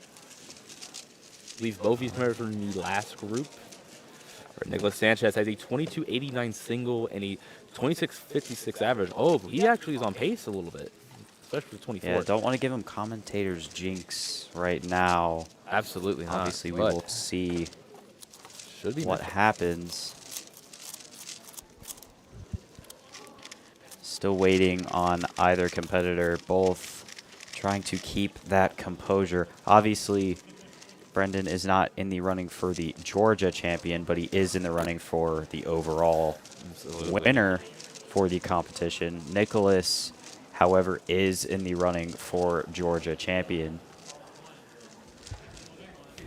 And with him being in 2 seed, that could very well mean he is a favorite to win it. But again, in 4x4, we also do have Katie Hull, who was the female world champion for 4x4. She was, and she was not too far behind Nicholas. And keep in mind, I talked to her earlier today. She is actually. Did you know that she did not win 2018 Georgia champs? Really? She did not. She was well ahead going to the finals, but she threw, and Nicholas Sanchez swiped it up. So he's the reigning 4x4 champ. And I've talked to her, and she says the only goal she has in the entire comp is to get state champion 4x4. Nicholas is not making that easy for her. Yeah, if that's Katie's only goal, then she's going to be a very dangerous competitor coming into this final. Unfortunately, we do not know quite what she is getting at the moment. We will let you know as live results can come in. Seems to be doing a lot better on this solve. Brendan Dunnigan on last layer already. We do have PL parity though. 29.79. Brendan with a counting 29. Not the best thing in the world for him. Nicholas Sanchez going now. For solve 3. If he gets another... He's moving quite fast on his edges. Currently Doing working now on as his edges. He's well. actually on 3x3 stage Oh, already. hold up, yeah. He Ah, has a Olo 22-15 parity. PR single. Olo parity. Still going to do very well. PLO parity too. Oh, Oh, no. double parity. Unfortunate And he's double not parity. happy But he saying chopped. 26. Does put him in 85. contention to still break that 26-56. Yeah, for sure. Brendan doing some 2x2 warm up at the moment. I Definitely believe feeling that pressure. I believe 2x2 finals is directly after No, this. it will not be because I will Excuse be me, it competing is in Skewb Finals. Yeah, I'm sorry. It is I'll be Skewb, directly after. Pira, then my last 2x2. event of this comp, assuming I am now officially one off of clock finals. So we will see. Yeah. Here comes Brendan Dunnigan. Third solve now. Getting ready for his third solve. Coming off of that 29, that is a counting 29. Obviously not where he wants to be. That's just not ideal, but we will see how he brings it back. Again, Brendan Dunnigan is one of the world-class 4x4 solvers. He is up there with the likes of Luke Garrett and Matty Hiroto Inaba in terms of average and single. Right, now switch to the overhead. Very good TPS. We've been talking about this a little earlier today, but his TPS in all events is doing well. Speaking of, we now have Nicholas Sanchez with his fourth beginning inspection. We are on PLL now. PLL, or excuse me, ZB. No, whoa, that was a 23-32. Way to bring it back for Brendan. Absolutely. Nicholas Sanchez just starting. So far, that appears to be the fastest solve of finals. Yeah, passing that 13-second mark now. Working on 3-2-3 edges. One of, in my opinion, the most satisfying steps for any puzzle. Here we are right here, though. Here we go. Looks like a ZB, maybe? We do, yes. A 24-12. 24-12. I do believe, yeah, his BPA is absolutely under at 26.56. Is his WPA, though? It is, if we want to check that. I will check that right now. But WPA would include I'm not too sure. I think he's calculating himself right now. I mean, we will see. And I believe this his will WPA will be a 26.66. if he gets state just record. a bit under. So he really just needs to avoid counting at 28. Or even maybe even a lower 28 could work out. I believe if he gets PR, providing it's good enough, that will dethrone Katie Hull. He will not. But I believe his BPA actually will be Georgia State record. I think I get what you're saying now. If we can get a double check on that, I'm not too sure. Inspecting right now. And we're going to see if he sees anything. We will double check the BPA will be Georgia State record.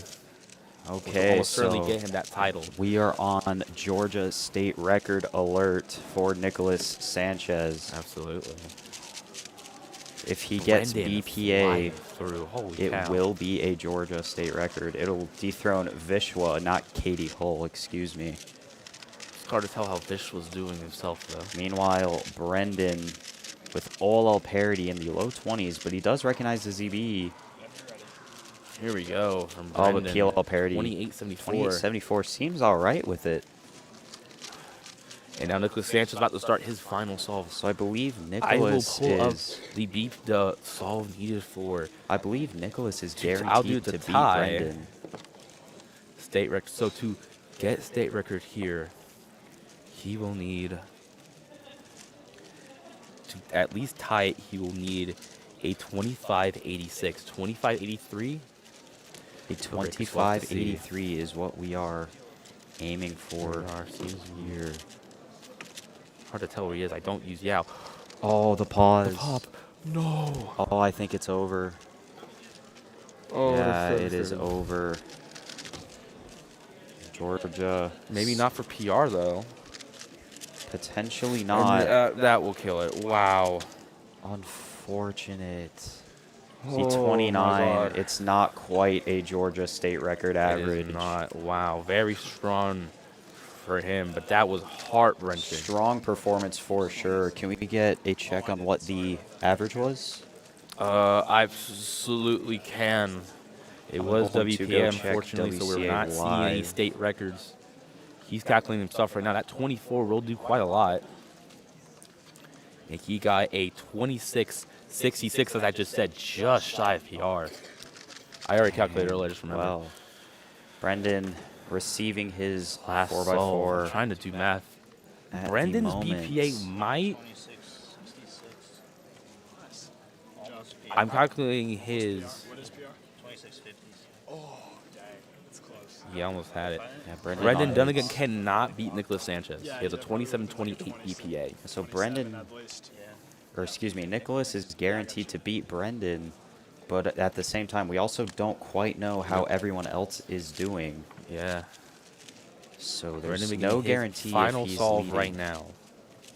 And then we'll move on to Skewb Finals. Brendan currently on Which edge I'm going pairing. to- There's a little bit of a pause. I think he lost a piece. Right.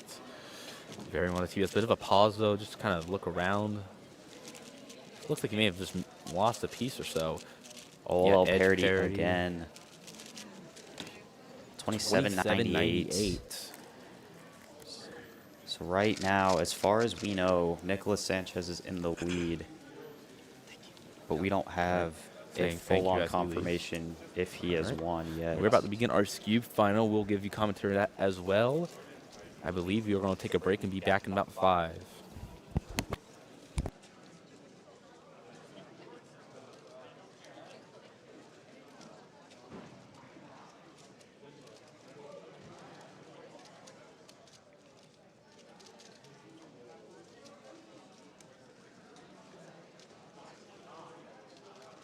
I'm going to say that.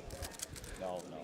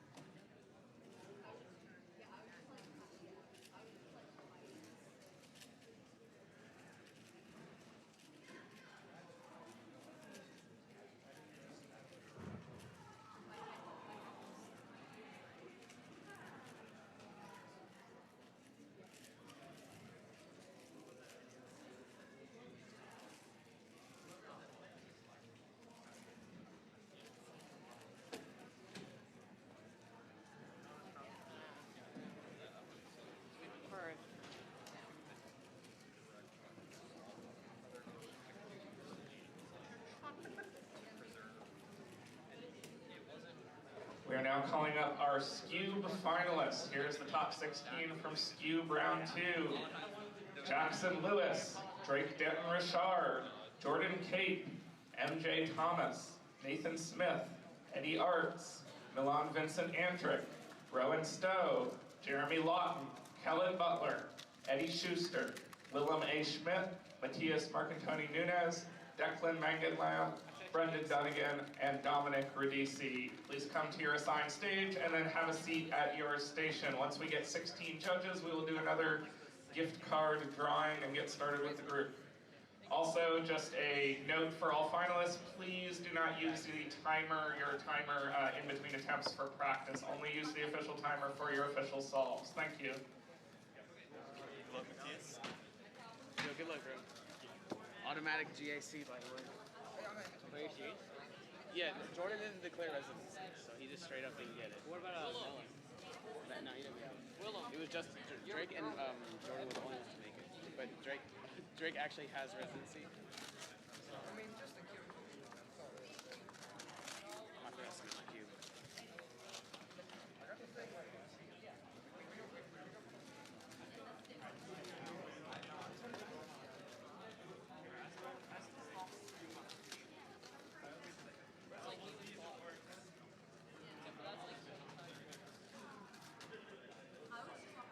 All right, our randomly assigned $10 cubicle gift card is going to go to Red Station 5 judge, who's judging at Red Station 5. Where's MJ, bro? Where's MJ? He made Clicky Finals. Yeah. If Carter Williams drops out, I think he said he would. Oh yes. Okay. Yeah. Yeah, you're chill. You're fine. Bro, I'm so mad about that. If I saved you flip on the 2-3 or 3-2, it looked like a 2-9. That would count. Can't use the. I'm gonna get stuff 3 o'clock. Hello, everybody. Welcome back to Skewb Finals. My bad. Yeah, this is going to be a very, very entertaining final. Yeah, absolutely. We have Dominic Radici, obviously world-class Skewb solver, came second at the World Championship in Seattle last year. Obviously very much looking forward to him.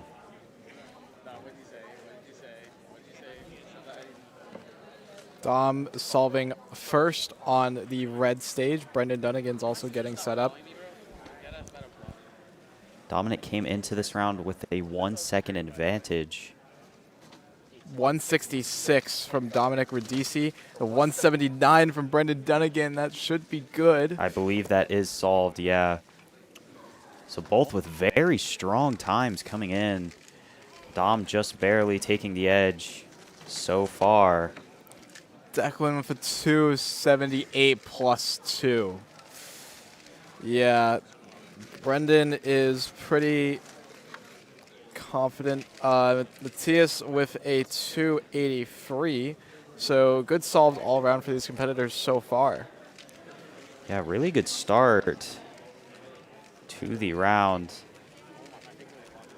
I think that first scramble, obviously 2 1s. That's going to be a really tough bar to beat. Obviously, Skewb is a pretty scramble-dependent event, just like most sprint events are.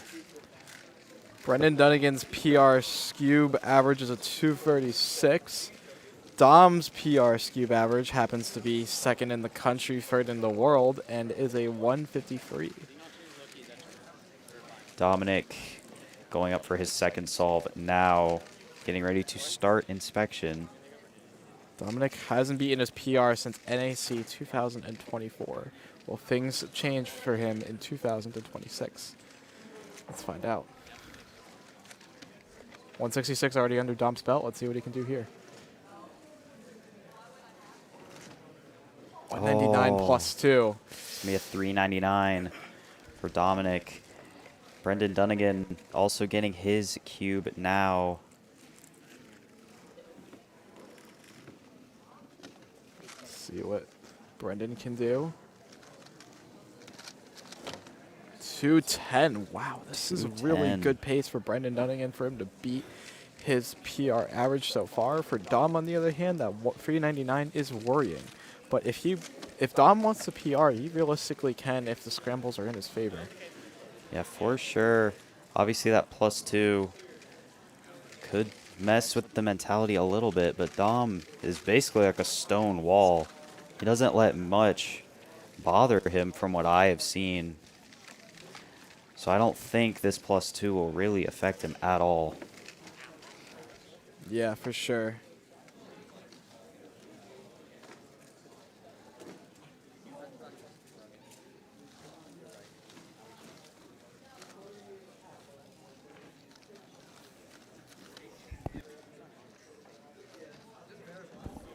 Currently, we have Dominic receiving his third cube. Let's see what Dom has in store for us here. So Dom coming off of that +2. And like I said, doesn't seem like it's bothering him at all. Dominic Radici on the third Skewb solve. Let's see what he has to offer. He has a 166 in the 399 so far, so this average can go anywhere. 235 to round it off. Not going to be anything extraordinary in this final, but could be sufficient enough. Again, that is going to be counting now, which is really unfortunate, but still a low 2. Pretty good. Haven't seen any other competitors get anything, our top 4 competitors get anything extraordinary so far, but Brendan is currently solving.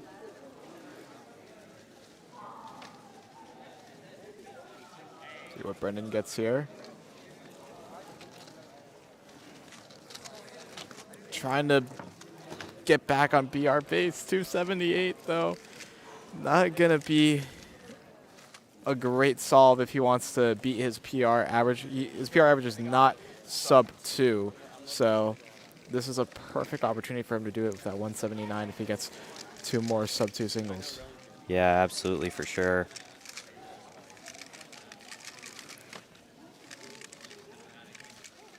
I mean, both competitors are top people when it comes to Skewbs. This is a really good matchup, a really unique one also for the Southeast, because Brendan is from all the way in California. So this is a pretty rare matchup to have a quote-unquote one-on-one type thing. Yeah, head-to-head wise, these guys are pretty much neck and neck. I feel like they have the same means reasonably, except Dom did +2 on that 399. Let's see what we have in store for the rest of the average.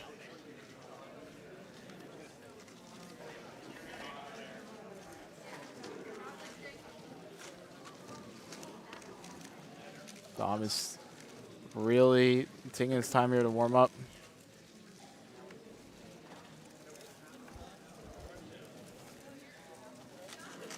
And here's Dom on the 4th.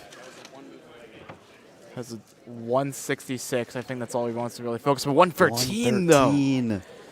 Wow. 113 from Dom.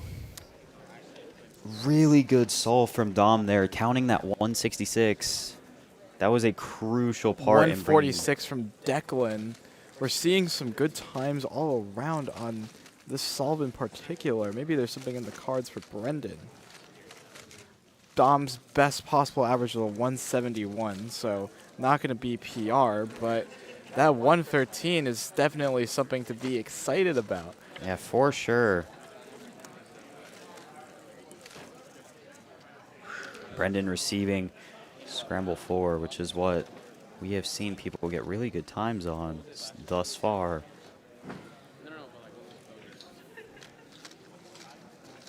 $187. Wow, that's really good. I think that could lock in PR for Brendan. He is ecstatic right now, and that's such an incredible solve from him. A counting 187 and counting 210. Yeah, I think he did lock it, judging by his reaction. Yeah. 220. Well, 225 from Brendan, which is going to be guaranteed PR for him no matter what he does at the end of this. Oh, Dom just received a solved puzzle. So.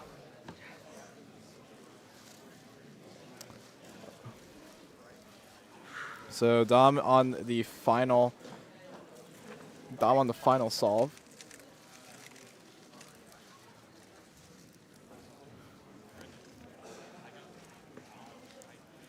Wants to make this one count. Let's see if he can pull off anything here. He might actually not. He can't. His win is not secure. Brendan actually might beat Dom depending on what happens here. Oh, the grip looks weird. It's going to be a 350 free counting from Dominic Radici. Wonder if he misrecognized the NS there. It looked like he was ending with a U-perm. Here's Brendan on the last. Uh-oh. 321.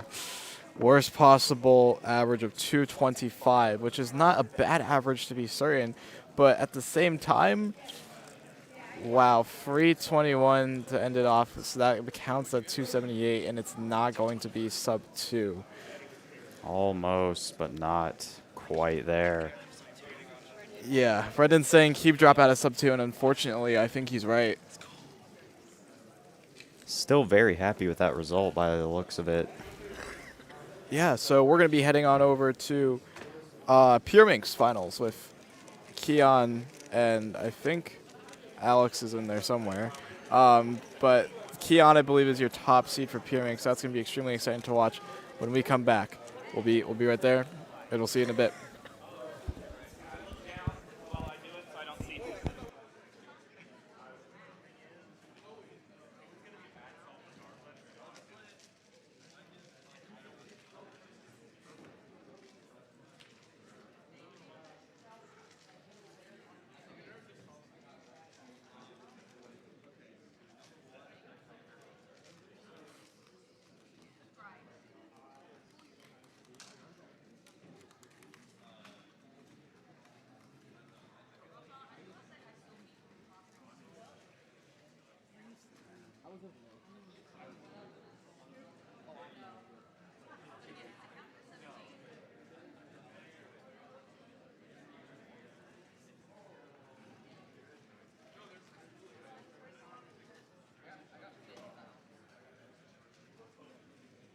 No, not in T5. I'm not getting.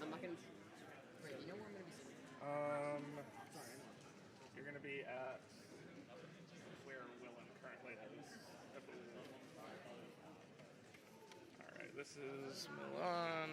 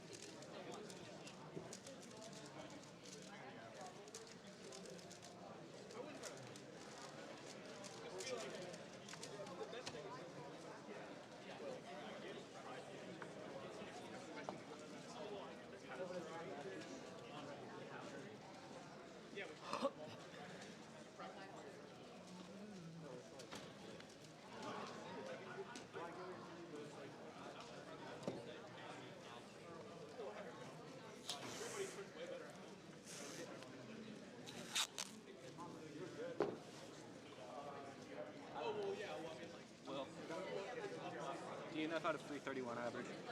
Ouch. Hold on, wait. I'll dap you up. Let me do It was this. still a sub 4 average. I'll dap you up. Hang on. Eddie, how do you like this scuff setup? It's like the thing broke.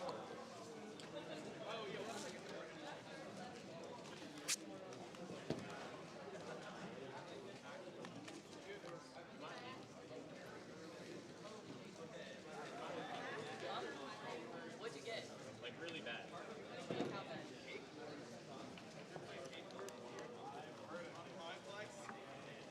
What's up, Nathan? How'd you do? Is that good or bad? That's pretty good. 4 was a cube drop. It would have been like a 2. So it would have been 358, but I wouldn't have made a podium. Dom got a 113. Dang. Yeah. Yeah, it was really good, but I also mislooked it and I dropped it during the deeper. Top half in finals. Let's go. I'm up here.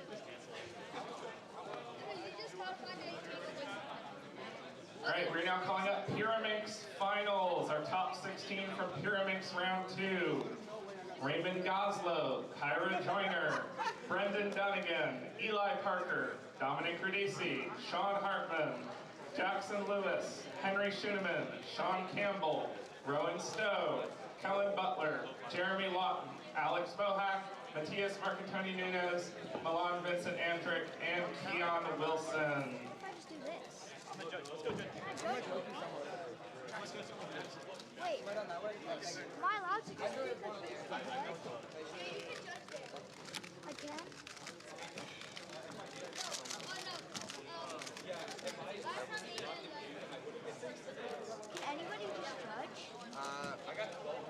since we're streaming this one, we're kind of letting volunteers do that just to avoid complications.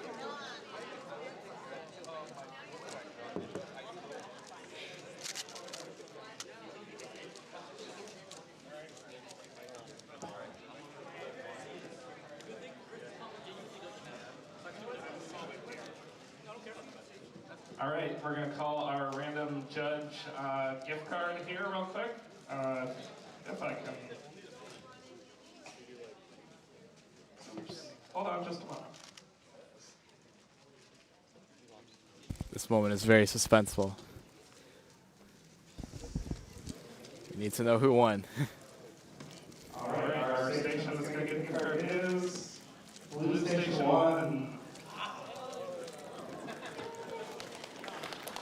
Wow. Everybody, Pyraminx Finals. Not in my head.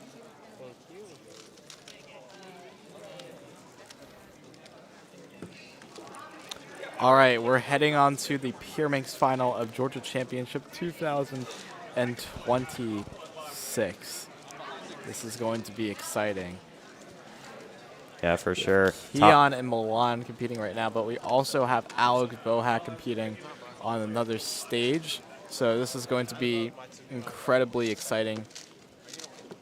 And I think we have a lot of top level talent here.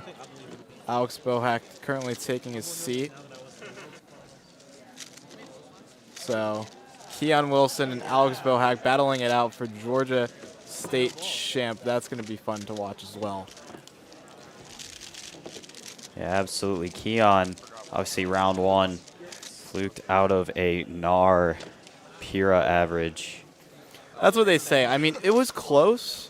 Was it a NAR fail? Keon doesn't think it was a NAR fail. So I think as long as Keon doesn't think that, then I think we're pretty much okay.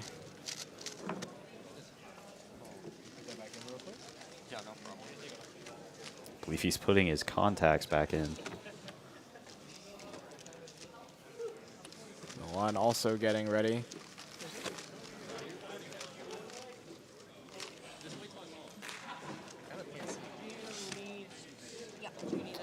Oh, Keon kind of can't see. That's not good. Meanwhile, let's watch Milan solve. Milan placing second in the Pyraminx second round yesterday. 254 +2. Here goes Keon on the red stage.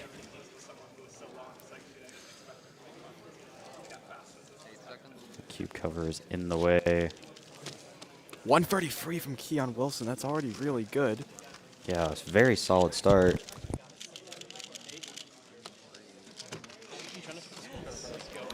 $133 from Keon, but I think we just missed a 103 from Alex Bohack.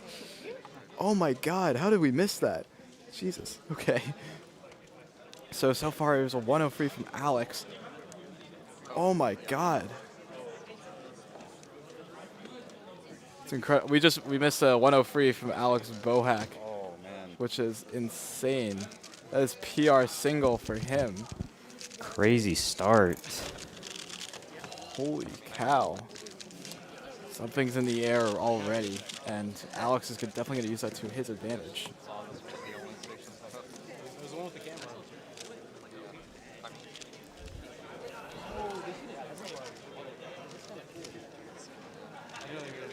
Sounds like a bunch of people are getting good solves here. Must be a really good scramble. There must be something in the air, as they say. So 103 and 133 from Keon. Already, this is crazy. Crazy first solve here. Here's Keon on the first. Or Keon on the second, excuse me. I think Alex is also starting too. Head on over to Alex first. Milan also starting. A lot of people starting at the same time. Alex is a 103 under his belt.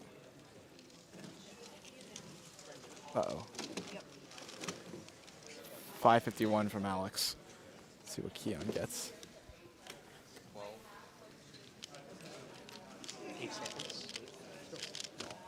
551 from Alex and a 4.01 from Keon. Milan gets a 202. Milan currently like really locked in right now compared to some of these other competitors. Keon just kind of didn't know what he was doing. I think he was just like turning all over the place until he found some form of a solution here. Yeah, so 551 plus 2 for him, for Alex Bohack, but he does have a 103, so I think he's going to try to go all out just to be Georgia State champion.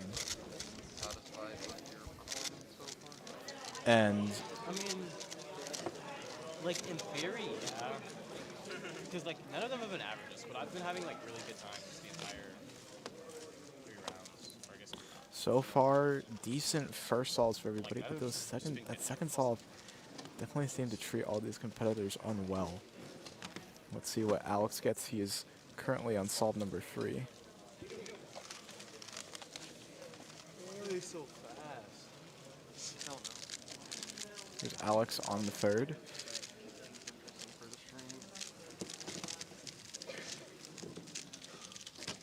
.162, and he nods his head, so counting that 162, that's going to be big for Alex.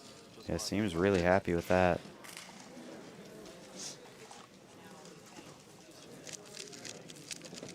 Here's Keon on the 3rd scramble. Alex got a 162 on this one. Let's see what Keon can do. Already has a 133. 169 from Keon. Absolutely this battle is solid. neck and neck. Yeah, really solid starts for both of Alex and Keon.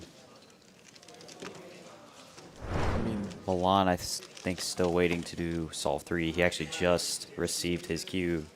I mean, that was just incredibly smooth from Keon there. Milan just received a scramble. The most consistent out of everybody so far.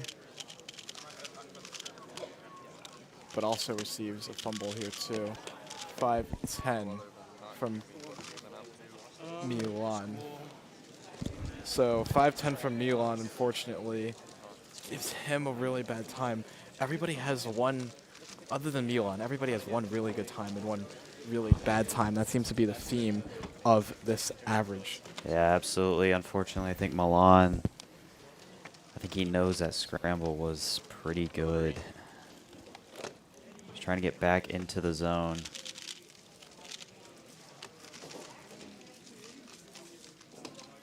Keon also up to solve, but we'll catch Alex's solving first. Oh, he shakes his head. Didn't see anything here. 210 from Bohack, but he nods his head. So he's definitely satisfied with the time nonetheless. Meanwhile, here's Keon. Oh my god. There's a distraction in the crowd. I think Keon is going to be asking for an extra And he here. will ask for an extra solve.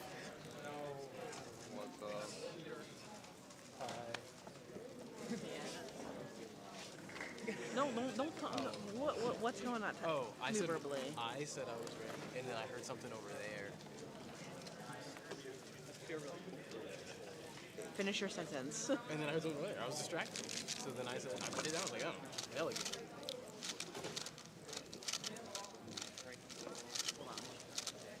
So not even sure if he's going to receive an extra for a distraction. I hope he does. That was quite the loud. That was a pretty loud distraction. I know we're no experts, but I think that would be considered. That would be considered a distraction from. Sounded like Yeah. Alex going up for his 4th. Milan also going for his 4th as well. Yeah. Alex is actually going for his 5th right now. Alex is a 151. Oh my god. And Milan for 229. So Alex Bohack with a 151 has just finished his average. And oh my. That's going to be a really good. So 162 plus 151. That's 210. Keon got denied the extra, so he's going to DNF. We are denying the extra. Did you get to make that decision? Well, I wouldn't have asked for an extra if I knew that was a thing. No, we are denying the extra. That happened. Okay, So- we're still denying the extra. You're allowed to verbally. Unfortunately, Keon has been denied an extra, so that means that he will be receiving a DNF on the fourth solve. He is claiming distraction. We have denied. We have conferred and denied it because we don't think it was significant enough to provide. I might disagree with delegate decision there, but again, I'm no expert. Seems, yeah. Definitely.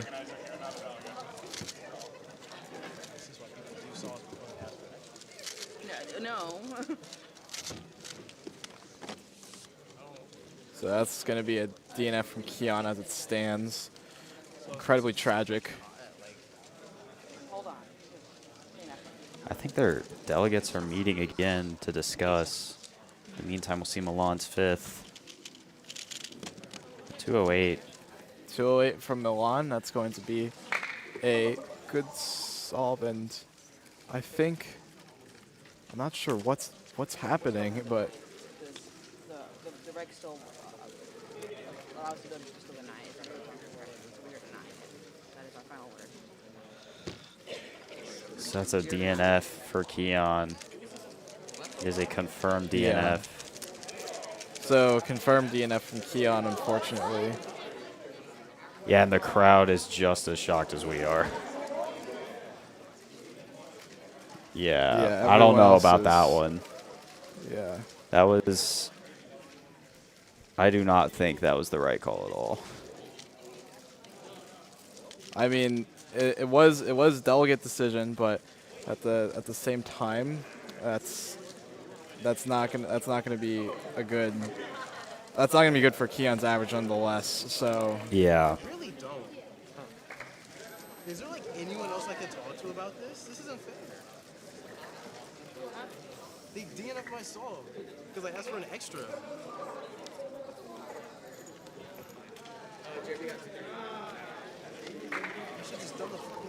Yeah, the crowd is buzzing over this. Yeah, I think everyone is really unhappy about the delegate decision that was just made. I mean, Keon can't be too happy either. I don't blame him one bit.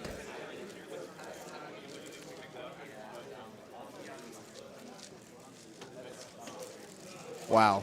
Okay. Can I ask Clay? I want to prove this isn't fair.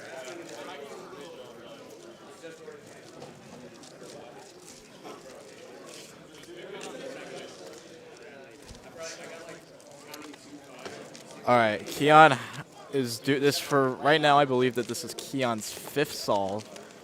He has not been granted any extra yet.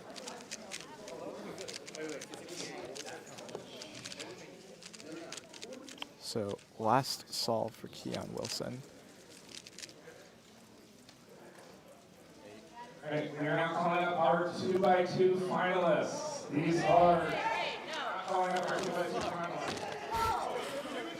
I mean, come on. This is absolutely insane. That was just not. So that is a 168 from Keon Wilson. Like I mean, it was. Wow, a lot of emotions have sort of boiled over here. This is not. I mean, I don't blame Keon for being upset at all. Like, I don't agree with that one bit. I can't speak for you, Carter, but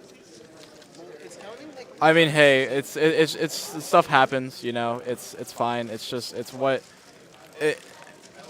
sometimes we'll figure it out. We'll leave it up to community decision later on. But yeah, I do think that the events that have occurred right now, they're crazy. Definitely an interesting set of events, and yeah, I can't. Yeah, this is not the ideal situation to be in. So I believe that is. We'll be heading on to a quick break for Pyraminx. After Pyraminx Finals, we'll be heading on to I believe. We're moving Actually, on I to think they're 2x2 still discussing finals about after this. certain extras. I think it's, I don't know, Keon's back in the competitor area. So I think it's done. Why am I bothering to record? Am I Keon Wilson? You were Keon Wilson. Oh. You were Keon Wilson for about 30 seconds. There is a meeting in the back. Y'all can see it. On the behind the red stage. I wonder if they're discussing it. I would like to imagine they are. You only bet that practice clock, and I threw first round. Yeah. Oh, okay. I didn't really get to do that. You want me to? No. Is it gonna bother you if it's there? So this is currently, they're setting up for 2x2 finals right now, but it's a very crazy set of events that have just occurred in a very short amount of time. The delegates have officially said no to Keon's extra. We just got word. All right, we are now calling up our 2x2 finalists. We're looking at more So, Jose Vasquez, Dominic Radici, Milan Vincent Anthrick, Brendan Dunnigan, Evan Muley, Eddie Ertz, Kellen Butler, Micah Heckerling, Alex Bohack, Rowan Snow, Elijah Slater, Caleb Chen, Nicholas Sanchez, Matias Marcantoni Nunez, and Sujan Feiss. You know that guy? Also, if anyone has seen Nicholas's competitor placard, that would be great. He's supposed to be at Red Station 2, but I couldn't find the placard. Give him Keon Wilson. Just cover it over and like. They should give him Keon. Just cover out Keon for Nicholas Sanchez. I mean that's. I can do that. It works. That low key would work. It would work. Well, I think it's supposed to be like full official, unless you have to write it like this font. Oh, I'm just trying to imitate it. So like you gotta like. Oh, I could imitate it. I Go could over it a couple times. I could white out. Yeah. Nicholas right here.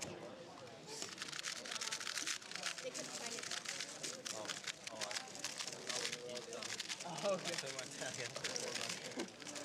Oh, that's yeah. Hold off on starting any solves. Hey, do you want to hit over? Ready? You got to put up. You slide it down low. Slide it down low.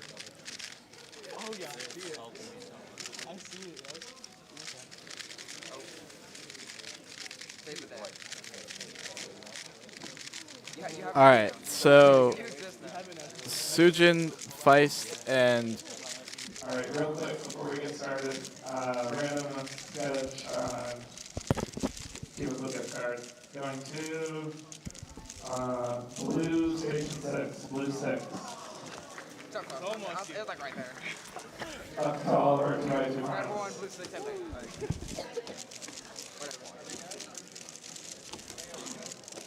That's a win for me. I mean, close enough. all right, so I'll take second place. Bro, you're funny, bro.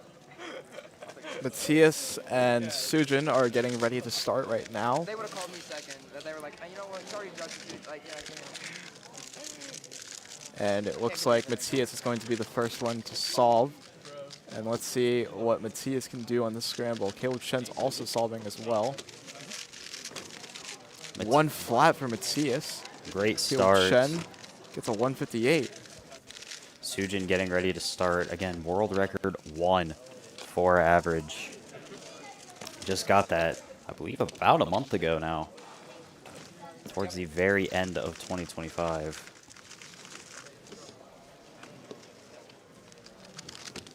Sujin fights 0.96, but he shakes the head. He knows that it could have been just a little faster. Now, if you blink during any of Sujin's solves, you'll miss the entire thing. Yeah, because absolutely. it is absolutely insane the pace that this guy works at. Essentially one looking every single 2x2 solve. Yeah, I mean, one looking on its own is really impressive to do. But to do that super consistently for virtually every solve, I mean, that's just a whole nother level of insanity.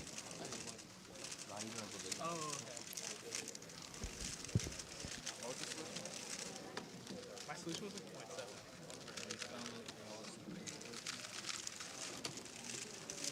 All right, so Matthias is getting his cue. Right now, Sujin and Matthias both neck and neck, but Sujin has the experience of being the world champion and the national champion.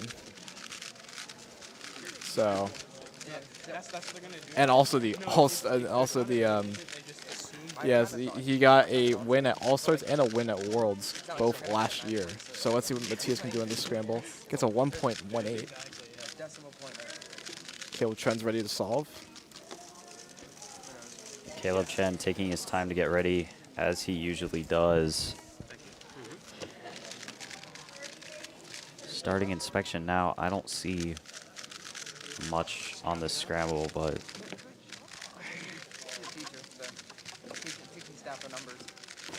Caleb Chen 164 for him. pretty good. Virtually no hesitation, just maybe a tiny bit of slow turning in the middle. No incredible fails in 2x2 right now.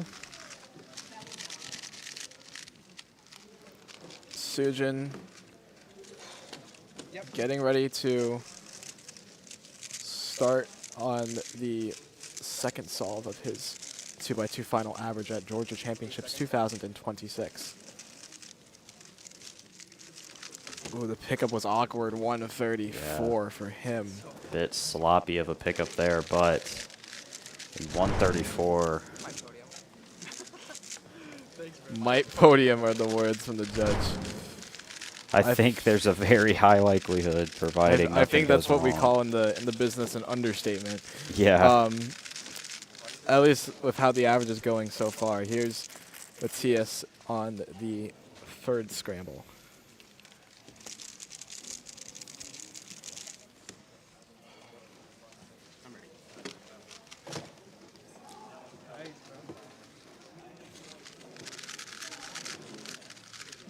Wow, wait, I think this looks like a pretty good scramble.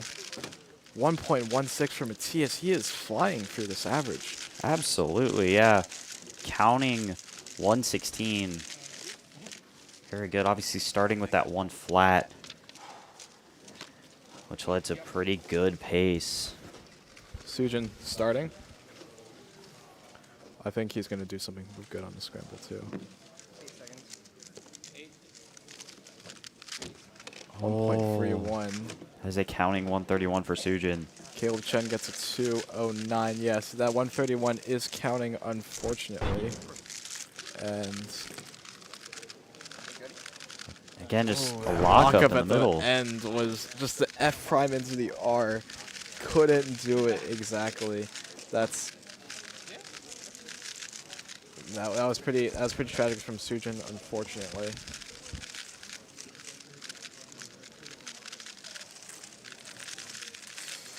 Yeah, so a lot of things happening in Dalton right now, one of which including the 2x2 final at Georgia Championship 2026. So far we've seen 6 really good times. All 6 of these times from these 2 competitors have been sub 2. So yeah, very competitive 2x2 final. Here comes Matthias for his 4th. Sujin also with his 4th at about the same time. Sujin is going to go first. See what Sujin gets here.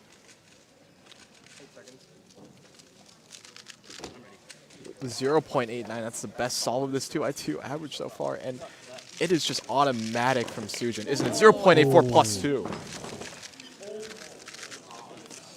That is so unfortunate. Almost beating Sujin Feist on that solve. Let's watch Sujin's time first.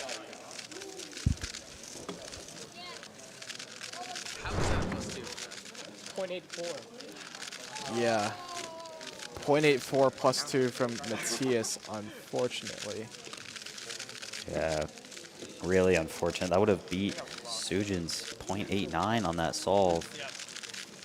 Yeah, and that could have actually meant something meaningful for him. Brendan Dunnigan, I just heard slamming the table for 1.29. So, might be something in the air in this 2x2 final. I believe Caleb Chen has just received this scramble. One flat. from Caleb again.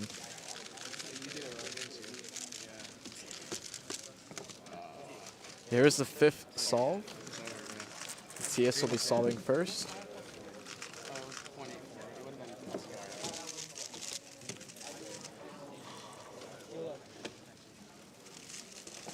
TS getting ready.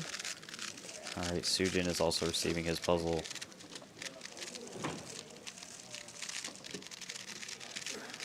Seconds. 1.74. That's going to be counting for Matthias. Let's see what Sujin can do. Sujin up for his 5th and final solve. That .89 counting would be great. 1.01 counting, though, is pretty good as well. Absolutely. So that's going to be it for the most part for this 2x2 final. We can watch Caleb Chen's last solve here. For potential. Like really good. Thank you, bro. I appreciate it. Thanks. Caleb Chen awaiting his last. What's after the 70, you know? What's after this, you know? 3x3 semis. Thank you. No, I'm joking.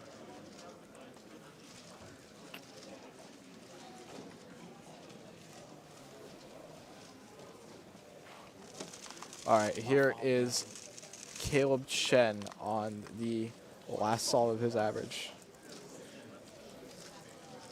Coming off that 1 flat on scramble 4. I think he wants to make it count.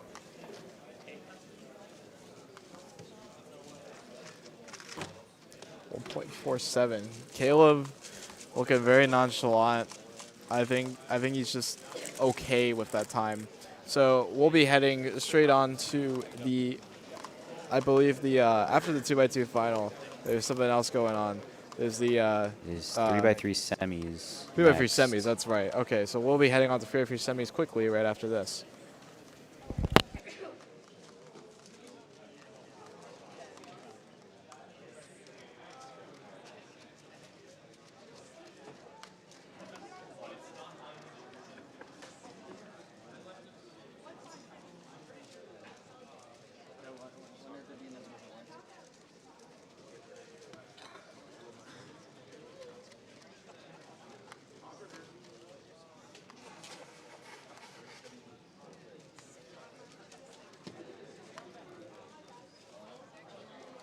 I'm supposed to do this. I'm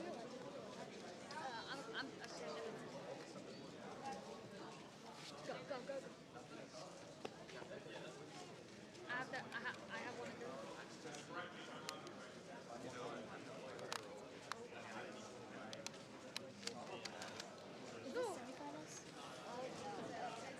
I think there's three by. It has to be 3x3 semis. Is this 3x3 semis? I think so. Wait, you're in 3x3? Yeah. I was close on the Skewb semis.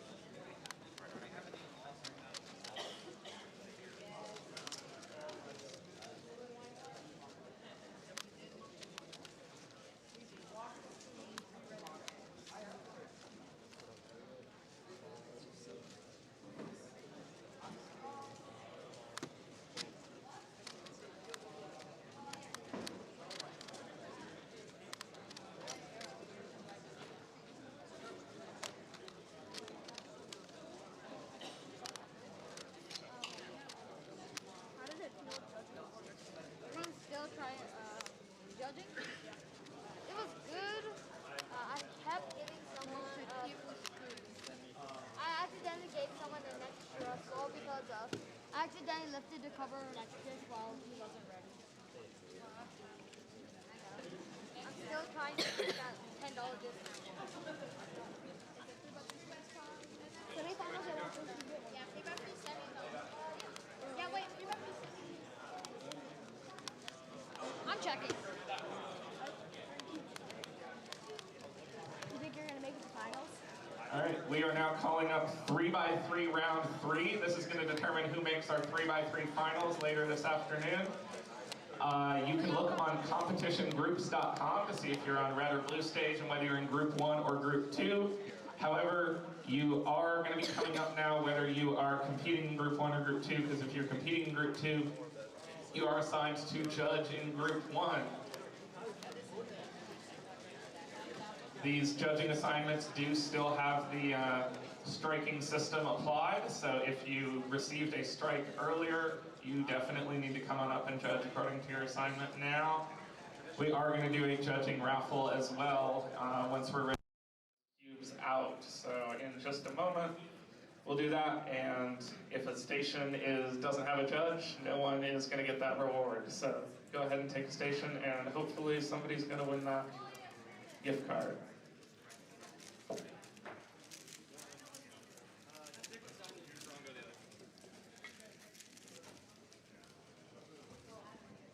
That's where Kellen has so much energy to take.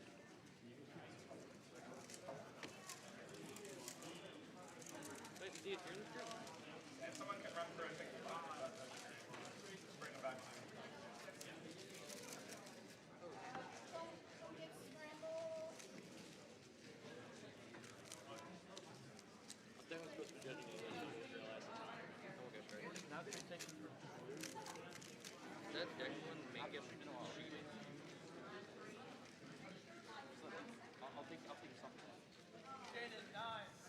All right, as we get ready to get started, I'm going to do that drawing for you real quick. We are going to give that gift card to Red Station 8, which is empty at the moment.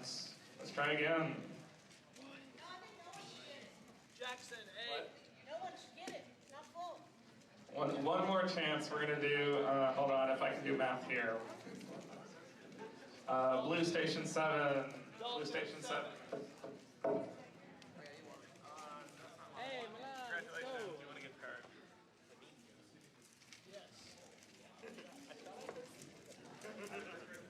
Let me grab. Matthias, one. My back there. Play, 10.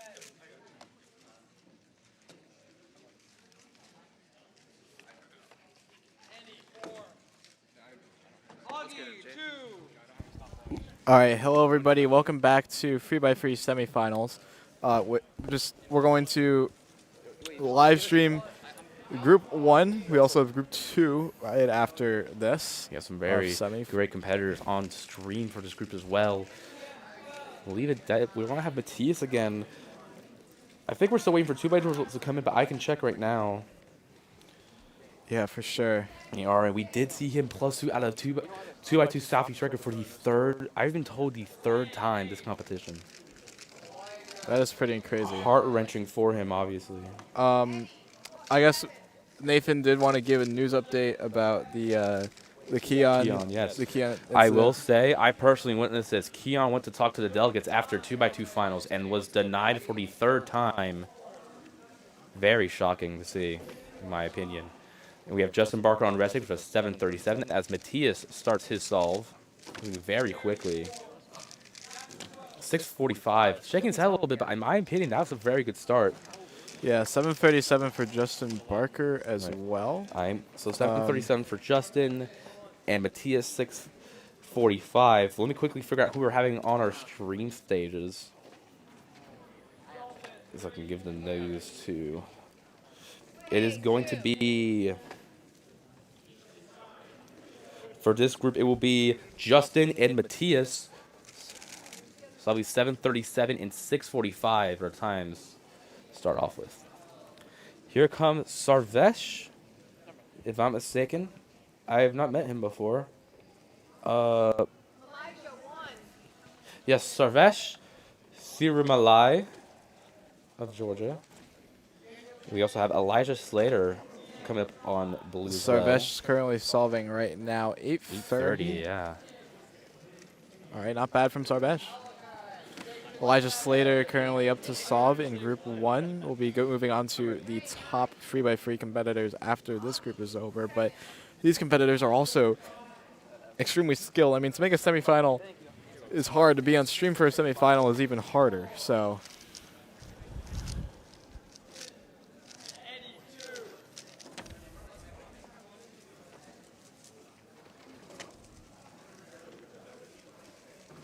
$793 from Elijah Slater.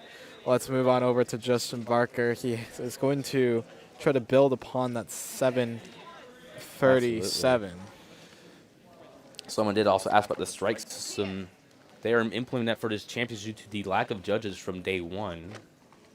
I'll explain a bit more after Justin solve.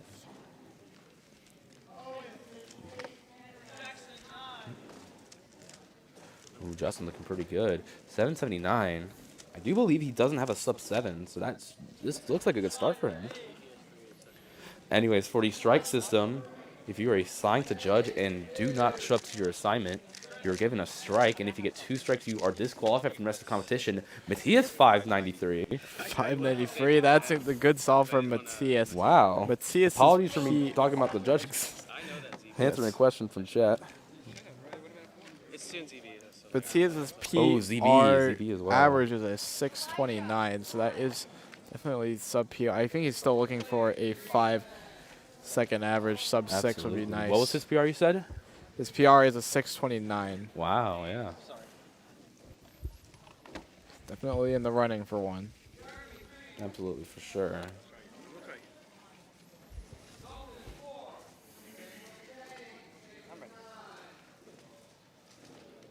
And we have Sarvesh, 779.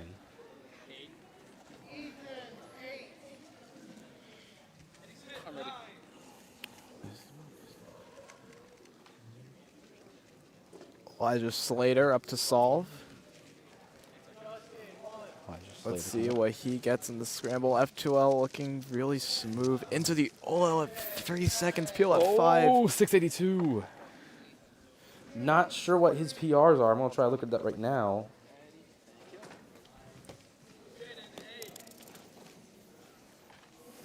.682 from Elijah Slater has to be good for him.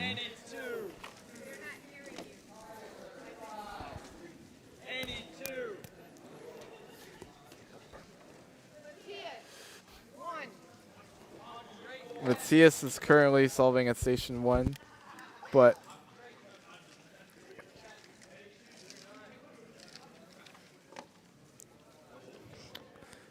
Justin Barker is currently solving. Yep.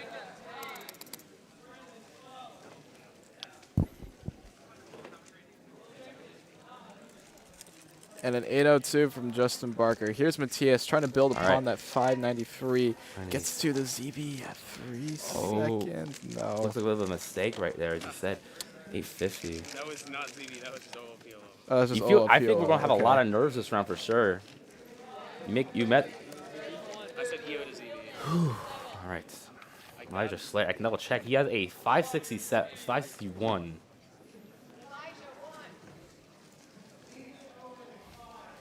And we can now also confirm it will be Nicholas Sanchez for your Georgia champion in 2x2 who had 136, losing to Matthias by 0.02 on single for second. Matthias places second, and it'll be Sujin Feist taking the win. Sarvesh now. 779 from Sarvesh. He seems impressive from him for sure. Satisfied with that. And there is Elijah now.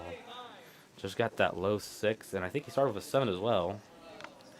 So he could be on pace for a PR, and I believe what would be South Carolina state record average. I'll fact check myself right now. Looking really good here. 735. Halfway through the round, Nathan, what do we think about these competitors so far and their solving in the 3x3 semifinal? I definitely feel like we're seeing a lot more action compared to the second round for sure. Being more awake and kind of getting more solving, you kind of loosens you up a little bit. But I'm also seeing maybe some people starting to feel pressure a little bit, especially people from Georgia. Keep in mind, this is their first state championship in almost 8 years. If you mess up here, you're not making 3x3 finals. Absolutely. Speaking of our finals, after semifinals, we'll have square one-handed clock, and it will end off with 3x3 finals and awards.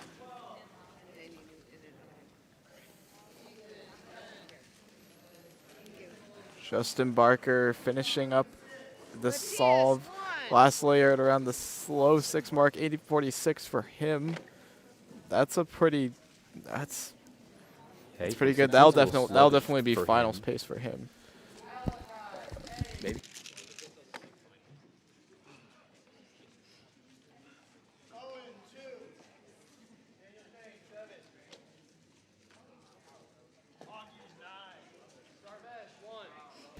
All right, Matthias back for solve 4.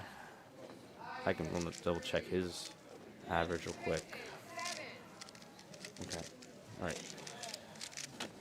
722. 722 from Matthias. Say he was nervous. Well, he has reason to be nervous because that solve could have definitely made way for a PR average or something. Absolutely. He does have a 6.2 average. Here comes Sarvesh. I won't lie, he was not on my radar until I started talking about him. Yeah, absolutely.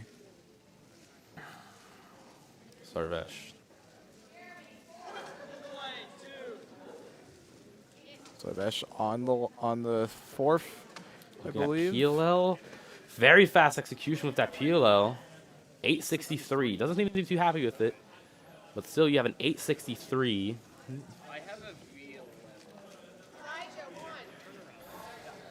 Taking a look at WCA Live from semifinals, you needed a 899 to make it the finals. So sub 9 is really where these competitors want to be at. For sure, absolutely. And all of them appear to be doing comfortably well. But you also have that question. People are more awake. People could easily do better than before. Is it going to be more tight to make it in the finals?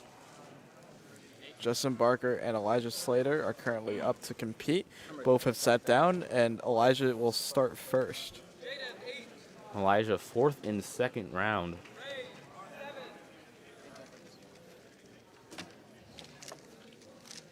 Justin Barker also solving, but pretty here's fast. Elijah Slater, gets the Ola at 4, doesn't know the... Oh, does he know it? He knows it. But that wasn't quite a big of a pause, and he knows it. 907.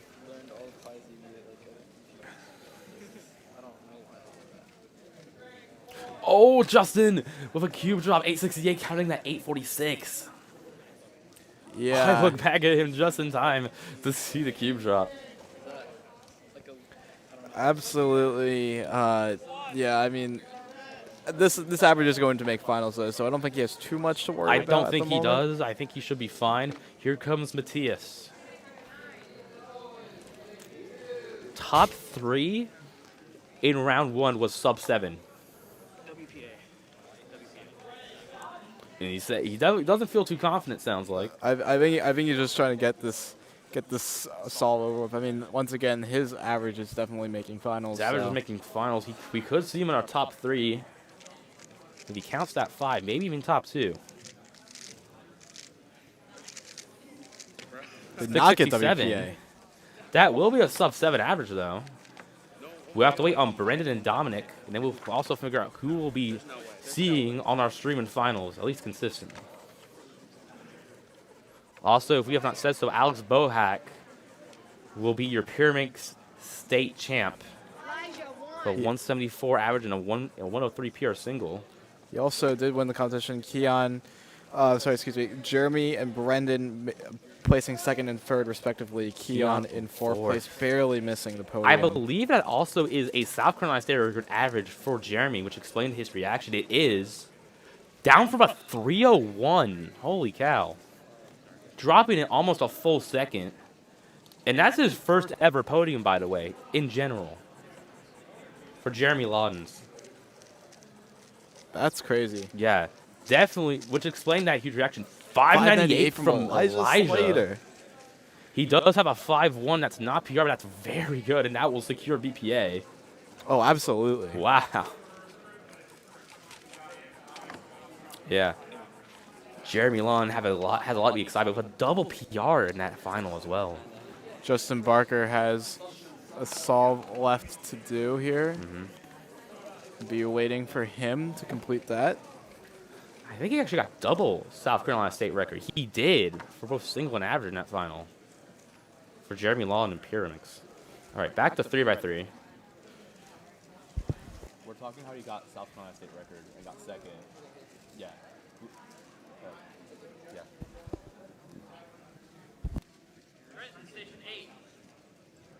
I can hear it back there. My bad. Yeah, yeah. My fault. I've had.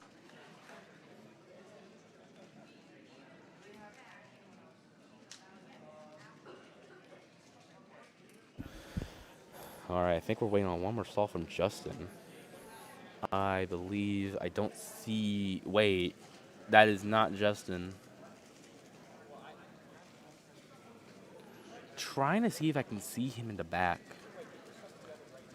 Don't think I do. Maybe I. Hold on. Justin Barker. I don't see him. Where is he? Is that? Justin Barker is done with his average. So I'm not sure which solve we missed.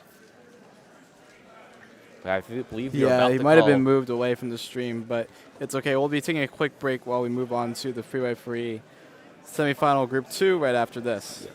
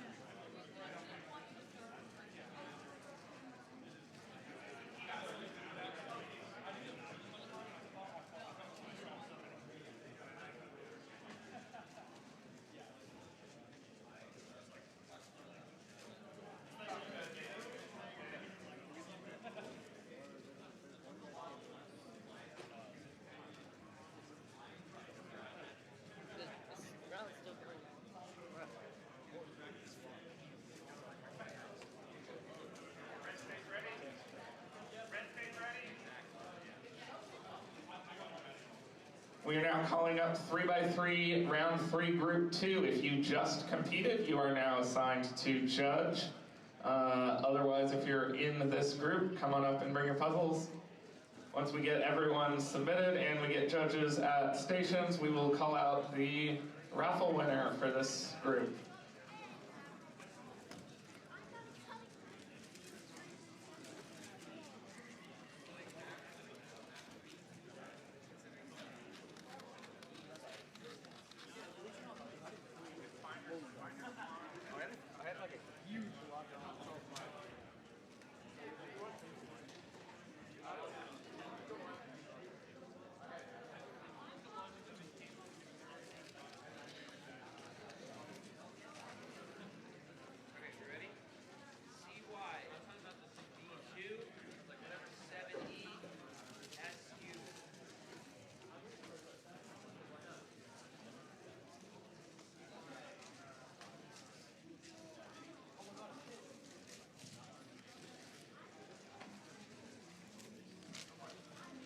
Our random station that's going to win the cubicle gift card is Blue 9. Blue 9. I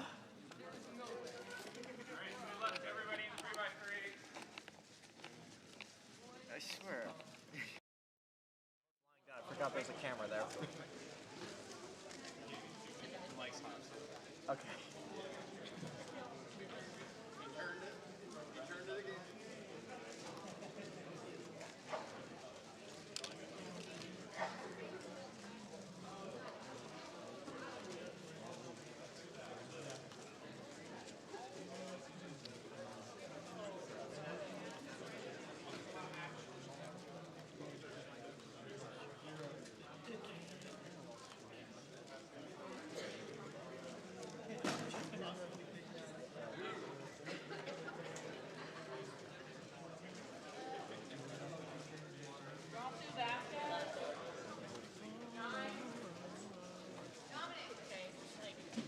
I'm gonna get that gift card.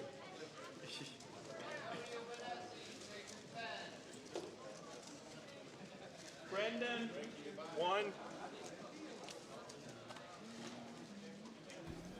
Hello, everybody. We are back. We are going to be live streaming this group of 3x3 semifinals. Yes, very exciting group. We have Micah Heckerling, and I believe Brendan Yes. For competing. streaming this group, we'll be tracking Micah Heckerling and Dominic Radisi.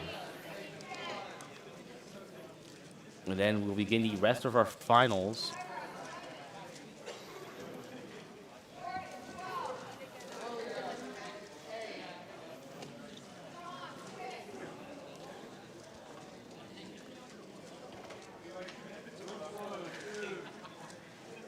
All right, so Brendan Dunnigan heading on to the. This is currently the 3x3 semifinal. Micah Heckerling, though, is going to be starting first.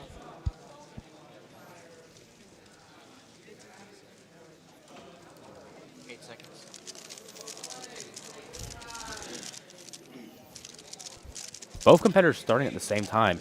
Brendan 562 from 562, Brendan. Micah 766. That quite literally was the exact same time when they started. That's pretty crazy, yeah. Oh, yes.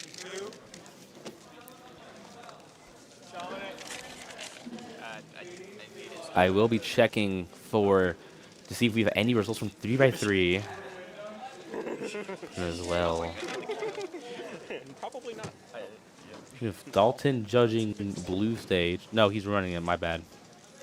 I recognize his voice though. All right, we got Nicholas Sanchez on red, Dominic Radisi on blue. Beginning his inspection.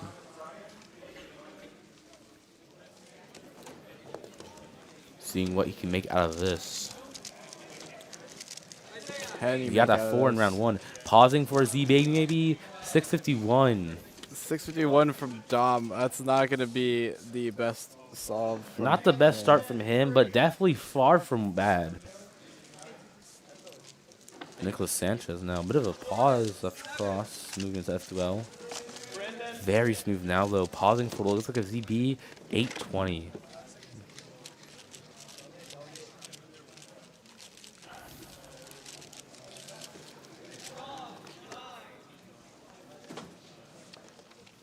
We move to Brendan, getting down a blue stage. Car, you have any comments about 3x3 at this competition overall? 3x3, just like in general as an event, you were saying? Yeah. I think it's interesting. Yeah. It's definitely one of. So that's what I'm talking about. Like, how have you felt about it at this competition here? Oh, at this competition specifically, I think it's gone pretty well. There was like that like Linsanity run. Oh, of, like yeah. sub sixes like back to back to back. But yeah, other than that, it's also been going pretty well too for. Yeah, absolutely. I fully agree with you. Here goes Brendan. Peel at 4.9, but block ups. 692. 692. Okay. I think Micah Heckerling is also currently solving, and he gets a 6.77.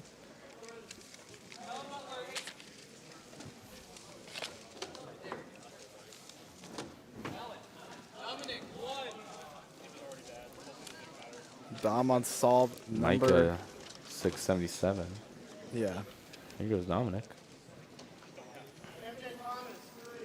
Nicholas Sanchez, station 1.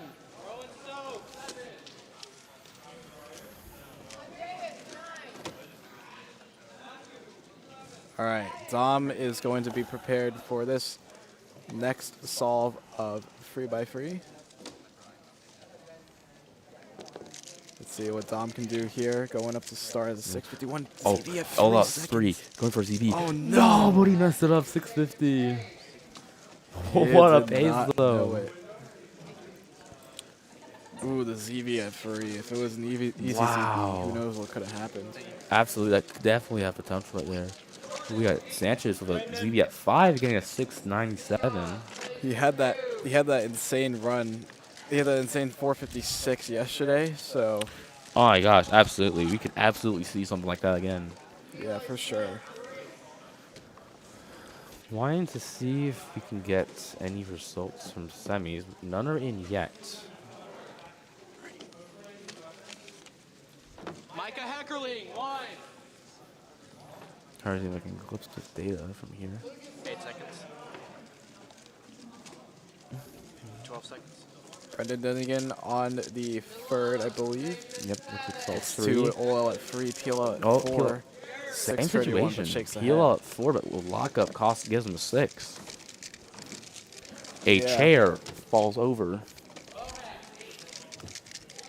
somewhere in the blue area. Dominic. Micah, station 1.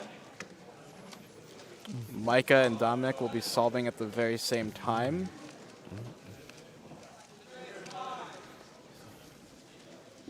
Here comes Micah. Very excited to be on stream, looks like. And Dominic as well on blue.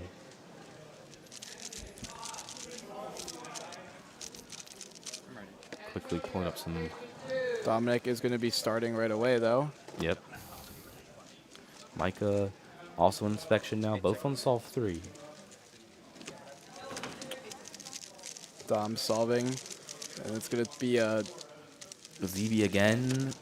Number 692. And Micah Micah with a was 733. So 692 and a 733. Micah does not have a sub 7 average. So he actually is on a pretty decent pace right now. Obviously, he definitely wants to count that 677 and hopefully another mid 6. Yeah, for sure, definitely. Absolutely. This is his own state as well. Brendan and Nicholas both being called up seconds apart from each other.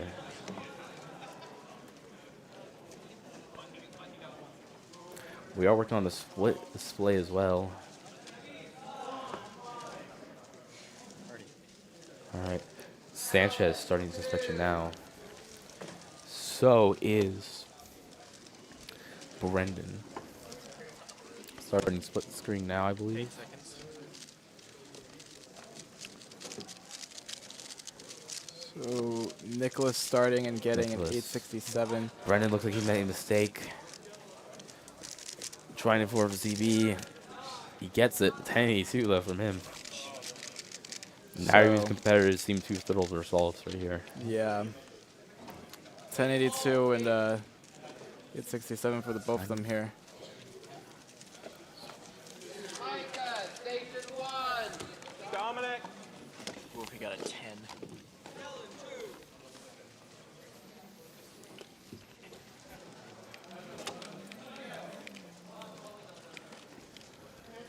Let's see a lot of what Dom stopwatches. and Micah can produce on this last one. All right, here we go. I'm ready. I think They're both are, starting both are right also up- starting at the very same time. They're starting right apart from each other. 8 seconds. 12 seconds. Dominic. He's very fast. 570. 570 from Dominic Radici. Wow. In a head-to-head fashion. That is 762 from absolutely Micah. insane. I think that locks both of them a spot in finals. Yep. Yeah, that definitely locks them into finals. So 570 and a 762 for the both of them here. No results from WCA Live yet from Group 1. We will have to wait. Probably during Squan Finals is when we'll hear back. We'll have our own Will Vandergrift competing in Seed 13. Where is he? Nicholas Sanchez. I believe this is his 4th. You would be correct, I think. I believe because Micah went first on the stage. I believe Brendan's on his 5th as he just sat down. See a little bit of reaction from Nicholas right there. 747. Seeing quite a 747 from few better Nicholas times from his Sanchez. competitors right here.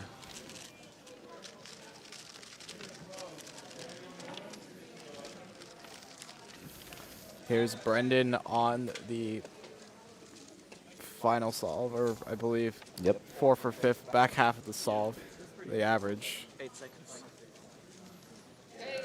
All right.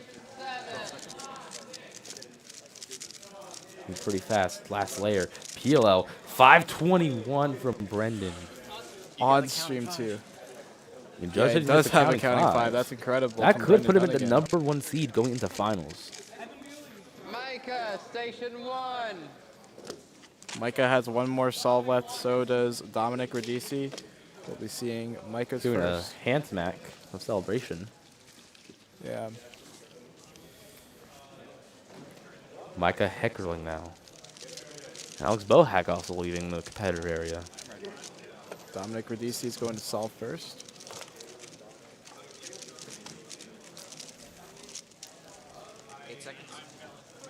With Dominic about to start. Micah doing his inspection.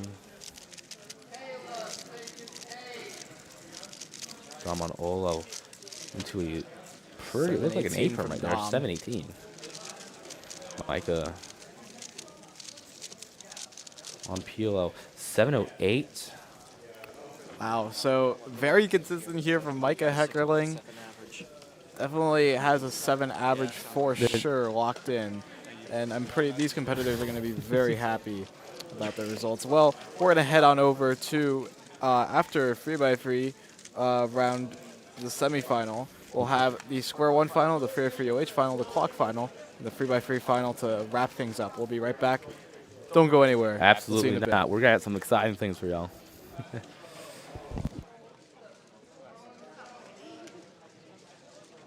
Nicholas Sanchez, station 1.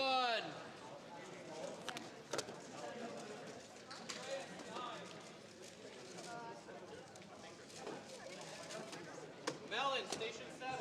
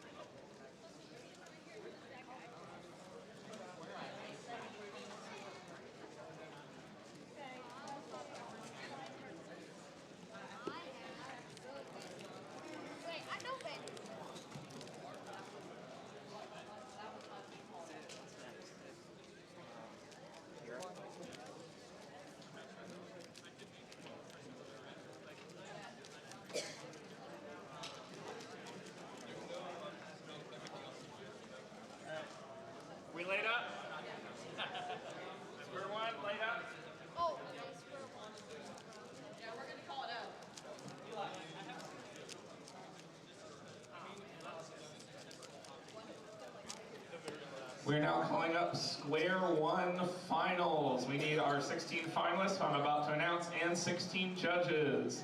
Eli Smith, Eli Parker, Drake Denton Richard, who we need your placard. Will Vandergrift, Isaiah Scott, Kellen Butler, Dominic Radici, Sean Hartman, Eddie Arts, Kyra Joyner, Matthias Marcantoni Nunez, Jared Stinson, Alex Boak, Henry Schuneman, Matthew Remington, and Brendan Dunnigan. Good luck to Square One finalists. If we hold on just a second, I'll announce a judging raffle winner. Hope you win again. That'd be cool. The judge wins. Are you the best in the Southeast for this Skewb? I think Noah score beats me. I'll beat him one day. Well, not if I'm doing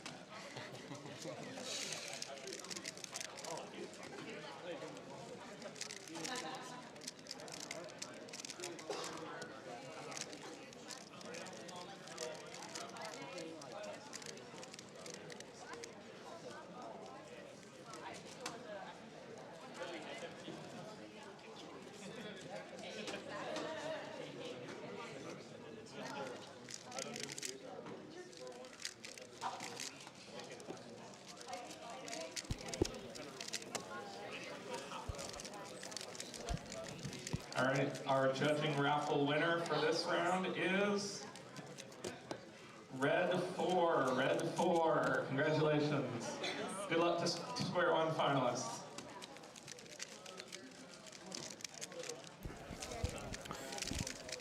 All right, Brendan Dunnigan has taken his seat. He is ready to compete So is in Matt. Georgia Championship 2026 in the Square One final. Brendan Dunnigan very close to being #1 in the world rankings. Absolutely. Also ready in on the blue stage is South Carolina's Matthew Remington, the current state record holder in both single and average.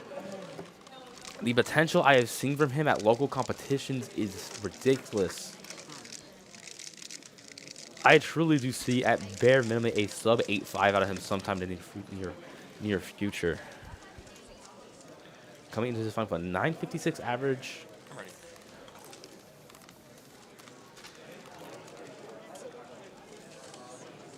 To begin the inspection.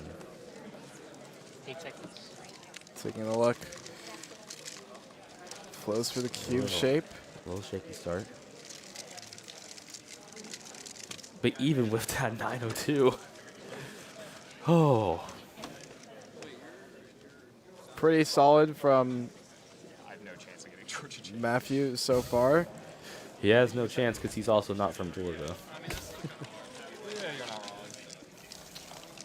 Right now, Brendan Dunnigan is currently awaiting his cue, but I think he's just about to receive it right now. He got a 538 in the first round.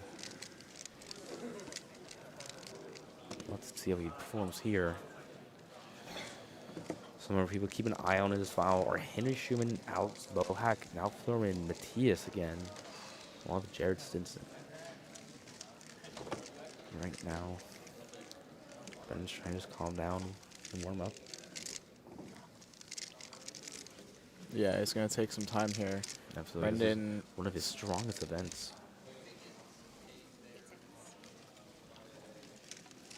Ranked 3rd in the nation, continent, and world. and then again has a 5 flat PR. 5 flat average is 5th in the world and 5th in North America. So, Brendan There he Dunnigan goes. going on the first. Very fast. 530. 530, but I think he was at the PBL stage at like 2.7. He seemed to be flying with that. I think Yeah. he may have made a mistake right there. Oh no, yeah. I saw that Leo edge. Just So barely I missed probably the would have line. been sub 5. Wow. Wait for Matthew Remington's. Second solve. Eli Smith in the back from Georgia. We got him on live stream for 5x5 earlier. Now you can't really see him. You see Drake Richard turning his clock, hoping for a strong average. That's what happened. Will Vandergrift also just in view.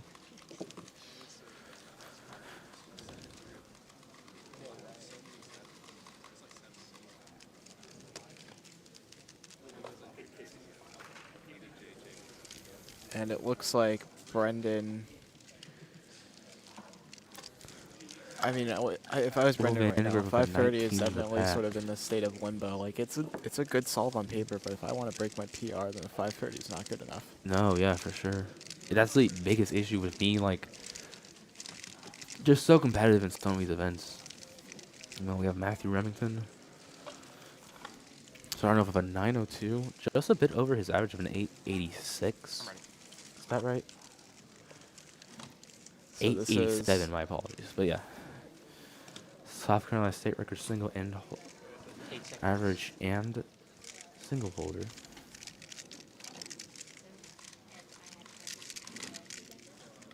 and has his PBL at the 5-second mark. 981, not too happy with it. Still a sub 10 square one single. That's Which is nothing very to scoff at impressive. for Matthew. Brendan receiving his Brendan. puzzle. 530 was that first solve.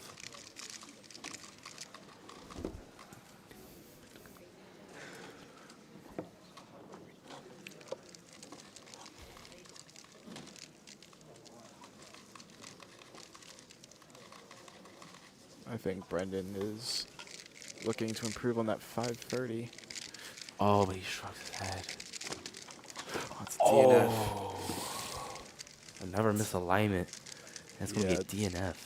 DNFs definitely affect these competitors Absolutely. a lot. I mean, how sad is that? Oh, man. It's going to be a DNF from Brendan Dunning and a 524 for him. Which, a 564 Just would kind have of see it right. He was right at the end of that, right at like the last turn. Yeah. That is unfortunately going to be his worst solve of the average. Definitely. Looking on over to Matthew Remington. He's still awaiting his cube.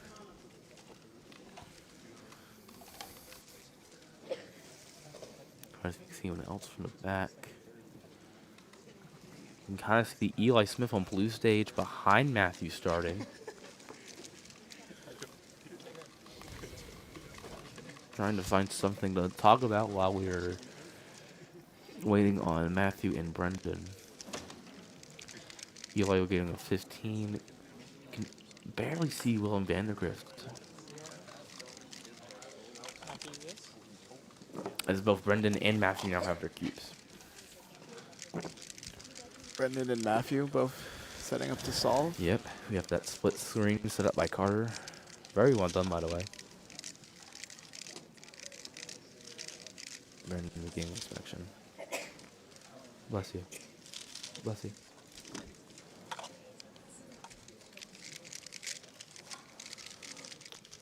Didn't people at 3-second mark? Ah, it's just off the pace for him. Just off the pace, 632. Matthew Remington now. On the PBL. Looking. That'll be a 10-15. He's not happy with that at all. Yeah, these competitors are definitely feeling it right now. I mean, these two competitors do need to turn it around, but I think Brendan, as long as nothing catastrophic happens, will comfortably be in first place.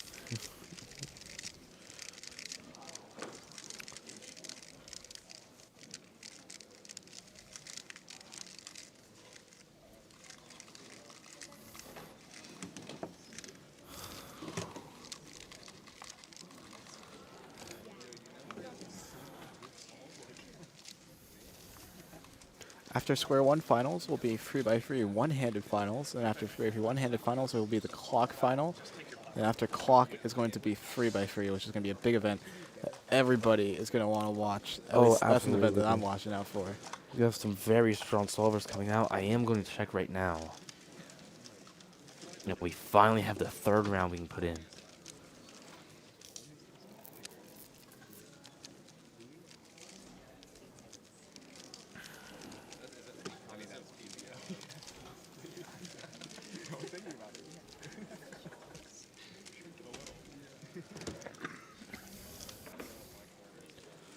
Meanwhile, off stream we have third seed Henry Schumann with an 899.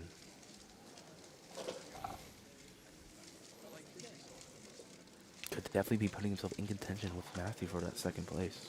I believe he is Georgia. I will fact check that though. He is. I believe he is the highest ranked Georgian in this final VS seed. Alex Bohack. A little faster on true stay out late records though. Now we see Matthew warming up. It does look like he's practiced a lot of his solving is through efficiency. You don't see a lot of TPS where you really do see those efficient solutions. Let's solve 4. And Brendan getting his cube now as well. 8 seconds.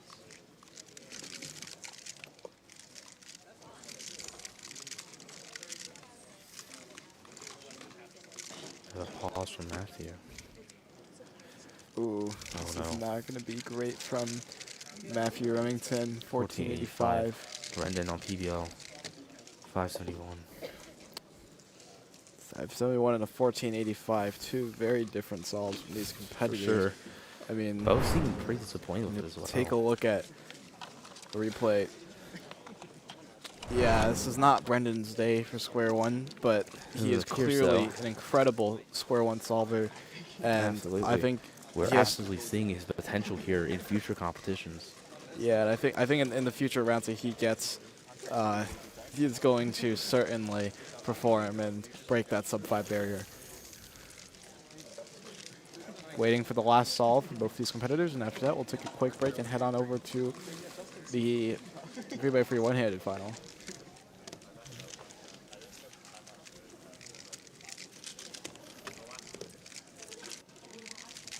I think actually it also might be strategic too. I'm not sure if Brendan has really, I don't know if he's really looked carefully into the square one final. He might just be preparing for clock.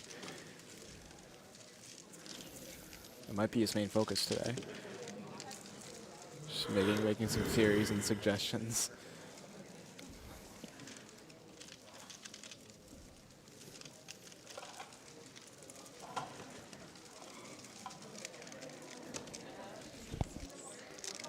Yes.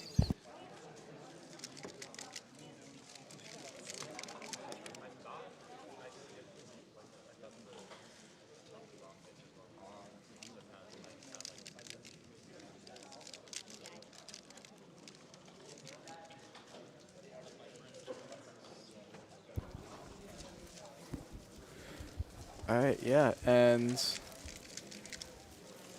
we're now waiting on Matthew and Brendan's last solve. Yep.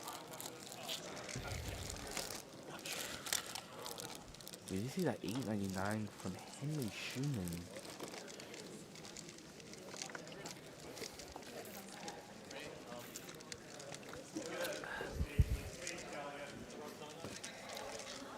Something with delegates, I may have just heard. Here goes Matthew. Wanting to knock Cat out to 14. He finished comfortably in second in the first round, but having a 14 over your head makes you worry because it was only a 10-8. All right, Matthew having to lock in for this final solve. Absolutely, but you.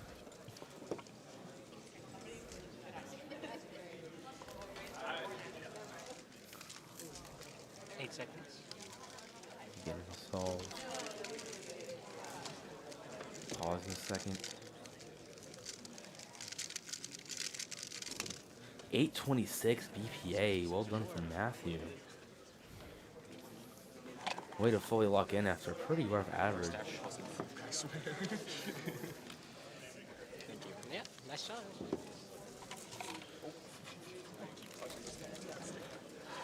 Here's Brendan on the last. Yeah, you can put it where they are.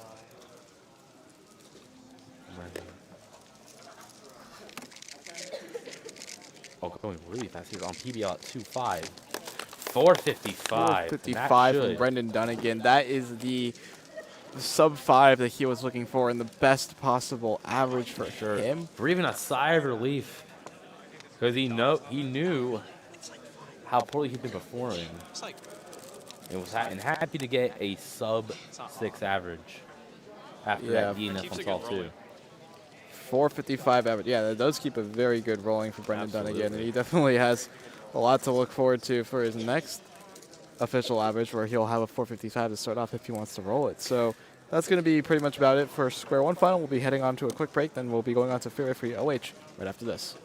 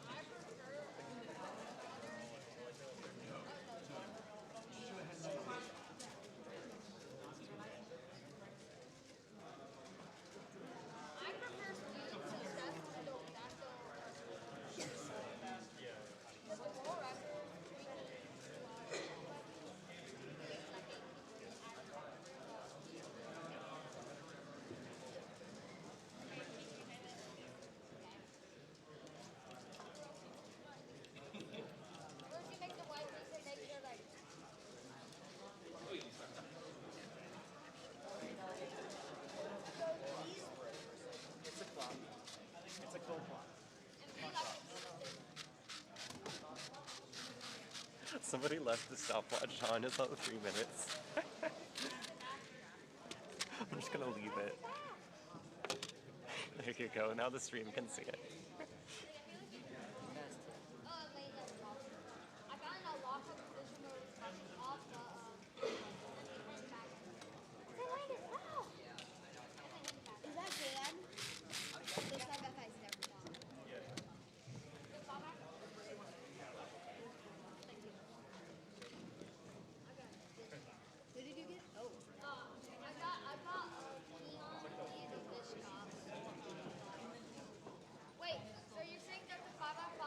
We're now calling one-handed finals. One-handed finals. Our 16 finalists are Caleb Chen, Matthias Marcantoni Nunez, Sarvesh Thirumalai, Vishwa Sankar, Dominic Radisi, Keon Wilson, Eddie Arts, Alex Bohack, Daniel Mullen, Micah Heckerling, Sean Hartman, Elijah Slater, Tien Tran, Andreas Lambropoulos, Eli Parker, and Brendan Dunnigan. 16 judges as well. I already see almost all the stations filled, so I just need a couple more judges. Competitors, come on up and sit at the station with your placard. Sean, you're supposed to be over here. I moved your placard.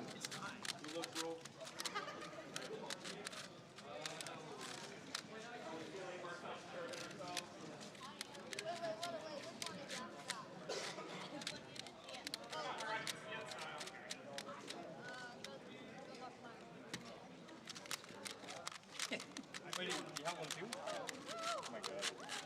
Nice. Oh, wait. Thank you. Oh, I shouldn't say adult words. I'm sorry. Huh? Somebody left the stopwatch on, so I just put it in front of the stream cam. Oh yeah. So I was like, that's a good one, but we should keep it that. Yeah. Alright, before anybody starts their solves, I'm going to do the... What if it's me? Judging raffle. What if it's me? Just one moment. That's pretty It's good actually luck. me. Oh. Yeah. They should let competitors win the judging raffle. Yeah. Alright, our randomly assigned judging winner is... Hold on, my internet's not working. Blue 6. Yeah, congratulations. Good luck to all of our one-handed finalists. Let's begin. Okay. So, I think my bread and butter here... Your what? My bread and butter here was I do a good cross. Oh, okay. You're not one of those one-handed roof freaks, are you? Never switched. I was thinking about switching just for fun. But All right, so we are heading on to the learning a whole new method next is like a lot when I already want stage to like 7 here. cycle and CSP. Yeah. We currently have the 3x3 OH final between Brendan Dunnigan and Eli Parker. Eli has just received his cube, and we are ready to go.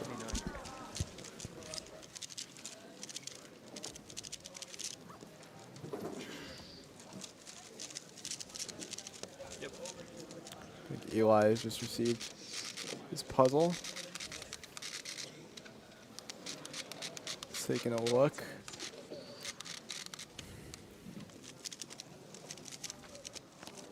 I think Andreas also just received his cube as well.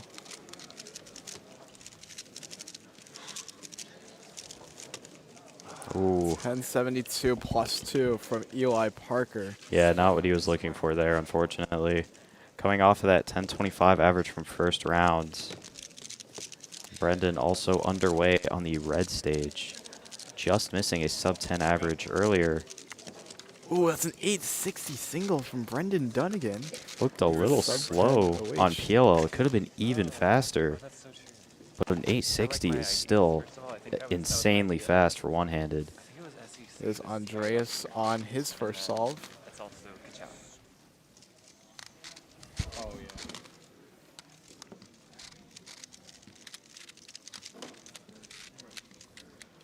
You get what you average on OH? Like low 10. Okay. Sub 10 good game. So that was like a good solve aside from the posty, like a decent one. Yeah. It was hard. Yeah.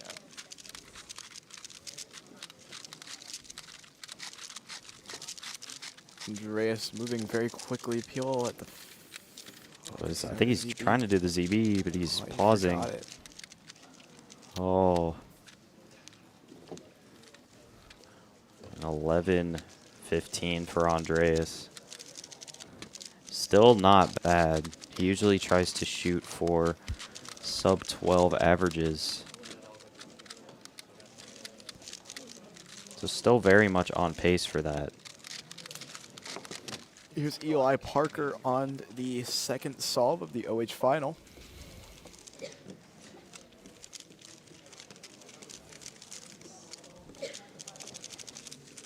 I'm ready. And also, I believe Brendan will be solving at a very similar time. 8 seconds.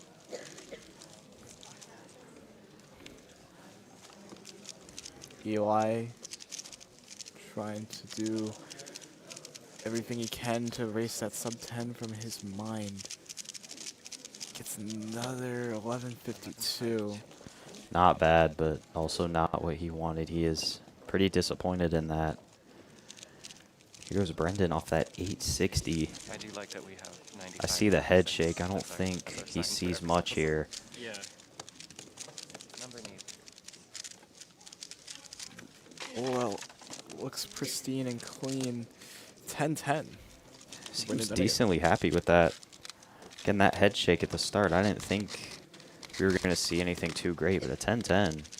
That's pretty good.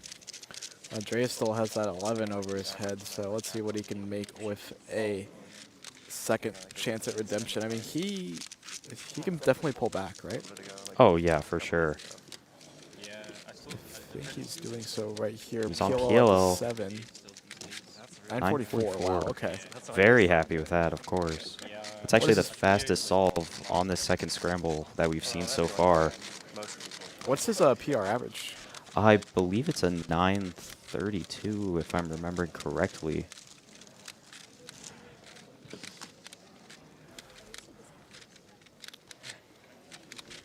All right, here's Eli on the third.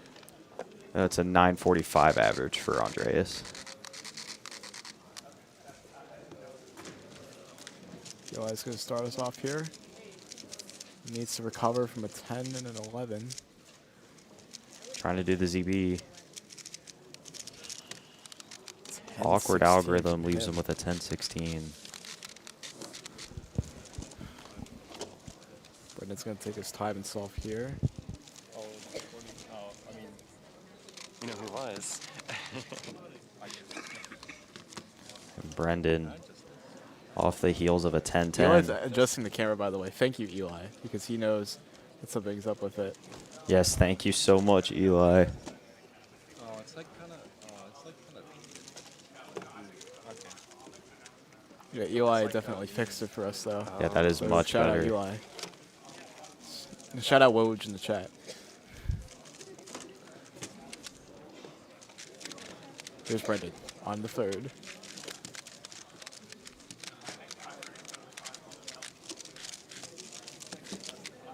Going into the Soun very quickly. That's going to be another sub 10, 987, and Brendan is really pulling ahead of Eli here.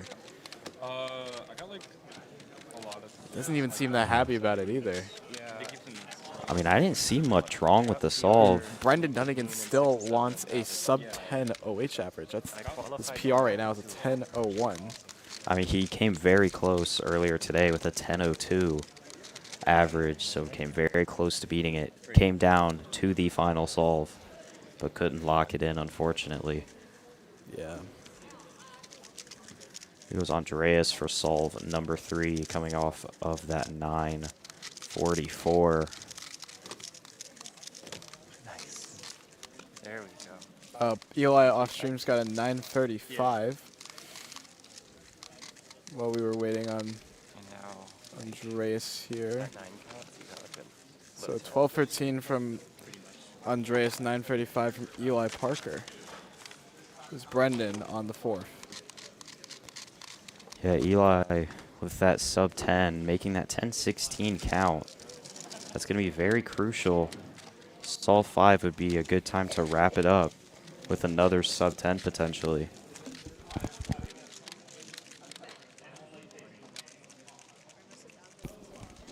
Yeah, it's a fun fact, none of these solves are something like your average still. Is like really lucky or good or what? All right, here is Brendan Dunnigan on the fourth. That's like last May. Yeah. And let's see what he can do here. I think Brendan can secure something. Good. On He needs to know the ZB. ZV, but he does not. He does not.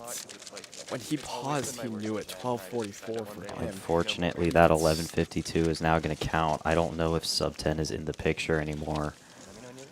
Excuse me, I was looking at Eli's times. Actually, still is.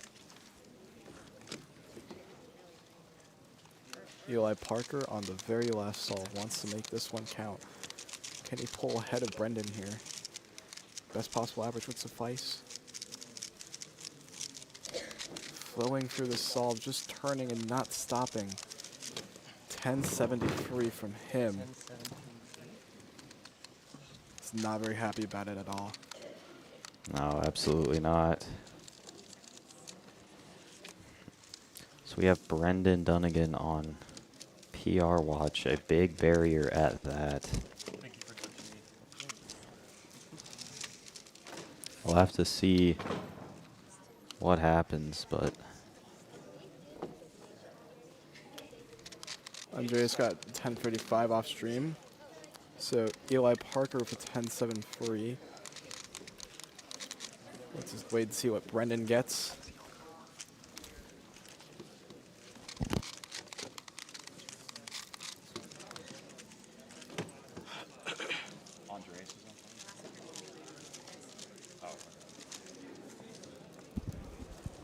To get sub 10, Brendan literally needs a 10.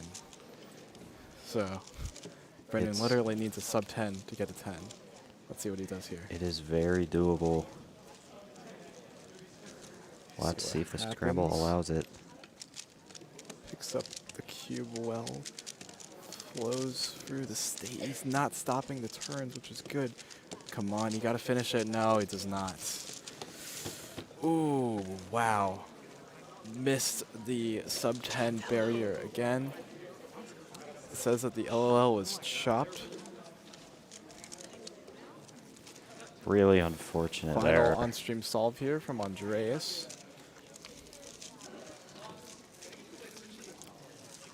That means that those solves are going to be counting. And I think Eli actually might have secured himself. So Eli got a 1074. Andreas currently inspecting. Yeah, Brendan barely beating out Eli by .03. Andreas, my. we're going to watch his final solve here. And this one looks fast. Pilo at 5.758. Oh my God. That is PR2, I think. Andreas is so happy. He is. Oh my days. He was Yeah, that is so PR2. close to his PR, but pretty much another reason to celebrate here too. We are going to move on to the clock final shortly after this. We're going to take a quick break. Don't go anywhere. We'll see you then.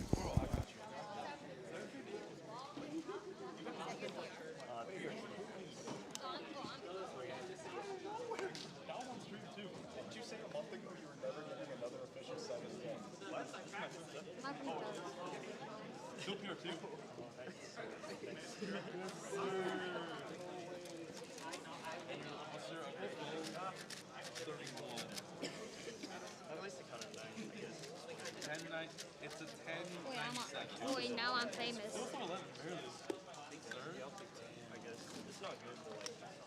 I think it's a voting. I think here's your prize. You get to keep your name. All right, I gotta do clock now, baby.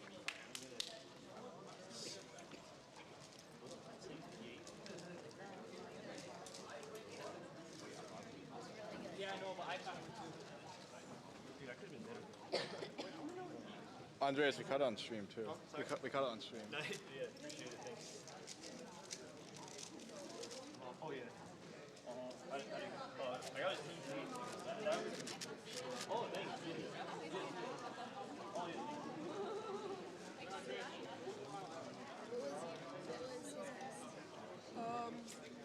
It was just like an 8. My person got a 7 as his last level, but all 10, except for a 9. So, and it's his third after 7. I was cursing him until I said, don't get below a 9, and then you got Emily, a magnet popped out. But, like, I don't see no magnets pop. We laid up the clock.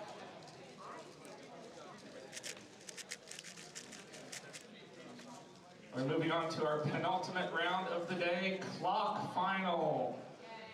Our top 16 in clock final are MJ Thomas, Kyra Joyner, Matthias Marcantoni Nunez, Jackson Lewis, Justin Barker, Caleb Chen, Shafeen Latif, Jeremy Lawton, Vishwa Sankar, Rowan Stowe, Ethan Owens, Drew Wyndham, Jasper Wolf-Tam, Drake Denton Richard, Eddie Arts, and Brendan Dunnigan.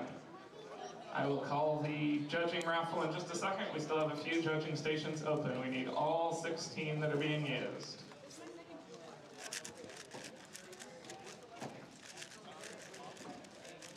Also, this is the last call for concessions. They're closing the concession stand at 5:30, so if you want concessions, you need to head out there right now. They're probably already wrapping up. Last call for concessions.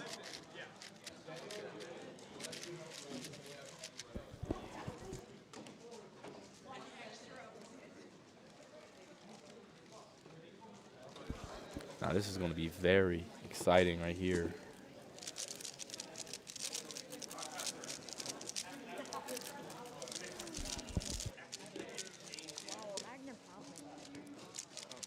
I don't know what to do now. Just super glue it back in when you can. I think it's an edge.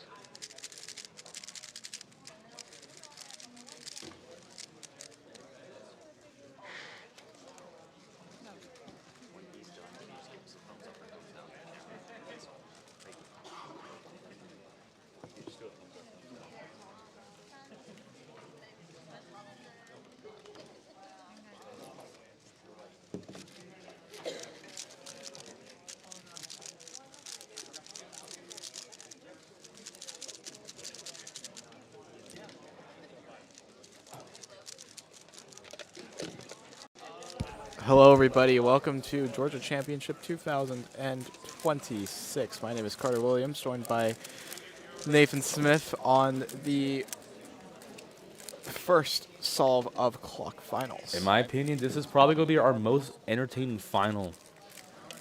We saw how much of an intensive event this can be at Worlds. Of Brendan and if Drake actually almost getting sub 3 average and Brendan getting a 170. We'll have Drake on our third camera. Meanwhile, Eddie Artsy of Florida beginning his first solve. His mom says good luck.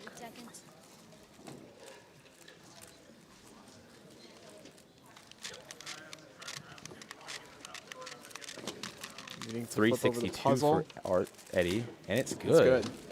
And that last part was not a joke. His mom came over right before we started clock. Yeah, that's pretty nice of her. Let's go on to Brendan Dunnigan. All right, Brendan now. Okay, 170 in round 1. Ooh, Slow lots of down. misturns, 3.58 Looks like he had a per minute. misturn and slowed down a little bit to fix it. 358. Still a very fast solve, but by Brendan's standards, you can actually see a little bit. He slows down a tiny bit towards the end to fix that mistake. I think he just hit the brakes a little bit. He knew that. Hit the brakes. Understandable. Drake Denton Richard, our third seed, could have easily been our 1 seed. Yeah, could have been the 1 seed, barring some misturns here.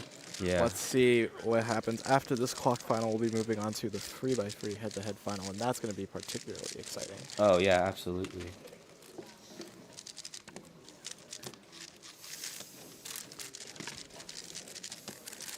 We'll do our best to keep up with Drake as well. Drake is coming up to solve right here. Eddie's also solving. So let's We'll do our best to watch. kind of balance between the two for sure. Drake's solving right now. And has the safety flip. It's a 351. 351. That's Must good. have felt something off there. Still our fastest out of the 3 we're looking at. All very close though. Eddie. 419. 419, and he has to check the back. Looks It is. good. It's good. Wonderful.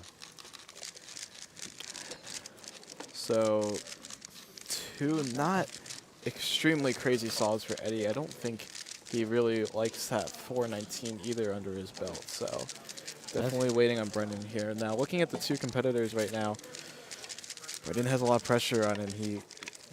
All eyes are on him since that world record average, his first world record average. Yeah, that 170 in round 1. Put him right by that. Oh yeah, for sure. Well,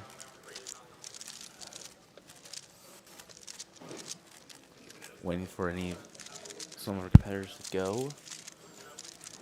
Met Rowan Stowe in seed 7 off stream, but I have visual of him in his timer.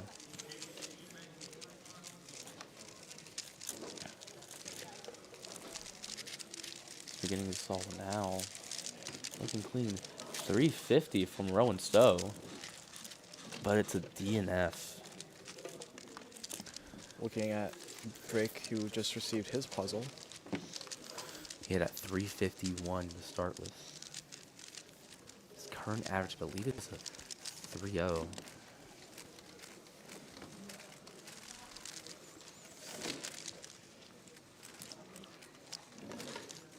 It is in fact a 307. So 351 is definitely not a bad solve for him. I think he's reaching for more, though. I think 307 is nowhere near his actual true limit. So let's see what happens. Would not be surprised. Solve. I mean, these clockers. We saw what he could have done in the first round for sure. Brendan and Eddie now also getting their clocks as Drake begins his inspection. Even though it'll take some time to warm up. For sure. We'll flip to the split cam as soon as we can. Drake, small pause at start. 438. 438 from Drake Denton Richard. Here's Eddie Artsy on the from the third, excuse me. 351. Looks good. It is. Clock is solved. Now Brendan. 270. Check it over. It's good. Man, And it's I mean, no reaction of him at all. It's just shows you. 270 should be automatic from Brendan. I mean, it's just smooth He turning. looked like I he guess, actually hesitated towards the end. He think he was gonna safety flip and realized he didn't have to. I guess the TPS is just sort of the big Or maybe factor. yeah, and perhaps. It's really also like a matter of luck too. Yeah, as absolutely. well. Perhaps he thought he needed to fix something. It's unsure. Look at. And we have the runner do a 6-7 motion to Rowan Stowe. I'm not sure what that's about. Maybe that was his first solve. We do a visual. I do a visual of him off stream right now. 513. That one is good from Rowan Stowe of Alabama. A bit more difficult to see some of the other stations.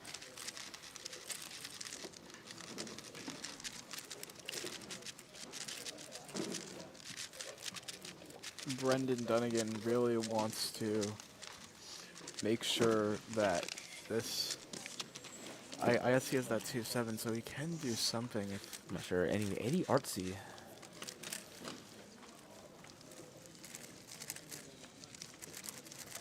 Getting his clock just now. I believe he got PR single in Thrice is Nice Miami this past December. 8 seconds. 12. I think 12 seconds. Eddie for 260 and it's a DNF. Yeah, Brendan Dunnigan. One tick off, he says. Solving right now. Oh, it's rough. Brendan's starting now. 268. DNF, unfortunately, for Brendan Dunnigan as DNF, well. yeah. Ooh, not treating him too kindly here. I mean, looking at his hands were just fumbly, his hands were just shaky, and he didn't have a great adjustment of that last clock face, which is oh so important. That's when you get the most nerves and the most shakiness, because you know you're so close to solving it. You still just have to be for extremely sure. accurate. In a final like this, 416 from Drake. Is it done? Just gonna flip it Yeah, over. Drake with a 416, not awesome from him. Okay.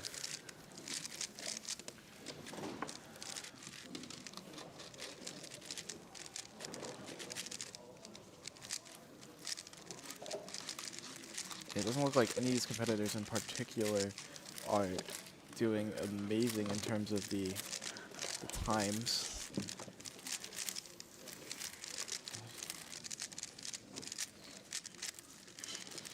Drake Denton Richard also had that timer start out of something good. It would have counted like a 2.6. Instead, he had to take the DNF for Here's himself. Eddie Arts on his final solve of finals. Don't look great.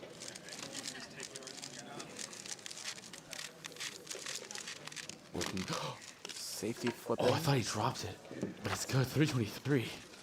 Yeah, that was an intentional safety flip from Eddie Artsy. Brendan on the fourth. Brendan. There's a pause. Behind the flip. 467. 467, and it's a solved clock, but clearly, I think at the beginning, he had some issues with turning or alignment. Looks like it. Yeah, he had a. Looks like a safety flip. Yeah, he sort of just hesitated, and he had to fix his mistakes at the end.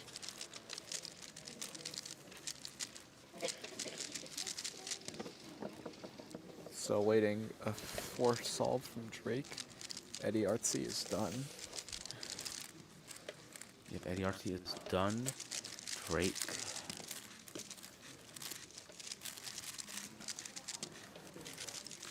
Remember, he has a counting 416 right now.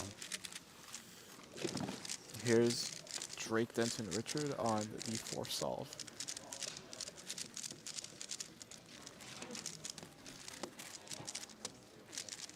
Brendan also getting warmed up for 3x3 finals right after this.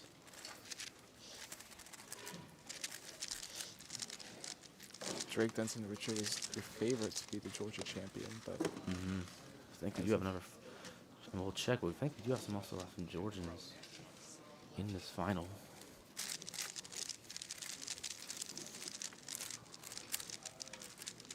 Starts his fourth. Drake Denton Richard starting to solve right now. Drake Denton Richard. 254. Not his PR, but much.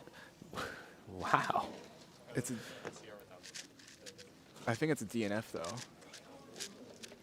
Wait, I think that 254 is a DNF from Drake. It looks like it. Is it? Yeah, it is. It is. Yeah. Oh, rough for him. So Brendan Dunnigan's going to complete the last solve of his average. And he had a 1-7 on his last solve in round 1. So anything could happen. Brendan fumbling the clock pickup, but recovers in inspection.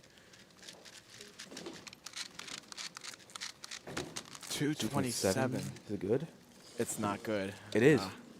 Judge gives a thumbs up. Judge gave a thumbs up. Really? Wow. It's not the. Yeah, I think the head shake was more of the fact that of that DNF on solve 3. Because you have that counting 2-7. He definitely could have made something work with that. He knows it. That's absolutely insane from Brendan Dunnigan here. Yeah. So.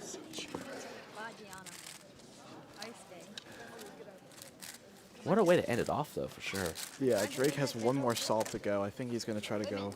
He might try to go all out here. But I'm I not mean, 100% sure. Raymond answering question. One last solve here from Drake before the clock final, before we head into the 3x3 final.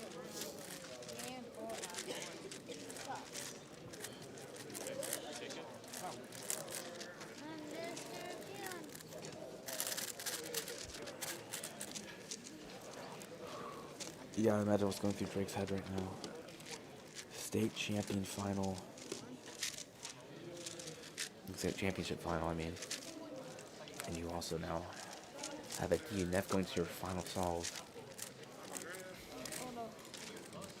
They're saving it for 3x3 finals now. Drake is sort of Still waiting on complaining his about clock. his Looks cue like it's not being run out being- right now by Daniel Chang. It is him. This should be the final solve before 3x3 finals.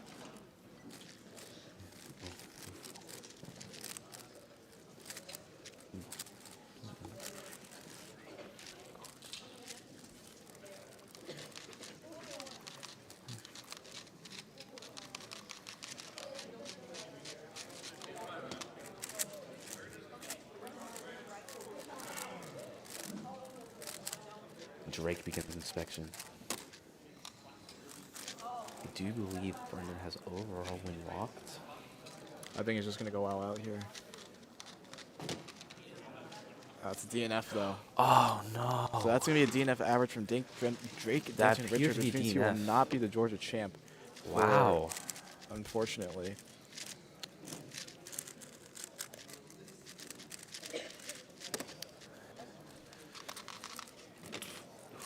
We'll have to wait and see. We'll see how fast they get clocking.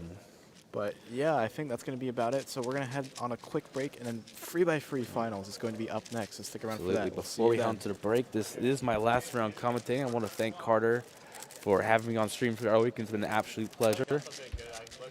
And once again, we'll be right back in time for 3x3 finals.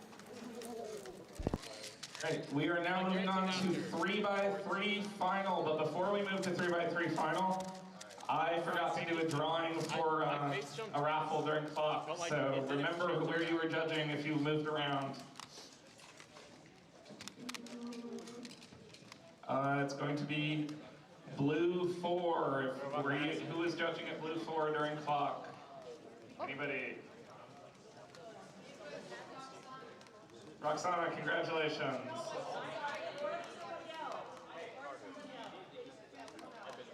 All right, I'm just going to do 2 generations now because it's easier than anything.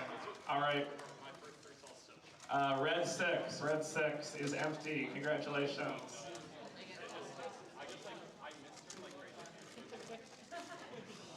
Blue 3, congratulations. I have one for you. Come on up, everybody keep coming up. You may have a chance. Yeah, take it to him. And last but not least, red 8. Red 8. Red 8. All right, now let's get judges at all the stations and call out our 3x3 finalists.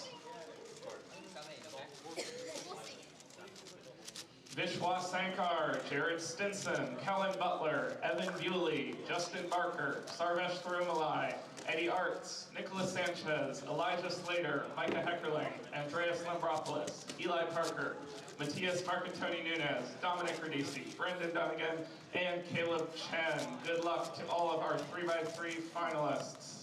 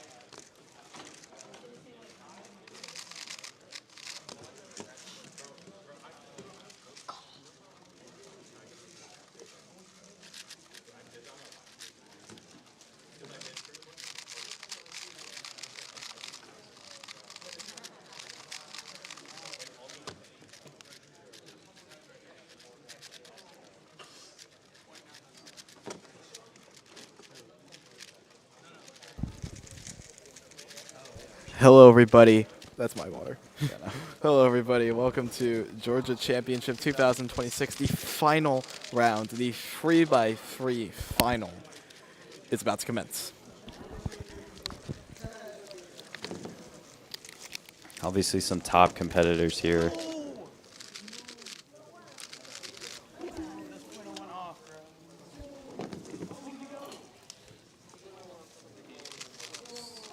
Oh my. Oh my God. What a way to start a CS got 4-7. 4.73, but he DNF'd out it. Wonderful start for Matthias there. All right, so that could definitely signal that there might be something in store here for Caleb to work with. But Matthias could get a 4-7. Caleb's eyeing yellow here. Going all in, gets to the ZBLL at 3 seconds. Oh, the missed recognition though. 5.74 Brendan for him. is currently going. 8 seconds. Brendan Dunnigan. Using all of his inspection. Oh, big pause. 8:17 for Brendan Dunnigan. And a 5:42 from Dom. 5:42 from Dom is pretty good. Let's take a look at Caleb Chen's play.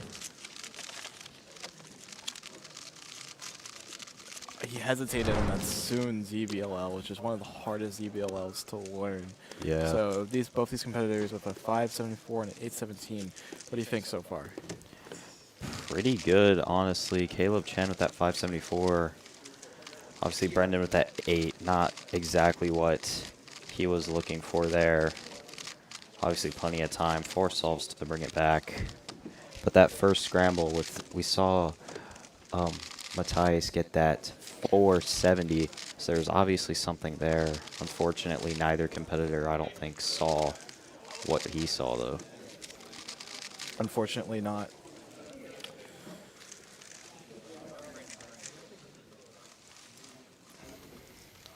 Caleb Chen's deciding to take off the jacket as the next cube gets dropped off.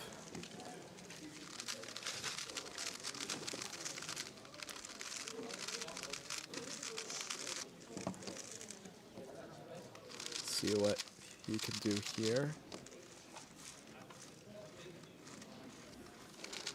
Brendan also has his cube at his station.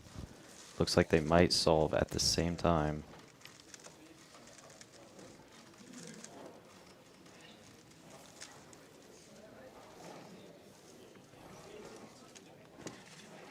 Caleb's going to solve first. Wow, taking in the ZBL at 3 seconds. 492 from Caleb Chen. There we go. Brendan Dunnigan trying to replicate the same. Oh, the ZB. Fortunately, not in the cards for him. A 7.44. Lock up at the very start of the ZB with a 7. Here goes Dominic Radici. CS just got something.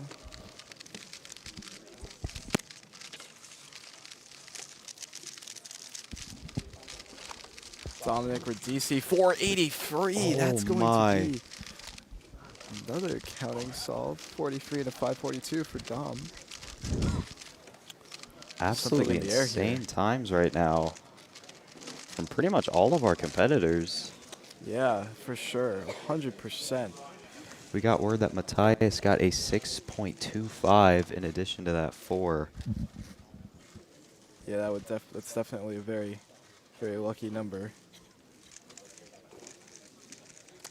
Yeah, Dom has a 542 and a 483 right now, so very good solves all around. Caleb Chen's PR average is a 526 for reference.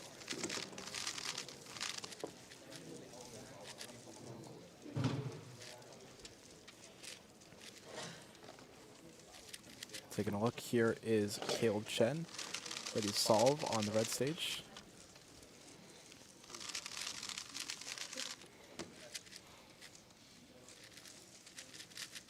And Caleb really wants to find his footing here. Doesn't want to waste that 492 just yet.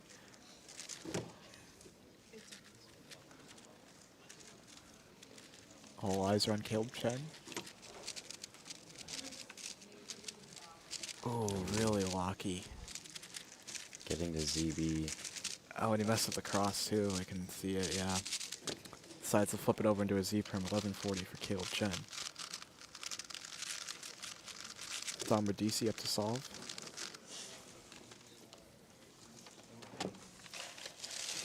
Brendan Dunnigan has just received his cube.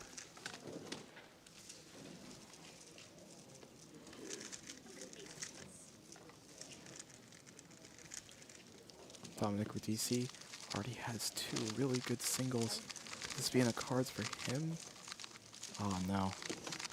850 for Dom. I think he went with standard OLPL there. Now we see Brendan trying to pull back from that counting 7. 658. That is the best. That's the best solve from Brendan so far. I mean, just taking a look. Wow, that PLL was extremely locky, but at least he got the job done here.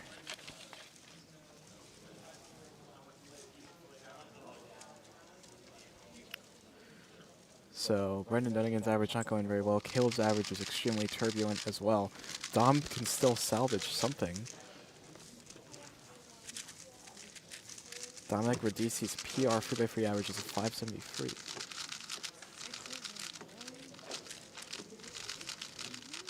Here's Caleb on the 4th.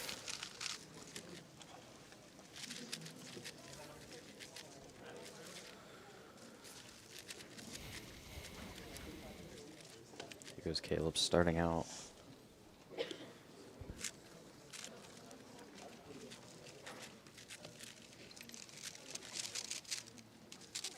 Caleb Chen pausing during the F2L. 559 plus 2. Got to ZB really early on. Yeah, so 7.79 for him. That's going to kill the average. Let's see what Dom can do. Brendan has also just received his cube. Here goes Dom. Oh, fumbled in an 837. So that's going to be a counting 837 for Dominic Radici. Brendan Dunnigan up to go. Starts with a 609 on the fourth solve. And yeah, I think he's going to be okay with that, but considering how the rest of his average is going, I think he's just grateful that he has something under his belt. Yeah, the average has gotten better as the solves have gone on. Something that hopefully is lifting his nerves at least a little bit. Yeah, that's definitely a very big thing, nerve control here.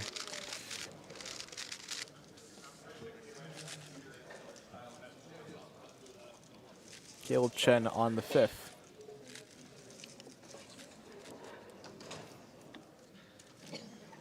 Caleb Chen with his final solve of the Georgia Championships 2026.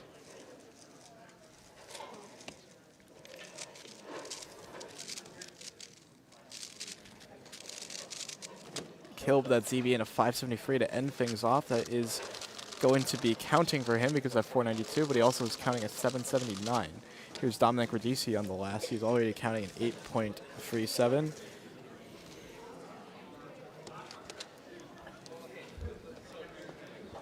He's counting 8.37 and 5.42.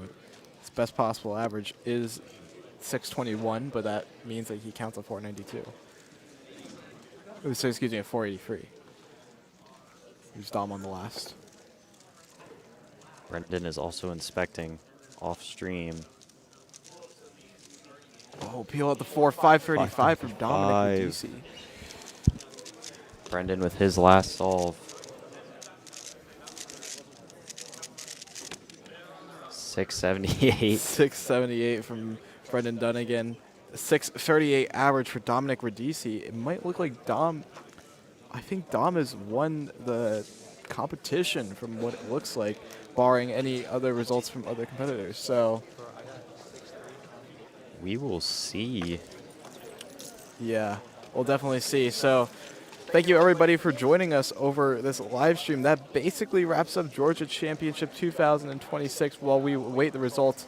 Right now, the stream can tell you that Dominic Radici has won Georgia Champion, has won the Georgia Championship in 2026, and I believe Caleb Chen is your Georgia champion. I believe so, yeah. So great stuff all around. Will, thank you so much for helping out. Nathan's off camera, but thank you for helping out as well. Just want to thank everybody for watching, whether you watched for 2 minutes or you watched for 2 days. Thank you so much for tuning in, and I'm really excited for Great Lakes in June. I'll be there, and yeah, we'll have a lot of fun. So we'll be live streaming the awards ceremony now. This is going to be goodbye from us, the commentators. See you on the other side. To get awards ready, we're going to do some cleaning up, and then we'll move forward with our awards. If I could get a robust squadron of volunteers to go over to where the 8-foot backdrop is over there and hoist it through the venue to bring it up into the middle area, that would be fantastic.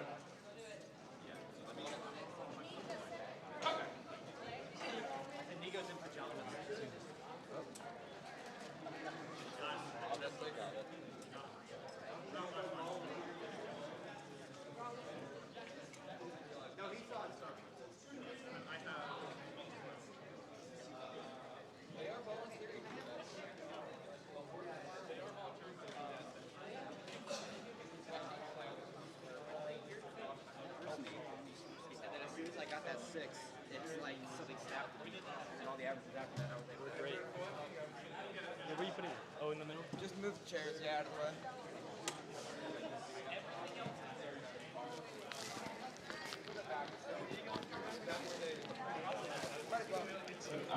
Ethan Owens, Sean Campbell, Milan Anthrick, Keon Wilson, and Alex Bohack. I have your little finalist placards. If you would like those before you leave, I have them.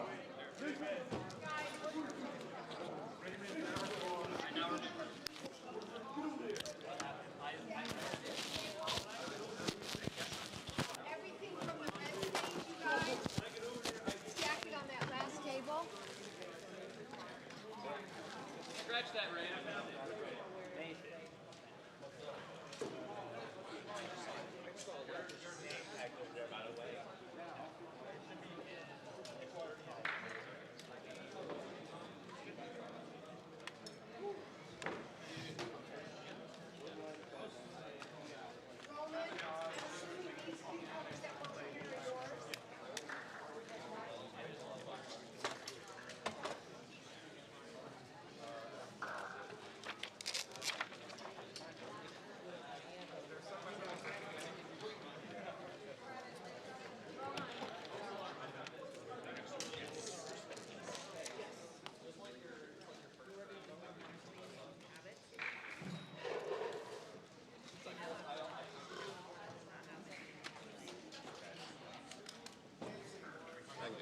just so you guys are aware, there's like mics over here.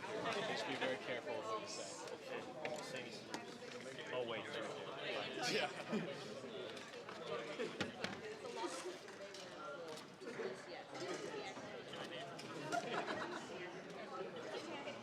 That could be somebody. That is him now. Actually.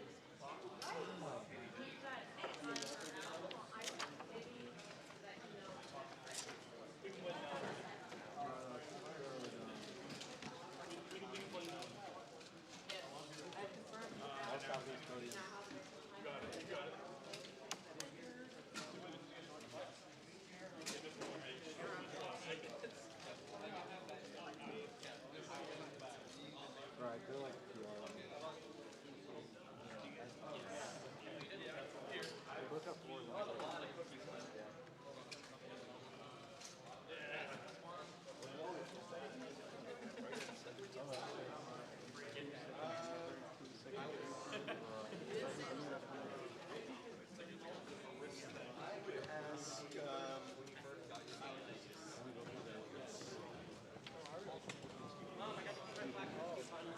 Wait, no, yes.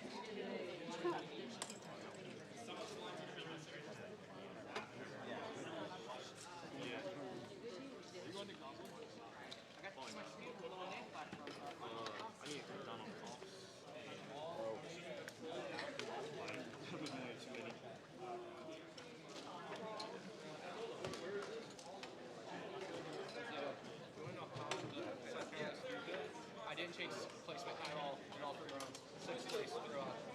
If I did that, I would have changed that. I would have come to the finals.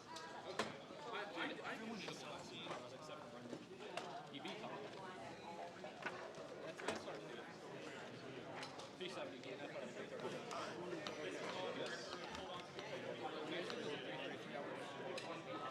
Well, at least I wouldn't have been.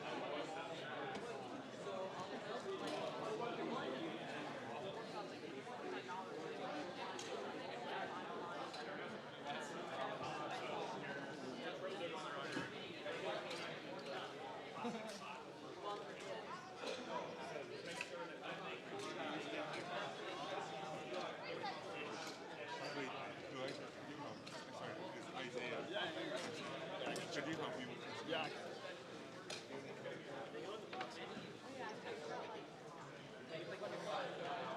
Sorry, I'm so tired.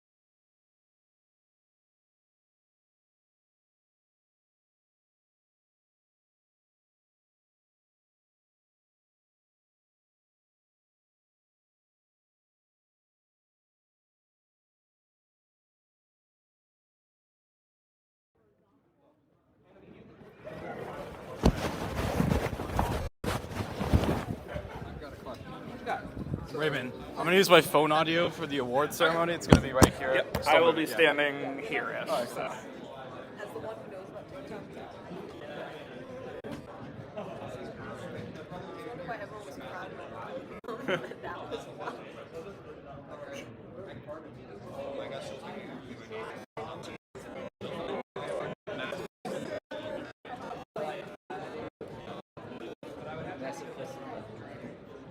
My future niece.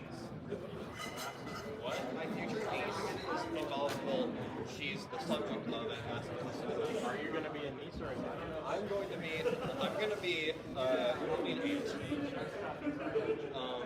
My brother is getting married to someone who has a kid, but the father of the child not the guy himself.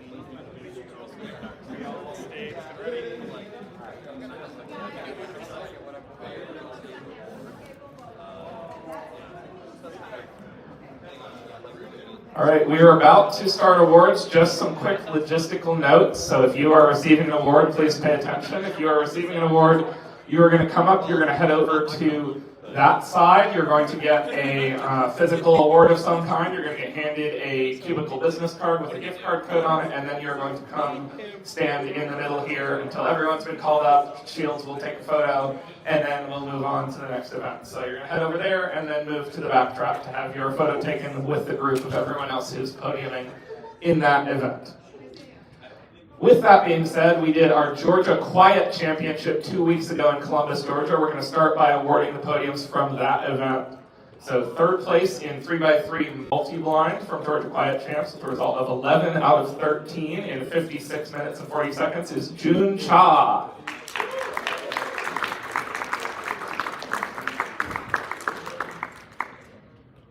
Second place in 3x3 multi-blind with a result of 18 out of 18 cubes in 52 minutes and 52 seconds. And also our Georgia champion in multi-blind is Tien Tran.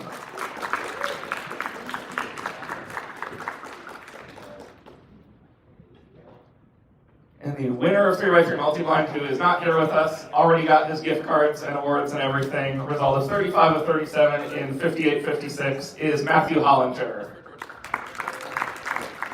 Round of applause for our multi-blind podium photo opportunity. All right, moving on to 5x5 blindfolded. Third place with a result of 19 minutes and 24 seconds. He's not here with us, but got his awards previously, is Daniel Hicklin. Round of applause for him. Second place in 5 blind with a result of 12 minutes and 58 seconds. And our Georgia champion is Tien Tran. And the winner of 5 blind, also not here, unfortunately, result of 7 minutes and 11.04 seconds is Matthew Hollinger.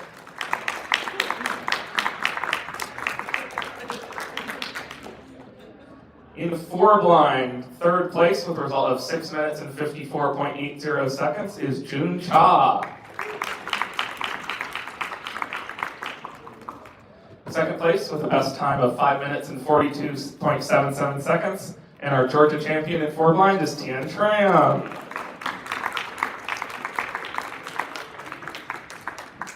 The winner of 4 blind with a best single of 2 minutes, 51.31 seconds is Matthew Hollinger, who has not arrived in the last minute.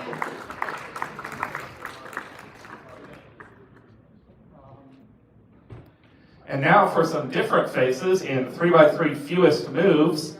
Third place with a mean of 29.00 moves is Katie Hull.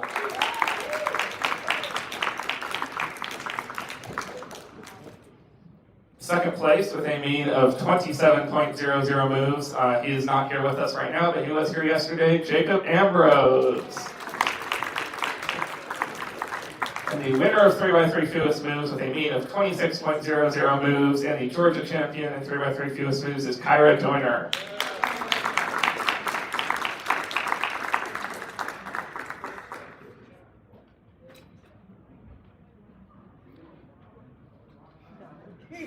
Congratulations to our FMC podium.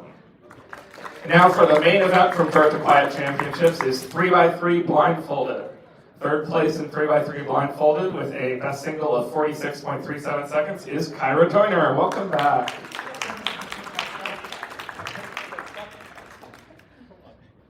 Second place in 3x3 blindfolded with the best single of 21.50 seconds is Matthew Hollinger. And the winner of 3x3 blindfolded with the best single of 18.91 seconds and the Georgia champion in 3x3 blindfolded is Tien Tran.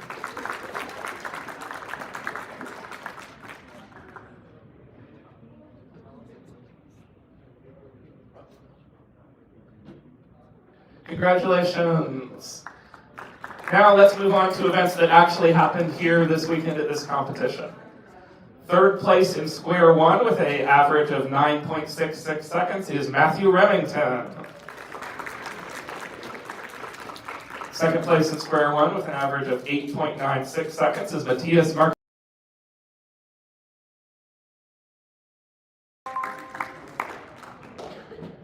And the winner of square one, Matthias, don't forget your prizes. The winner of square one with an average of 5.78 seconds is Brendan Dunnigan. And our Georgia champion in square one with an average of 11.93 seconds is Henry Schooneman.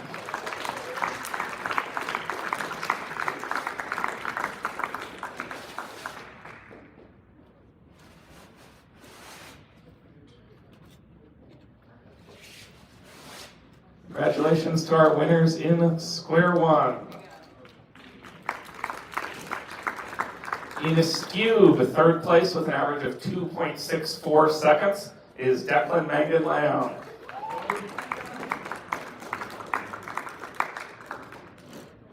Second place in Skewb with an average of 2.51 seconds is Dominic Radesi. The overall winner of Skewb with an average of 2.25 seconds is Brendan Dunnigan. And our Georgia champion in Skewb with an average of 4.56 seconds is Drake Denton Richard.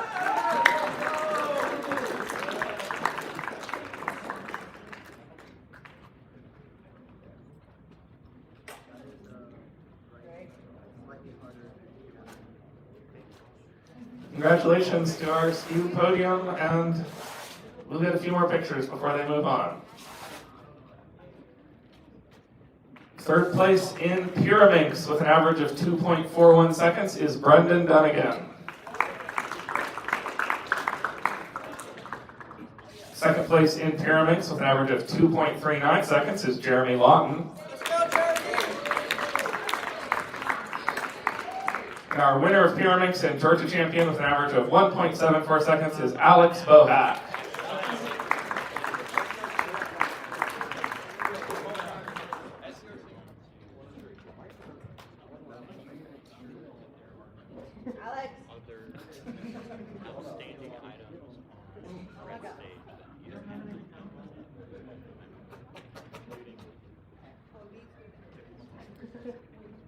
Congratulations to our Pyraminx podium.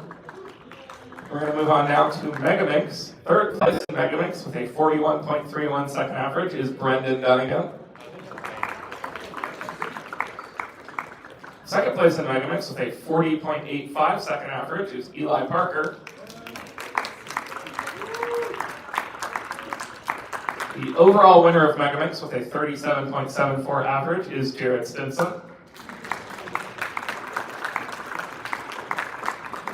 And our Georgia champion in Megaminx with an average of 47.04 is Thomas Bryan.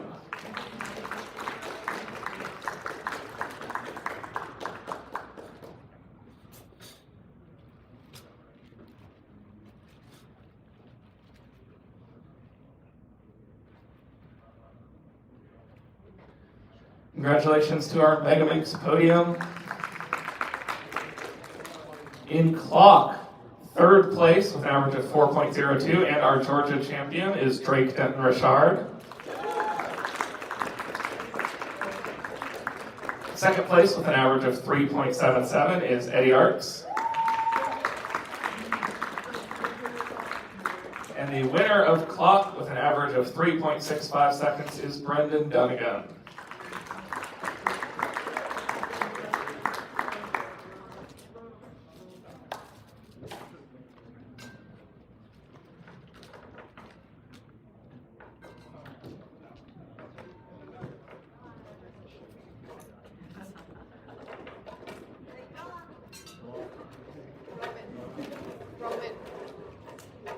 right, congratulations to our clock podium. We're out of the side events now. Third place in 3x3 one-handed with an average of 10.91 seconds is Andreas Lambropoulos. Second place in 3x3 one-handed with an average of 10.80 seconds is Eli Parker. The overall winner of 3x3 one-handed with an average of 10.51 seconds is Brendan Dunnigan. And our 3x3 one-handed Georgia champion with an average of 11.19 seconds is Caleb Chen.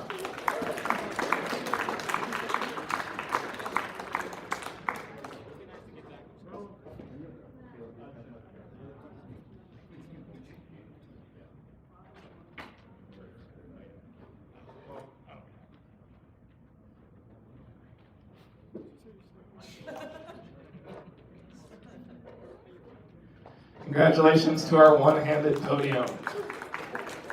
In 7x7, third place with a mean of 225.22 is Nathan Miles. He wasn't able to be here today, but congratulations to him. Second place in 7x7 with a mean of 212.66 is Brendan Dunnigan. The winner of 7x7 and Georgia champion with a mean of 202.98 is Vishwa Sankar.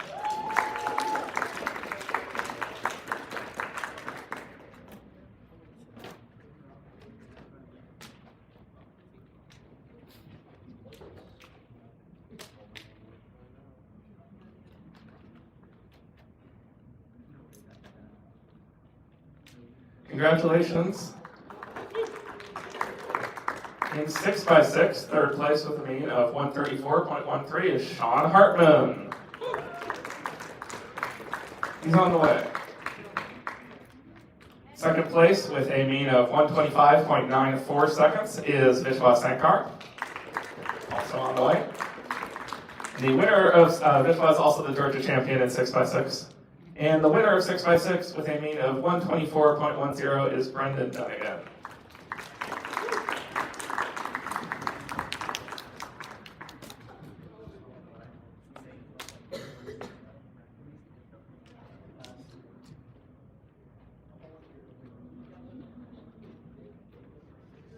All right, congratulations to our 6x6 podium. Moving on to 5x5. Third place with an average of 54.62 is Dominic Radici.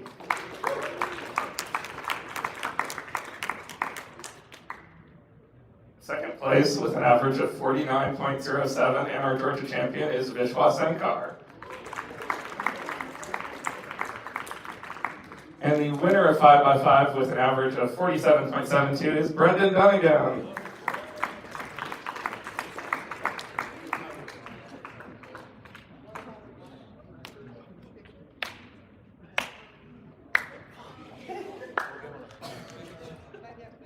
For those who don't know, Brendan came here all the way from California.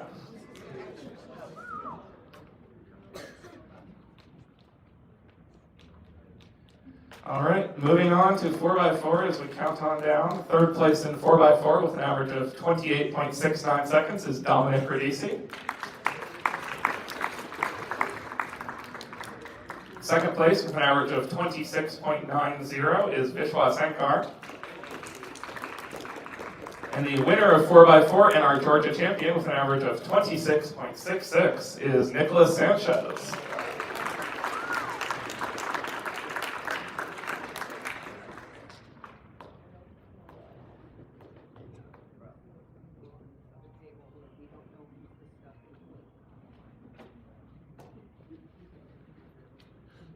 All right, now we're going to do 2x2 podium. Third place.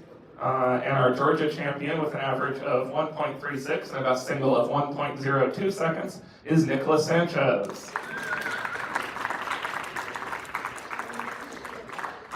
Second place, also with a 1.36 average and a best single of 1.00 seconds, is Matias Marcantoni Nunez.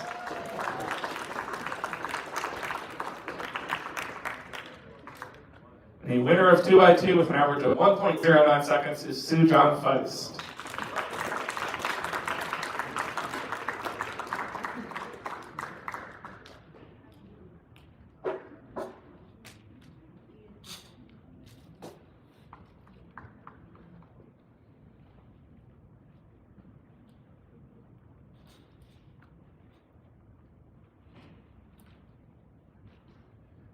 Congratulations to our 2x2 podium. Before wrapping things up with 3x3, I want to make a few acknowledgments. So first of all, acknowledging the various organizations that are here on our backdrop. This competition has its results recognized by the WCA. It is organized under the auspices of the Southeast Cubing nonprofit. It is sponsored by The Cubicle, thecubicle.com, and PB Performancewear, which is personalbest.shop. So those are the organizations supporting this competition. And just want to give a big, big thank you to all of the volunteers, all of the delegates, my fellow organizers, and everyone who came here for putting this competition on.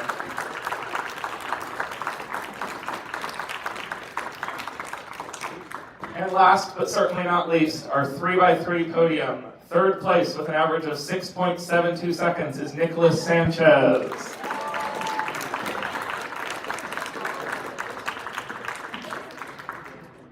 Second place with an average of 6.38 seconds is Dominic Radici.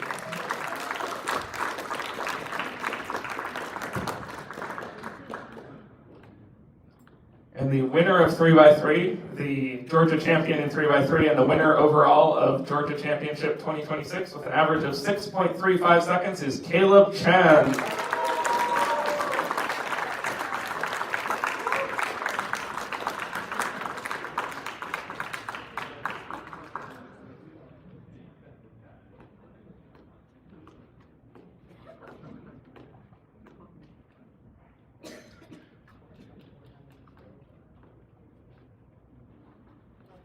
All right, congratulations to all of our winners.